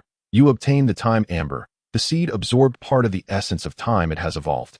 Now it can not only guide, but also briefly pre-read the flow of time, seeing possibilities a few seconds ahead. Elena looked at the mark. Indeed, when she concentrated, she could see the possible scenarios that might happen in the next few seconds. Old T would pass her the water bottle. She would take it with her right hand, and then her left arm would twitch. The image flashed by, but was real. This ability is useful, she said, but we must return now. How long has it been? In the graveyard, the flow of time is unstable. Outside, it may have only been a day, or it may have been 10 years. Old T shook its head. We must hurry back to the cabin and then leap back to your garden. But before that, it looked around. The memory phantoms had not dispersed. In fact, there were even more, and they were changing. The originally translucent phantoms began to coalesce into substance, their eyes turning crimson. Sadness and tranquility vanished, replaced by greed, hunger, and madness. The fluctuations of the time amber have awakened the evil thoughts deep within the graveyard. Old T's voice lowered. Those memories that were unwilling to perish, filled with resentment, have been stirred by the pure temporal energy awakened. They want the amber, they want your body, they want to leave this place. The phantoms began to merge. Hundreds of phantoms fused into a gigantic, distorted monster, having dozens of faces, hundreds of hands, continuously changing shapes, but at its core was a pulsating black heart formed from negative memories. The memory devourer. Old T gasped. A monster said to only appear during disturbances in the graveyard. We must escape now. But the monster had already locked onto them. It opened dozens of mouths and let out a shriek. Give me your body. Give me time. Give me existence. The shriek became a tangible sound wave, causing blood to flow from Elena's ears and nose. Her recently healed body ached again. The silver scar on her left arm felt hot.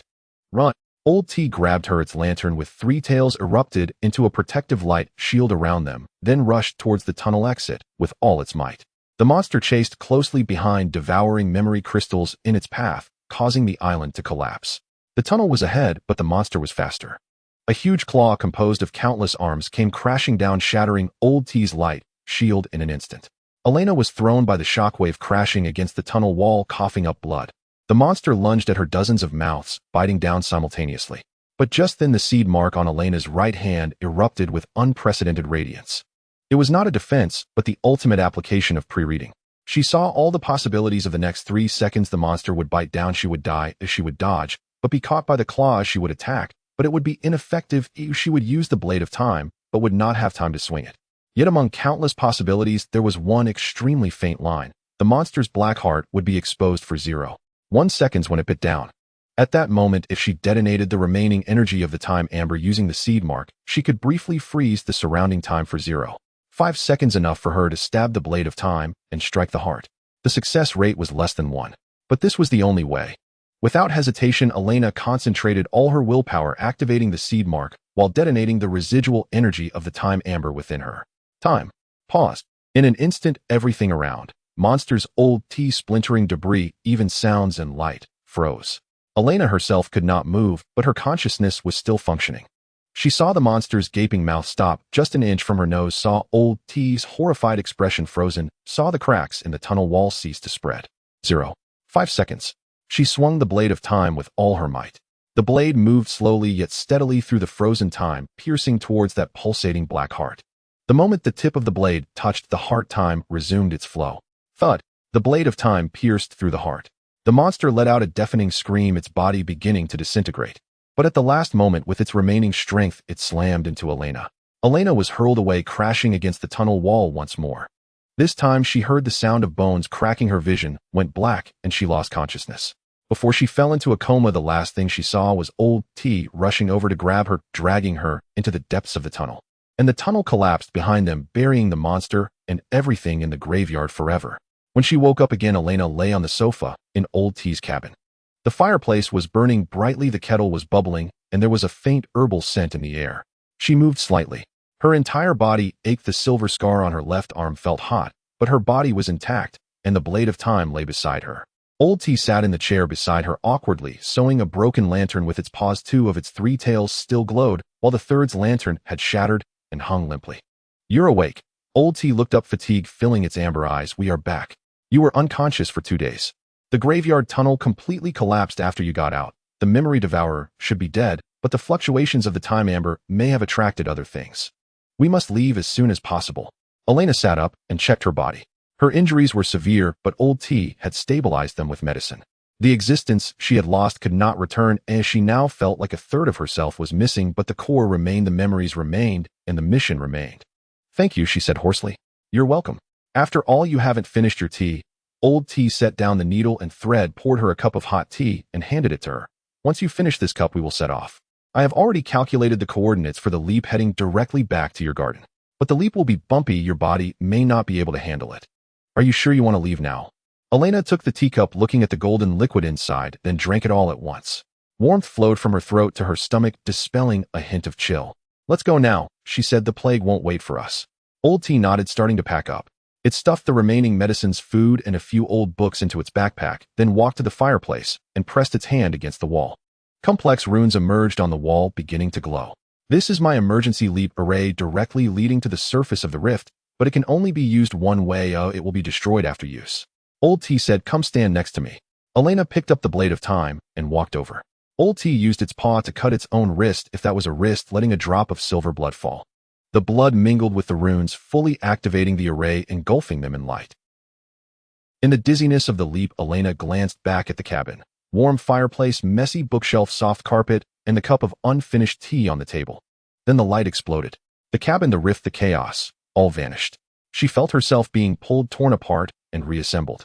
The scar on her left arm throbbed painfully. The lost existence screamed, but she gritted her teeth, gripping the blade of time, holding onto the seed mark. Ahead there was light. The light of the garden. In the moment following the leap, Elena collapsed to the ground, violently retching. What she expelled was not food, but golden specks of light. Residual time, amber energy within her resisting the shock of the leap. The silver scar on her left arm burned like a hot iron, as she could feel the lost existences screaming, trying to claw their way back from the void, threatening to tear her apart. Breathe deeply, steady yourself. Old T steadied her with a paw, his three tails now too flickering unpredictably. You are adapting to the laws of this universe. There will be some rejection reaction. Elena forced herself to raise her head. She had returned. Beneath her feet was solid ground. The sky was a familiar starry expanse, and the air carried the scent of her homeland. The fresh aroma unique to the home world of the Star Spirit clan, a mix of spiritual pollen and ozone. But the place where she currently stood was not any location from her memory. It was a wasteland. Black rocks, dry riverbeds, and the sky was marred with ominous dark red cracks resembling torn wounds. The air was thick with the scent of sulfur and rotting flesh. In the distance, the mountains twisted and warped, their peaks inverted, defying gravity as they pointed toward the ground. Where is this? She rasped. The border of the garden, Old T replied, scanning the surroundings warily. More accurately, it is the junction between the plague-infected area and the healthy zone. Look, he pointed to the sky. From those dark red cracks, a thick black substance slowly seeped out, like pus, dripping to the ground and corroding it into smoking craters. And at the horizon's edge, a massive pitch-black wall was slowly advancing. Not a physical wall, but the boundary of existence itself being erased. Wherever the wall passed, color faded, sound vanished, and even the wind ceased. The tide of the plague. It's spreading faster than I imagined. Old T whispered. We need to find your companions immediately, or else. A piercing alarm suddenly erupted in the air. It was not coming from any direction, but a bell rung directly from the level of the laws, shaking the very essence of the soul. The seed mark on Elena's right hand instantly felt searing hot as she saw the scene. A floating fortress was struggling fiercely against the black tide. The fortress surface was covered in silver runes which shattered and repaired themselves continuously under the assault of darkness. Surrounding the fortress were countless warships, mechs, and even gigantic creatures fighting desperately. At the highest point of the fortress stood a silver figure wielding a massive scythe. With each swing, he cleaved through a patch of darkness, yet the darkness was endless and his silver armor was already riddled with cracks. Silence. They are over there. Elena pointed toward the fortress about 300 kilometers away, but the tide of the plague blocks our way. How do we get past? Just charge through. Old T pulled out a small device from his backpack resembling a pocket watch, but with a complex star map on the dial. I have a phase stabilizer that can allow us to briefly maintain our existence within the plague tide, but only for 10 minutes. Within those 10 minutes, we must reach the fortress or we will be assimilated by the tide. Let's go. The two dashed toward the black tide. As they approached, Elena truly felt the terror of existential erasure. Not coldness, not heat, but a sense of void that spread from the marrow of her bones, as if she was becoming a faded photograph with her memories, emotions, and will being bleached away. Don't think. Focus on what matters most to you. Old T shouted, pressing the stabilizer. The device lit up with a white glow, forming a shield with a radius of 3 meters, enveloping them both. Outside the shield, the black tide lashed out violently, each impact causing the shield to tremble fiercely, its brilliance dimming. The ground beneath their feet was disappearing, turning into pure void. Inside the shield, the scar on Elena's left arm throbbed painfully, the sense of hollowness becoming more pronounced. She began to forget certain things, Old T's named the reason for being here even. Why the blade of time was in her hand. I am Elena. I must save the garden. She repeated like a spell, digging her nails into her palm, using the pain to stay awake. Ahead, the fortress silhouette flickered in and out of view in the darkness. There was still 100 kilometers to go. The shield's glow was reduced to half. Suddenly, a massive claw composed of countless agonized faces reached out from the black tide, striking toward the shield. Old T screamed and struck with his tail's lantern, but the claw merely paused for a moment before continuing its strike. Elena raised the blade of time. The blade emitted a faint glow of starlight in the darkness, but it was not bright enough. She needed power, more power. Seed, help me. She poured her will into the mark on her right hand. The seed burst forth with a brilliant 12-colored light, flowing down her arm into the blade of time. The blade instantly shone brightly, resembling a small sun. She swung the blade. There was no sound, no shockwave, only a pure silver trajectory. The trajectory sliced through the claw, which broke apart silently. The severed end bled no blood, only non-existence in its absence. The claw crumbled, and the faces of anguish emitted silent wails, dissipating into the darkness. But the radiance of the blade of time also dimmed. That strike consumed most of the energy stored in the seed. Hurry, only 3 minutes left. Old T grasped her, sprinting with all his might. The fortress was drawing closer. Elena could see the details of the battle on the fortress surface. Warships darted between the black tentacles, firing beams, but as the tentacles were destroyed, they immediately regenerated. Enormous stone golems smashed black monsters with their fists, but the remnants would taint the golems, causing them to rot from the inside. The silent scythe cleared an area with each swing, but darkness immediately filled the void. This was a war of attrition, and darkness was endless. Silence. Elena communicated through spiritual energy, her voice resonating at the level of the laws. The silver figure atop the fortress suddenly turned his head. Even from such a distance, Elena could see the shock, joy, and then deeper anxiety flicker in his eyes. Elena, how did you know? Don't come here. It's too dangerous. I have the blade of time. We can heal the infection. For a moment, silence was still, then he ordered, open the third gate. Everyone cover them as they come in. A heavy metal gate on the side of the fortress slowly rose, revealing blinding white light within. But between the gate and them lay at least a kilometer of dark tide from which even more monsters surged. Twisted creations coalesced from the laws of corruption, formless, filled with pure malice. Charge in. Old T screamed as the light of the stabilizer dwindled to its last layer, flickering like a candle in the wind. Elena gripped the blade of time, the seed mark burning, and she squeezed out her last bit of strength, gathering light on the blade. Then she made a crazy decision. She threw the blade of time toward the gate, not as an attack, but as a guide. The blade transformed into a silver line, slicing through the darkness, creating a temporarily existing pure passage. The passage was narrow, only allowing one person through, and it was closing rapidly. Go! She grabbed Old T and dashed into the passage. Darkness closed in on both sides, tentacles reaching out to grab them, but the cutting effect of the passage caused the tentacles to disintegrate upon contact. In the last second before the passage closed, they surged through the gate. The gate slammed shut, keeping the darkness at bay. Elena fell to the ground. The blade of time dropped beside her, its light completely extinguished, transforming into an ordinary transparent long knife. The scar on her left arm bled, but it was not red blood, but a silver substance resembling liquid time. Medical team, hurry! Silence rushed over his silver armor, covered in cracks and dark stains.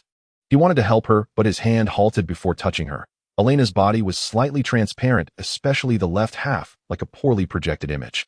Time scars. Silence's voice was low. What did you encounter? It's a long story. Elena struggled to sit up, picking up the blade of time. First, let's talk about the situation here. How far has the plague spread? 1/10 of the garden has been infected, and the infection rate is accelerating.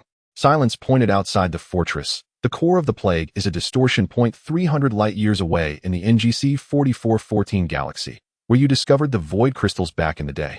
The distortion point continuously releases corrupting laws, tainting the surrounding space-time. The defensive line we established can only delay it, not stop it. And he paused, a rare tremor in his voice. The plague is evolving. It has begun to mimic our tactics, learn our technologies, and even corrupt our warriors. Last week, a patrol team became infected. They returned looking normal, but in the dead of night, they suddenly mutated, destroying the energy core of the third defense line from within. We lost 3 million people and 1/10 of the fleet. Elena's heart sank. The plague was not an unconscious disaster. It was a form of intelligent erosion. Can the blade of time heal the infection? In theory, yes. It can cut through the contaminated laws, excising the tumors like a surgical procedure. Old T approached, examining the blade of time with his paw, but it requires extremely high skill. and must locate the core node of the infection. If cut incorrectly, it may cause the infection to spread even faster. I will use it, Elena said. She had already pre-read the method of using the Blade of Time during the battle in the memory graveyard. Although her memories were hazy, the sensation remained. Slicing through the laws felt like embroidering time. But your body can't withstand it. Silence shook his head. The time scars make you unstable. You could disappear at any moment. You need to heal yourself first. There's no time. Elena stood up, silver blood dripping from her left arm, corroding small pits into the ground. Every second we delay, more worlds become infected. I must go to the distortion point immediately and perform surgery with the Blade of Time. I will go with you, Silence said. I will go too. Old T added. I have studied the nature of the plague and can help you locate the node. Elena looked at them. Silence's gaze was determined. Old T's tail trembled, but his amber eyes showed no signs of retreat. Okay, she nodded, but we can't just charge in. The plague surely has set up defenses around the distortion point. We need an elite team to cover our entrance to the core. I've already prepared. Silence said. 300 of the Watchers, the most elite, have been on standby. They are all law-level beings capable of resisting a certain degree of infection. And they volunteered for this suicide mission. This is not a suicide mission. Elena tightened her grip on the Blade of Time, the seed mark warming slightly. This is surgery. And we are the doctors. 3 hours later, a modified assault ship, the Dawn, quietly departed the fortress, heading into the depths of darkness. There were only 303 people aboard. Elena, Silence, Old T, and 300 elite Watchers. They belonged to different races: star spirits, rock clan, light spirits, beastmen, mechanical life, energy entities. But all had undergone countless life and death trials, their eyes devoid of fear, filled only with resolve. The surface of the Dawn was coated with anti-existence coating, which could temporarily deceive the plague's perception, making them appear like harmless cosmic dust. However, the coating consumed energy continuously and could last no more than 24 hours. In the bridge, Elena sat in the main control chair, the silver scar on her left arm temporarily bandaged, yet still oozing blood. With her right hand, she operated the holographic star map, which marked the detailed structure of the plague-infected area. The distortion point is here. She pointed to a pulsating red light. Surrounding it are 3 layers of defensive circles. The outermost layer is law turbulence, where any unauthorized existence that enters will be torn apart by the laws. The middle layer is a memory trap that forces the deepest painful memories to play, leading to collapse. The innermost layer is the existential obliteration zone, directly disassembling your concept of existence. How do we break through? Silence asked, having changed into lightweight combat gear after removing his damaged armor, but still gripping the scythe. For the outer layer, we use the law stabilizer to force a path, but that will expose us. For the middle layer, everyone needs to solidify their core memories in advance to resist interference. For the innermost layer, Elena looked at the Blade of Time. Using this, the Blade of Time can briefly cut through the obliteration zone to create a passage, but the passage will only last for 3 seconds. We must rush in before that. The laws allow the distortion point to self-heal. However, during the operation, I cannot be disturbed, or otherwise I might cut incorrectly, leading to a catastrophic explosion that would bury us all. We will hold the line, 300 soldiers said in unison, their voices echoing in the bridge. Elena nodded, then looked at Old T. Do you have anything to add? Old T, fiddling with a collection of strange instruments, looked up at the mention and said, I have analyzed the energy fluctuations of the plague and discovered an anomaly. There is life response within the distortion point. Life. Not natural life, but some kind of created vessel. The plague is using it as a carrier for its spread. Moreover, the fluctuations of this vessel feel strangely familiar. Old T's eyes squinted behind his glasses. It resembles the energy characteristics of shadows, but is older, more complete. Elena and Silence exchanged a glance, astonished by what they saw in each other's eyes. The creation of shadows. No, shadows are already dead. Could it be the legacy of shadows? Or, worse, is shadows just a projection of some even older being? No matter what it is, we must destroy it. Silence said. Agreed. Elena took a deep breath. All hands prepare for battle. We will reach the outer defensive line in 1 hour. 1 hour passed in eerie silence. Everyone silently checked their equipment, solidifying their memories and adjusting their states. Elena closed her eyes in meditation, using the power of the seed to stabilize the scars of time as much as possible. She could feel the presence of her left side slowly fading like sand slipping through an hourglass, but she forced herself to stabilize, pinning down the self that was slipping away with her will. Arriving at the outer defensive line, the navigator reported. Outside the ship's window was a dazzling yet deadly scene. Countless streams of colorful energy intertwined, collided, and exploded in the void like an endless fireworks display. Yet each firework could easily tear apart a warship, erasing existence. Activate the law stabilizer, Elena ordered. Massive metallic arms extended from both sides of the ship, unfolding silver discs at their ends. The discs began to spin, emitting a deep hum and releasing stable law fluctuations, forcibly carving a path through the turbulence. We are exposed. Sensors indicate countless dark tendrils surging from all directions like sharks catching the scent of blood. Activate defensive fire full speed ahead. Silence commanded. The cannons of the dawn opened fire beams, missiles, and law shockwaves blasted towards the tendrils. The tendrils were shredded, but they immediately regenerated, and their numbers grew. The warship navigated through the hail of fire, the shield energy sharply declining. Shields down to 30. Keep moving. The ship surged through the densest turbulence zone, finally reaching the mid-level defensive line, the memory trap. Ahead, the space turned into a viscous, ever-changing gel within which countless memory fragments emerged. Solidify memories. Don't look outside. Elena shouted, simultaneously activating the power of the seed to form a temporary memory stabilization field within the ship. Yet some still fell victim. A young rock race warrior suddenly clutched his head, emitting a painful roar. No, Mom, don't go. He charged towards the hatch, trying to open it. A companion beside him tried to restrain him, but he was immensely strong and punched through the companion's breastplate. Knock him out. Silence rushed over, delivering a hand chop to the back of his neck. The warrior collapsed, but his eyes remained wide open, shedding tears of blood. More warriors began to react. The ship echoed with cries, roars, and frantic murmurs. The memory trap attacked everyone's most vulnerable wounds. Elena felt the scar on her left arm throb painfully. She saw her own memory fragments. Alicia stopping breathing in her arms, the blood teeth dissolving into light, Cain melting in the singularity. Those emotions that had faded when she lost existence were now forcibly amplified, slicing through her heart like knives. No, can't look. She gritted her teeth, concentrating on the blade of time. The cold touch of the blade slightly brought her back to reality. She infused the power of the seed into the blade, and then stabbed it into the ship's floor. In the name of time, sever the entanglements. The radiance of the blade of time erupted, transforming into countless filaments that pierced into the center of each soldier's brow, forcibly severing their connection to the memory trap. The soldiers collapsed to the ground, momentarily unconscious, but at least they would no longer go mad. Quick, charge forward. Elena drew the blade, kneeling on one knee as she coughed up silver blood. This strike consumed immense energy, deepening the transparency of her left side, revealing the pulsating organs inside. The dawn finally broke through the memory trap, reaching the innermost layer, the erasure field. Ahead was a pitch-black wall, featureless and slowly rotating. Wherever it passed, even the void itself was erased, becoming absolute nothingness. Blade of time now. Elena raised the blade, pouring all remaining strength into it. The blade shone to its utmost brilliance, then she swung it. There was no sound, but everyone felt their souls tear for a moment. On the black wall, a silver crack appeared, within which lay a twisted, incomprehensible structure. The passage can only last 3 seconds. All charge. Silence was the first to rush in. The soldiers hoisted their unconscious companions and followed closely. Elena, supported by Old T, rushed into the crack last. The crack closed behind her. They had entered the core of the distortion point. Here it was not dark and chaotic like outside. Instead, it was strangely quiet and orderly. They stood on a pure, white, boundless plain. In the center of the plain floated a massive, slowly pulsing heart. The heart was dark gold, covered in vein-like patterns, but what flowed within the veins was not blood, but black viscous plague. Inside the heart, a curled figure could be vaguely seen. That is the vessel, Old T said softly. Elena's seed mark throbbed painfully. She saw, inside the heart, that figure was Cain. No, not Cain. It was Cain's reflection, completely formed of darkness, yet his face, figure, and even that calm expression were identical.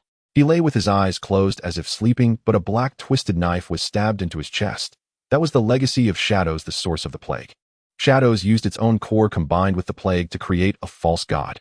Old T's voice trembled. It wants to resurrect, or create a new, entirely dark Cain. And this false god, while absorbing the laws of the garden, will pollute the entire universe once it fully awakens. How do we destroy it? Silence asked, gripping the scythe tightly. We must first pull out that black knife, severing the supply of the plague. Then stab the false god's core with the blade of time to purify it. But Elena looked toward the heart. Surrounding it were 12 guards. They were not monsters, but twisted, semi-transparent beings. They had human forms, but their bodies constantly changed. Sometimes they were beautiful elves, sometimes hideous demons, and other times just chaotic masses of flesh. And their faces? Were those successors familiar to Elena? Qingye Iron Anvil, Xiangyi Tide, Huiguang Rockbone. All the successors who had perished in history, twisted and replicated by the plague, became the guards here. Their eyes were pure black, devoid of any intellect, only pure malice. Are they still alive? A soldier trembled and asked. No, they are merely puppets created by the plague using their memories. Elena tightened her grip on the blade of time. But they retained their powers from life, and even were enhanced by the plague. 12 guards opened their eyes, simultaneously looking at them. Battle erupted. 300 against 12, it seemed a lopsided number. Yet every guard wielded law-level power and coordinated seamlessly. Qingye summoned a corrupt forest vines ensnaring the soldiers. The iron anvil smashed out a twisted gravity field, shattering space. Xiangyi stirred up a black storm, tearing shields. Tide unleashed a sea of venom. Hue Guang released corrosive holy light. Rockbone transformed the ground into engulfing quicksand. The soldiers fought desperately, but the gap was too vast. Countless fell, their bodies polluted, turning into new monsters that attacked their comrades. Silence's scythe darted among the guards, each strike taking away large chunks of darkness, but the wounds healed instantly. Elena did not engage in battle. She had to find an opportunity to approach the heart amidst the chaos. But the transparency of her left side was accelerating, and she felt her existence slipping away, her memories blurring. She began to forget the usage of the blade of time, forget who she was. Elena, wake up. Old T flicked her with his tail, the lantern's light piercing her eyes. Remember your name. Remember your mission. I am Elena. I must save the garden. I must. She looked towards the heart. There the false god. Cain slowly opened his eyes. His eyes were pitch black, but deep within the pupils a faint familiar golden light struggled. Was it the consciousness of Cain himself? Or a trap? There was no time to think. Silence's defense was collapsing and fewer than 100 soldiers remained. If they did not act soon, everyone would die here. Elena tightened her grip on the blade of time. Silver blood from her left arm dripped onto the blade, being absorbed, causing the blade to glow faintly once more. She poured all her remaining strength, her last existence, her final memories into this strike. Then she charged toward the heart. The 12 guards simultaneously turned around, lunging at her. But Silence and Old T erupted simultaneously to block them with their bodies. Go! Elena did not look back. She leaped the blade of time, aiming for the black knife embedded in the false god's chest. The black knife sensed the threat, erupting with violent darkness, trying to erode her. But the light of the blade of time was even more brilliant, the blade colliding with the black knife. There was no sound, but the entire space trembled. Elena felt her left side completely collapse from shoulder to waist, transforming into silver light points and beginning to dissipate.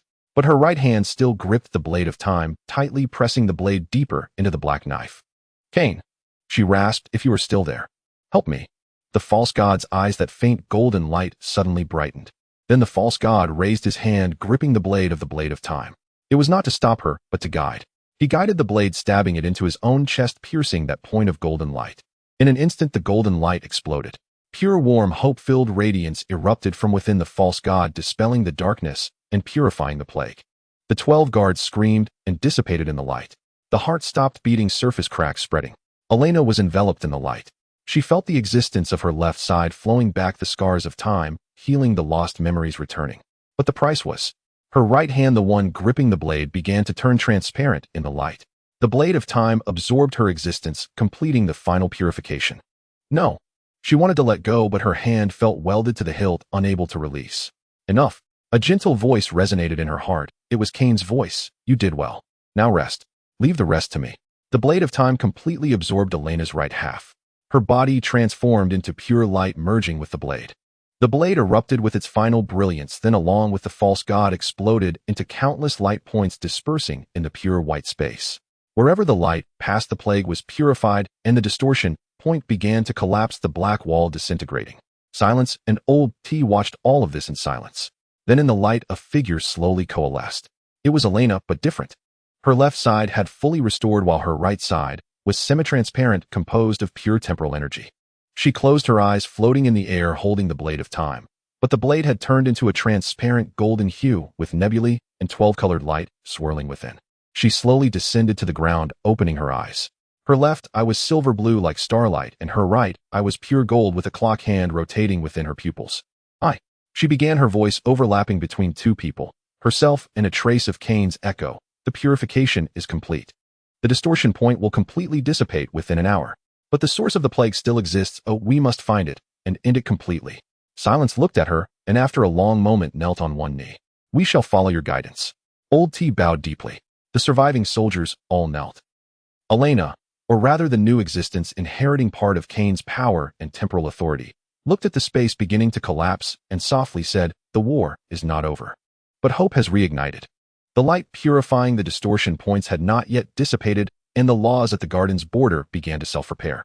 The black wall that erased existence melted away like snow, revealing a scarred, yet vibrant star region behind it. Withered stars reignited, shattered planets slowly gathered, and life corrupted by the plague shed its darkness under the radiance of the purifying light, beginning to breathe anew. But Elena knew that this was merely a facade. She stood at the center of the star region after purification. Her right hand's blade of time no longer existed. At the moment of its explosion alongside the false god, came the blade transformed into pure time laws, merging with her right half. Now her right half was translucent gold, revealing the slowly flowing nebula and 12 colors of light within. The power of the blade of time had become a part of her, or rather, she had become the vessel of the blade of time. The cost was clear and tangible. The left half belonged to Elena's star spirit, possessing warmth, flesh, blood, and memories and emotions spanning 3,000 years of the star spirit race. She could feel her heartbeat, smell the mingled sense of scorched earth and rebirth in the air, and hear the suppressed cheers and cries of surviving warriors. The right half belonged to time, devoid of warmth, heartbeat, only the eternal cold flow of laws. With each breath, the time flow from her right half encroached upon her left half, like tides washing over the shore slowly, yet inexorably erasing the traces of Elena. How much longer can you hold on? Silence approached her, his silver eyes gazing at the transparent outline of her right half. His armor had been completely shattered in the recent battle. Now he wore only a simple black combat suit, his exposed skin marked with black scorch marks, the remnants of the plague slowly healing. "I don't know." Elena's voice was calm, but carried a hint of resonance, as if two people were speaking at once. "The authority of time is integrating. Once the integration is complete, I will become a pure guardian of time, but Elena's star spirit will cease to exist. Is there no other way?" "There is." Elena raised her right hand, the translucent hand with a swirling nebula within. "Find the ultimate source of the plague and destroy it before it contaminates more gardens. Then, before completely losing myself, use the anchoring function of the authority of time to fix Elena's existence at a certain moment like a bookmark, so that she will not completely vanish. But that way you won't be able to leave that moment, right?" "Correct. I will be trapped in that chosen moment, eternally reliving that experience, but at least she will still be here." A flicker of emotion passed through Elena's left eye. "Silver blue, this is the final guidance Cain left for me." His lingering consciousness within the false god conveyed this method when the purification was completed. Silence was silent. After a long while he said, "I will accompany you to find the source." "I will go too."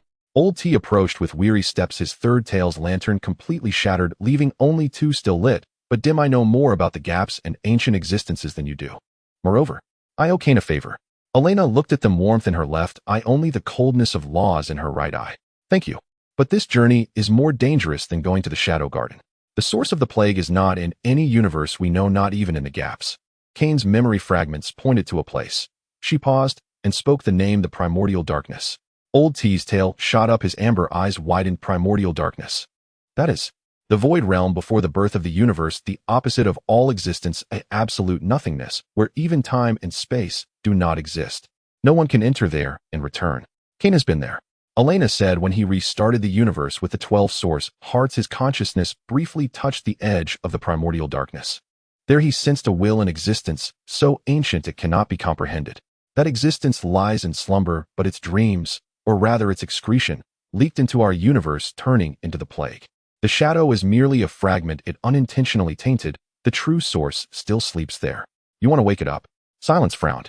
"No, I want to create an eternal moment around it with the authority of time before it fully awakens, trapping it in a state of perpetual slumber, like sealing an insect in amber." Elena explained, "But to do this, I must enter the primordial darkness, find the core frequency of its dream, and then use the power of the blade of time to nail that frequency onto the timeline. Success rate, 1 in billions." Elena said honestly, "And once I fail, I may be contaminated by that existence, becoming a new source of the plague, or be consumed by the primordial darkness, disappearing completely. Then why go at all?" Elena turned and looked at the star region that was being reborn in the distance.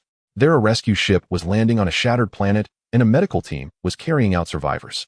A child of the star spirit race was brought out covered in wounds, but with big silver blue eyes, curiously observing this strange yet rejuvenating world.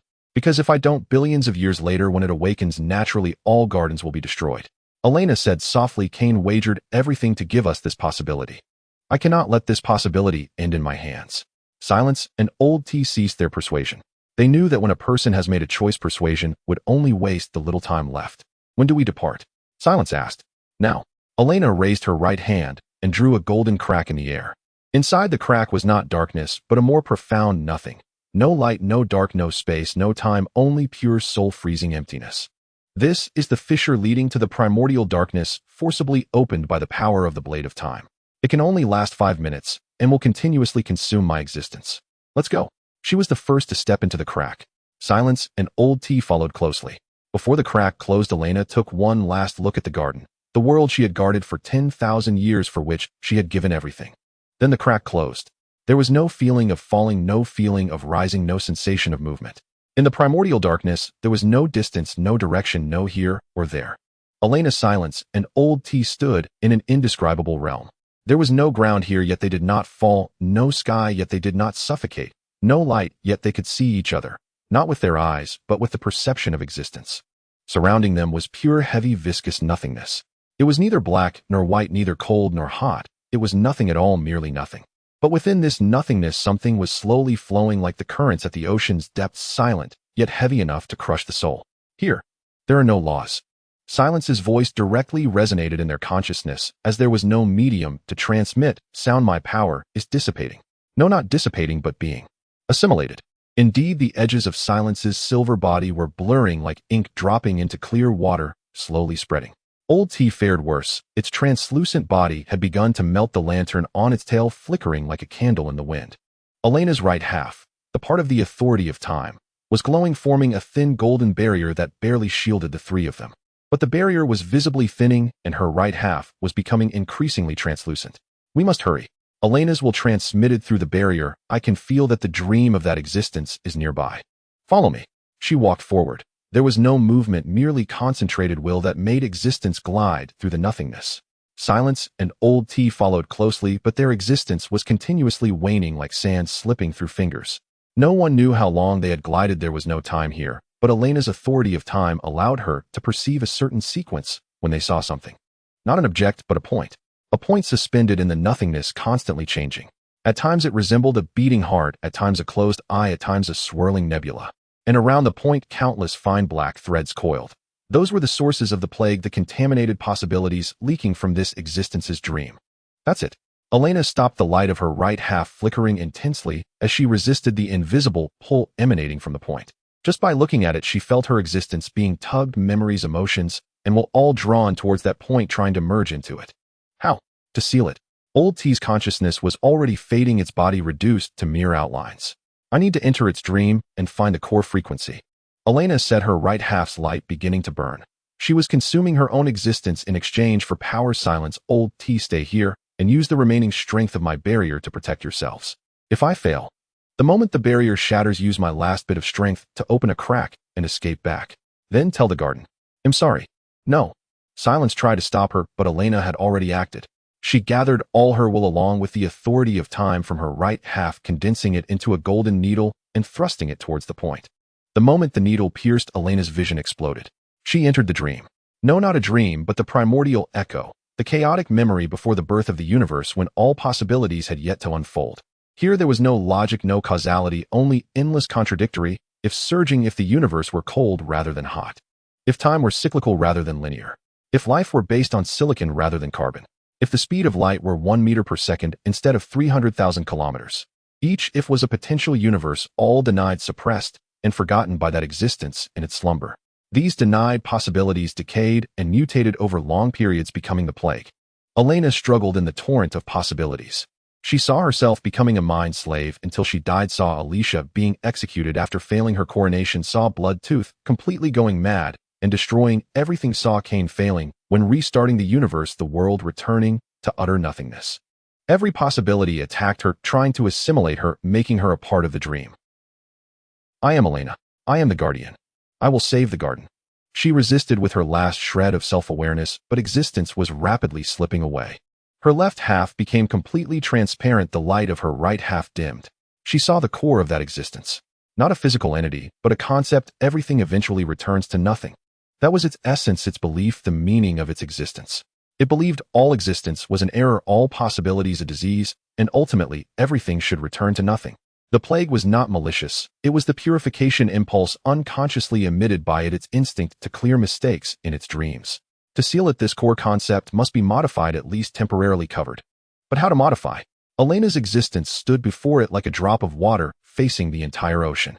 At that moment, her left hand's seed mark, the blessing Cain left her, suddenly lit up. It was not the same resonant light as before, but warm, gentle light like the afternoon sun. Within the light, Cain's figure emerged. Not a false god, not an echo, but the true Cain who sacrificed himself when the universe was restarted. He stood before her smiling, and then spoke. His voice resonated directly in the dream. "You did well, better than I did. Now let me teach you the final lesson, how to fight against nothingness." He extended his hand, 12 light points floating in his palm. Earth, silver, moon, blood, sky, fire, earth, wood, metal, wind, water, light, dark. The 12 source hearts gathered, but no longer separated. Instead, they fused into a pure white seed. Use this. Cain pressed the seed to Elena's chest. It contains all of my memories, emotions, will, and faith and possibilities. Planted on the core concept to cover everything, eventually returns to nothing. But it needs a gardener, someone willing to guard it, forever water it, and prune it. Are you willing? Elena understood. Planting the seed could temporarily cover that existence's core, creating an eternal moment to seal it. But the gardener had to remain in place, eternally guarding the seed, preventing it from being recorrupted by that existence. And remaining here meant complete isolation from the outside world, forever alone, until the seed rooted and grew, which could take billions of years or may never be completed. "I am willing," she said without hesitation. Cain smiled, a smile filled with relief, sorrow, and pride. "Then go. Remember, you are not only the gardener, but the seed itself. Every choice you make will help it grow." His figure dissipated, turning into light points that merged into the seed. The seed rooted in Elena's chest, sprouting, growing tiny roots that burrowed into her existence. She felt a warm, steady power spreading within her, dispelling the coldness of the dream. She walked towards that core concept. Everything eventually returns to nothing, placing the seed upon it. In an instant, pure white light erupted, dispelling the surrounding darkness. The dream of that existence trembled violently. Countless denied possibilities screamed, collapsed, and vanished. On the core concept, a pure white seedling sprouted, its roots burrowing deep into the concept, beginning to absorb its nutrients while simultaneously covering its essence. Existence has meaning. A new concept began to sprout, faint yet firm. Elena felt her existence rapidly merge with the seedling. Her left half became completely transparent, the light of her right half extinguished. She transformed into a translucent form composed purely of will.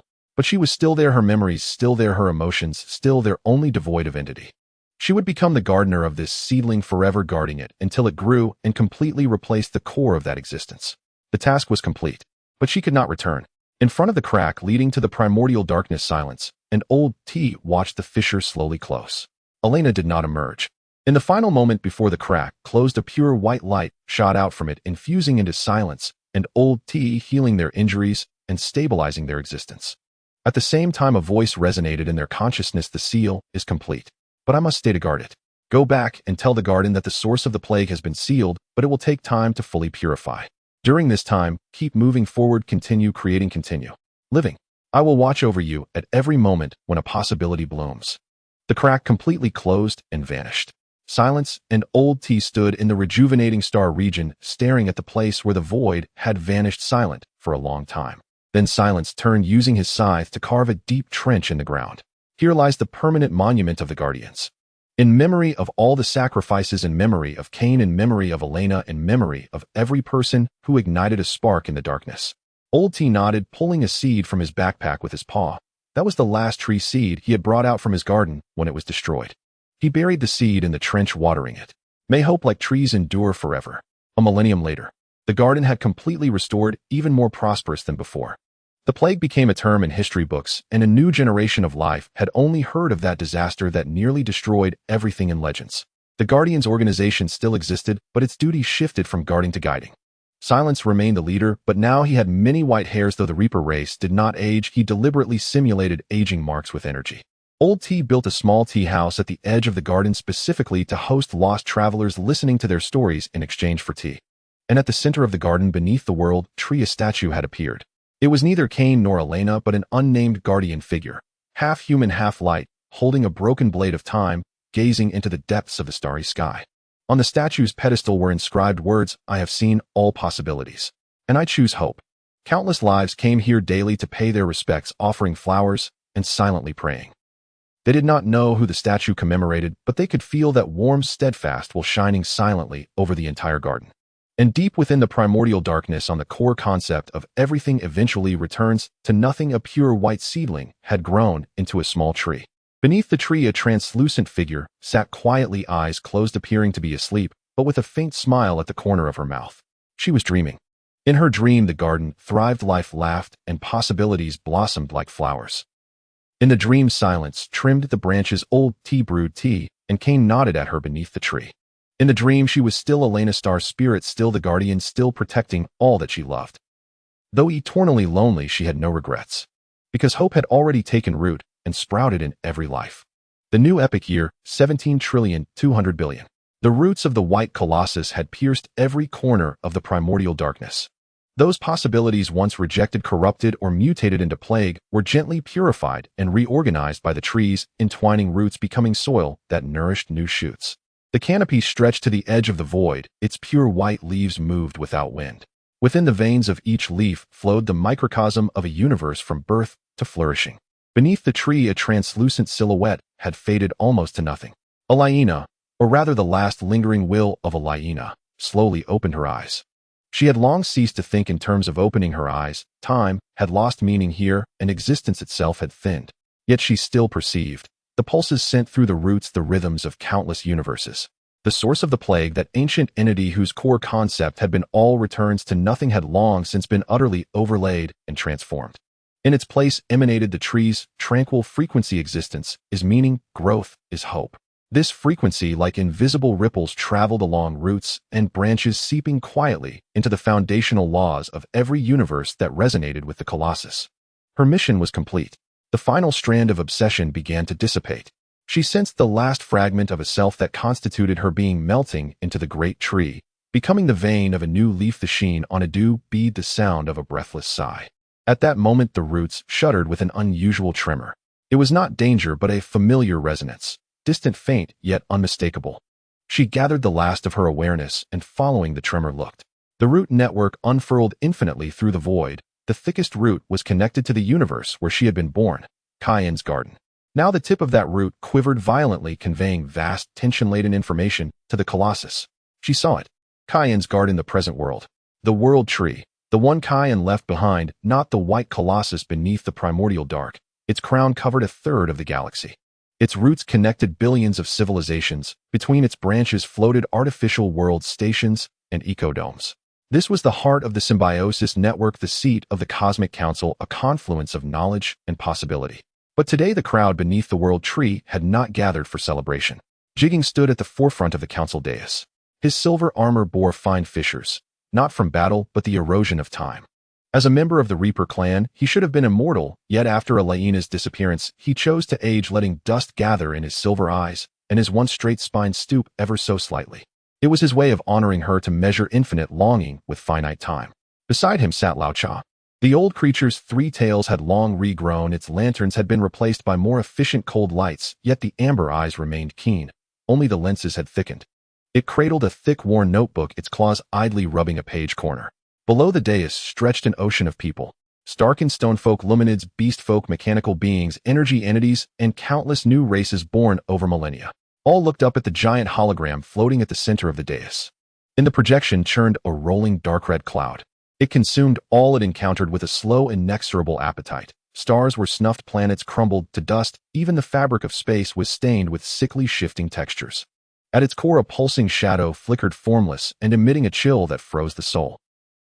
The 13th Deep Space Reconnaissance confirms. Jigging's voice carried through the spiritual network to every mind. The expansion rate of the Corruption Nebula has increased 470% over the past 3 centuries. Its core, mutated aggregate, has shown rudimentary intelligence capable of consciously evading our detection networks and mimicking our communication signals to interfere with them. He paused, his silver gaze sweeping over the multitude of faces, fearful, resolute, bewildered. According to ancient records in the Wanxiang Library and Lao Cha's analysis of residual gaps, we can be reasonably certain the Corruption Nebula is not a natural phenomenon. It is a detachment of a far older, far larger being, like flaking skin or metabolic waste. That ancient entity likely relates to our universe's origin and perhaps to the source of the plague era itself. A suppressed stir rippled through the crowd.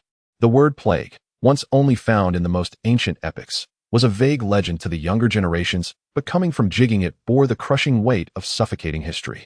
We have tried every known means. Jigging continued his tone calm, though his knuckles whitened on his scythe. Law weapons, conceptual erasure time loops. We even employed fragments of the world tree's root energies for purification. All had the same result: brief suppression followed by a more violent rebound. The corruption nebula absorbs our attacks, learns, evolves. It adapts to us. Despair began to spread. If even the world tree's root power failed, what hope remained? But Jigging suddenly raised his voice like lightning, cleaving cloud. In the last purification attempt, we captured an anomalous signal. The hologram shifted. The pulsing shadow at the nebula's core was magnified. In the deepest dark, there was a small region of eerie calm, a pure white patch at odds with the surrounding corrupted crimson. More crucially, the energy spectrum of that white region matched a long archived record in the database. Archive tag, Alaina Starkin, last known energy signature. Silence. Then an uproar like an avalanche. Is it the guide? She is still alive. That white patch. Is it her resisting the cloud? Jigging raised a hand to quell the clamor and looked to Lao Cha. Lao Cha pushed up his spectacles and tapped open a page of the notebook, covered in dense calculations and scrawled diagrams. Not that she is still alive. Lao Cha's voice was dry but remarkably precise. According to energy decay models and space-time distortion coefficients, the white region's duration far exceeds any plausible physiological lifespan for Alaina. Its state is closer to an imprint, a scar in the laws, or more romantically, an echo. An echo? Yes. Like shouting into a valley. The sound is gone, but the valley remembers and returns a faint echo at some later moment. Lao Cha fixed his gaze on the white patch in the projection. At the last moment, using means beyond our comprehension, Alaina left this imprint at the primordial level. When a power sharing her origin, such as the Plague's variant, the Corruption Nebula, draws near, the imprint activates and resists autonomously. He closed the notebook and looked at Jigging and the countless eyes below. This imprint alone cannot destroy the nebula, but it is a coordinated beacon. It tells us that conventional means are ineffective against corruption of this tier. We must find the source of the power, trace the path Kai-In and Alaina once walked, and confront the same darkness with the same methods. But Lord Alaina and Lord Kai-In are both gone, a young Starkin counselor stammered. They are not here, but the path remains. Jigging took the words and opened his palm as if to bear something invisible. Kai-In left the world tree and the laws of the 12 source hearts. Alaina left this echo and the legacy of the Blade of Time. We inherit their garden, their hope, their possibility. He descended the dais and approached the trunk of the world tree. The crowd parted a path. Jigging pressed his hand to the rough bark and closed his eyes. In an instant, silver patterns spread across the trunk from the center of his palm, intertwining and resonating with the tree's natural golden law veins. The world tree remembers everything. Jigging's voice merged with the tree's low whisper and echoed across the heavens. It remembers the light of Kai-In's sacrifice, Alaina's resolute departure, every battle that repelled the plague, every torch a civilization lit in the dark. Its roots link past, present, and future. They link all possibilities. He opened his eyes. Gold-leafed silhouettes of trees flowed within his silver irises. Alaina's echo lies deep within the nebula. What we must do is not dispatch fleets or fire weapons. We must let the world tree's roots, guided by the echo, grow there. Using Kai-In's law of creation, Alaina's crystallized authority over time, and the shared faith and memory of our billions of civilizations, we will cover and transform that corruption. Is that possible? Someone asked in a trembling voice. We do not know, Jigging admitted. But it is the only path we have not yet tried. It is the only road they walked. He turned to face everyone, arms outstretched, as if to embrace the cosmos. Therefore, I propose initiate the root extension plan. Concentrate the spiritual energy, computational power, knowledge, and memory of all civilizations, and infuse them into the world tree. Let the roots break beyond our universe's boundary, and following the trajectory of Alaina's echo, grow toward the corruption nebula, toward the deepest darkness. We may succeed or fail, we may evoke hope, or invite greater catastrophe. Yet, he paused, scanning every face, then spoke each word deliberately. We choose to move forward. Like Kai-In choosing to restart a universe. Like Alaina choosing to remain within the dark. Like countless ancestors who chose hope amid despair. We are descendants of the Watchers. In our blood flows an undying echo. Silence, a long suffocating silence. Then the first voice, a childlike spiritual pulse from a luminate eye. I give my light to you, great tree. Then a second, a third, the 10th, the millions. Stonefolk warriors struck their fists to their chests, faith as solid as bedrock. Starkin elders opened a third eye, pure spiritual power poured like a galactic river. Mechanical beings synchronized their core processors' cold logic, kindling a flame called sacrifice. Beast folk howled to the sky, a raw courage became a thunderous war song. Countless races, countless individuals, great and small, rational and passionate, at that moment linked their existence, memories, emotions, and beliefs to the world tree without reservation. Golden radiance erupted from every leaf, branch, and root of the world tree. It was not physical light, but the crystallization of possibility, the embodiment of hope, the torrent of will carried across billions of civilizations. The light converged and surged along the thickest root that connected to the primordial dark, rushing forth beneath the white Colossus. A hyena's last shard of awareness watched through the root's resonance as the flood of light plunged into the darkness, following the imprint she had once left, unstoppable as it pressed toward the corruption nebula. She saw the nebula struggle and writhe, attempt to strike back, but the light carried too much. Kayan's creation, her time, Jiging's resolve, Lao Cha's wisdom, and the newborn dreams, loves, regrets, longings, and bold curiosity of countless successors, the full weight of life itself. The pulsing shadow at the heart of the corruption nebula began to disintegrate beneath the onslaught, not annihilated, but covered, transformed. Crimson faded to soft milky hues, violent pulsations calmed into long measured breaths, malevolent shadows unfurled into a vague, unformed nebula seed, within which faint points of new light blinked. A new undefined possibility quietly sprouted upon the carcass of the old corruption. The light that drove this change did not cease. It followed the imprint a hyena had left, flowing upstream through layers of void until it reached the primordial darkness and the white Colossus beneath it. The light gently enveloped the hyena's dissipating last will. There were no words, only a vast, warm, vivid tide of emotion and memory pouring in Jiging's fleeting loneliness when he cleaned his scythe late at night. Lao Cha brewing fresh tea, whispering to an empty seat, "This cup is yours." A Starkin child in history class pointing at her statue and asking was she happy afterward.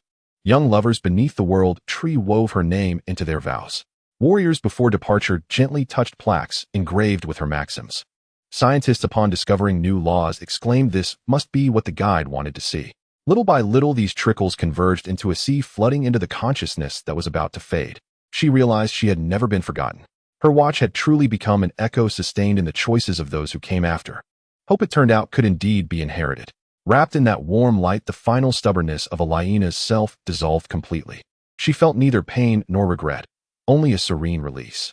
Her will became countless motes of the finest light merging into the white Colossus. The Colossus swayed gently, and a pure white leaf detached, drifting slowly down. As the leaf fell, it transformed into pinpricks of starlight that rode the backflow of the world tree's root light, scattering across the universe. She had come from upon the newly nascent nebula and into every corner of the garden. Starlight brightened the newborn nebula's glints. It sprinkled the world tree where a new leaf quietly unfurled, its vein pattern faintly tracing the profile of a watcher. Starlight sank into the soil, a tender sprout broke the ground, and swayed gently toward a sun that did not exist there. And in some distant future, beside a newly kindled fire where intelligence had just awakened, a child looked up at an unfamiliar sky and uttered the first word in the history of that civilization, light. In the child's innocent eyes reflected starlight, and beyond epochs the image of a silver-haired girl raising her blade within the dark, the flame in her gaze never extinguished. That flame had never died. It had merely changed form, flowing through time, passing between lives, rekindling quietly in every seemingly small yet vital choice. The watch had ended, but the echo endured.